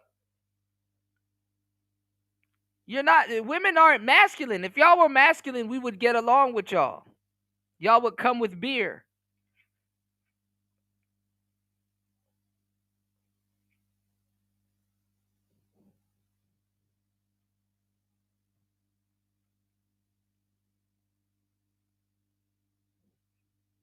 God damn, y'all want to be us so bad. Y'all want to be us so bad. It's in my nature to be like that, to be soft, to be not in your feminine nurture. 100% of the time. It probably It's not in your nature to be like that. This is not a conversation for somebody that's soft and feminine and shit. This is not even a feminine conversation. have more male friends than the average female because of this. And it's so weird because I spent most of my life thinking that I'm this strong and this hyper masculine because of what men have done to me in the past. Oh yeah, okay, here we go. Some boogie black man has done something to you, so now you have to overtly act like a goofy ass nigga. I'm a provider. Some goofy ass nigga did something to you, so now all of a sudden, all men, and including yourself, gotta hear this goofy ass Gettysburg Address speech in your car. I know your car tired of you too. I know your car is tired of your ass too. Trauma. But the truth is that I am this way because of the matriarchal structure that I grew up in. And I don't know if this is just my experience, but I'm interested to find out from you guys who grew up in a similar setup as me. Uguti, how you guys show up every day. Newsflash, most black community is an entire matriarchal structure. So most of the women walk around with this type of behavior. Now, to your point, calling out women that refer to men as narcissists being all into themselves. Meanwhile, the exact same women don't know the behavior, the traits, the characteristics, or the things to say to a man to get him to perform well within his masculinity. For example, let's say that you guys open a... And y'all niggas gotta stop talking like that shit too, because y'all starting to sound like these hoes. You gotta perform well within his masculinity. Nigga, if you don't go change that fucking tire or go call somebody to do it, ain't nobody sitting up here saying, man, I need to do this so I can feel like a man.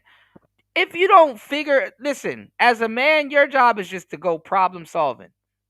Problem, solve it. Problem presents itself, you solve it.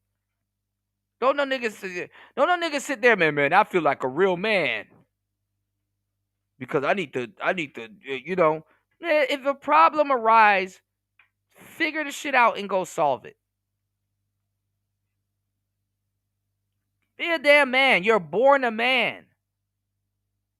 You sit up here questioning yourself just like these hoes. They don't know. They have to fight themselves to be a woman.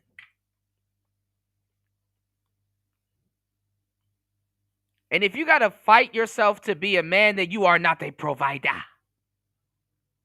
Niggas just sit up there and produce and provide. Niggas don't have to sit up there and see, baby, I'm a man because I produced and provide.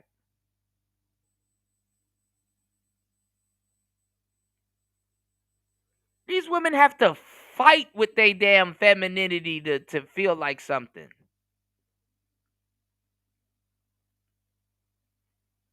That is crazy. I'm not trying to hear this talk anymore, man. Supermarket, and there's something up on top. A lot of these women would just go and... He said, remember, I used to say fools want to understand women because they want to be bitches. That's, and that shit holds true. Let a hole be a hole. Hey. Just go get it themselves. But a woman that's with a man is going to know that that man wants to feel like he's in a position to control the space, alternating the aura around you. So you should say something like, hey, baby, mom, getting that for me. And he can be like, yeah, sure, I got you. And then he's giving you the opportunity to be that guy. Guys don't want lazy as hell women, but I think women that can... And that is very much true, Cynical. That is very much true. There are dudes who aren't worth crap who still find a way to provide. That is absolutely 100% correct. You said, does fasting know her? Golly, with that thick accent. Fasting, oh my God, fasting. Come on, man. Shout outs to Marco Grande in the building. Shout outs to Fasting in the building. Let's go. Intelligently give the runway for their guy to represent themselves as a guy, are thinking more intelligently about reducing their masculinity while enhancing their femininity. Let's go. Men are physical. We got to stop talking like this, reducing their masculinity and enhancing their femininity. Like, what? See, this is why Obama's frail ass can come in here and say all kinds of goofy shit. Reducing their masculinity and enhancing their what? Creatures. I'm not telling you that your looks, your fitness, and your beauty is going to... This motherfucking woman looks like a man, and I think that's a man. And I just called it a woman. This look like a man. That looks like a man. I'm not listening to that. To necessarily keep a man, but I'm telling you that it's going to give you a better chance at becoming a wife and staying a wife. And these are just things that you should know. If you have an issue with it, this is probably not the page for you. These are probably not the men for you. Because when I tell you, I've literally had clients who have told me that their man wants to divorce them because they're getting bigger. Yeah. When I tell you I have clients, and these men are wealthy. When I tell you I have clients that know of men that have broken up with their girlfriends, because they turned into a porker. They did not like how they let themselves go. Listen, can men write? Yeah, menstrual cycles. She needs a manual to understand men. This is mandatory.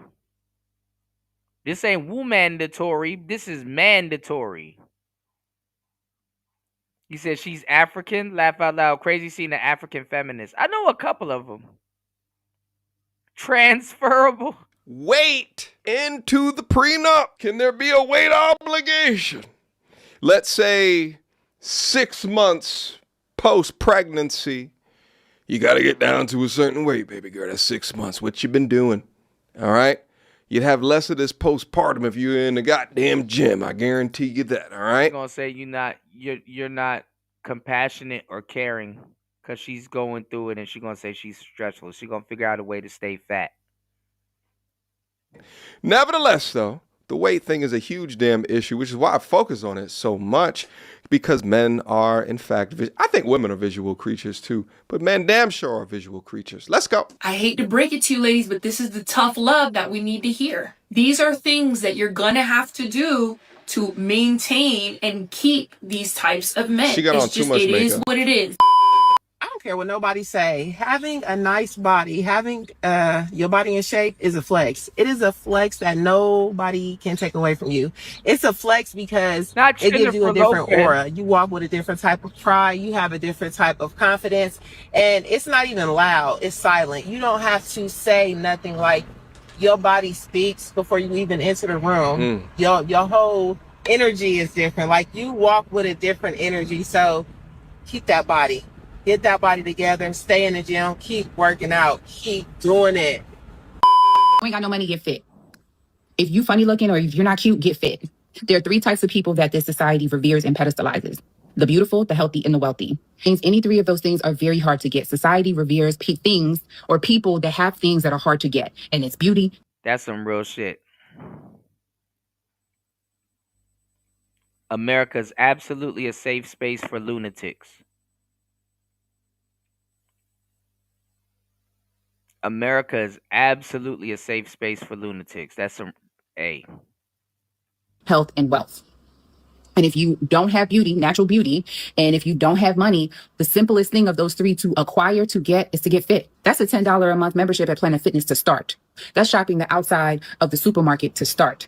A byproduct of getting fit is you start to get attractive across all demographics. Yeah. Because a fit body is a beautiful body, biologically. That means that you look like you can outrun animals, predators. You look like you can have a baby. Men been saying this for years. That's really what it is. That's all that we care about biologically, right? Is that you can outrun your predators or you can procreate. So when your body looks like you can do those things, you become attractive to many people, okay? And once you become attractive, now you have health and now you have beauty. And now you're going to get money because people only want to work with either people that they know or people that are attractive. Attractive people get jobs. Attractive people get contracts. Attractive people get money. That's that halo effect. So if your money's funny, get fit. If you're not pretty, get fit. Yep. You swallowed that man's DNA last night, but you can't drink apple Oh my God, this woman look crazy. cider vinegar to suppress your appetite. But she right. And control your blood sugar so you can burn fat. Oh, okay. And I also heard you be getting your back beat at 2:30 in the morning at your sneaky link house, but you can't get to the gym at 4 a.m. in the morning? Oh, okay. Y'all spend hours at the hair salon, the nail shop, and all that old jazz, but you can't take an hour to meal prep? Oh, okay. That's a good Now, point. you said that you was going to do your research on how to lose weight and what foods you need to eat, but the only thing up in your search bar is porn. Oh, okay. You can be committed to a man that gave you BV 75 times, but you can't commit to going to the gym and eating in a calorie deficit. Not the vaginosis. Oh, okay. You claim you want a fat ass, but yet you still sitting on the damn couch with your foot crossed, watching something on Tubi and eating potato chips all day, strolling through TikTok. Oh, okay. That's what it sounds like to me when y'all be telling me y'all ain't got time to take care of yourself. Call out the hypocrisy. My husband pays all the bills. Thank God. So his check literally covers everything. Okay. My check is something that we use for investments, we use for savings, and we use to pay off debt. Wow. But if for any reason I don't work for the next 20 years, we'll be fine because he makes enough to cover all of our expenses. But I like to still work. I like that I have income. And to be honest, your girl has student loan debts.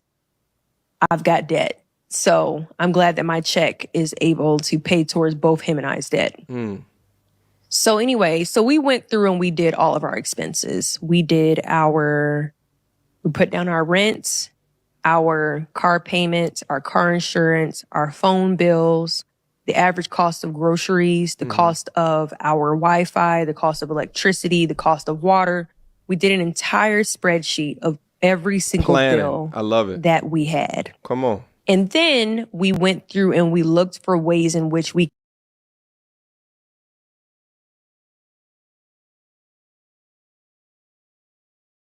I went through.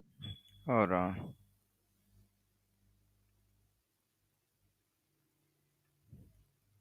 All right, hold on. We back. Please hit the like button. Shout outs to everybody here. 8 hours and 51 minutes into the madness. We done got past a full shift. Lord have mercy. Please hit the like button. Support the show. It's Player Talk Radio. Cash App and PayPal link is in the chat. Shout outs to everybody here. Hopefully you guys are enjoying the show. Let me catch up on the comments. Hold on.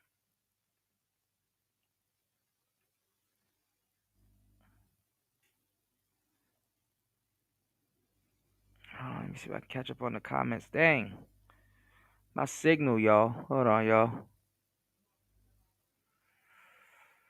Dang, I can't even see the comments. This is bad. Hold on.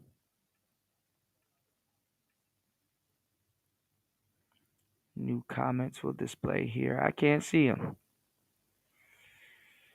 All right. Please support the show. All right. Give me 1 minute. Let me work in the background and see if I can get this stuff working. Hold on.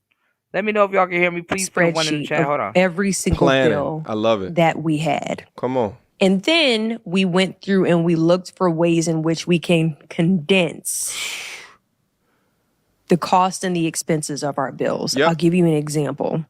I went through and I saw that, okay, you pay $300 for your car insurance. I pay $300 for my car insurance. I went through Geico and did an estimate of how much it would cost to add Marvin to my car insurance. Guess how much it cost? $275 for him and I both to be under the same car insurance. How much does that save us? $325 a month. We went through and did this for every single. Oh, she probably switched to Geico. Listen, y'all. I saved 100% on my car insurance by simply just not paying it. Because fuck that. Let me stop. That is a lot of money to save, though, but let's get it. It's Player Talk Radio. Make sure you guys hit the like button and do me a huge favor. Do me a huge favor. Hit the link that's pinned. Okay, good. News comment popped up. Okay, so we back. Hit the link that's pinned to the top of the chat. And head over to hempforfitness.com. Good morning, everybody.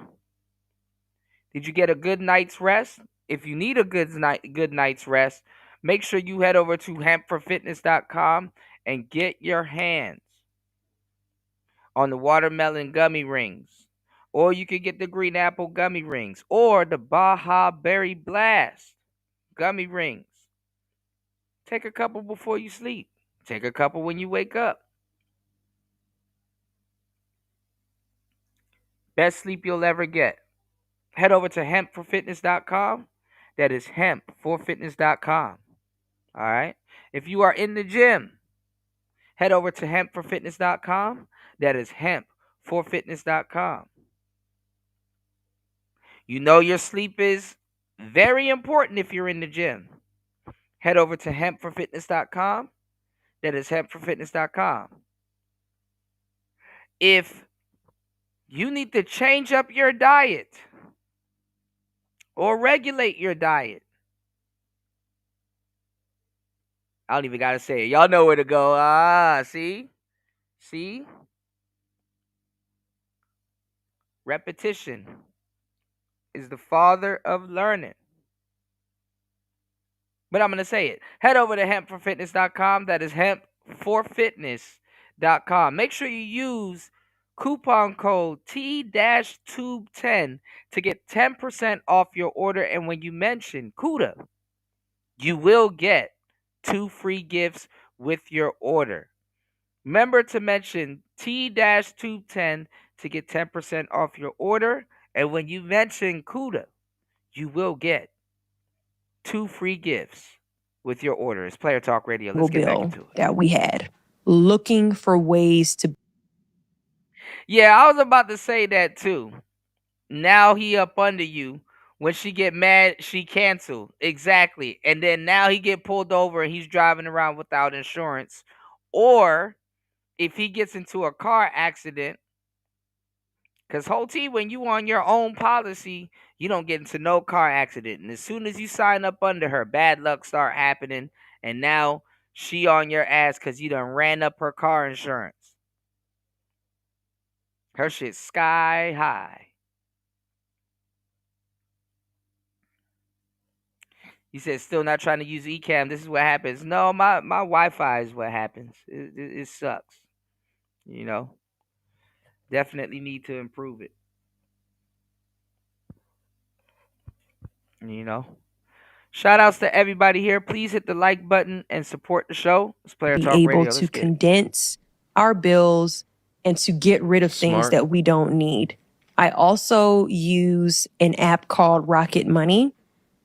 And that's where I'm able to go through and look at different subscriptions and see what subscriptions are monthly and do I actually use the app that I'm subscribed to. And what I found is there's a lot of little $9.99s, $4.99s, $2.99s, and Rocket Money is able to catch those repeat payments. And I went through and found that I was paying probably $140 worth of apps that I don't use anymore. That's just kind of sitting on my phone and I forgot to end the subscription. Having $140 a month worth and stuff just coming out your account without you knowing, to me is absolutely ridiculous. I am an active purveyor of all of my finances, everything that's happening around me, what's coming in, what's going out. And I take control of my finances so I can understand what it is that I'm working with, so I can do the most damage with. But even though I'm saying that, I know that the majority of people are not like me, this degree of financially conscious.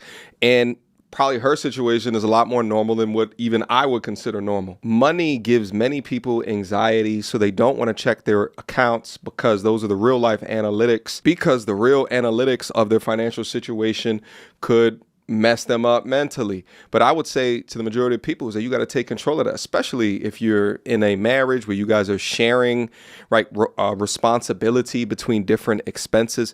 But exactly what she's calling out, the path that they are on in order to understand how they can be optimized, is exactly the path that people should be on. They are taking control, probably because they also recognize that financial instability, financial issues is one of the leading causes of divorce. So congrats to them for taking control of their situation. Let's go. Here are 2 reasons why I believe our generation is filled with a bunch of single and lonely people. Reason number 1, our parents.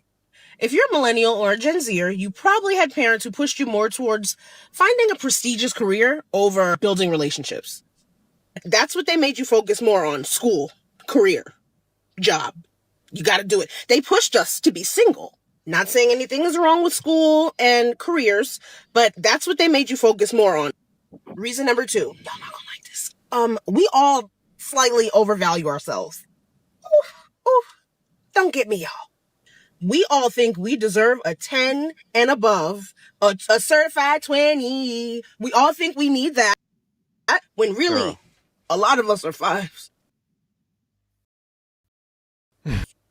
4s too. And that person you're rejecting. Submission to my husband is oppression, then lock me up, baby, like chain me together, because I, as a former independent boss babe who don't need no man, I could never. I don't want to do anything without my husband. I want him to make the decisions. I want him to lead me. I want to submit to him. I want him to guide me. I don't want to lift a finger. I don't want to think about it. I don't want to be responsible for the decisions. Man, these bitches be lying. That shit sound good for the internet. Why don't you ever see, like, these women that be doing these why don't you ever see them with their husbands?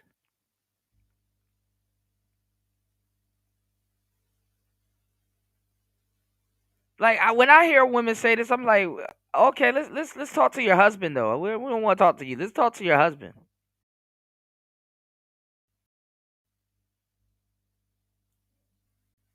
These worship the ground my man walk on women. All right. Decisions we make, I want you to do it. Now,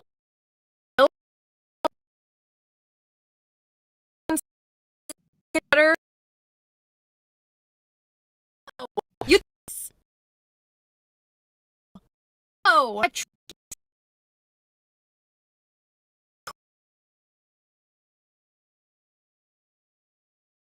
About anything. I don't have to know. I don't talk to great. What the hell?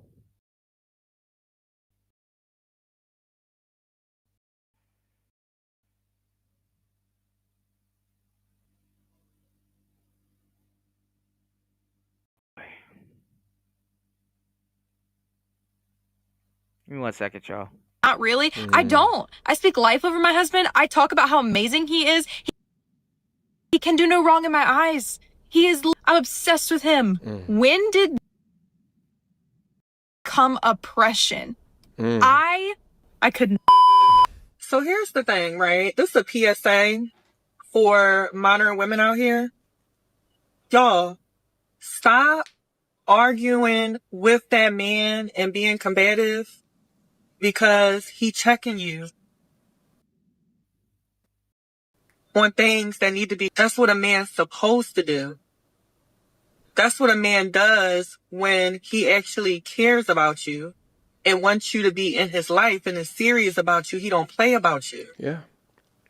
Stop looking at it as a attack and become defensive and then want to become combative and then want to start deflecting. I'm just here to tell y'all that if a man corrects you, it's because he actually really bang with you, right? If he's not correcting you, you should be very concerned.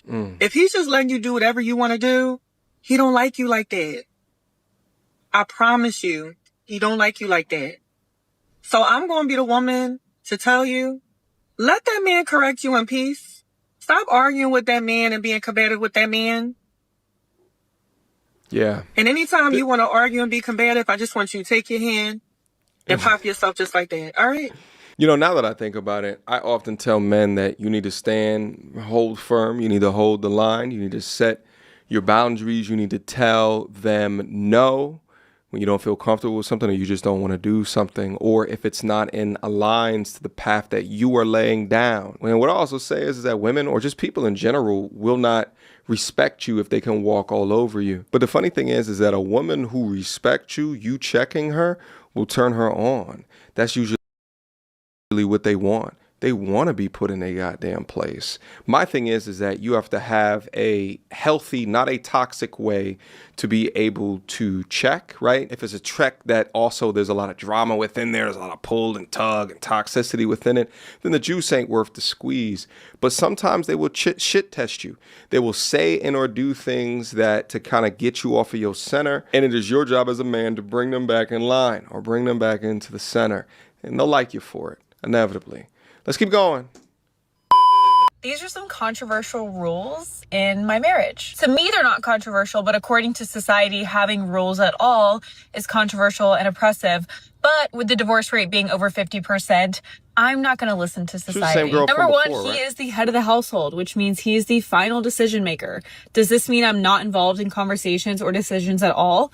No, but it does mean that at the end of the day, he has the final decision. Women, it is much easier to trust God and to trust your husband than to be a control freak. Number two, we don't do 50-50 and we do not call each other partners. We don't own a law firm together. We are husband and wife in a lifelong union. Number three, we do not throw the word divorce around at all.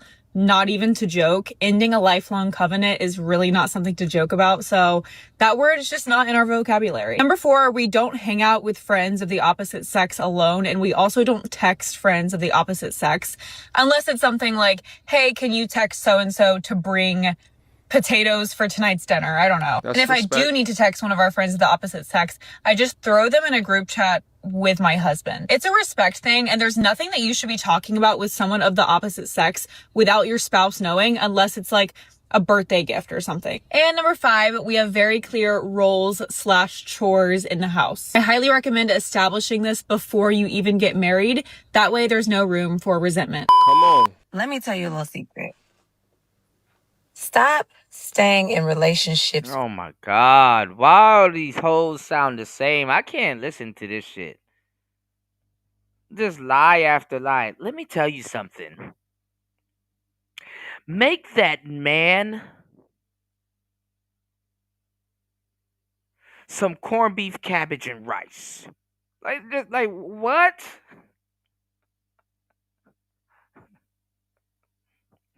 Let me tell you a secret. Be a decent human being. Okay? How about that? Be a decent human being. Just woman after woman. Let me tell you a secret. Make that man feel like he's a man. You want me? You want listen? You want me to tell you how I know most of this shit is full of shit? You want me to tell you? Let me give you a fucking secret. Women used to. I don't know why they're getting on the internet and telling us this. Women used to sit around. Right? Women used to sit around and they would actually drink tea at brunch or at a tea party and will tell their other homegirls this. When you have to tell the internet or women have to widespread their message and what they're talking about, they're trying to convince themselves. This is a conversation that you have with your homegirl where both of y'all got husbands or both of y'all got brothers. I mean, not brothers, but boyfriends or whatever. And y'all are, this one woman says, "Hey, I did this for my man and he loved it. Maybe you should try that for your man." Or do this and see what he thinks about it, or whoop de whoop. I'm gonna sit up there, look at the camera, talk about something. Treat your man right. It's like, are you telling us or trying to convince yourself? So you gotta listen to women when they talk, because you'll understand exactly what's going on. Especially like if you ask a woman, "What do you like in a man?" She damn near gonna describe her ex. Got something for that coming up. Or she gonna describe something that a man that she liked, what a man does. Like they can speak from not necessarily their experience, but most of the time it's from what they got going on or been through. It's because it's like real personal and stuff like that. You know, like you'll ask, "What's a turn off about men for you?" And if she's like, "If that man likes the color purple, not the movie, the color, he can't be with me." And it's like, oh, you got to play Blues Clues and Scooby Doo and shit and find out, oh, her ex before the last guy that she dated, who's also her ex, liked the color purple. And he stole her purple hoodie and blah, blah, blah. Like some goofy shit.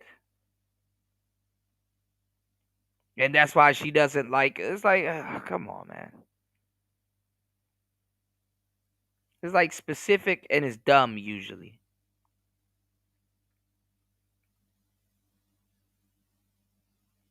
All right. With women who do not respect you. Let me tell you why. When you are in a relationship with a woman who does not respect you, your potential and the things in your life that you really want to do go from here to here. The power of a woman's words has the power to make you or break you. So if you're in a relationship with a woman who does not speak life into you, who is not there to support you, who is not there to provide an atmosphere for you to think clearly, which means, again, keeping the house clean, keeping the house neat, keeping things organized around the home. If she does not provide that for you, she is limiting I mean, you. you could get a maid. Y'all don't even. I'm really convinced, y'all, that there's really no bargaining chip. Have Western women lost their bargaining chip? I'm thinking she about to say something profound. She just talked about just keeping the house clean. You can get a maid for that. They got apps for that now.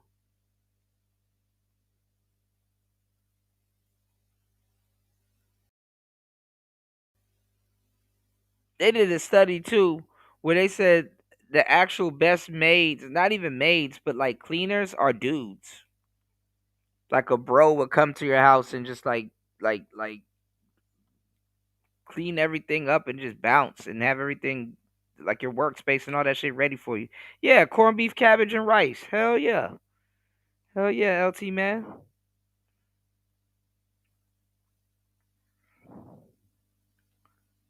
All right.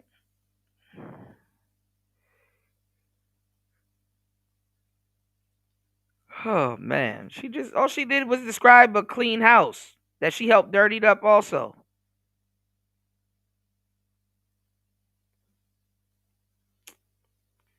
And no bargaining chip, bro. Just wasted our time. Think about it. You thrive as a man at your highest when a woman She's just making this shit up. is in her femininity. And with that video, I am not. What the fuck are you talking about?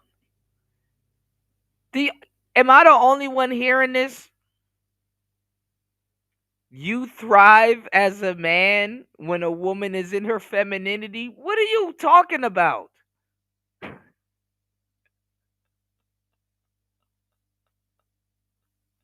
She said this. Hold on, y'all. She's just making this shit up. Hold on. She volunteered to give us advice and wasted all of our time. Hold on. Let me tell you something. In the house. I highly recommend establishing this before you even get married. That way there's no room for resentment. Come on. Let me tell you a little secret. Yes, okay, here's the secret, y'all. She cleans up and you thrive in your masculinity when she's in her femininity. Stop staying in relationships with women who do not respect you. Let me tell you why. When you are /chores in Because remember, fellas, your masculinity is based in her femininity. room for resentment. Come on. Let me tell you a little secret.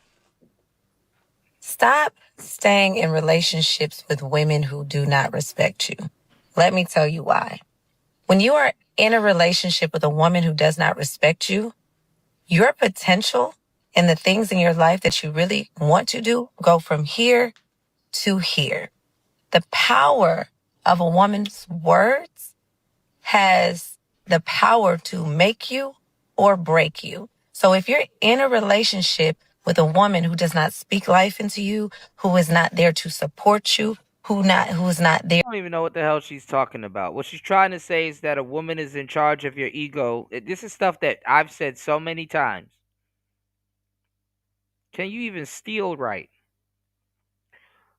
A woman is in charge of your ego. She got the power to make your day or break your day. You understand what I'm saying? What she's trying to say is that woman has the power to send you to work feeling like you're the man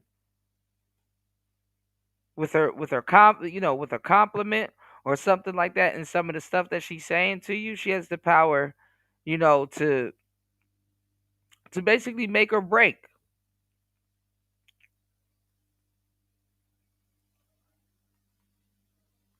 You're a woman, not a woman, but you're a woman, the one that you like,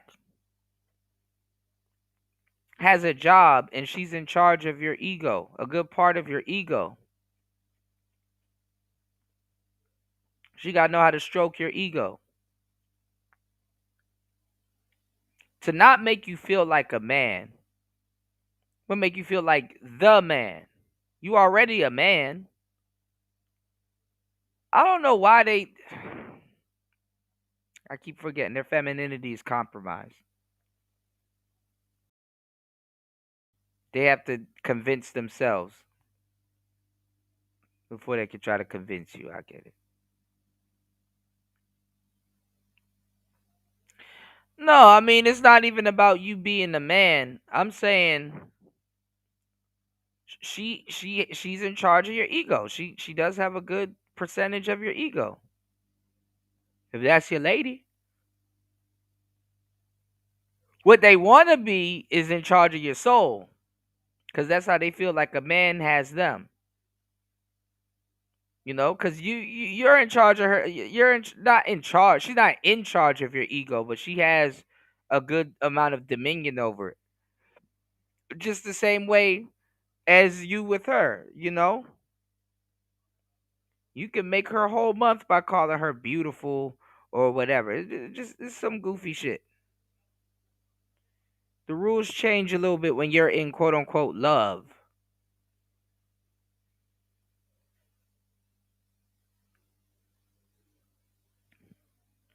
You can get goofy too. But she don't know what she's trying to say. Here to provide an atmosphere for you to think clearly, which means, again, keeping the house clean, keeping the house neat, keeping things organized around the home. If she does not provide that for you, she is limiting you. Think about it. You thrive as a man, you thrive at your highest when a woman is in her femininity. And with that video, I am now officially done. What does being in your femininity mean? If you're not in your femininity, then what are you in? If you're not in your femininity, what are you in? What do you got going on? I'm out of here. I will say also this, at the end of all of this, is that, guys, you know, I do understand that the internet is a place for where you can make some money, right? And I do understand that some of the women that are up here, although they may speak a good game, you know, their actions behind scenes might be a little bit different. But nevertheless, I appreciate those that can take to a public platform and speak about these current things from their own experience to teach other women, because maybe when it's women speaking about it, maybe some of the things within the culture can shift and can change. You guys let me know what you think down in the comment box down below. Did you enjoy the compilation? Should I do more of them? Let me know. All right? Shout outs to MTR.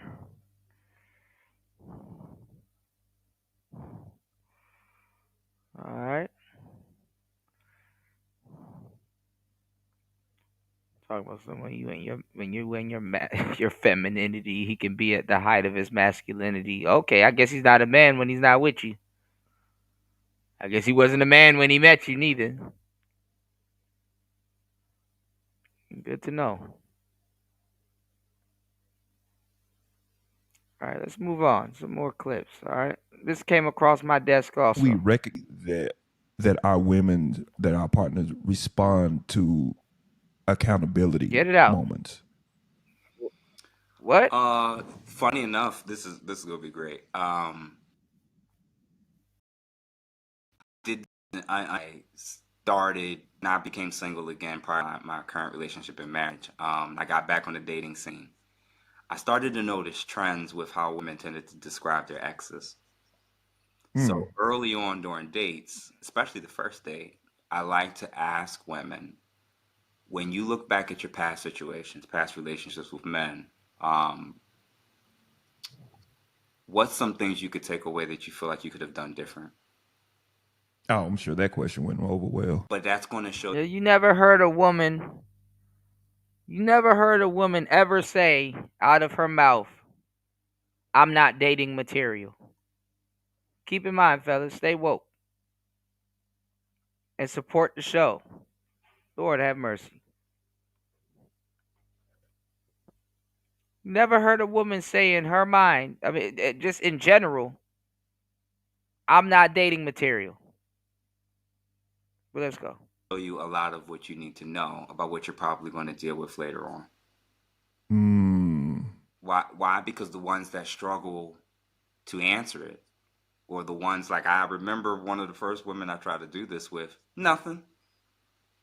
I said nothing.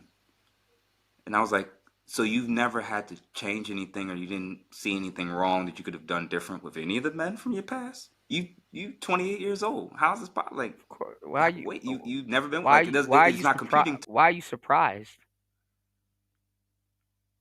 It's like somebody investigating themselves and they realize, oh, I'm not the problem. Why are you surprised?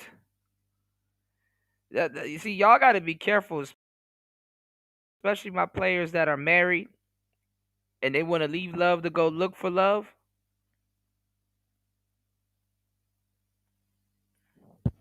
When you get back out here in the dating field, bro, you're gonna be like, oh my God, let me go call my wife. Fuck it, bitch, we remarrying. Did the divorce papers come through? Telling the burn them.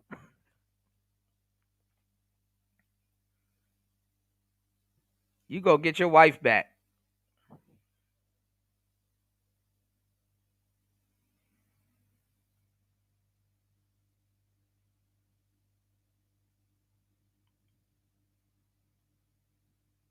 The shit you got to put up with it, and oh my God. To me, that let me know what I was about to deal with if I continue dealing with her. Someone that's more prone to seeing him be at fault if she's unhappy for some reason. She would be what I would label, and Dr. Psychologist Orion, who I follow, he kind of refers to this as it being someone who's an externalizer. God damn. This is where when they have internal discomfort, anxiety, agitation, frustration. Bro, you doing a little bit too much introspective shit. The woman is lying. There's no volume of women you can get where you just have to like psychoanalyze all of them. It's the same thing with psychology. That's why you're interested in it. You're gonna find a pattern. It's like, okay, this bitch just straight up lying. She's just lying.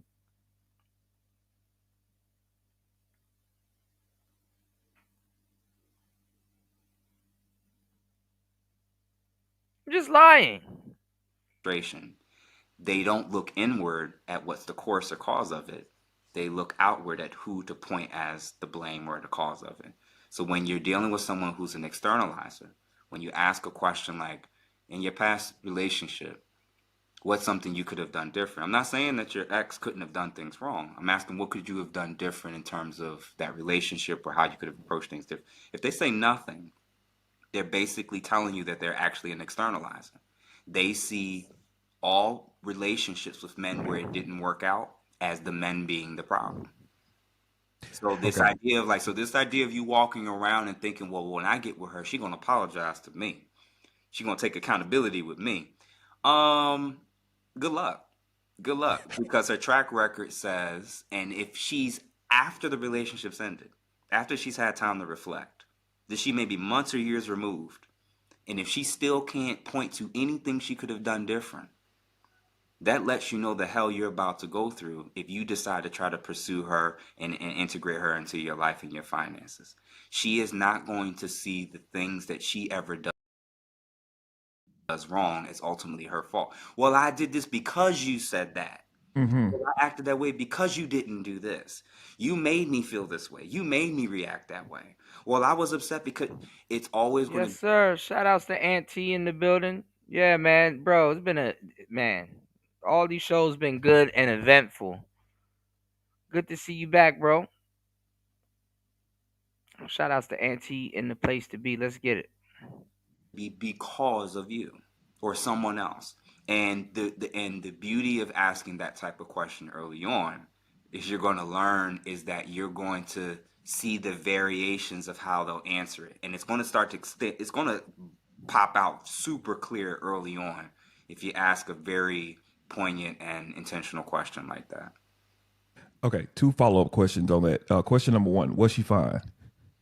Every woman I deal with is what's the butthole? Because that came out crazy. My wife is very beautiful. I would say that I'm a man of standards. Okay, got you. Okay. Question number 2. Okay, after she said that, was there a second date? No, so I was still in the F-boy era to some extent, where I was intentional about dating, let me know that I can't if it's never, or it's just be recreational fun. So there was reason to recreational fun. Okay. I'm immature. Okay. Let's switch a little bit because I mean this isn't a men are class, women are trash episode. It's not that. But I hope audience and most of our audience are women, 68% actually. That's being generous. So I hope that this Man, what conversation the is a hell is going conversation on? where Why you is guys can things... listen just to two guys talk. Hold on, give me 1 second, y'all. I don't know why this thing is glitching like this. Hold up. Give me 1 second.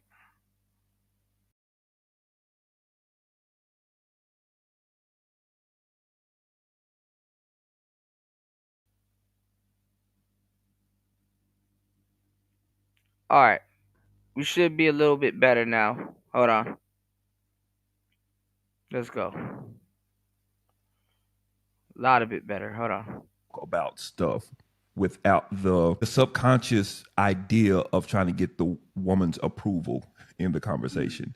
I am not a fan. That's a stretch, but I don't totally like the conversations where it's like this cohorted thing of strong men, strong women talking about who has it worse. Like I hate those conversations. And then there's always one guy who's like trying to get a date, like, oh brothers, we gotta do, you know what I mean? Trying to really appeal to the woman so that he can get in their DMs later. I'm not a fan of those conversations. So I hope this conversation kind of serves as, man, just two guys with nothing to gain from women talking about it. Having said that, with all the things that we know about us as men, like what can we do to love better? And knowing that the differences between our women and how they process stuff and how we process is different. Well, the correct answer to this question, I'm going to tell you the truth, is there's a lot of things men can do to love better, but you gotta... It's reasonable to say, hey, I gotta sit here and, probably gain a little bit of, if you want to call it, emotional intelligence. You can always learn other people's quote unquote love language, how they express themselves. How do you feel about that? How do you acquiesce to that or respond to that? Do you know how to demonstrate and translate? Like, do you know how to get your point across and also hear what your spouse says and hear what they don't say and still kind of, I'm not going to say reasonably play Blue's Clues, but know where it hurts and they don't have to tell you, in certain things, right? But listen to me clearly. There's a difference between knowing every single thing I just said and sitting up there and being subject to be playing all these fucking goofy ass mental gymnastics mind games. Once you understand your spouse or the woman that you're dealing with to a point and you realize that you're playing these goofy ass mind games, because you should know, if you're playing these goofy ass mind games, at least plateau with her or get the hell out of that relationship. Like, what I mean plateau with her is like, yo, check her. Like, listen, I know what you're doing and I know what you're trying to do. Sometimes you know where the destination where she's trying to go before she does. She's just too wrapped up on playing these mind games. Don't subject yourself to be playing these goofy ass mind games. Once she start with the mind games, nip that shit in the bud. Don't tolerate it. Or already have something set up for her, So one thing that's not discussed, because they don't be chopping up game in these spaces, one thing that's not discussed that you need to have, if that's the case, and you're not finna leave, or it's not, the mind games ain't severe, she not nuking or whatever, have a higher frame. If anybody gonna be subjected to mind games, okay, well look, I play better than you. But just know where that can lead, Know where that can lead. If you're going to risk the relationship that way. But let's go. What can we do to love better? Yeah. For Black men specifically, if you said three things, number one, consistency. I think one of our biggest drawbacks as men, both young and older, is we don't understand that the nature of women's opinion. Now you gotta be careful. Consistency is capped because you got to know when to pull back. Too much consistency is bad with women because they are consistently inconsistent. Too much consistency can be a bad thing. Opinions about us, which can and will fluctuate, is usually based on our consistency or inconsistency. So the standard that you set from the beginning, you love bombing her, you doing flowers every week, you pulling out all these stuff, you're doing all this stuff, and she's interpreting, wow, this dude cares, this dude is interested, and this is how he's displaying and communicating to me, this is how I love you. I'm going to interrupt your thought. I'm sorry. I apologize. Yeah, go ahead. Is love bomb a real thing? Like from a medical standpoint? Yeah, it is. Well, kind of, but from twofold. One is the people who they get something out of that initial emotional reaction, then they drop off the map. And the version of what I'm kind of describing is what a lot of men try to do is give their representative from the beginning. When you start a new job, you're on probation, you on time, you ain't talking back, you got wearing the right uniform, you're doing all the right things to secure your position. And the problem with that is that with women, right, Auntie, and that's gaslighting. You know, she's playing the game already. You know, she's trying to gaslight you into a commitment. That's really what it is. That's why he said consistency. It's like, nah, player. Consistency isn't always a good thing. Because what you view as consistent, she might not view as consistent. And if she feels that she can gaslight you into a commitment, oh my God.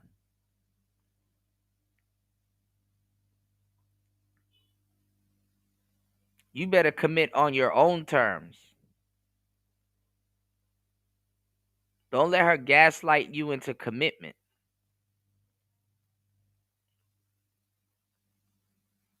women, when you deviate from the standard you've set, that you've communicated, this is what I do to show you that I care about you, that I'm rocking with you, that I love you, that I'm open to potentially being monogamous. When you set the standard and these are all the list of things that you're doing, and then 6 months, a year, 2 years later, you don't do even 25% of those things anymore. You've effectively communicated to her that you don't love her the same or you don't love her like you used to. So consistency, setting a consistent standard that you feel you can realistically maintain on a daily, weekly, or monthly basis is much, much, much more realistic. And I would include that's not just gifts. That's not just acts of service. It's actually also how you go about talking and communicating with her. If she's a real big person when it comes to love language and hearing words of affirmation, for instance. Nah, bronze flat power god. Can you drop the link in the chat? I'll take a look at it. That's crazy because I was just talking about that. Let's go. That's her thing. And you know you don't need that for you like that, but you know it's important to her. A lot of men will try to overcompensate to give her all what she claims she needs. And then you're like, well, every single day I'm telling her how beautiful she is, how much I love her, how much I'm so lucky to have her.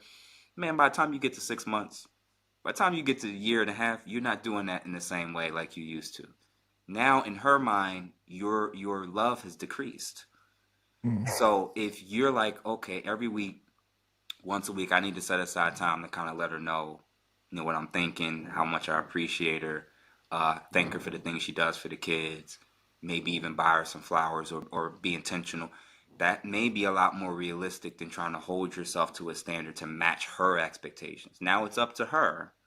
If you set the tone of something you think you can be consistent with, is that good enough for me in a man, husband, boyfriend, or partner? Now she gets to decide that.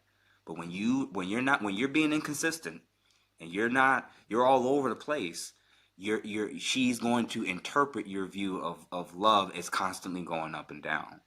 The second, actually, what he just described, women actually like that.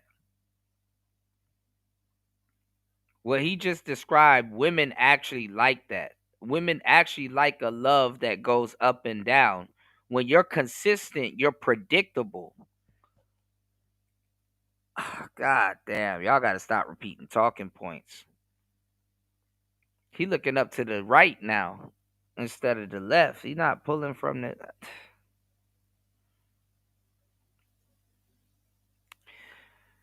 When you're consistent, fellas, you're predictable and you fall into a routine. Women really don't like that neither. Because she can predict you and anticipate certain things, and she's going to test you to see if you're going to be consistent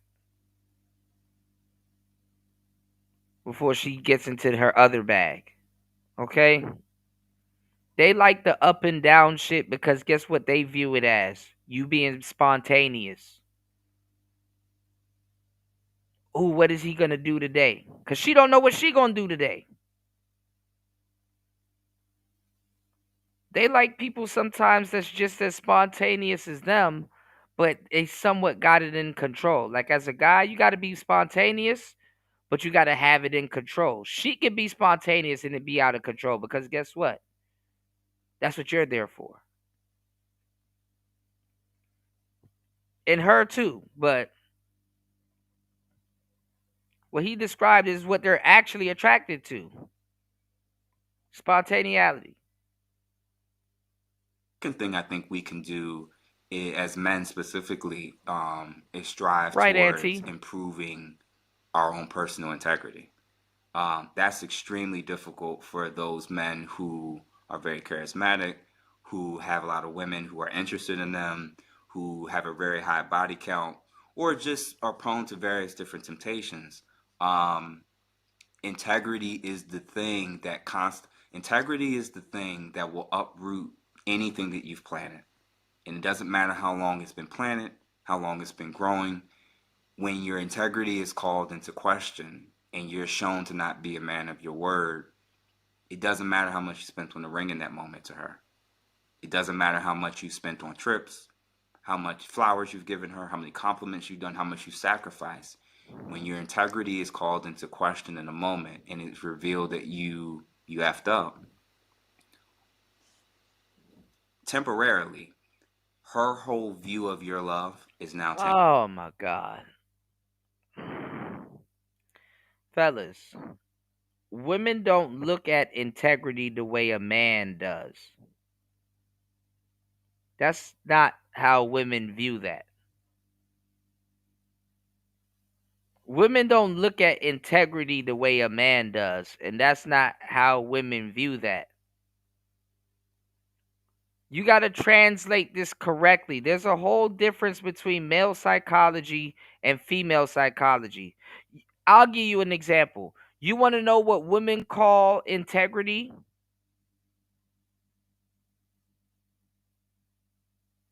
And I'm going to translate it what they call integrity to you. You know what's integrity to women? Not what you think it is. What integrity to a man is being a man of your word, doing what you're saying that you're going to do, showing up, your word is good, blah, blah, blah. What women look at is not necessarily what men call integrity. That's not their same definition of integrity. You want to know what their definition of integrity is? Dependability. They don't look at integrity the way that men look at integrity. What you call integrity and what you think that they think is integrity is called dependability. They're not looking to gauge, did he do this? No, they're looking to see if you're dependable. Can she depend on you? Yes, integrity has to deal with dependability, but that's a part of it. It's not the full thing. They look at dependability. Can I depend on him? Can I bet on him and be right? Like, y'all don't understand what men are to women. You're nothing but a big ass scratch card. Oh my God! If I scratch the card today, is it gonna say he's a winner? Okay. Women will know you're a winning scratch card and just scratch you because to check. That's what happens when women are creatures of reassurance. You got to keep reassuring them over and over and over again. That's where a lot of us get consistency mixed up with. No.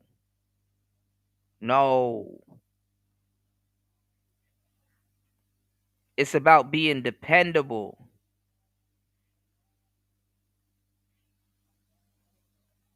Are you dependable? That's what they're looking for. And it can potentially uproot A good part of a man's utility is dependability. everything that you've worked so hard to build and grow. And the last thing is, as men, yeah, that's what I'm trying to say. I'm tired of the men trying to do these female math equations, and respectfully, but I'm tired of men trying to do these female math equations with their thought process, and it's like they're not thinking about that. What was that movie with Jack Nicholson where that woman ran up on him and she was like, I just wanted to know, how do you write female characters so good? And he was like, I just remove accountability and logic or some shit like that. And boom, there you go.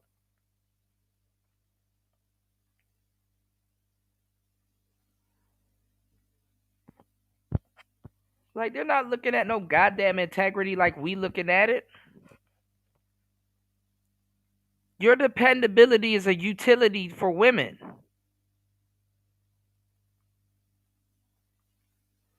Are you dependable? We're the type of men that we acknowledge, man, I'm really, really keeping this love thing close to the vest.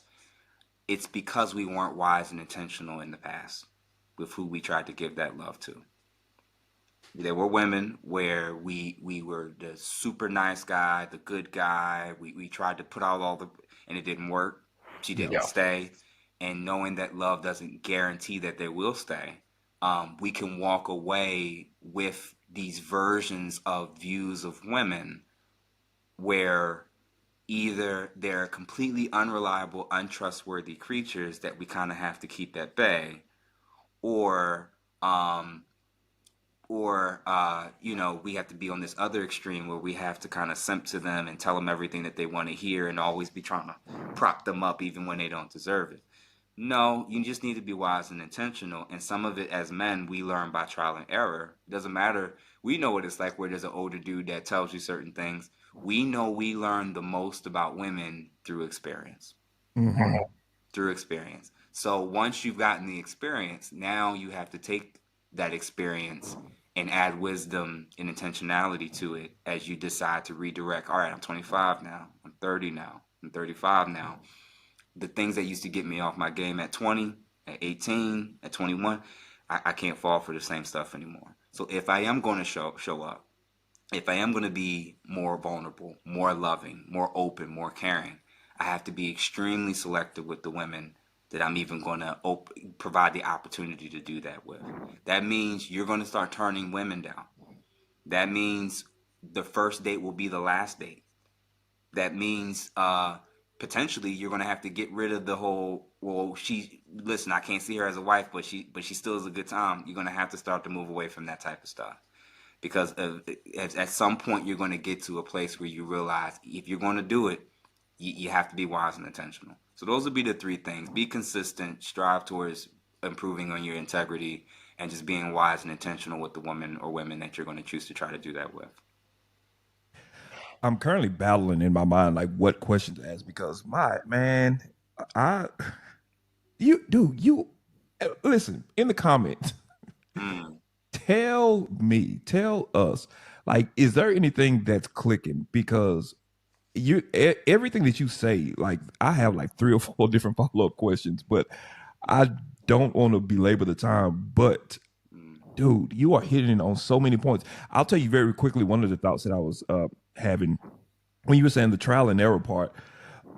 It made me think of, but like, what about the guys who they've already had those bad experiences? They had those bad experiences. Like, this is the problem with niggas. Why are you worried? Niggas be like I've seen niggas go on dates and ask women about their exes, and it's like, So nigga, so that's your plan. You plan on hanging out with this woman and sitting there and talking about her ex the whole date?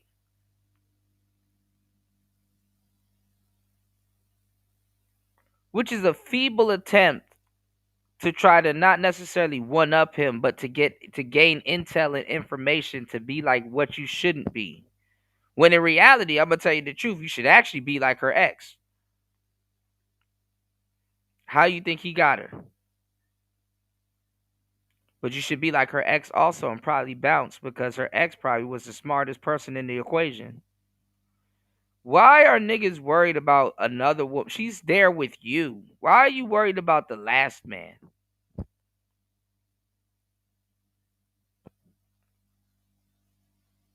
I'm not the Even when a woman sits there and talk about her ex, change the subject. Like, oh damn, that's crazy. So what are we eating today? So how about them Cowboys? Like change the subject. Cause that's another shit test right there too. A woman will see, and she'll do it too. She'll sit there with you and talk about her whole relationship because she is fresh out. One, not even fresh out. Whole time she's debating if she wants to leave. Like women that are debating if they want to leave a relationship will find themselves on a date with another man, and they will get you to take them to a place where they've been trying to get their ex to take them there, or their boyfriend that they're still somewhat with.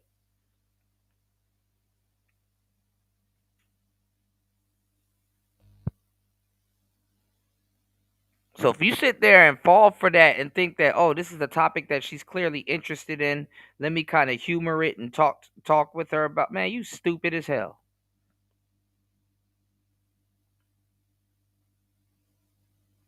And you don't know if she's insulting or talking up her boyfriend. And I'm telling you it's both, cause that's why she's stuck. She don't know if he's a bad or a good guy. She don't know if she likes or she don't like him. And your goofy ass sitting there trying to validate whatever. It's like, stop. Yeah, it's not that complicated. Right, D Chicago. Shouts to Bronze Flat Power Guy. Shouts to Auntie. Auntie said facts, because the ex is clearly still on her mind, which is why she won't stop talking about that motherfucker. That's exactly what's going on. And these dudes ain't picking up on it. Niggas will sit up here and vocalize to you, man, I don't need to learn the game and blah, blah, blah. And all that shit will fall on deaf ears, but they getting up there asking these dumbass questions. It's like, nigga, what are we, 16? Shout outs to Sin. Sin said facts, because an indifferent person doesn't give a fuck. He lives rent free in her head, Auntie. Yeah. Y'all, please hit the like button, support the show. 9 hours and 49 minutes into the madness. Let's get back into it. Let's go. They're trying to make You this can't do man anything about the past. the mascot of the manosphere. And I feel bad for him because like his credentials don't mean anything. They're gonna downplay that.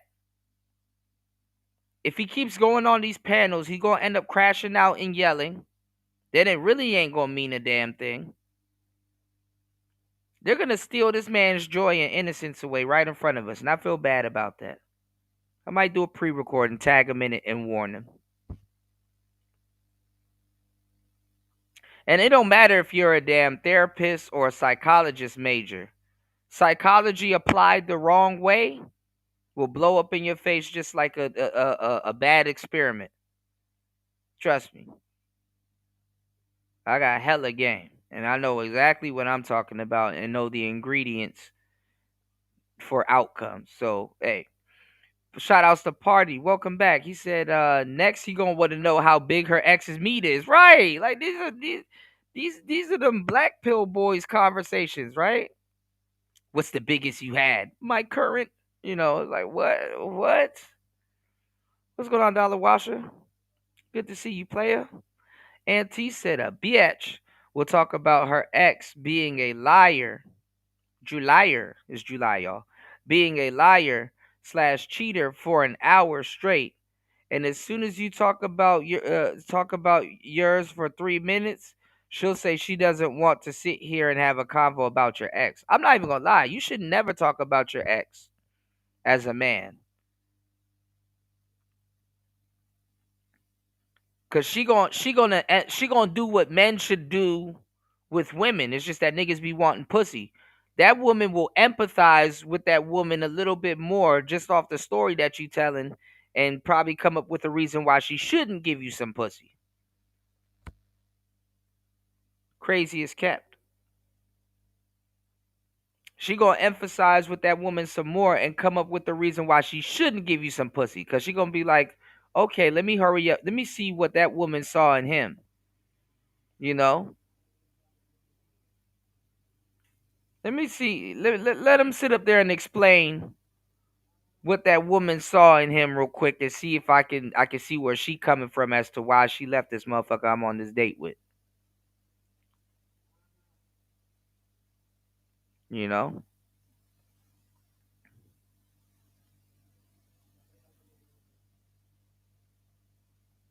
Shit crazy.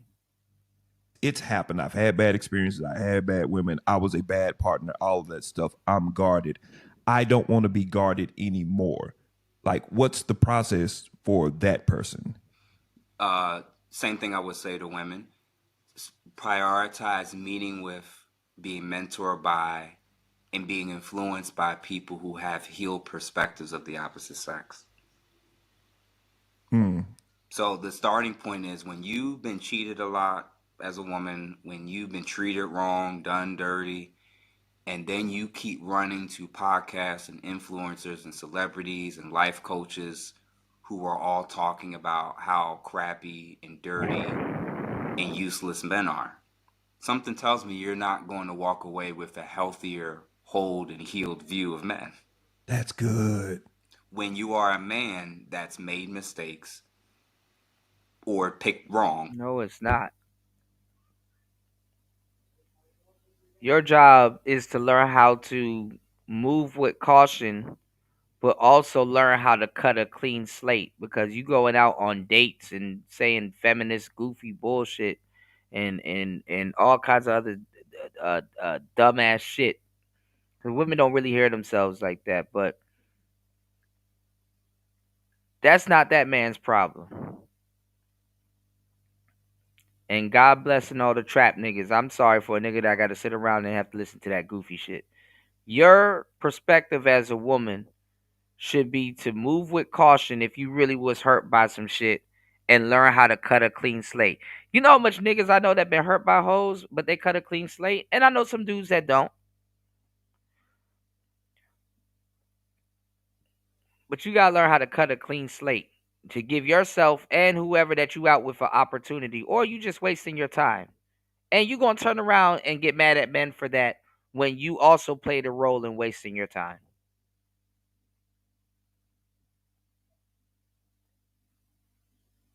Exactly, party.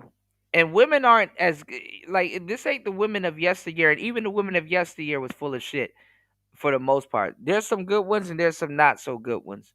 But women aren't the conversationalists that they think they are. They just use more words to describe one thing. Again, I tell you guys, right? You say about 10,000 words a day, if that. Women say about 30,000 words a day. Base minimum, 30K.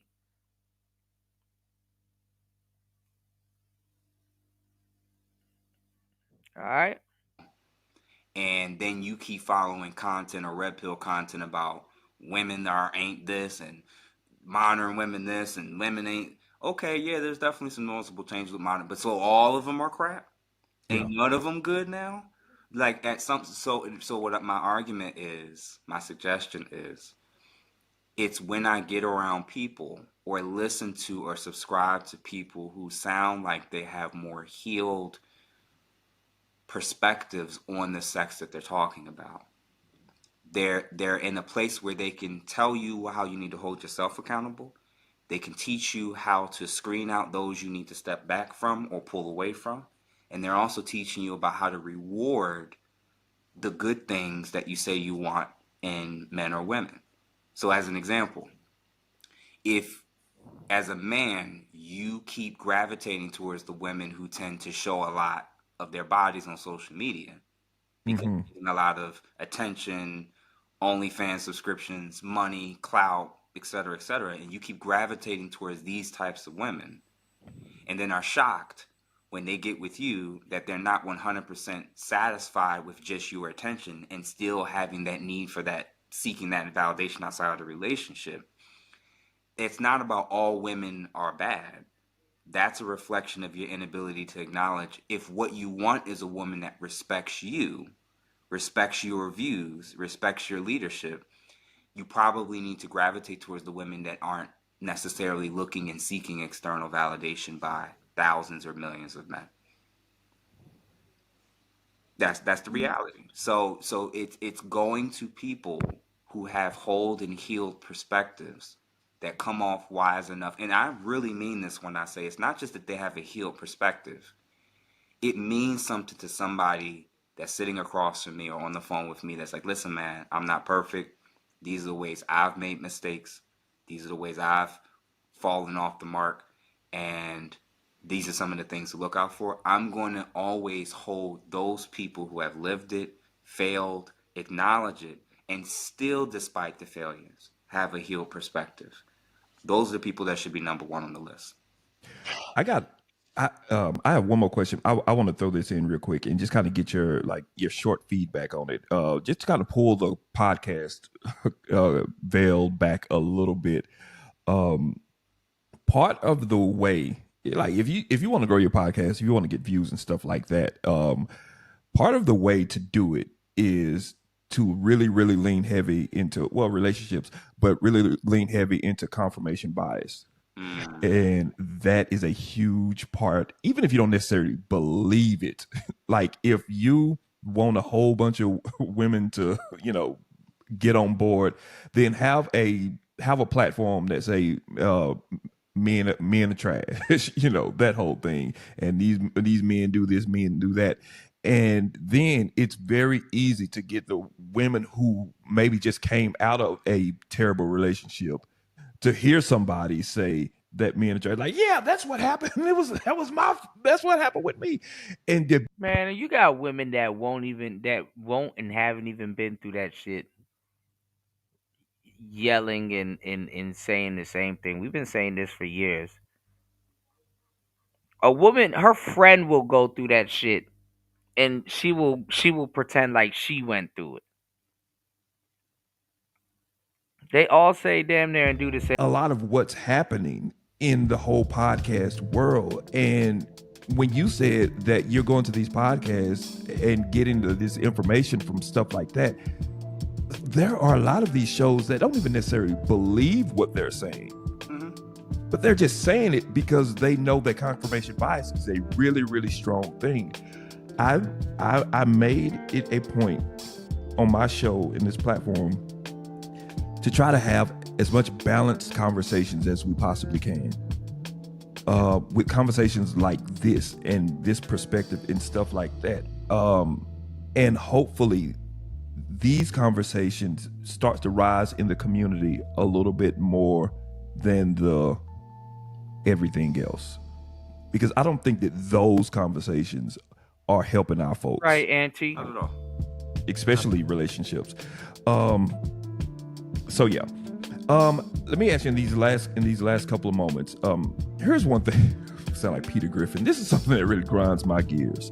All right, thank you. The current responsibility that's kind of put on the social world on the man of we're the provider, the woman doesn't have to work, and we should take care of everything and that whole thing. I do believe the premise of that. I think that that's a little bit unrealistic in this day for the average couple. So there's this thing which is absolutely crazy to me. I would be single if I had to do this all the time, where if you're going out on a date, you gotta pay for the woman's hair, nails, outfit, Uber Black, the meals, this whole thing. So it's like, man, every date costs like $1,200. You know what I mean? And like, that's the expectation. And the average income of a man today in America, like, is under $60,000. And I think that that's being generous. Mm-hmm. What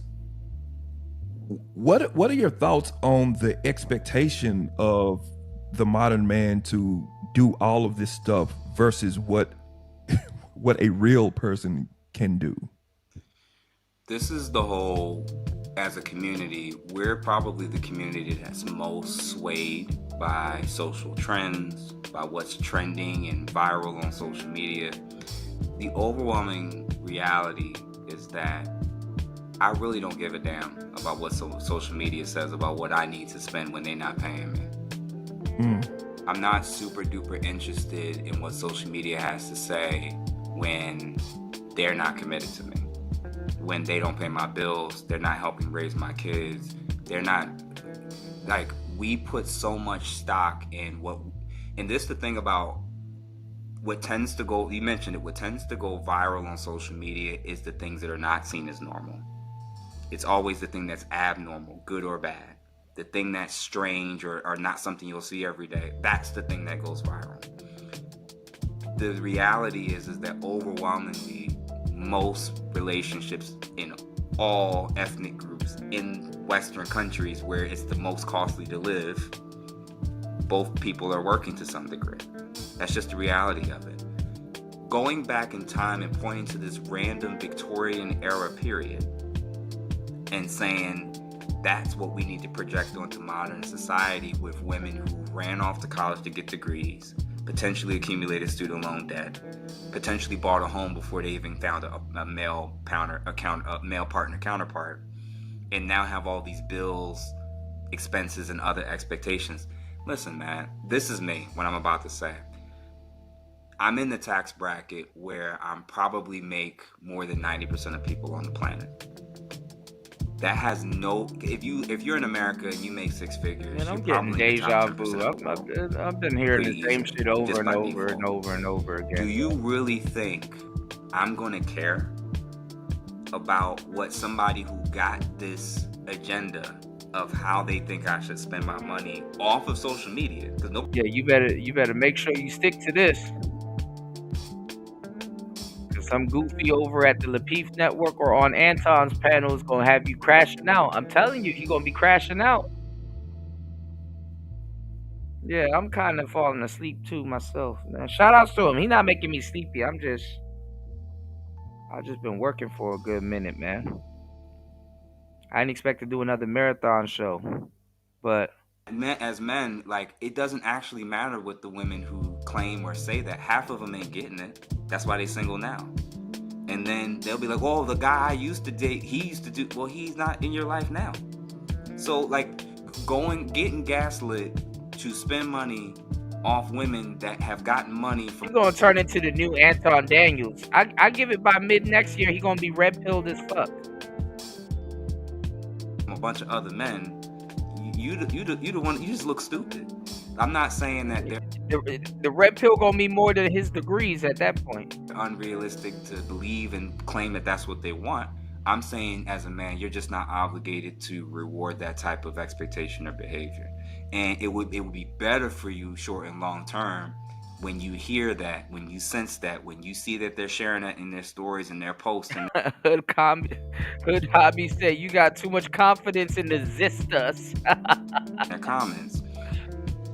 Keep it up here. Watch, you go be on these panels like, ARC, get the fucking stupid. You goddamn stupid. And move along. That's all. You gonna have that big vein in his forehead. That's the Shannon Sharpe thing. Like, you know what type of time she on. Me and a lot of us, man, if you got a high body count, you've dealt with women like this. You know what the transactions were. You know what type of time it was. But when it was time to lock in and get focused and be like, man, I got to lock in with somebody for real, Who is this dude though? I think that there is this wave culturally where men are more vulnerable and more emotional. I could probably have this man on the show. I could probably have old bro on the show. Y'all want me to reach out to him? What y'all think? Y'all want to reach out to the y'all want to warn him before the peril? He probably not gonna like me. He ain't gonna like me, Lord. And that whole thing, and explore their feelings, all of that things. I think that when their woman is presented with that, I think that there's a natural challenge and attention in them, because the evolution survival part is saying that this is a sign of weakness, but the current culture is saying that I should embrace this. So they're battling in real time. What you think, Dollar Washer? I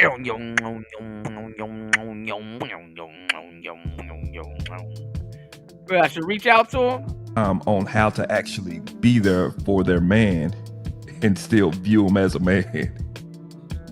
Again, I don't know what your demographic split is between men and women that watch your platform, but this is why men that are old enough in our experience with women will say you don't really listen much to what women say.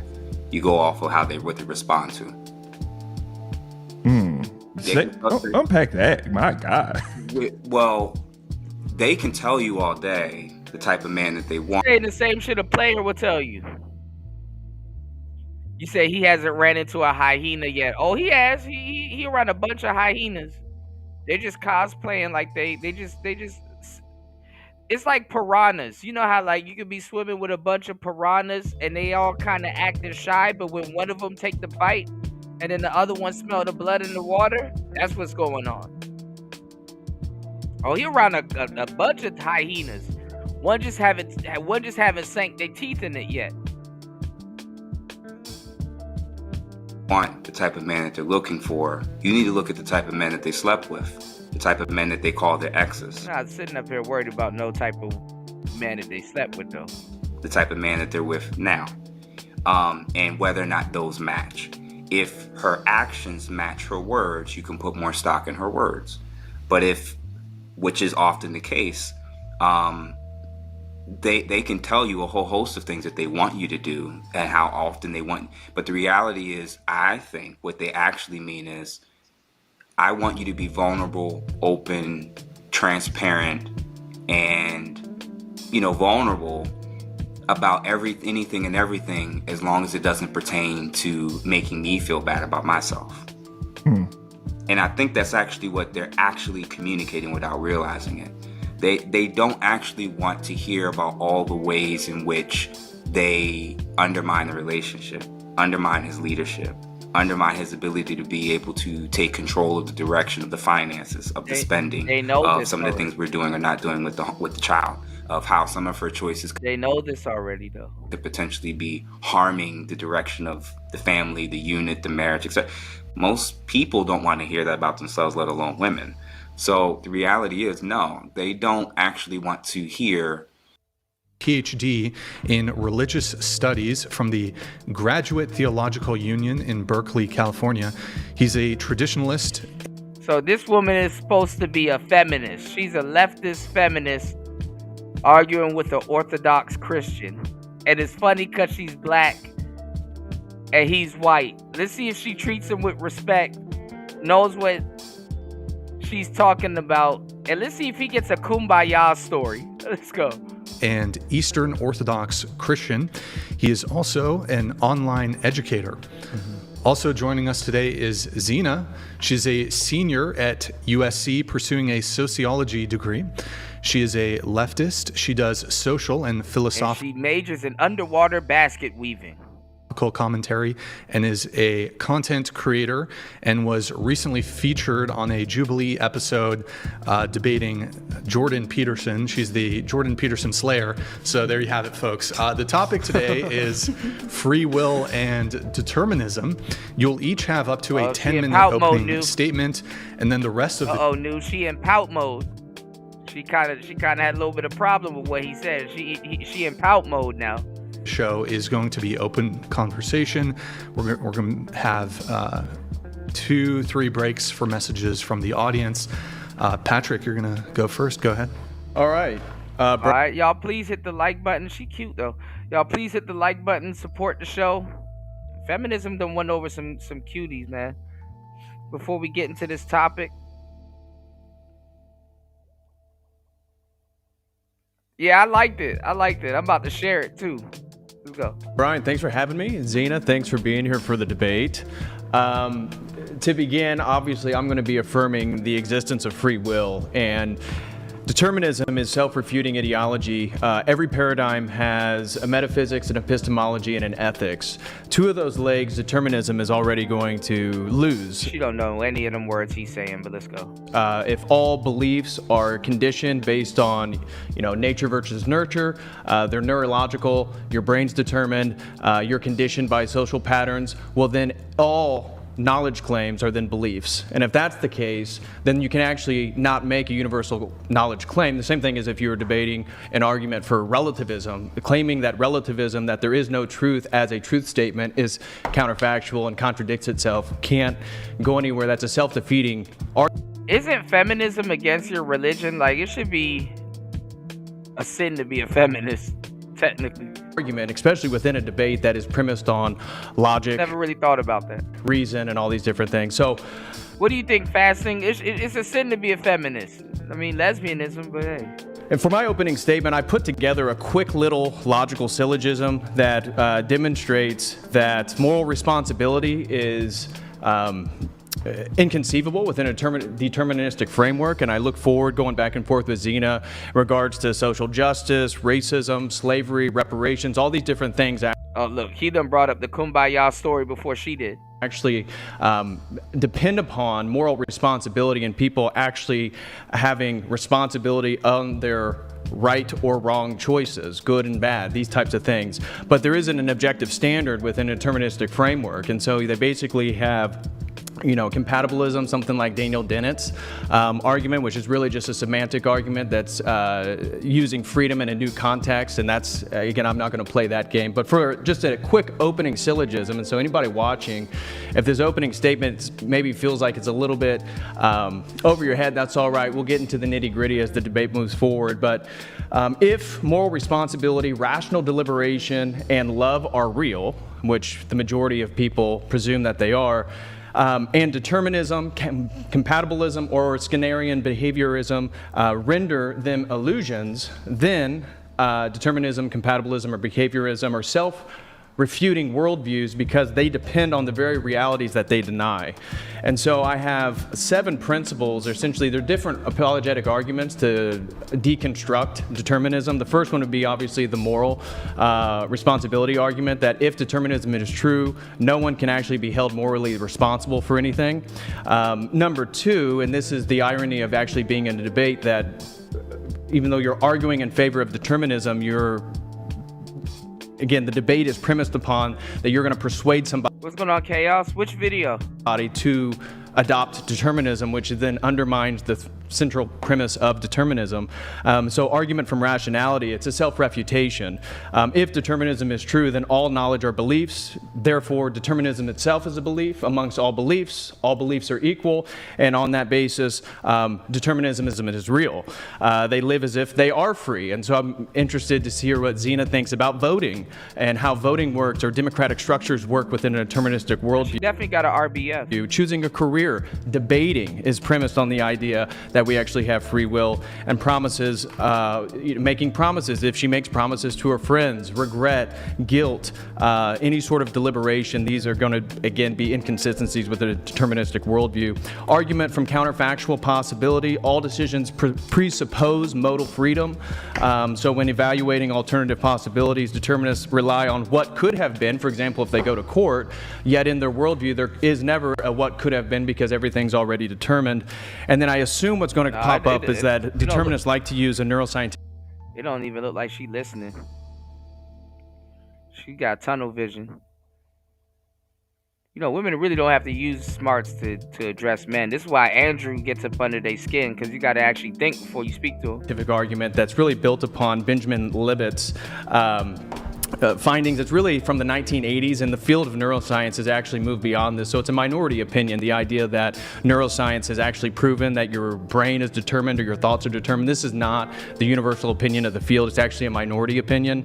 And so Libet himself actually says that his research did not prove this. And the premise of the research is that they were asking people to kind of lift their finger, do different things, and then they were measuring what is called resting potentials, and therefore insinuating that the brain is already determined before the action occurs. And so I reference everybody to go look up David Schroeder's 2012 article. It's titled RP as Neural Noise, RP meaning resting potential. And so the majority of the field believes that whatever was happening is just neural noise, and actually the premise that neuroscience has highlighted that everything is deterministic, that is not a majority consensus. Creativity and novelty. So if you're a determinist, you're going to have to reject human agency in regards to poetry, art, invention, moral heroism. These things break away from any sort of predictive causal mechanism that they would argue for. And then the last one is the problem of infinite regress. So if you go back to Aristotle, the unmoved mover, this was something that was dealt with in classical Greek philosophy. And so obviously I'm coming at it as an Eastern Orthodox Christian, and so we believe in the Imago Dei, Genesis 1:26. Like and because Jehovah's of that, I myself am also, in a sense, an unmoved mover, that I can be an uncaused cause within myself as a person, utilizing my... I've never seen a black woman quiet for this long. She gonna hit him with the Kevin Hart. Are you done? Are you done? Free will. So those 7 points, I'm sure we'll probably rehash those and come back, all 7 of which are essentially logical death shots to determinism. And then the last thing I just wanted to highlight, 6 points on why determinism is actually not a dominant perspective within academia, generally speaking. And so determinism was very popular toward the end of the 18th century and into the 19th century. So you have people like Marx and Freud, but into the 20th century, multiple turns have occurred in various fields that have essentially rendered determinism as nonsense. First one is quantum mechanics. So the Heisenberg uncertainty principle contradicts Laplacian determinism. Laplace's demon is a common sort of thought experiment. I'm not gonna lie, y'all. I'm probably on her side for this debate. I think I'm on her side. Determinists use? Well, again, quantum mechanics itself has already refuted that that's the universe that we live in. So in regards to physics, physics has already refuted determinism. In regards to mathematics, chaos theory in the 1960s also refuted determinism because it demonstrated that in an attempt to actually show that... Where'd they find this nigga? God damn. Deterministic systems are completely determined. It demonstrated that actually they're unpredictable, and there is no deterministic full system that we've discovered yet. I feel like her. Number 3 is mathematical logic. So Kurt Gödel's incompleteness theorems demonstrates that there are limits to what can be proven, and no complex system can prove its own consistency. That would also be the case for determinism. You presuppose determinism to prove determinism. That is a contradiction. The cognitive revolution, linguistics, Noam Chomsky has already refuted the idea that we are determined. Language acquisition, so that was another turn in the 20th century, again refuting determinism. All she gotta do is just stop this shit by just talking about her pussy. So when are we gonna talk about coochie? Because my autonomy, I don't know what he's saying. He hasn't made one concise point. Yeah, I don't even like. I'm on her side at this point. I'm like, shit. All right, I got feminism winning this one. And then number 5, philosophy of mind. So I'm more interested in what she got to say. Epiphenomenalism is typically the way that determinism would argue. She's been quiet this whole time. I doubt if it was a black man that would have been the case, but I don't even know what her voice sounds like. For their philosophy of mind, but emergentism is now the dominant thesis. I'm more of a hylomorphic Aristotelian.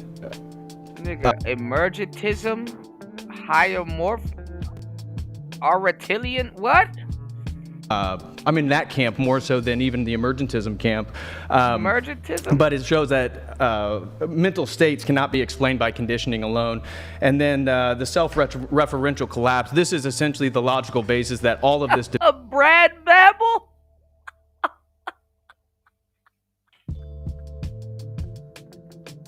UFO is so simple, bro. Brad Babel. Debate's going to hinge on is that one cannot rationally affirm determinism since belief in determinism is due to prior states. Brad Babel. Then it too is a non-rational belief that cannot be rationally or universally justified. And so that is my opening statement. All right, thank you. Zena, go ahead. Hi, so yeah, right. I just wanted to clear up like a couple things about my framework and like what I mean when I say that I'm a determinist. I don't mean that like everything in the universe must have some like specified cause, that everything is predictable. Instead, that in any circumstance, She a ummer. She gonna keep umming. any event is either caused or uncaused. And when we look at the self specifically, we're going to see that like when we look at any like thought that we have, any want that we have, and thus any action that we have is going to result in some kind of external cause, right? So essentially what I'm saying is that free will is the ability to have done differently or to have chosen differently in any certain instance in history. Or if we were like to rewind the clock to like, 10 minutes ago when we sat down here, you could have just risen your hand, right? But we know that could not have happened metaphysically, right? Because you didn't. And if we hold all events constant and all variables constant and all like the environment constant, in that moment, you did not raise your hand because there was no. I think it's because she's debating a white man. I think in any other cases she'll go full Keisha. I can see the Keisha up on her, but she got the Valley Girl accent for this debate. So she in a room with two white dudes. So. Cause, right, for that to occur. And if you do something randomly, that would mean that by definition it has no cause. So it's either that any event is caused or uncaused, and that cause, when we push back the chain of causality, is going to result in something that is either like your brain or your nurture. People who kind of study just like the way that we have evolved as human beings have kind of found that this idea of free will is a feeling that we have. It's a sense that comes kind of like after the fact when it comes to like action, where we feel like we have some agency because we have developed the ability to create a conjunction between this idea of like the past, the present, and the future. So, as we evolved, the organisms that were able to say, hold on, wait a minute, yesterday I did this and today I want to do that. They're able to strive for different goals, achieve more, and that's kind of just going to prompt your actions, but your thoughts have some cause that are either due to some type of biology or some type of nurture. This is kind of like the whole field of psychology, the nature-nurture debate. And then, there are many different angles we can take this from. It's pretty simple, so, yeah. Okay, if you guys want to just get into it, it's open conversation. So in regards to your claim that free will is basically some type of feeling that we have, would you agree that you are parodying like epiphenomenalism? Sorry, what's epiphenomenalism? Epiphenomenalism is essentially that English. Consciousness is something that is a byproduct of neurosynapses, brain activity, and it's not an emergent property, right? So emergentism is kind of the state of neuroscience right now, and determinism was really couched in epiphenomenalism. So it's an epiphenomenon of brain activity. It's a sense that you're free, but it's not actually you're free. That's called epiphenomenalism. I think there's a distinction between consciousness in of itself and free will. I think that free will is an illusion, correct? We're still a little bit kind of murky on like the nature of consciousness in of itself, but I do believe that free will is a feeling rather than something that is true, something that you can locate, etc. I think that instead it's kind of like our conception of like these processes and like the ways that we interact with the world. So you're arguing that the only thing that exists is materialism. That what makes hell snow? What makes hell snow and earthquakes? I'm not sure, man. Right? Hopefully, God. Like the material world. The material world, right? I don't think I have to posit that to make my claim. Not necessarily. I'm simply. Well, I'm asking, what is your claim? Are you a materialist? I don't think I have to. Like, I haven't completely refined like my ideas on kind of like materialism versus idealism. I would probably be a materialist, but I don't think I have to. That entails this conversation, or it's necessary for the conversation. So. Well, the idea she wants a Birkin bag, y'all. is if you're assuming materialism or any sort of epiphenomenal understanding of free will as some type of experience that's not rooted in actual consciousness or human agency, it's a circular argument because you're appealing to materialism, your brain, to come up with the universal truth statement that everything is determined. Hold on, I'm not appealing to the brain. I'm saying that like. Now, how do you come to your knowledge claims? Okay, so I'm saying that our brain interacts with our environment, right, and that is what creates our wants and desires. And those two things, like for example, That's compatibilism.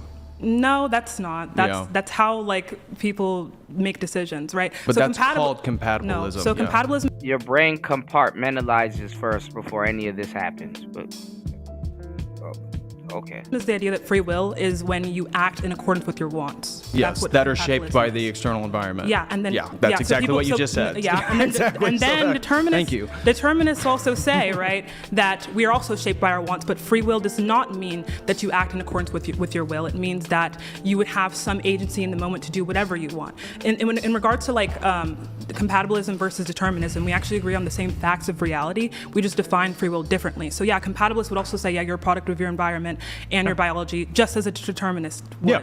They just changed the semantic word of freedom, and they say that you're making choices amongst conditioned responses. That's what compatibilism is. Okay, awesome. So there's a difference there in like that's why what I should be highlighted. determined free will. Okay, so let's not get a into compatibilist. epistemology. How do you? So are you making? You believe in objective truth? That there is objective truth? Yes. I would say that like we can't make claims onto reality as it absolutely is. I think that like our kind of faculties. Isn't that what you're doing right now? Hold on. Isn't that what you're doing? We make assumptions every day, right? That like the world around us exists. So we can do things like science, right, and psychology. And that's induction. Assume, yeah, it's an assumption, right, that everyone like acts upon today. We don't really know what the world exists outside, what it looks like outside of a human body. We know that like, for example, ants don't see the same things as us. Neither do like insects, like even the color schemes that we see are different than animals. So we know that like objectively the world does not look the way that we see it, right? But we assume that it exists to interact with it for ease, etc. That's how scientists come to conclusions. There are baseline assumptions, right, to engage with any of these practices. Yeah, but science is also appealing to the laws of logic, the law of identity, and all these different things. I asked you a simple question. They all lie on assumptions, yeah. No, they're not assumptions. So you don't believe that 2 + 2 equals 4? We rely on the. Does 2 + 2 equal 4? We rely on the assumption. Does 2 + 2 equal 4? Can I answer your question? Because I don't want it to be a debate where like you're gonna interrupt me and we can't have like fruitful discussion. If we can, just allow people to finish their. Sure. Yeah. Go ahead. Yeah. So relying on the assumption that everything around us exists and things of that nature, I completely agree that there is some truth that we can find, but you must agree upon reality as the basis, right? So, regarding objective truth, I want to just hammer down what exactly your epistemology is. My epistemology? Yeah. So, I mean, I think that in general, I don't think we can say that something is objectively true because I don't think we can truly like see reality as it truly. Like I said, these are the two is free people. These are the most two free people in America. Two free people in America. Is because we already know that our faculties of experience, our senses are set in some way that we know other animals already don't have, right? So we can only trust like the human experience and like what like patterns that we recognize across the human mind, but we don't exactly know what it could look like outside of a human faculty of like perception. Do you understand what that means? Yeah, which means that you just refuted yourself to you're making universal claims right now. No, I'm not. Yes, you are. No, so this is a debate. You're making universal claims. We're not having. Okay. You just said free will doesn't exist. Now you're cutting me off. So why don't you stop and just relax for a second? Because what you did is you just fundamentally. We really can't make universal truth claims, and then you're coming here to actually make a universal truth claim by saying free will doesn't exist, or free will is just an experience, or free will is epiphenomenal, and therefore you've already undermined your own epistemological foundation, and leads to the inability to have any sort of rational inquiry. So for any conversation that you have, usually we have some like subliminal assumption that relies like within the conversation. For example, if I'm just like let's say I love the Hunger Games, and I'm like Katniss is like the best you know, she's the best ever. She is the best huntress ever, whatever. You could be like, oh, you're making a universal truth claim. Oh no. But actually, in that conversation, that's a preference. what is entailed, That's right? a preference. Yeah, right. That's a preference, but it's a statement. No, right? It assumes that she's a person. You realize there's difference right? between So universal in that truth claims and preferences, can I finish my right? point? Let her Thank finish. you. Let her finish. Right. So right, or switch a couple of majors. in that conversation, there's an assumption made that we're presuming that, you know, we're making the presumption that these people, you know, exist at some sense, like at some sense, I guess, of being like fictional characters, right? But there's an assumption there that you're making. So I think the most correct way to say that would be like assuming or like knowing that she's a fictional character, Katniss is like the best huntress ever, right? But like whenever we're in a conversation, whether it be metaphysical, whether it be philosophical, political, there are some underlying assumptions made to make any claim. The underlying assumption with this claim that I'm making is that free will is an illusion, right? So, but that's a universal claim. No, it's not. No, it's not. You just said it's an illusion. What is a universal claim? A universal claim is when you make a fact or a truth claim that is universal. Yeah, no. So it would also mean that. Yeah, that's what it is. Do you think so? Do you see it as synonymous with absolute claims? Do they see that as like a distinction between absolute claims and universal claims? Those would be the same thing. An absolute claim would be universal. Right. So I would make a claim if you want to make it synonymous with like something that just like has to be true. I think that we don't know that anything has to be true unless we like presume that this reality as we, you know, live in it is true. Do you understand that? Yeah, but you just again said there's no point in a debate because I never said there's no point in the debate. Your premise, the worldview, every paradigm has premises and presuppositions built into it. This is called presuppositionalism. And so your presuppositions contradict the ability to make the claims that you're making. You understand that scientists do this like all the time, scientists, right? No, it doesn't. Scientists presume you don't that have we a can make worldview that some allows science. Yes, I do. No, you don't. Scientists acknowledge this. Yeah, they do. I'm very aware. Do you know what like the law of causality is? Oh, yeah, I know what the law of what's the law of causality? You tell me. You're the one that's bringing it up, right? You're the one that has it written down on her paper here so she can look down and read the definition. Okay, it is here. But yeah. Define it, nigga. People, you have notes. These are outlines for your worldview. They're different. I don't have definitions written down. Anyway, yeah, they never referred to him as sassy. Niggas would have been called gay already. She would have to use a quarter. She would have to use 10% of her brain power to talk to a nigga about this shit.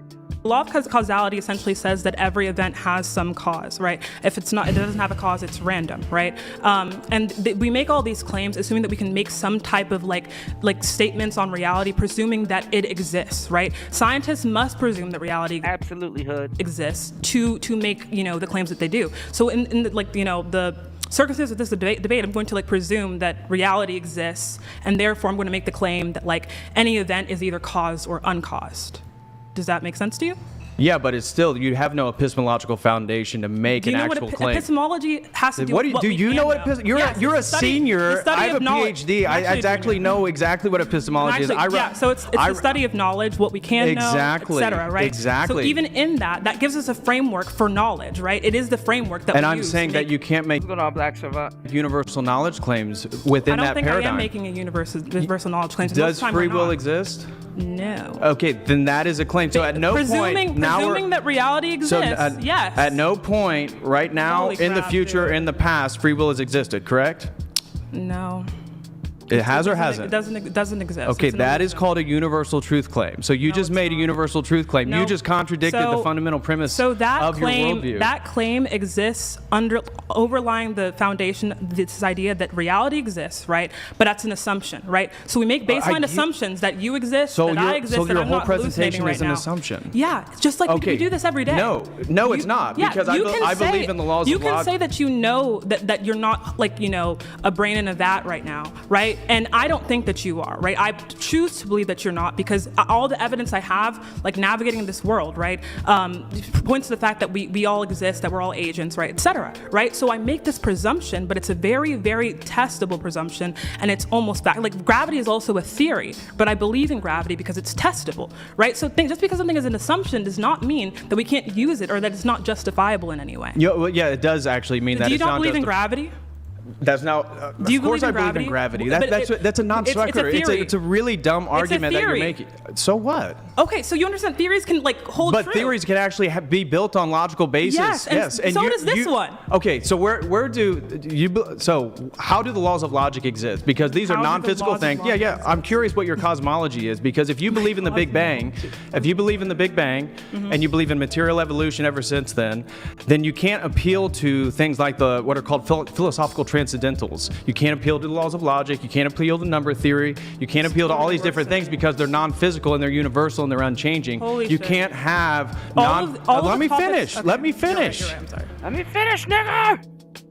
You can't have non-changing, non-physical things in an entirely materialist universe. This is a known thing. I'm not posing any idea of like a non-changing thing. That's my point. Okay. That's exactly my point. She's making more sense than he is, though. He got a lot of pop words that he's using. That's what I'm saying. So you can have a want, you can have a desire, you can act on that desire, you can be like forced against acting on your desire, but those desires are things that you don't choose.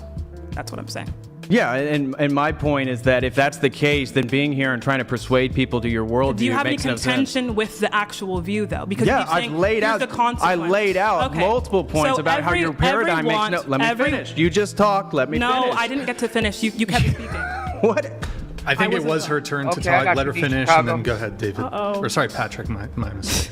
Go ahead. Okay. Yeah. So my view is that which you haven't attacked whatsoever, is that wants, right, are not coming from this individual. Instead, we can find some type of cause, right, that extends outside the person, that terminates outside the person, right? Yeah. Do you have an argument against? Yeah, actually, multiple neuroscience experiments has demonstrated that. Again, dealing with Libet and dealing with these resting potentials has shown that people. Usually, women that look like her can't debate like this. It's like, oh, you're pretty. What?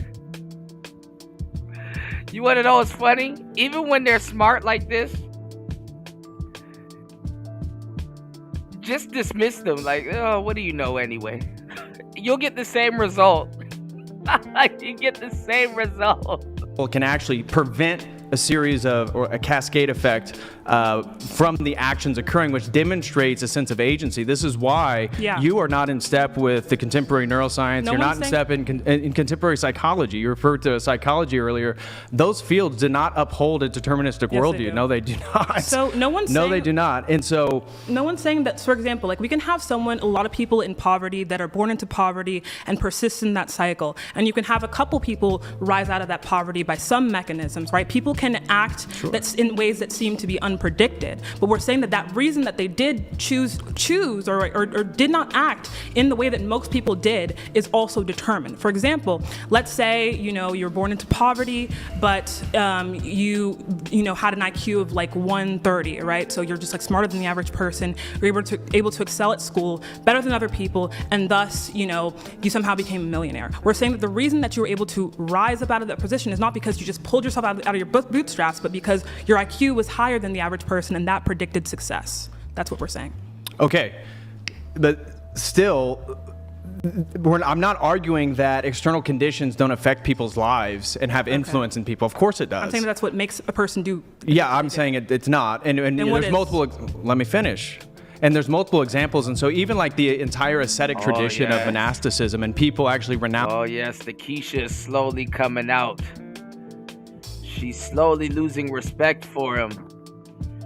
Slowly, she's becoming unattracted, and the respect is getting into a medium where she might stop using the pop words, y'all, and start using slang. Let's get it. Renouncing and struggling against passions would actually insinuate that agency, free will and human agency exist, and that they're not totally dependent on external factors that are determined. I agree with that, Black Savant. What they do here or there and demonstrates. And this is where the latest research in neuroscience actually is. So no one's saying tell me, what experiments in neuroscience validate. So she's cutting them off a little bit more. Here we go. Because I'm literally looked at all the research. The entire nature and nurture debate. If the cause of someone's action does not come from their nurture, it comes from their nature, right? So this could be biology. This could be for example, we can look at Phineas Gage, I believe his name is. He had some type of pull that like went through his eye, and through his prefrontal cortex. I think it was around his amygdala, and it caused him, right, to act erratically, and it caused him to act impulsively, and he was doing things that we consider bad. The reason why is because there's something in the brain, right, that controls your impulses, that controls your social ability, etc., right? And so it kind of comes down to, again, these things that you inherit, right, biologically. Sometimes, though, like it also comes from things like socialization. If you're in a household that is abusive, you can end up finding yourself acting in ways that are socially uncohesive, in ways that we don't want. So I'm saying that even if someone does rise against what we call their biology or their socialization, the result is, or the reason always comes from they're either one or the other, the biology or the social. So why is the abuse bad? Because I personally don't think that it's okay to. So it's just a personal belief. It's just your preference that abuse is bad. I think that. So are we going to switch to a morality debate, or do you want to stay on the It's all the same thing. No, it's not. Yes, it is. No, it all. Again, there's only three legs to it's worldviews. not. This is okay. It doesn't matter. Okay, then go into morality. No, I don't. Okay, she won. She won that one. See, that's another thing. That's another thing with white men. They're not used to really being challenged, like being like drugged down all the way down. Like white women, when they argue, they kind of argue a little bit different. They kind of argue similar to how white men argue, but the sisters, they kind of stress an issue and won't budge. That's why I say, okay, just go into morality. Drug them down a little bit. She winning this one. I want to go into morality. We are. No, this is a free will debate. Exactly. Well, morality entails free will. What are you talking about? No, you don't have to talk about Yes, morality. you do. You do not need to talk about Yes, ethics. you do. This is like, you can talk about this from a purely neuroscience, like, or you can talk about it from philosophy. You can't come here and debate determinism and then refuse to even engage with morality. She just restructured the whole thing, and she's like, yes, she will. Look, Keisha got him. Look, ethical discussions. Okay. Can I ask you? I kind of stopped it earlier where I told you the shift done changed. She done lost respect for him. The shift has changed. You a question? Sure. So I feel like I haven't been able to. What causes people to act the way that they do? It's a series of factors. They have their own human agency. Again, Can nurture you explain and that? Any proof or evidence of that? Will you let me freaking talk? I mean, I say one sentence and you're already cutting me off. Let him finish if you can. Go ahead. So again, there's multiple factors that. She was quiet before. Like I said, she was winding up, ready. She was quiet all early.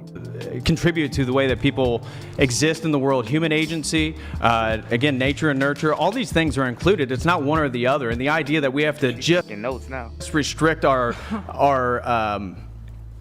defense to just one particular one, that's ridiculous. That's not how the world works. It's both and. Okay. There's multiple factors that contribute, that shape to a human person, their parents, trauma, environment, genetics, all these things are included, but that doesn't deny that people have human agency and free will. And so if free will doesn't exist, you cannot make any moral claim because nobody is morally responsible. Nobody. You know, if it was a black man, we would have been heard about slavery and goddamn bank accounts in the 1940s and shit. Is ethically responsible, and this would be true for the history of injustices. This would be true for the patriarchy. He's long-winded too. Can I finish a thought?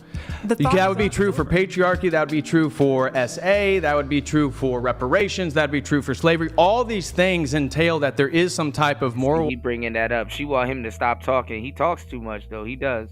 Arbiter that differentiates between good and bad. Okay. Your worldview does not allow that to even occur. What is this human agency? Like, can you just define it for me? I'm clueless. What is that?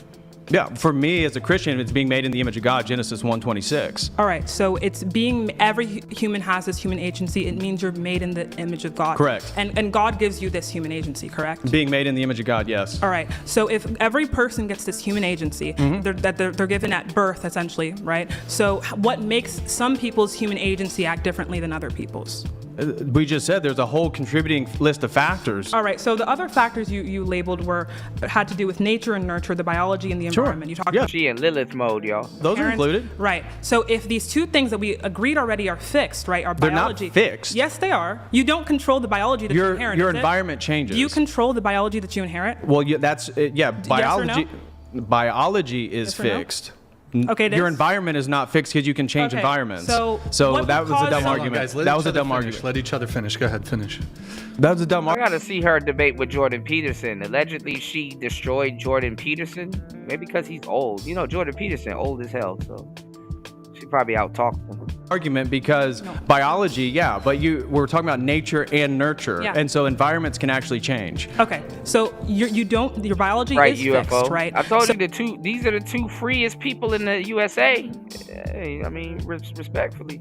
So what would make someone want to change their environment? Just like, give me an example. They want new scenery. Why would they want new scenery? You tell me. You have to ask them. No. You have to ask them. Okay, right. So if we were look at the reason why someone has a preference for new scenery, we can look at things But like women like her are only a prick if you take her seriously. That's why I'm like, you can just you have free will. That's your kind of your. Well, fundamentally, yeah. Okay, so being made in the image of God means that you have free will. Okay, so and this like again, it's kind of like the same idea of like a soul, like this idea of like the agency thing. This is where people say that like it's given to you by God, and then people are kind of like, you know, thus can kind of live with it, etc. The soul, like, do you agree that there's some type of soul? Of course, I'm an Orthodox Christian. Are you familiar with Eastern Orthodoxy Anyway, in so any matter? if that's true, is everyone? Ooh, she rude. Everyone's soul different? Like when, let's say I'm born, do I have a different soul from someone else that prompts me to do different things, or is everyone's soul the same? So I believe in a form of Aristotelian hylomorphism. Do you familiar with what that is? Aristotelian. Nope. Okay, so hylomorphism, these have to do with theories, and this theory is it's utilized more and more frequently in the philosophy of mind. And hylomorphism argues that soul actually gives form to the body. And so form is dependent upon the existence of soul. And that's exactly what we as Orthodox Christians would believe, is that the soul is actually what's giving rise to the body. And so our anthropology as a human being is soul, body, and nous. Nous being the eyes of the soul, the eyes of the heart. So be your noetic faculty, your mind, imagination, these types of things. Everyone's soul, does everyone born with a different kind of soul? Yeah, everybody has their own soul, yeah. Okay, and God gives it to them. Of course. And your soul causes you to act differently than other people. Your soul allows you to have free agency. It does. Again, the used cause is trying to put it in a sort of deterministic framework. Where you're going, I already caught it. Okay, no, it's not a caught thing. You just don't like the wording of the same thing, right? But again, so if everyone's soul if everyone's soul is different, what does that mean? Everybody is a unique person. Meaning that they act differently, right? They can act differently, or they could act similarly, so they could act the same. So everyone has a different soul, and this soul, is what is also entailed as this agency or whatever. But this agency, everyone's agency is different. Everyone's soul is different. So essentially, the soul can prompt different actions and different outcomes in different people. Correct? Yeah. Okay. If your soul is given to you from God and it can prompt different actions within you than other people, this means that there's something entailed in that soul that you were given by God that is causing you to act differently than other people, meaning that you're not the arbiter of it. No, it's that's your soul not. given That's a from non God. sequitur. That actually is not a logical Saying follow. that word a lot. No, well, because you keep falling victim to non sequiturs. No, it's and not. so, That logically just because God gave you a soul, or even God foreknows the end of history, does not actually entail determinism. Yes, it does. No, it does not. Yes, it so does. Okay, so you understand that God is outside space and time, right? Yep. And so the difference is actually watching the choices that we've already made is not the same thing as making us make the choice. He doesn't have to watch. When you go to a restaurant and there's only certain items on the menu, are you determined to choose something, or is actually there's a set of opportunities to make choice? It's not opportunities. It's not. It's not opportunities. No. So when you tell me how you when we talk choose about when you go to omniscience, right? When we talk about omniscience, right? If God does not need to be seeing everything in linear time to know what will always happen, right? If you just look at just the story of anyone in the Bible, like Noah from Noah's Ark, he already knew everything that was going to happen, and thus Noah could not have acted outside of God's knowledge. No, he could. He could have chose not to listen to God. That's the whole point of being a Christian, is that we're aligning our will with God's will. That's the whole point of being a Christian. God knew that he would not act in accordance with God, correct? God knew that Noah would not act in accordance with God. God, as outside space and time, knew that Noah would make the choice, but Noah making the choice is not dependent. God didn't force him to make the choice. Okay. Again, so those are two. That's a category. That's a logical category error. Make the argument That's a yet. category error. I didn't make the error that you're trying to. That's a category. You said that omniscience demands determinism. So again, if God knew, he doesn't have to be looking at this from like a linear perspective of time, but if he always knew, he's omnipotent, omnipresent, whatever. If he always knew what Noah could do, by definition, Noah could not do what God did not know he would do, aka God knew there was some path that everyone was going to have. God knew what their future would hold, what their present would hold, what their past would hold, whatever. There's some future that existed for Noah, and he could not have acted out of accordance with it because God already knew it. But God knowing does not entail causation of him causing the person to choose it. I'm saying that he couldn't have acted differently. I do think there is an argument for causation. No, again, it's a category error because God is out. Can you do something that God does not know you will do? God, he's outside space and time, so he's already looking at history as a finished, completed thing. He knows the choices I'm going to make before I've made them, but that doesn't mean that I did not have free will to make my choices. Can you do something that God does not know you will do?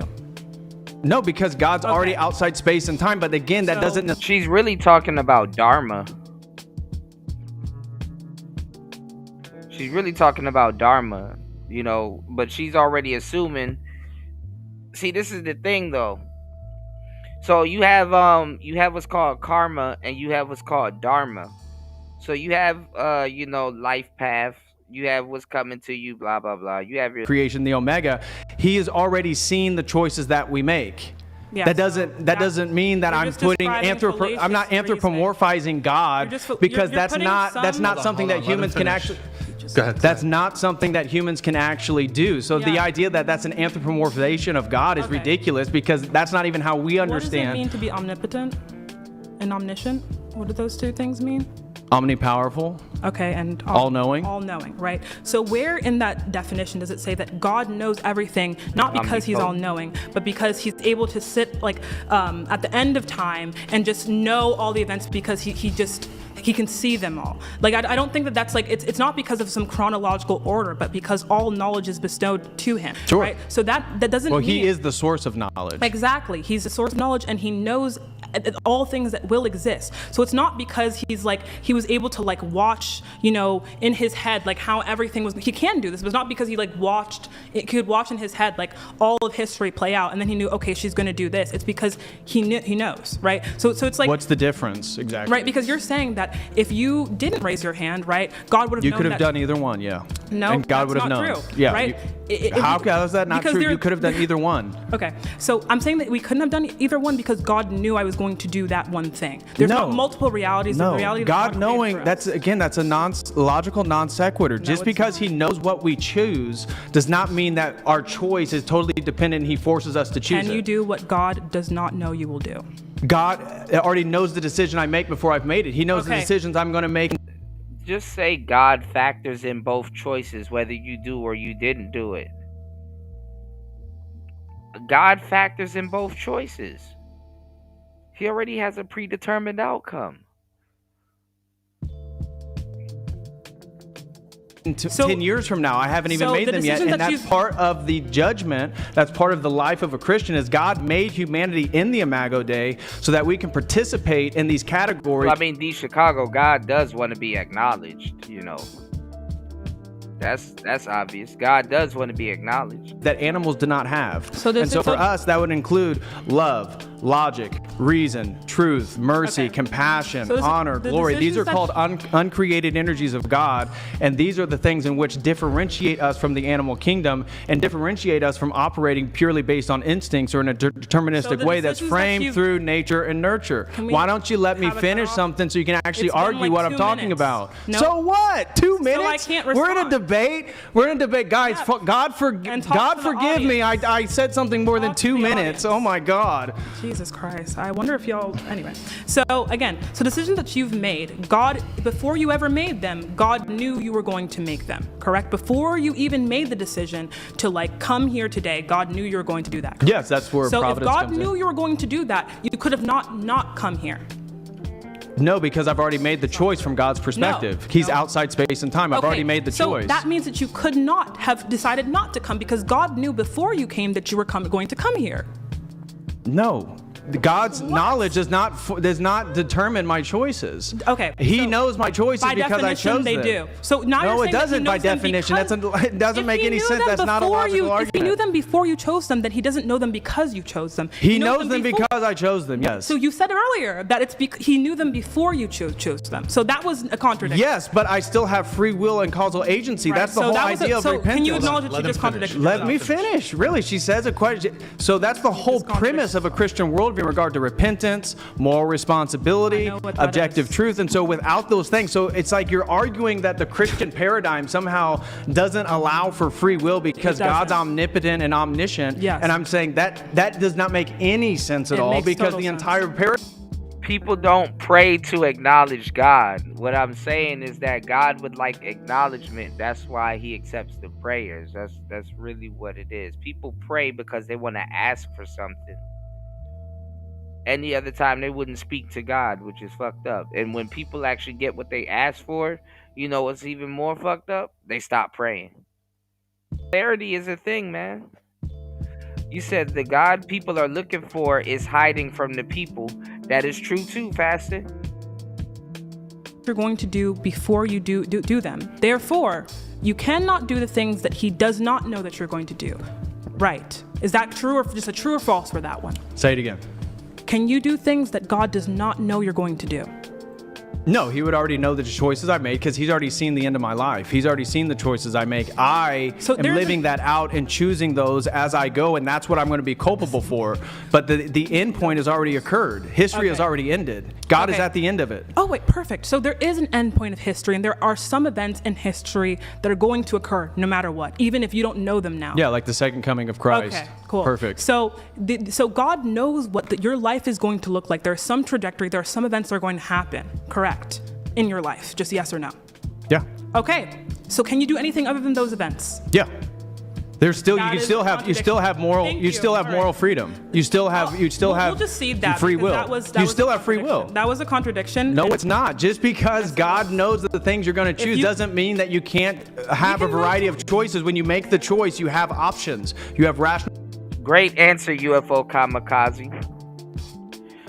Because think about it, D Chicago. Sometimes it's not even about the thing being predetermined. It's about your character. How are you gonna act? Like God probably knew Adam and Eve was gonna get tempted by the devil into eating the forbidden fruit, but how they acted was what he was really gonna judge them on. You understand? Deliberation. We can have moral responsibility. I think I've done enough on that topic. I think that. Okay, let's get into ethics and morality. Let's get. No, it's now my turn to ask questions, right? Really quick though, let's let some chats come through, and then I'm happy to get into something else. So we have Chef Dill Pickles. Zena, if there are 2 rocks and no people are around to call it 2, are there still 2 rocks? Yeah, by our use of language right now, yeah, there are still 2 rocks. Okay, and then we have. Let's see, we have another chat coming through. Chef Dill Pickles, thank you very much for the super chat, guys. If you want to get a super chat in, streamlabs.com/whatever, if you want to get a message in. Charlie Kirk, DP USA. Okay. Hey, Zena, you said this about me. Definitely Charlie Kirk. Egregious lower region of his face. Do you think body shaming is okay? What if I called you a muffin? Also, what is a woman? Yeah, so I called Charlie Kirk ugly. I think that in my worldview, if you are like a really shitty person, I'm gonna call you weird looking. I think that's okay. And then a woman is someone who identifies with, the traits that are usually tend to be associated with the female sex, but not all females associate with this social category.